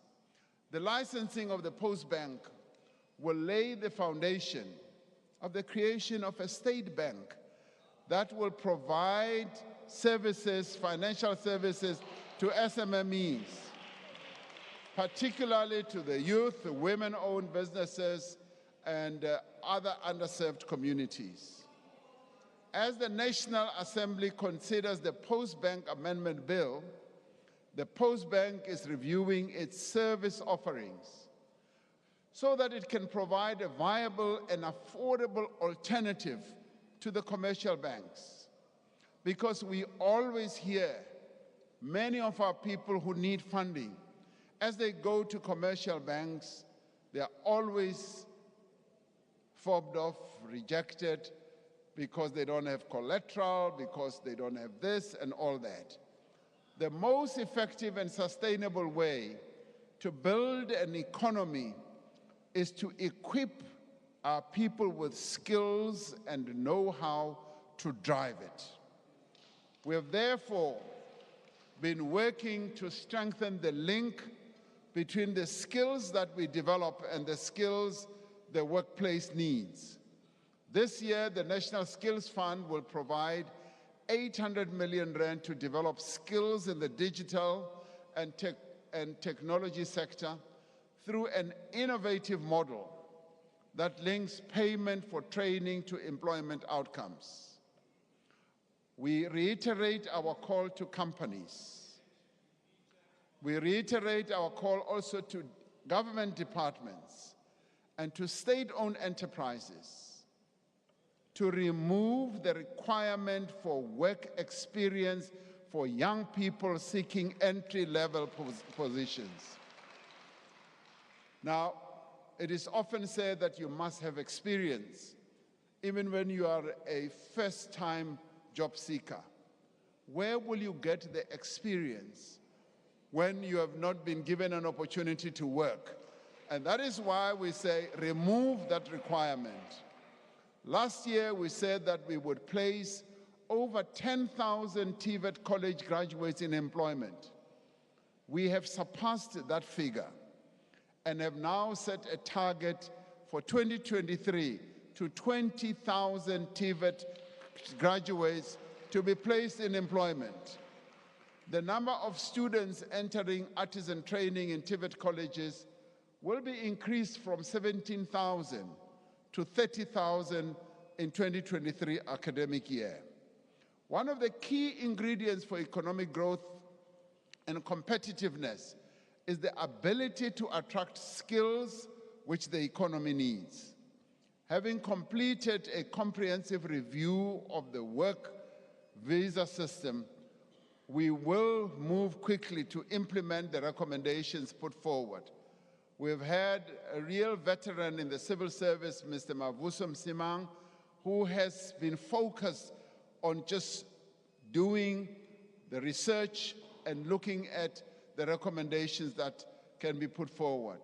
Now, these include establishing a more flexible points-based system to attract skilled immigration, implementing a trusted employer scheme to make the visa process easier for large investors, and streamlining the application requirements. We will also be introducing a remote worker visa and a special dispensation for high-growth startups.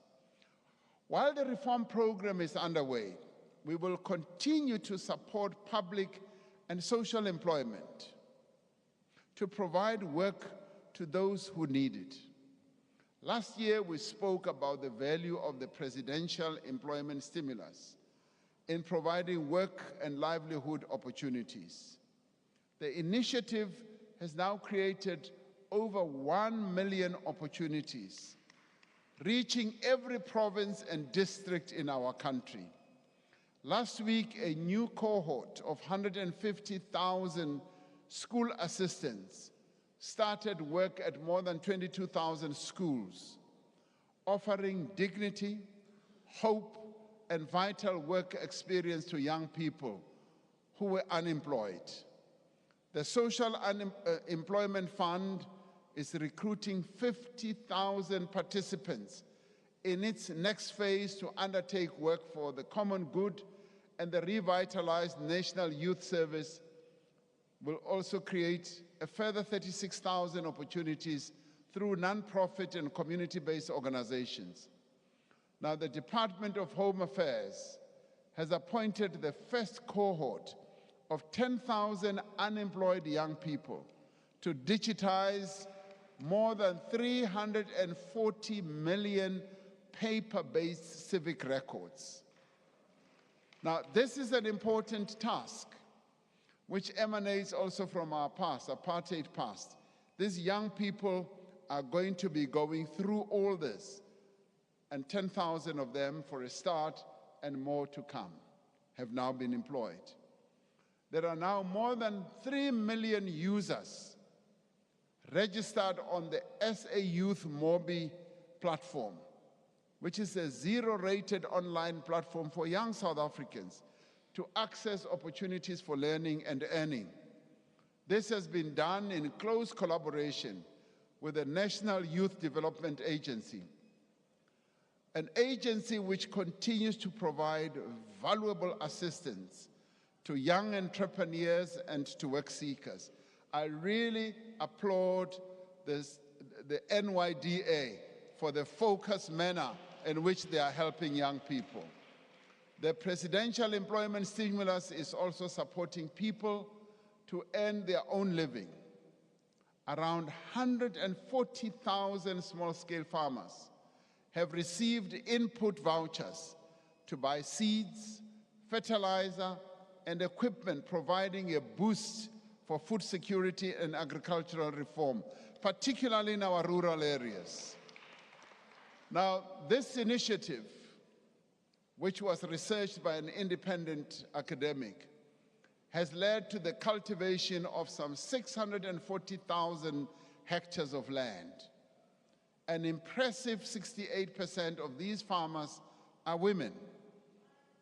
This year, we aim to provide 250,000 more vouchers to small-scale farmers.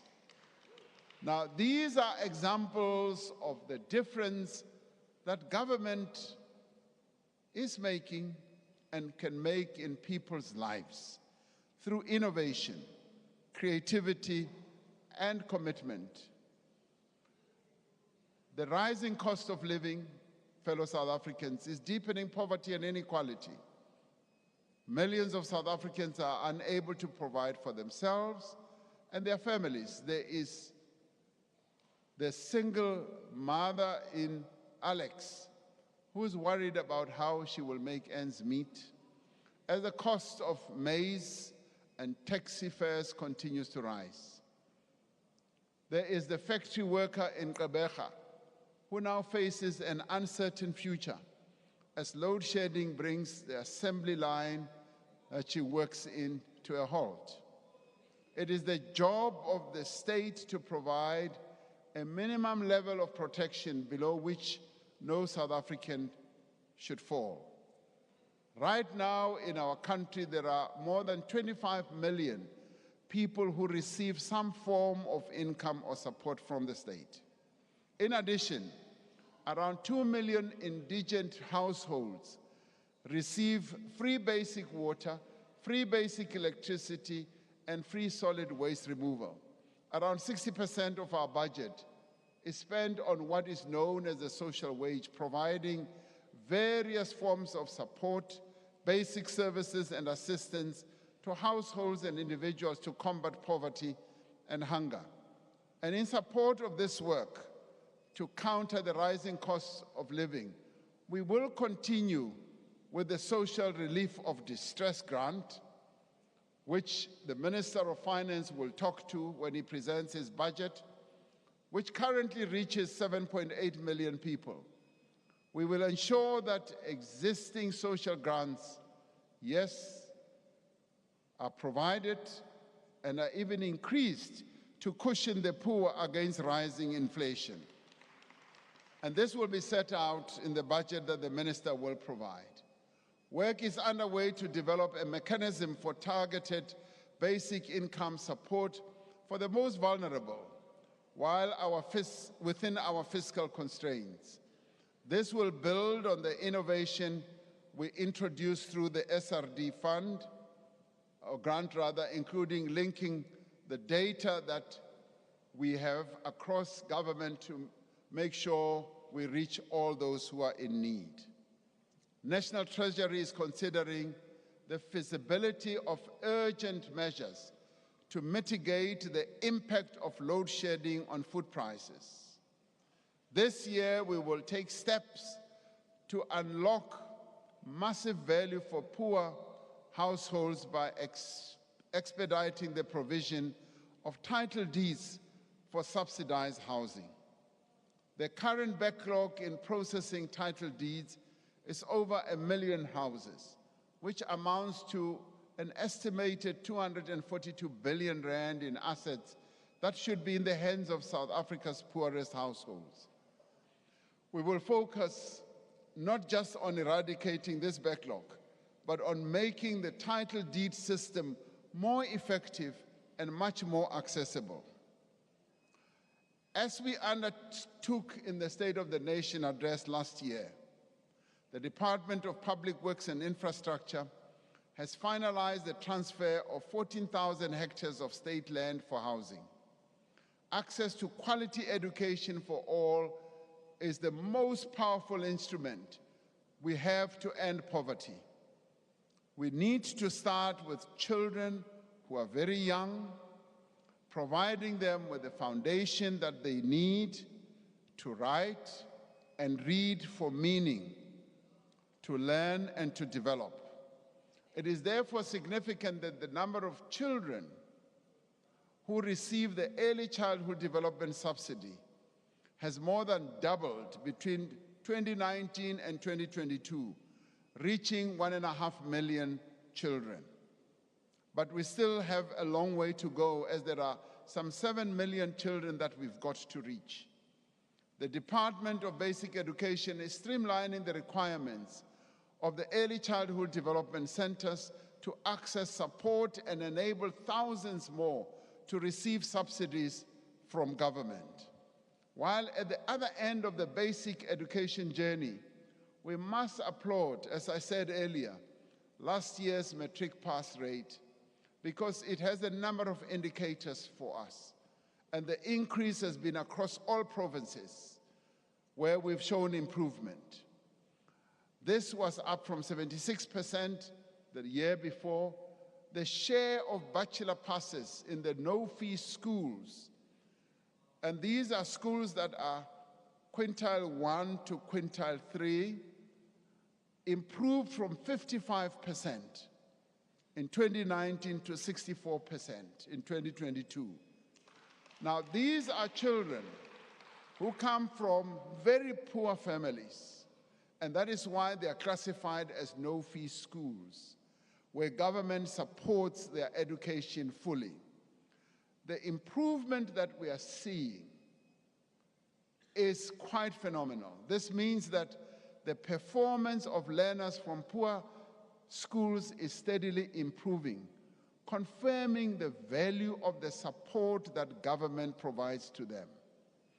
What these results reveal is that there is a silent revolution that is taking place in our schools. It's a silent revolution that is underway. As we see these children improving and getting better, schools must be safe and allow for effective learning and teaching. The Sanitation Appropriate for Education initiative, known as SAFE, together with government's Accelerated School Infrastructure Delivery Initiative, has built 55,000 appropriate toilets with resources from the public and the private sector. To produce the skills our country needs, we are expanding the vocational education and training system through the implementation of the approved curriculum of the 3 streams model. This year, government plans to finalize the comprehensive student funding model for higher education, particularly for students who fall outside the current NSFAS criteria, reaching those who are known as the missing middle. Now, honorable members, violent crime takes a heavy toll on every South African. Communities across our country live in fear for the safety of their families. This situation cannot continue and must not continue. We are strengthening the South African Police Service to prevent crime and improving the capacity of the National Prosecuting Authority and courts to ensure that perpetrators are brought to justice. This includes putting more police on the streets and setting up specialized units that will focus on specific types of crime. Last year, we undertook to recruit 12,000 new police personnel. Since then, more than 10,000 new recruits graduated from police academies, and a further 10,000 will be recruited and trained this year. Now, the specialized police teams that are working on tackling crimes like kidnapping, extortion, illegal mining have had several breakthroughs, arresting dozens of suspects and achieving several convictions. Firm action is being taken to tackle economic sabotage and related crimes that are causing great damage to the economy. Multidisciplinary economic infrastructure task teams are now operational in 20 identified hotspots. Last year, I drew attention to the enormous damage caused by the theft of copper cable and metal from our electricity system, from our train lines and other public infrastructure. Since then, the police have been cracking down on cable theft. In December, government introduced a temporary ban on the export of scrap copper cable and certain metals to disrupt criminal syndicates and to enable a new trading system to be put in place. Now, so you know, a number of countries on our continent have done exactly the same, because they have been suffering from exactly the same problem that we are. Just as we have embarked on economic reforms in electricity, water, telecommunications, and logistics through Operation Vulindlela, we are embarking on a process of reform to improve the effectiveness of our fight against crime. We will use our competitiveness in call center operations to support the proper functioning of the 10111 helpline, partnering with the private sector. I've heard reports from a number of people, some of them who've even written to me, saying that as they make contact with the 10111 line, it goes unanswered most of the time. Now, we are going to resolve this and address this problem. This is to ensure that when people call the police, their calls are answered and their emergencies are attended to. We will also use data-driven methods in a more sophisticated way to identify target crime hotspots.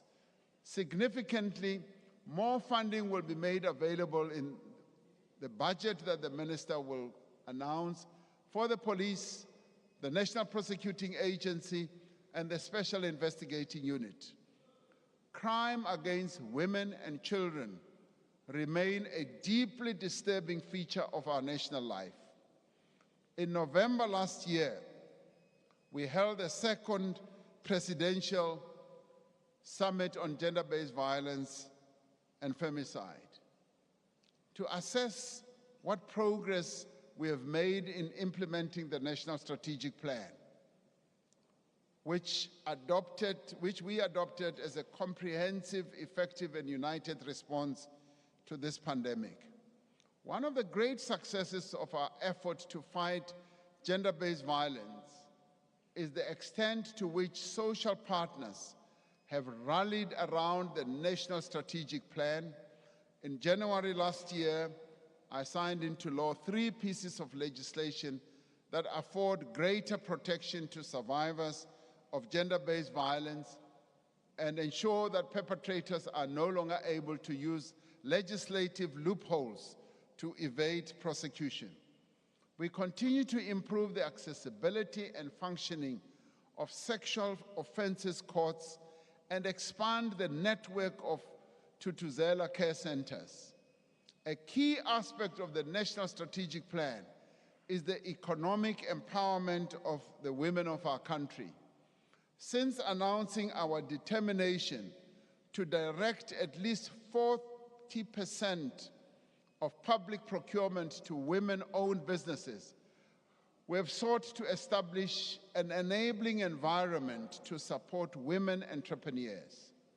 We have trained more than 3,400 women-owned enterprises to prepare them to take up procurement opportunities that are available in government. Through the Women's Economic Assembly, we have seen industry associations and companies committing to industry-wide gender transformation targets. The Industrial Development Corporation has earmarked approximately 9 billion rand to invest in women-led businesses. Other entities, including the PIC and the National Empowerment Fund, have also committed to establish special purpose vehicles to support women-owned businesses. We must all play our part as individuals, as well as in institutions and leaders across society to end these crimes against women and children. Last year, I said that we would take decisive action against corruption and make a clear break with the era of state capture.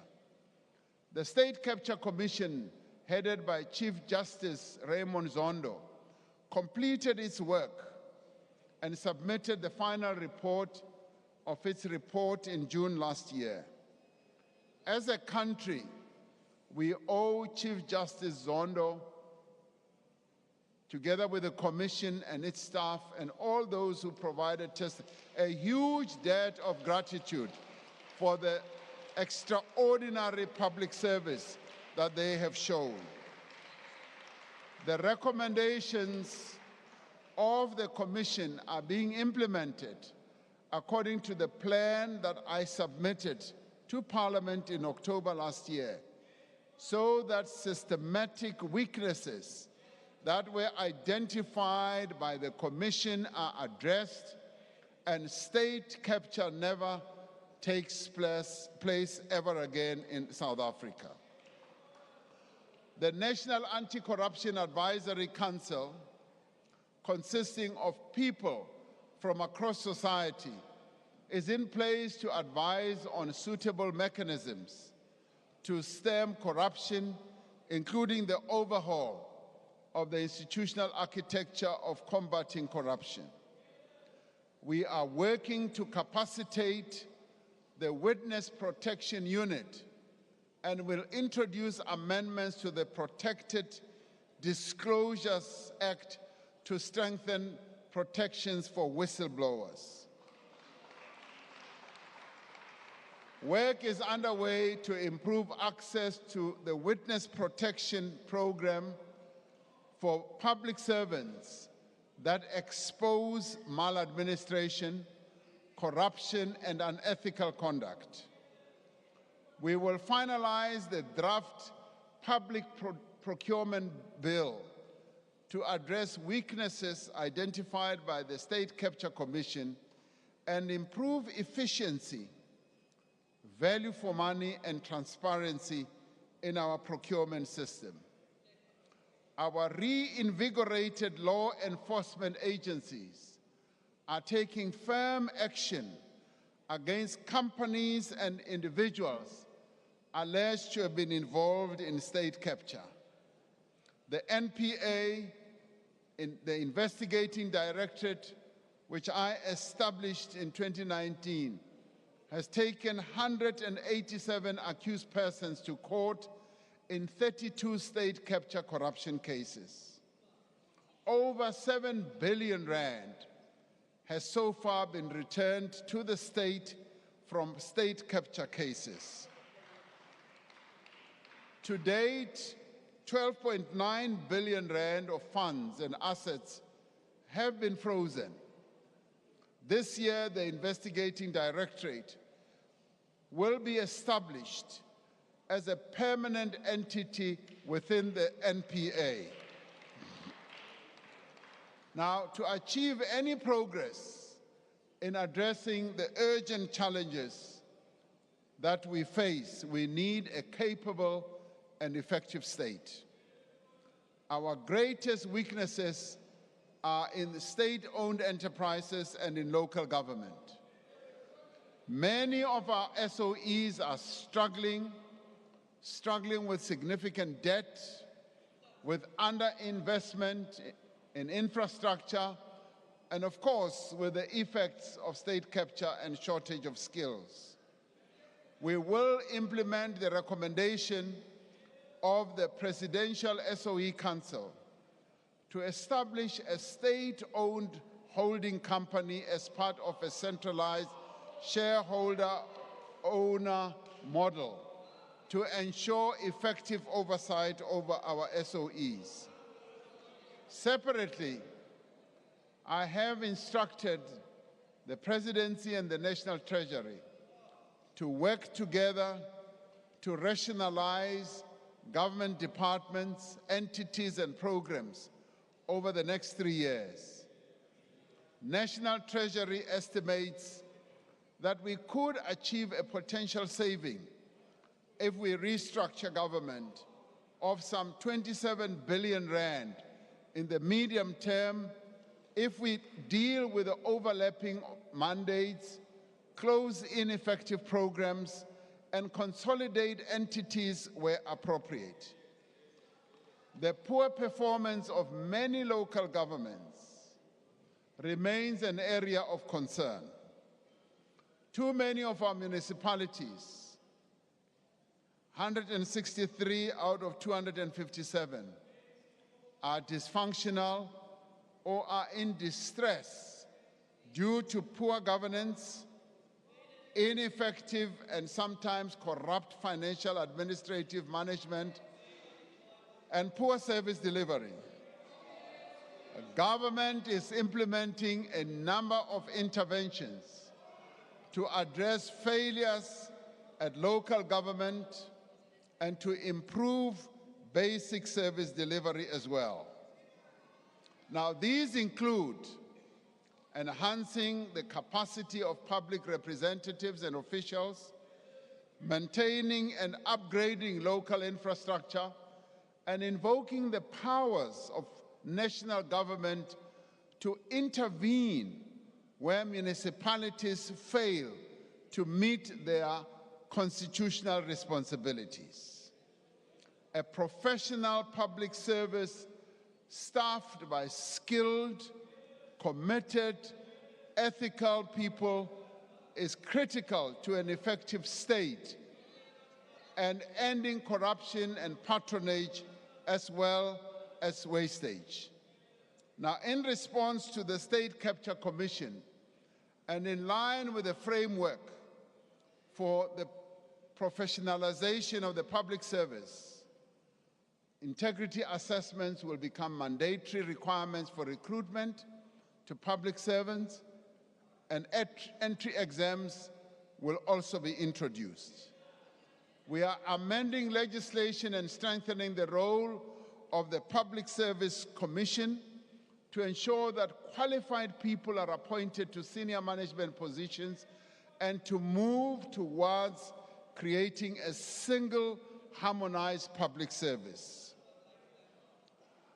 Just as we are committed to improving the fortunes of our countrymen and women and to advancing shared prosperity for all, so should be our commitment to achieving a better Africa and a better world. We are greatly concerned at the recent escalation of tensions between Israel and Palestine and call for an end to hostilities for a resumption of the stalled peace process. South Africa expresses its deepest condolences to the people of Turkey following the devastating earthquake that they experienced earlier this week. As a country, we are immensely proud of the efforts of the gift of the givers who have gone out to help those affected by the earthquake. As they go out there, they are flying the South African flag, and we are really grateful and proud of them. We remain deeply concerned about the ongoing Russia-Ukraine conflict and urge all parties to that conflict to cease hostilities and seek a peaceful solution through dialogue. South Africa's fortunes are inextricably linked to those of our continent and also to the Southern African Development Community in particular. For the sake of our own stability and prosperity, we are duty-bound to pursue interventions that will bring peace, stability, and development in our continent and in our own sub-region. We will continue to get involved in the peace efforts that we need to get involved in. We will continue to expand trade and investment opportunities with our global trade partners and will look to attract investment and financing to South Africa through our participation in multilateral forums such as the G20, which we will host in 2025. This year, South Africa assumes the chairship of BRICS, Our focus will be on collaboration, on sustainable development, the just energy transition and industrialization, and implementation of the African Continental Free Trade Area. South Africa, together with our neighbors in the Southern African Customs Union, will soon finalize our industrial offering on the African Continental Free Trade Areas so that we can start trading. Once fully operationalized, the Continental Free Trade will provide an unprecedented opportunity with regard to economic integration, with regard to growing national economies, and will open up new frontiers and markets for our South African companies. Fellow South Africans, as I conclude, a nation's true character is revealed in times of crisis. A nation is defined by its people, but more importantly, how its people meet the gravest of difficulties. Whether they work together and confront their challenges as one, united by a common purpose, or whether they surrender to the problems before them. That is what defines a nation. We are a nation seized with the challenges of the present. Before, we are also a nation striving to fulfill the promise of our future. When we took our first steps in our road to democracy, we had a clear vision of where that road would lead us. We saw a country in which all people would be equal. We saw a country in which the wealth of our resources would be enjoyed by all. We also saw a country and envisioned a country in which we could live together in peace, in which we could work together to build a common identity and a shared future. Our country is founded on a constitution which affirms the democratic values of dignity, equality, and freedom, and the rights of each one of us. The actions we have outlined this evening, building on the work we have already done, will bring us closer to that vision. Yes, there have been stops and starts, there have been detours, but yes, they will bring us to that vision. They will enable us to work together and to work together with purpose, to emerge from this crisis as a nation that is transformed. We will emerge from this crisis with an electricity system that is more efficient, more reliable, more competitive, and an electricity system that serves the people of South Africa. We will emerge with ports and railways that again rival the best in the world, with broadband access for more South Africans in more parts of the country, and with a sustainable supply of quality water. We will welcome more tourists to our country and develop and attract the skills our country needs. We will create work for those who are unemployed, and we will give hope to those who have waited too long. With more police on the street, with the functioning of community policing forums, and an effective and independent prosecution authority, our people will be able to count on the protection of the state. by fighting economic sabotage and organized crime, our infrastructure will be more secure and businesses will be able to operate more freely.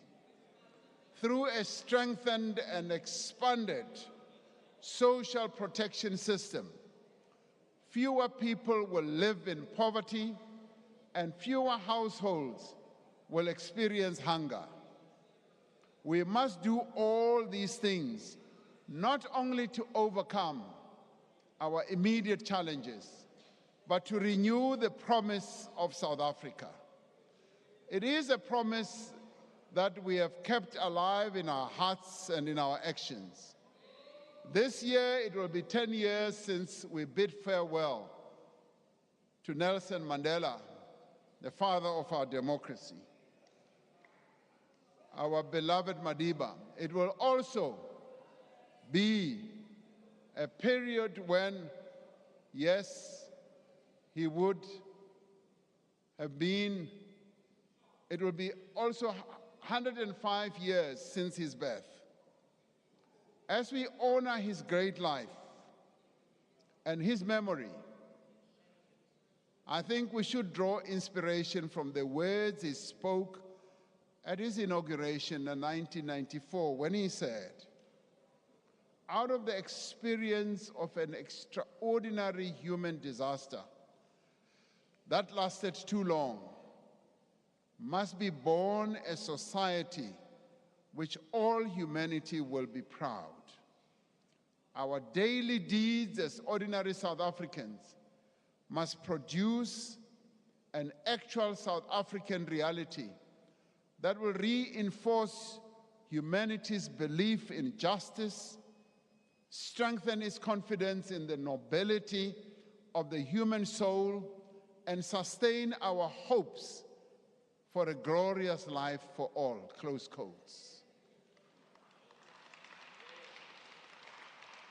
Now, to build such a society, to overcome the great difficulties of the moment, we need to work together. And we need to work together and leave no one behind. And we need to stay the course. We need, as a nation at this time more than at any other, to reveal our true character. We need to work together and, as I said, leave no one behind. I've often asked myself, as president, and asked myself, why am I doing this job?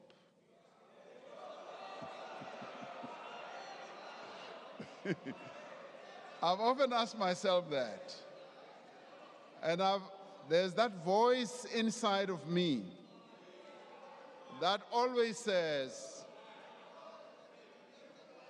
I want you to listen, because you have your own voices. This voice always says, Order, order. Follow in the footsteps of Nelson Mandela.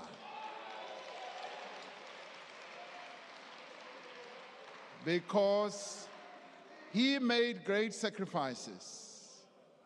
He didn't have to do what he did for this country, but he made great sacrifices. And that voice always says, contribute the little that you can to make this country great. And that is precisely what I am doing. Despite all the challenges that we face, I would call on all of us to make the contribution that we can to serve the people of South Africa as much as we possibly can. I thank you, and I wish everyone good night.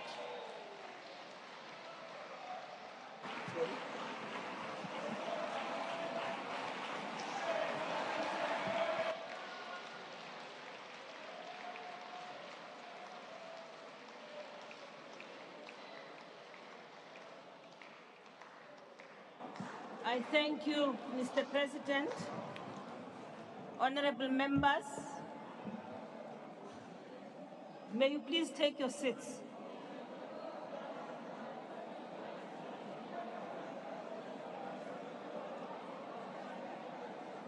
Take your seat, honorable member at the back there. Please take a seat. Thank you very much. Thank you, Mr. President. Honorable members, earlier on, Honorable Steenhuisen raised a point of privilege about the presence of security forces on the floor of the House without the permission of the presiding officers. Now, I wish to draw your attention to the provisions of Section 4 of the Powers, Privileges and Immunities Act of Parliament and Provincial Legislature, which states that in the event of violence or a reasonable prospect of violence or serious disruption ensuing in the chamber as a result of a member's resistance to removal, the presiding officer may suspend proceedings, and members of the security services may be called upon by the Speaker or the Chairperson of the Council to assist with the removal of members from the chamber and the precincts of Parliament forthwith in terms of Section 4.1 of the Powers, Privileges and Immunities Act. Now, it also, in addition, honorable members, states that the security services may intervene directly anywhere in the precincts in terms of Section 4.2 of the Act, where there is immediate danger to the life or safety of any person or damage to any property. I thought that I should provide that context to you. We don't know what will happen beyond this, but it is important. Hold on, please. Honorable members. Honorable member. Asimamelanen, because beyond this, people will run to court and will say that the rules were not followed. I'm stating this deliberately. I am providing a context to it. However, I am not engaging or discussing with Honorable Steenhuisen at this point on the matter. I just want it to be recorded that the basis on which I suspended the House and allowed for the security services to enter when it was required for them to do so is this, on this one. So, honorable members, on that note, I hand over to Honorable. Order. It applies to everybody. Order. Honorable Mason. No, thank you very much, honorable members. I now take this opportunity to thank the Honorable President for his address. Please allow me also to acknowledge that amongst us today, we have the Speaker of Malawi, who's also the chair of the CPA Africa region, Excellency Catherine Kotani Hara. We also have the Azerbaijan Speaker of Assembly and the chair of the non-aligned movement, Her Excellency Sahira Kafanova. We also have the Speaker of Parliament of the Ivory Coast, Cote d'Ivoire, His Excellency Adam Bichogo. Of course, as mentioned by the President, we also have the President of the Pan-African Parliament, His Excellency Chief Charumbira Fortune Zephaniah.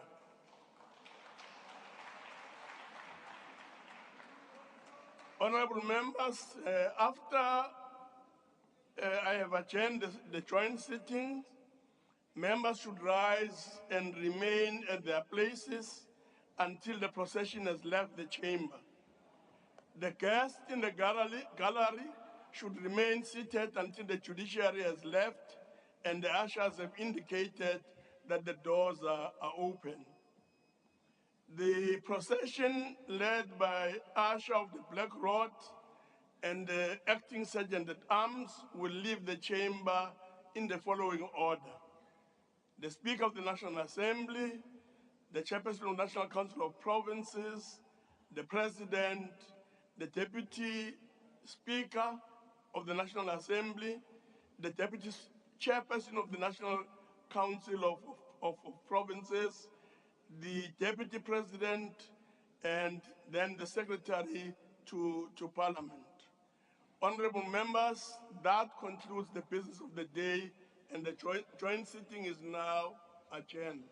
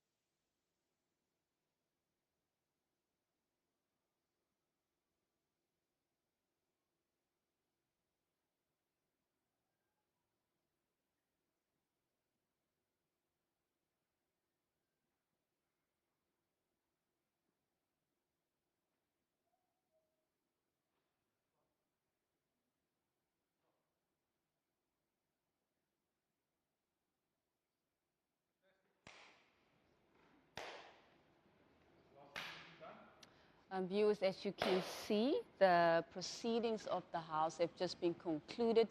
The House has just been adjourned. The presiding officers are of course, making their way out of the hall, of the Cape Town City Hall, after the President has just delivered his 6th State of the Nation address to a joint sitting of the National Council of Provinces, as well as the National Assembly. Now, this State of the Nation address must also be viewed in context, as was contextualized earlier today, that the priorities that the President was speaking to, they form part and parcel. They form part and parcel of the 7 priorities which the President committed to or announced just about 3.5 years ago, when he delivered his 3rd State of the Nation address to a joint sitting of the National Council of Provinces, as well as the National Assembly. Now, in relation to the commitments that have been made, the President, of course, made it clear that he was going to give a report back on progress that has been made in implementing the priorities that were, or the commitments rather, that he announced in his 2022 State of the Nation address, and of course also announced the priorities for the 2023 State of the Nation address, and of course the current, in the upcoming financial year. And we must also quickly, before we get into the priorities, a very short list of priorities that the President has spoken to. All of these priorities, they form part and parcel they form a part and parcel of the commitments, as I've indicated earlier, of the 7 priorities that the President announced in 2019. And number 1 on that list, of course, is the economic transformation and job creation. That's priority 1. Priority 2 is education, skills, and health. Priority 3 of those 7 priorities is, of course, consolidating the social wage through reliable and quality basic services. Priority 4 of those important priorities, of those 7 priorities, is spatial integration, human settlements, and local government. And of course, priority 5 is social cohesion and safer communities, with issues relating to state capability and South Africa's place in the broader global community being priority 7. Now, the announcements that the President was speaking to today, he made it clear that he is not making any new, this is not a new program. This is, of course, ongoing work that forms part and parcel of the 7 priorities as contained in the medium-term strategic framework, which is part and parcel of what is contained, the development priorities that are in the National Development Plan. So the President clearly stating there that in this critical year, where it is, of course, the last year of the, almost basically the last 12, 14 months of the 6th dispensation, that he decided that for the 2023 State of the Nation address, he will be focusing on issues that are of critical priority to South Africans. And number one, as we know, is the issue of load shedding. We know that load shedding has affected not only the economy, it has also affected the quality of life of a lot of South Africans. That is, of course, a number one on the priority list in terms of the issues that the President was indicating will be of priority in terms of government's program of action in the year ahead. The second issue, of course, is the issue of unemployment. We know that the issue of unemployment is a major burning issue in South Africa, particularly given the fact that we were already in a technical recession by 2018, and by the time COVID hit in 2020, South Africa obviously was hardest hit, with a lot of ordinary South Africans losing jobs, with a lot of companies closing down. So that is the second priority in terms of government's program of action for the year ahead. And the third priority, it's poverty and the rising cost of living. And then the last one is crime and corruption. Now, we had very interesting discussions earlier as we were unpacking all of the key issues, that South Africans feel that indeed, they're expecting government, the President, to make announcements, and these announcements are, of course, expected to make a difference in the quality of life of South Africans. And we're talking about, issues around access to comprehensive social protection for those who are unable to look after their families and who are unable to look after themselves. But of course, as we know, as we are reflecting on all of these key issues, we will also be getting perspectives from Thembi Nkosi, who's outside, who is currently just getting some reactions from members of parliament who are now just leaving the hall, the city hall, just to share with us. We've got Patricia de Lille, whom Thembi Nkosi will be talking to. Thembi Nkosi, we're crossing over to you. Welcome back. You have been watching Parliament TV, and the President has spoken, and I am now standing with the Minister of Public Works, Ms. Patricia de Lille. Ma'am, thank you for talking to us. The President has spoken, you've listened. What is your reaction? Well, I can respond about my own department in terms of infrastructure. We are making great progress with infrastructure, the strategic infrastructure, and the investment in that area. And after the State of the Nation address, as you know, I will have my own press conference to unpack the progress that we make with infrastructure, including the rural bridges. For me, what came through to the speech tonight is the emphasis on young people. That is the correct emphasis. And I think all departments must do more to get young people into the mainstream of the economy, whether it's through interns, apprenticeships, TVT colleges, because the biggest chunk of our employment it's amongst our young people. In terms of the electricity crisis, we are all in it together, and I think the emphasis on accountability when it comes to the electricity crisis by the President moving it into his office and the state of disaster will certainly help us to speed up all the regulatory reforms and all of that. And of course, with the help of the Auditor General that will be coming in as a preventative measure to prevent corruption during this state of disaster, it's to be welcome. Thank you very much. Mr. Lil, thank you very much for talking to us. That was the Minister of Public Works, Ms. Patricia de Lille. And as indicated, we are standing in front of the Cape Town City Hall, and we will be bringing you more reactions from the members of parliament that had been sitting and listening to the President outlining government's priorities for the year 2023. So for now, I'm taking you back to the studio. Indeed.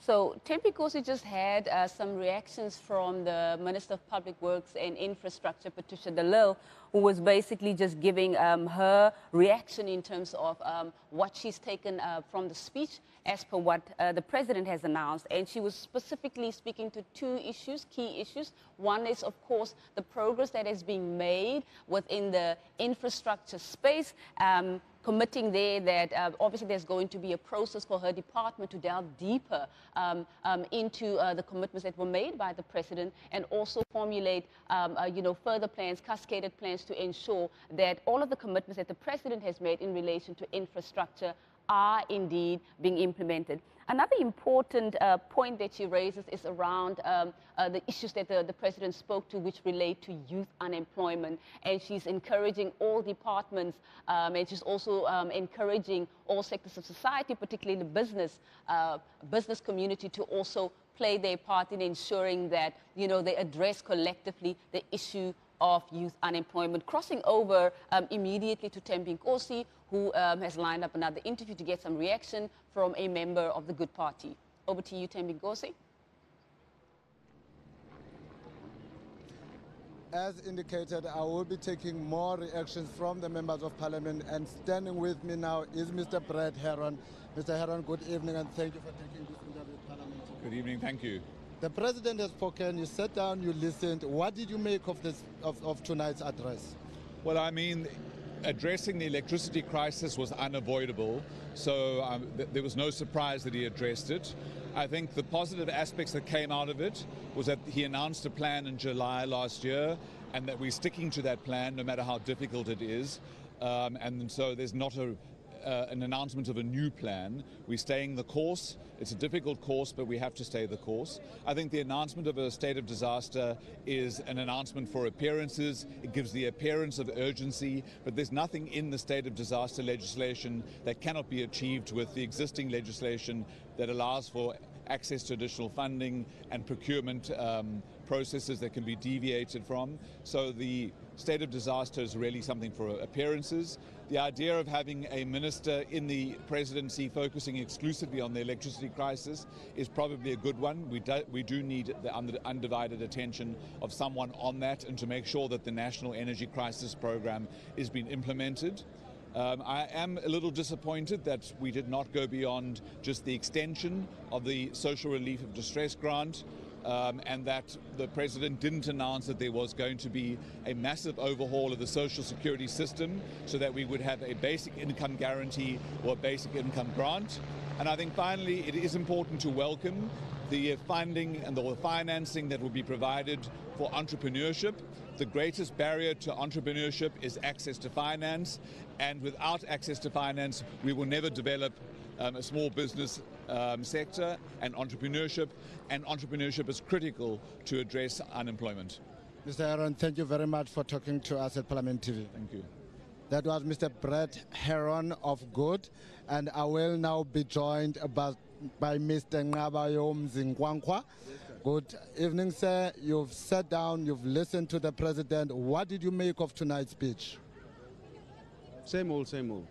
There's really nothing new in the speech. It's the old promises. It's about being able to provide water, being able to address putting plans in place to address the energy challenges of the country. But if you remember correctly, it started with that note as far back as 2015, and the situation doesn't seem to have improved. Instead, it has taken a turn for the worse. I mean, what even makes it unforgivable for me is that most of the people were complaining on our WhatsApp groups everywhere saying, it's SONA, but we don't have electricity, we can't watch it on TV. What's the point then of having SONA if half of South Africa is sitting in darkness and they can't even follow the messages that are taking place here? I think what also makes it worse for me is that at the time when, I think during the coronation of Chief King Misizulu, they were able to suspend load shedding, but you can't suspend load shedding for SONA. But the other issues for me is really, I mean, the Minister of Electricity to do what? When there's public enterprises, when there's energy, there's already a duplication of responsibilities and activities between those ministries. And the President makes the worst thing by explaining what the ministry will not do, instead of explaining what the ministry will do, as if they still have to thumbsuck and decide as to what the responsibilities of that person are going to be.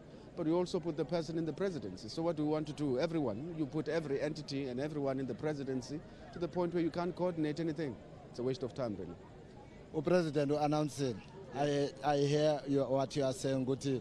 we announced what he will not do, but he didn't speak on what he will do. What do you think now that we're going to be having that Minister of Electricity, the President? What do you think that he should be doing? No, there shouldn't be that minister in the first place. To do what?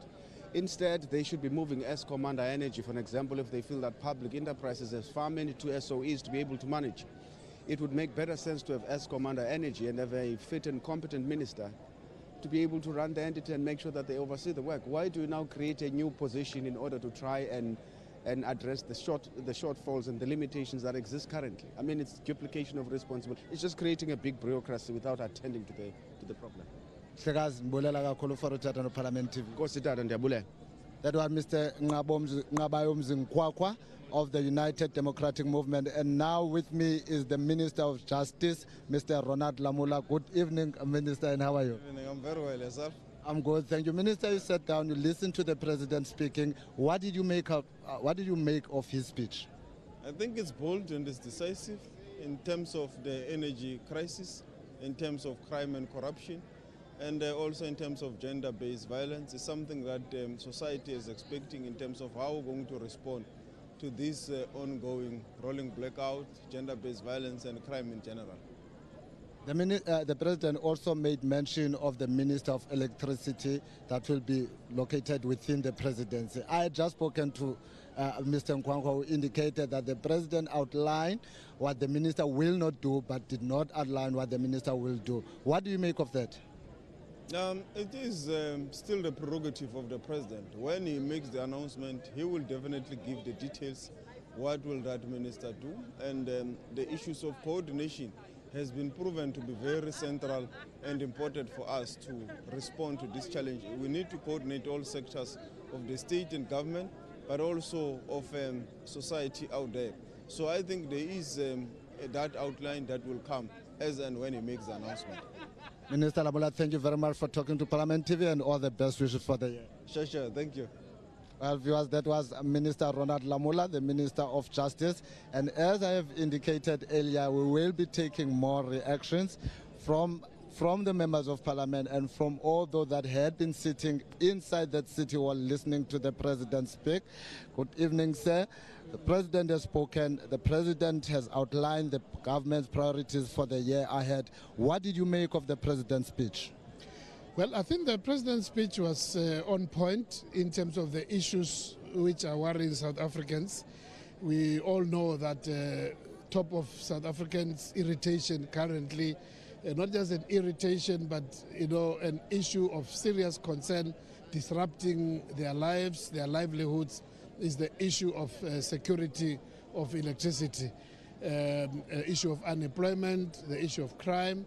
I can also mention that from the responsibility I have, which is the health sector, we're also deeply worried, deeply affected. Our ability to provide services is highly disrupted, which shows that all aspects of life are really disrupted by the insecurity of electricity. So we're very pleased that there's going to be a very focused attention, because just taking from our sector, it's not just a disruption, it's a drain on our resources, very scarce resources which were supposed to be used to upgrade equipment and maintenance. It's, for instance, going towards buying diesel, running generators. So we're very happy that there's going to be a very focused attention to this matter, including under the state of disaster, considering more hospitals to be exempted from load shedding. So we are quite pleased with that focus. Whilst the announcement on the state of disaster was made today, what contingency plan did you have in place in the sector to deal with load shedding? Well, top of our focus has been to request exemption. We have done that with a number of hospitals from Eskom, but also through areas where the electricity is supplied by municipalities and metros and districts. So top of our focus has been to exempt health facilities so that when there is load shedding, they are separated from the rest of the areas. Secondly, also we have to make sure that all hospitals, their backup power supply is in good shape. so that any time when there is an interruption, services will not be disrupted. But going forward, we've also been focusing on going forward to build up more capacity for self-sufficiency, including in terms of solar and other sources of electricity, which will be able to keep our facilities safe. Thank you very much, Minister, and all the best for the year in your portfolio. Thank you. Thank you. Well, that was a reaction from the Minister of Health, who will now for a few seconds just go back into the studio.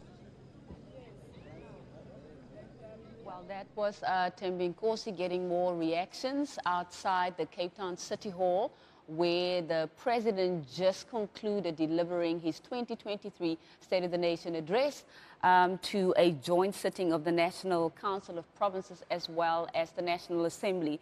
Just to recap, the President reiterated again that he's not announcing new priorities in relation to government's program of action for in the year ahead. He only announced 4 priorities, and number 1, which is actually at the top of the agenda for government, and of course it's a burning issue for all South Africans, business and across the board, all sectors included. It's the issue of load shedding.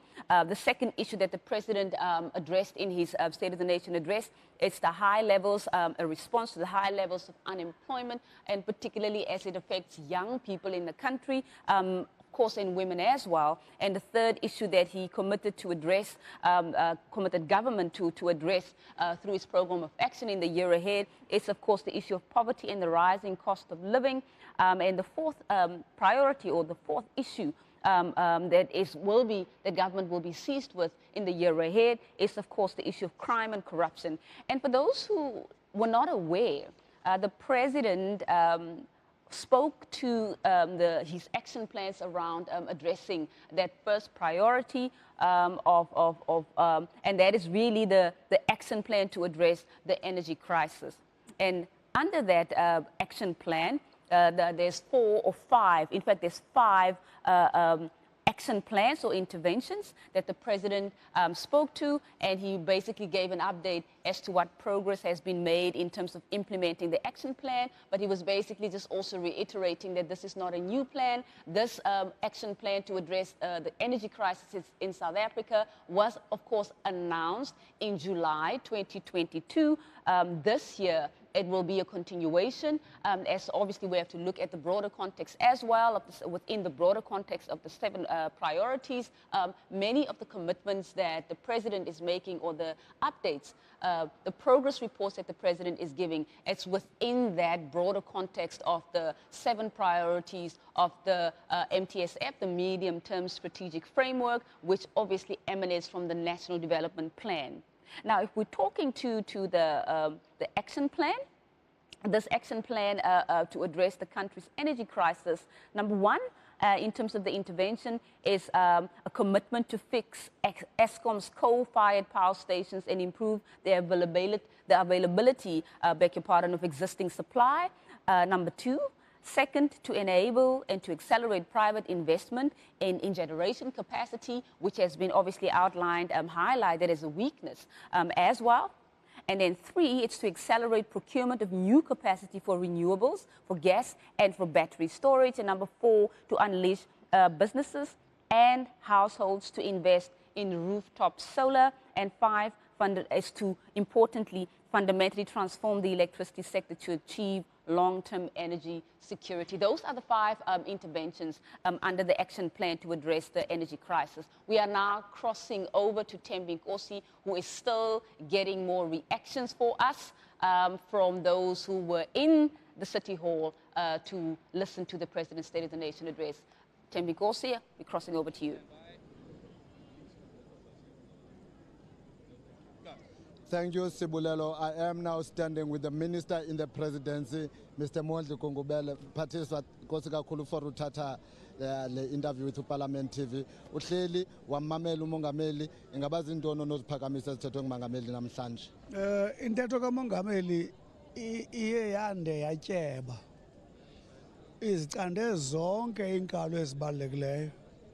Inkalo zengxele yokuba siqhube njani ekwakheni imisebenzi. inkalo ezingengqele uba kuqhutywe njani ukulwa nendlala. Inkalo ezingengqele uba ukulwa ukuxhatshazwa koomama. Zonke ezo nkalo ebengachazi nje ingxelo ebexela nemizamo eza kwenziwa kusiywa phambili. Kwemisebenzini siqhube njani, yintoni umgomo olandelayo. Koomama siqhube njani, yintoni umgomo olandelayo. Kungqesho yolutsha siqhube njani, yintoni umgomo olandelayo. Ugxile kakhulu ke kumba wombane.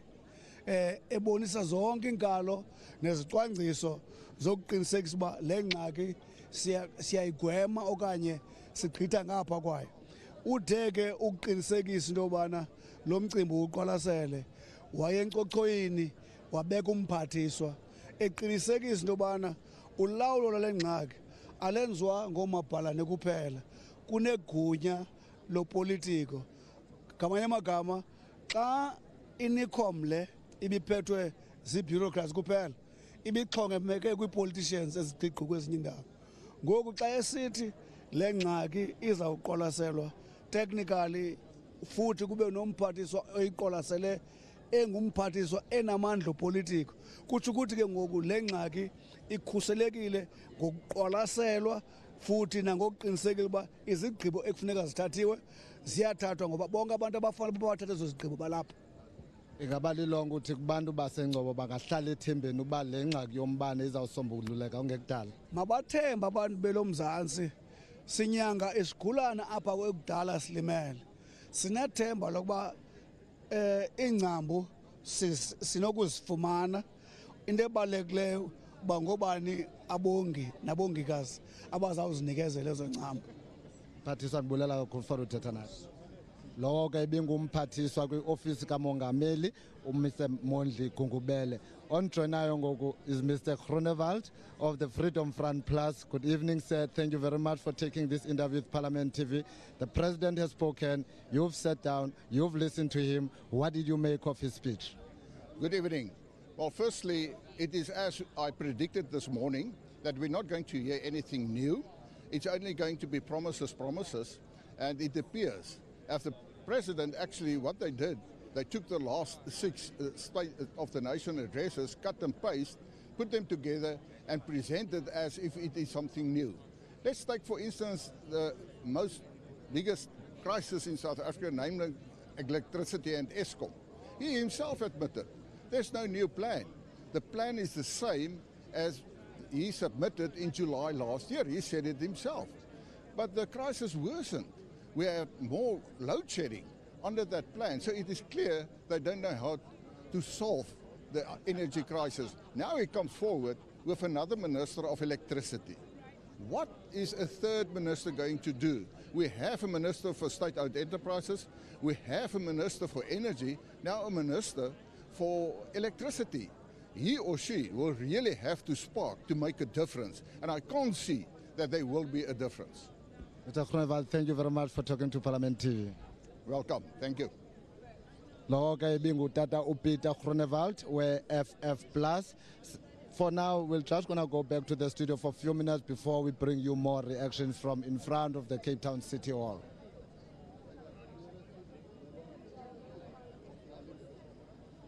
Of course, there was been causing getting more reactions from the leaders of political parties as well as ministers who are just giving their reactions in relation to the announcements that are made by the President for the year ahead. And of course, these announcements, this is what will be the priorities over and above the ongoing work that is being done by government in relation to ensuring that the priorities as set out in the 7 priorities as announced in 2019, that those things are actually, those policy priorities are actually implemented. But for the year ahead, these are not actually new priorities. It is ongoing work, as reiterated by the President, but at the top of the list in terms of all of the reactions that we have received thus far is the issue, it's the energy crisis in the country. And of course, a number of the political parties are saying that they don't feel that the issue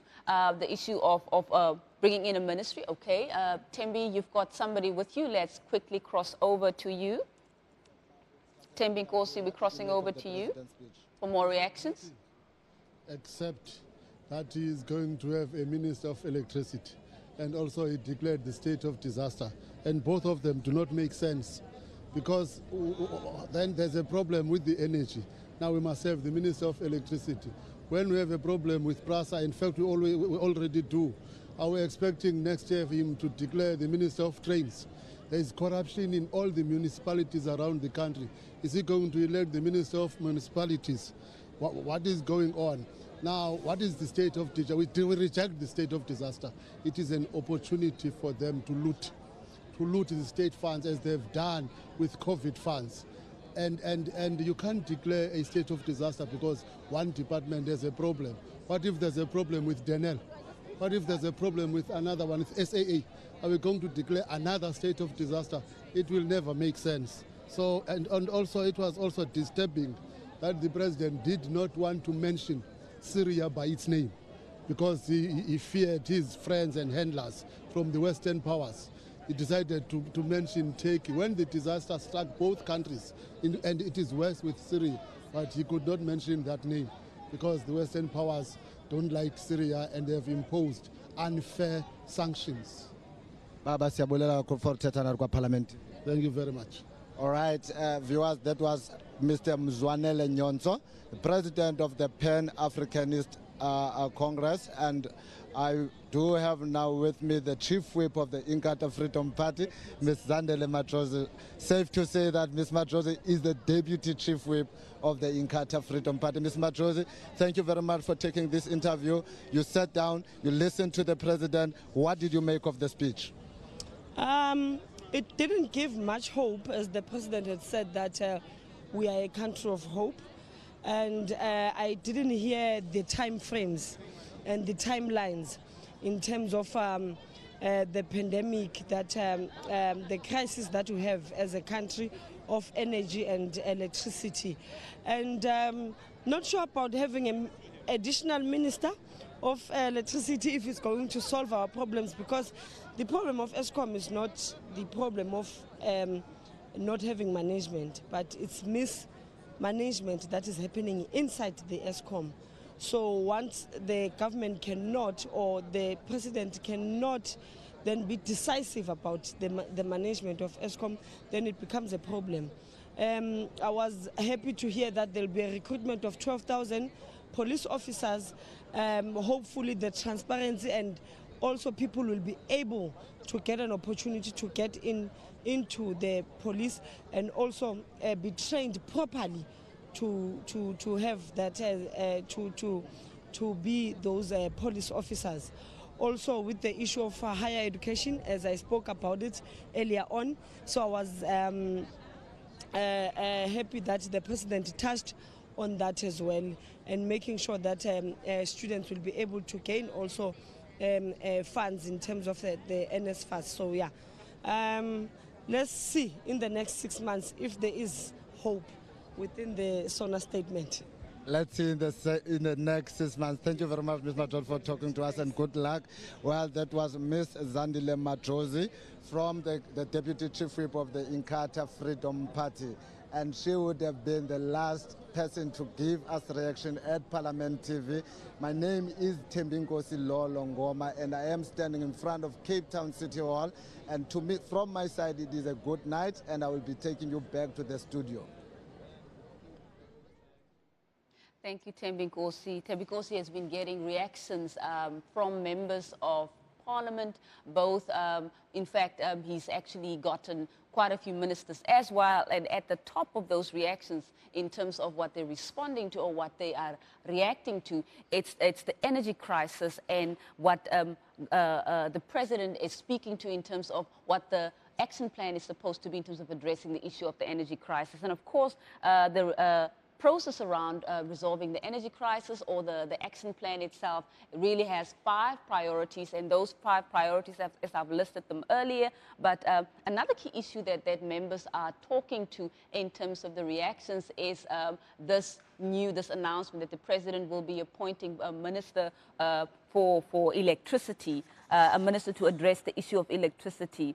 So there's also a view that they don't see how that can actually address the existing challenges that we have with that, and they don't see how bringing in an additional minister will solve the problems. But of course, the president did not, that's not the only announcement that was made. The president was talking, was giving us feedback as well in terms of what has been implemented in terms of that energy action plan, which was announced in July of 2022. Let's quickly go back to Thembinkosi. He's got more reactions for us. Over to you, Thembinkosi.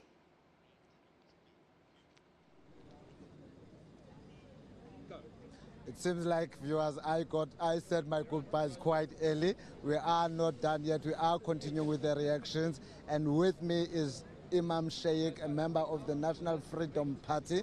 Good evening, sir. You have sat down, you have listened to the president. He has outlined government priorities for the financial year. What did you make of the president's speech? Good evening to you and good evening to all the viewers. Well, to a very large extent, as the NFP, we believe that this was a repeat of 2022. As far as the energy crisis is concerned, we are now convinced that government does not have a comprehensive plan in place. That's the first thing. On the issue of crime and gender-based violence that the president addressed, we think he's missing the point. We think that you need to get to the root causes of why is there so much of violence in the society. If you look at the violence that's erupting at schools alone, will tell you where these criminal activities are going to lead to. So we think he's out of touch with the reality as far as that is concerned. He talks about infrastructure development. And if you remember that South Africa has been borrowing a lot of money internationally for infrastructure development. But when it comes to implementing these projects, we fail dismally. And again, it's exactly the same situation. He talks about engineers through the Engineering Council, which we are going to now get. Let's look at the quality of education. 1 in 2 learners who start school in grade 1 do not finish grade 12. Number 2, 60% of them that go to these TVET colleges, and he's talking about now funding 30,000 of them, 60% drop out in the first year. The emphasis on education in the country is on quantity, not on quality. The 80% he talks about is not a true reflection of what we are producing. So we are not producing the engineers in this country that ESCOM needs. It's the similar problem that we had initially, if you remember, that we gave packages to those experienced and skilled people. We brought in these trainees. We did not transfer the skills, and that's one of the reasons why ESCOM is bad. ESCOM's problem is a host of them. You did not build new power station, knowing you don't need to be a rocket scientist. No, your population is increasing, your demand is going to increase. You knew you had to maintain these things. You knew that you have to maintain and keep your skills. You've got sabotage, which seems to be a serious problem. You know, you've got theft, you've got vandalism. So ESCOM's problem, the national state of disaster that is now been declared, for us, all it is going to do is going to bypass the procurement processes. And remember what happened during COVID, how they bypassed the system and all the looting and corruption took place. It's creating a conducive environment for that right now. Sheikh Imam, thank you very much for talking to Parliament TV. That was Mr. Sheikh Imam of the National Freedom Party. And with me now is the Chief Whip of the Democratic Alliance, Ms. Siviwe Gwarube. Good evening. Thank you for talking to Parliament TV. You've listened to the President outlining government's priorities for the year. What did you make of the speech? Look, I think firstly it would be amiss of me to maybe not indicate that the scenes that we saw in Parliament today are absolutely shocking, and they should be condemned in the harshest possible terms. In a constitutional democracy, we should never see special task forces charging into Parliament, essentially armed people charging into a separate arm of state. And what the EFF did today was it really crossed the line. And it crossed the line from just being disruptive, but really it really was something that was a challenge to our constitutional democracy. But in as far as the president's priorities are outlined, of course what we're looking for from the president are his priorities around particularly how do we deal with the energy crisis. As we've said, the energy crisis is deeply pervasive. You are looking at not only just keeping the lights on, but businesses are closing down because of it. More and more people are joining unemployment queues, and all of these things have a ripple effect. And we were deeply disappointed by the announcement of a very generalized state of disaster. Our view is that there should be more of a targeted approach in dealing with Eskom and not just a general state of disaster, because again, you'll remember that South Africa has PTSD about a state of disaster, where during the COVID-19 pandemic, we saw a looting frenzy where people had subverted procurement processes and they were allowed to do so because of the special dispensation of the state of disaster. And then in addition to that, Parliament has no oversight over government under a state of disaster. We are unable to be consulted on what is gazetted. For instance, the president simply announced that a government gazette is now out, and this is a unilateral executive decision. And our view is that that's a slippery slope, and that's why, as you know, we are challenging the constitutionality of parts of that act. What was also missing for us was any pronouncements on really shielding South Africans from the cost of living crisis, because there are implementable solutions around cutting VAT for particular things, particularly things like baby food, chicken, things that are staples in South African homes. And it was an opportune moment for the president to say, South Africans, we hear your cries, we see your plight, and these are the things that we're going to do to at least cushion you from the harsh realities of the cost of living. Ma'am, thank you very much for taking this interview with Parliament TV, and good luck for the year. Thank you so much. All right, that was Ms. Siviwe Kwarube, the Chief Whip of the Democratic Alliance, and for now we'll cross to the studio.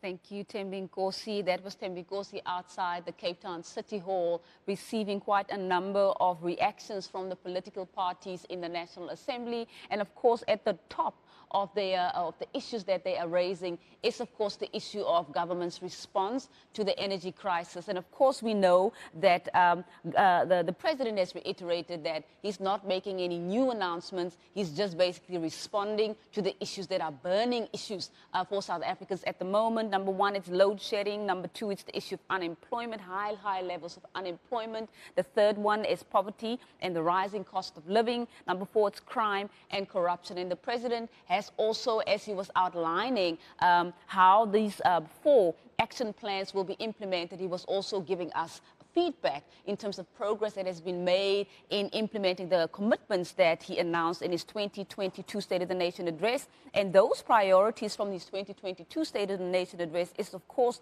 the commitment for faster growth through an aggressive investment drive. Number 2 was the issue of economic reforms. Number 3 was the public employment programs and expanding infrastructure programs. Now, if we look at all of these issues that have been announced, all of these fall within the ambit of the 7 priorities, or the 7 overarching priorities as announced by the president in his 2019 State of the Nation address, which was, of course, his 3rd State of the Nation address as the state president in South Africa. But there will obviously be an opportunity for us to delve deeper into these 4 priorities, where obviously members will be debating the State of the Nation address next week, when they take to the podium to critique or even come up with solutions or proposals as to what they believe government should be doing in this year that actually represents the final push towards concluding the 6th dispensation. With that said, I would like to thank the rest of the crew. I'd like to thank Ms. Sephora, who has led this team with such great integrity and leadership as well. And I'd also like to thank each and every individual who has contributed to making sure that this session becomes a runaway success. With that said, viewers at home, have a wonderful evening further. We will be with you again next week when we unpack further all of the insights that will be shared by political parties and of course members of the public as well as our academics and our thought leaders. With that said, have a good evening further.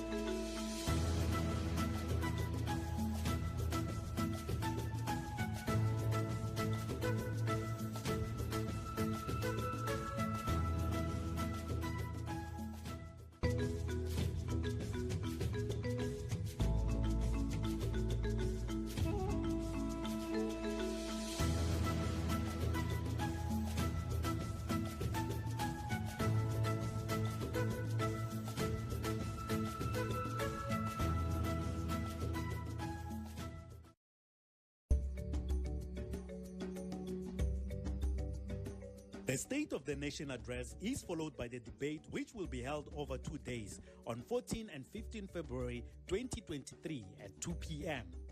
The debate on the State of the Nation address gives political parties an opportunity to debate, comment, and raise questions on matters addressed in the President's speech. Watch the debate on the State of the Nation address live on 14 and 15 February at 2 p.m. across Parliament's platforms.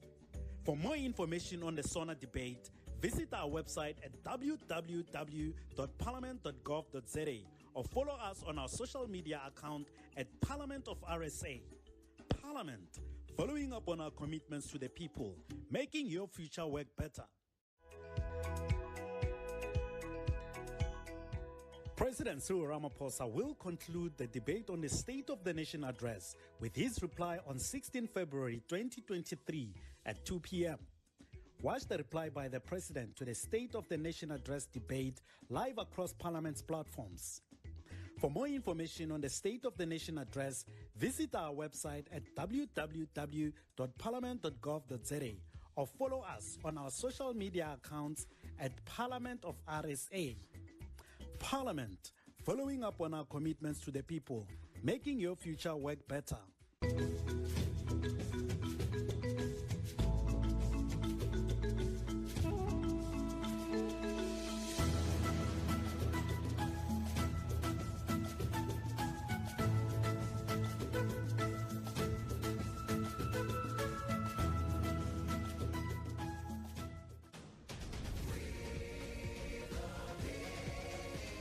This book, our Constitution, protects our society and empowers us to govern.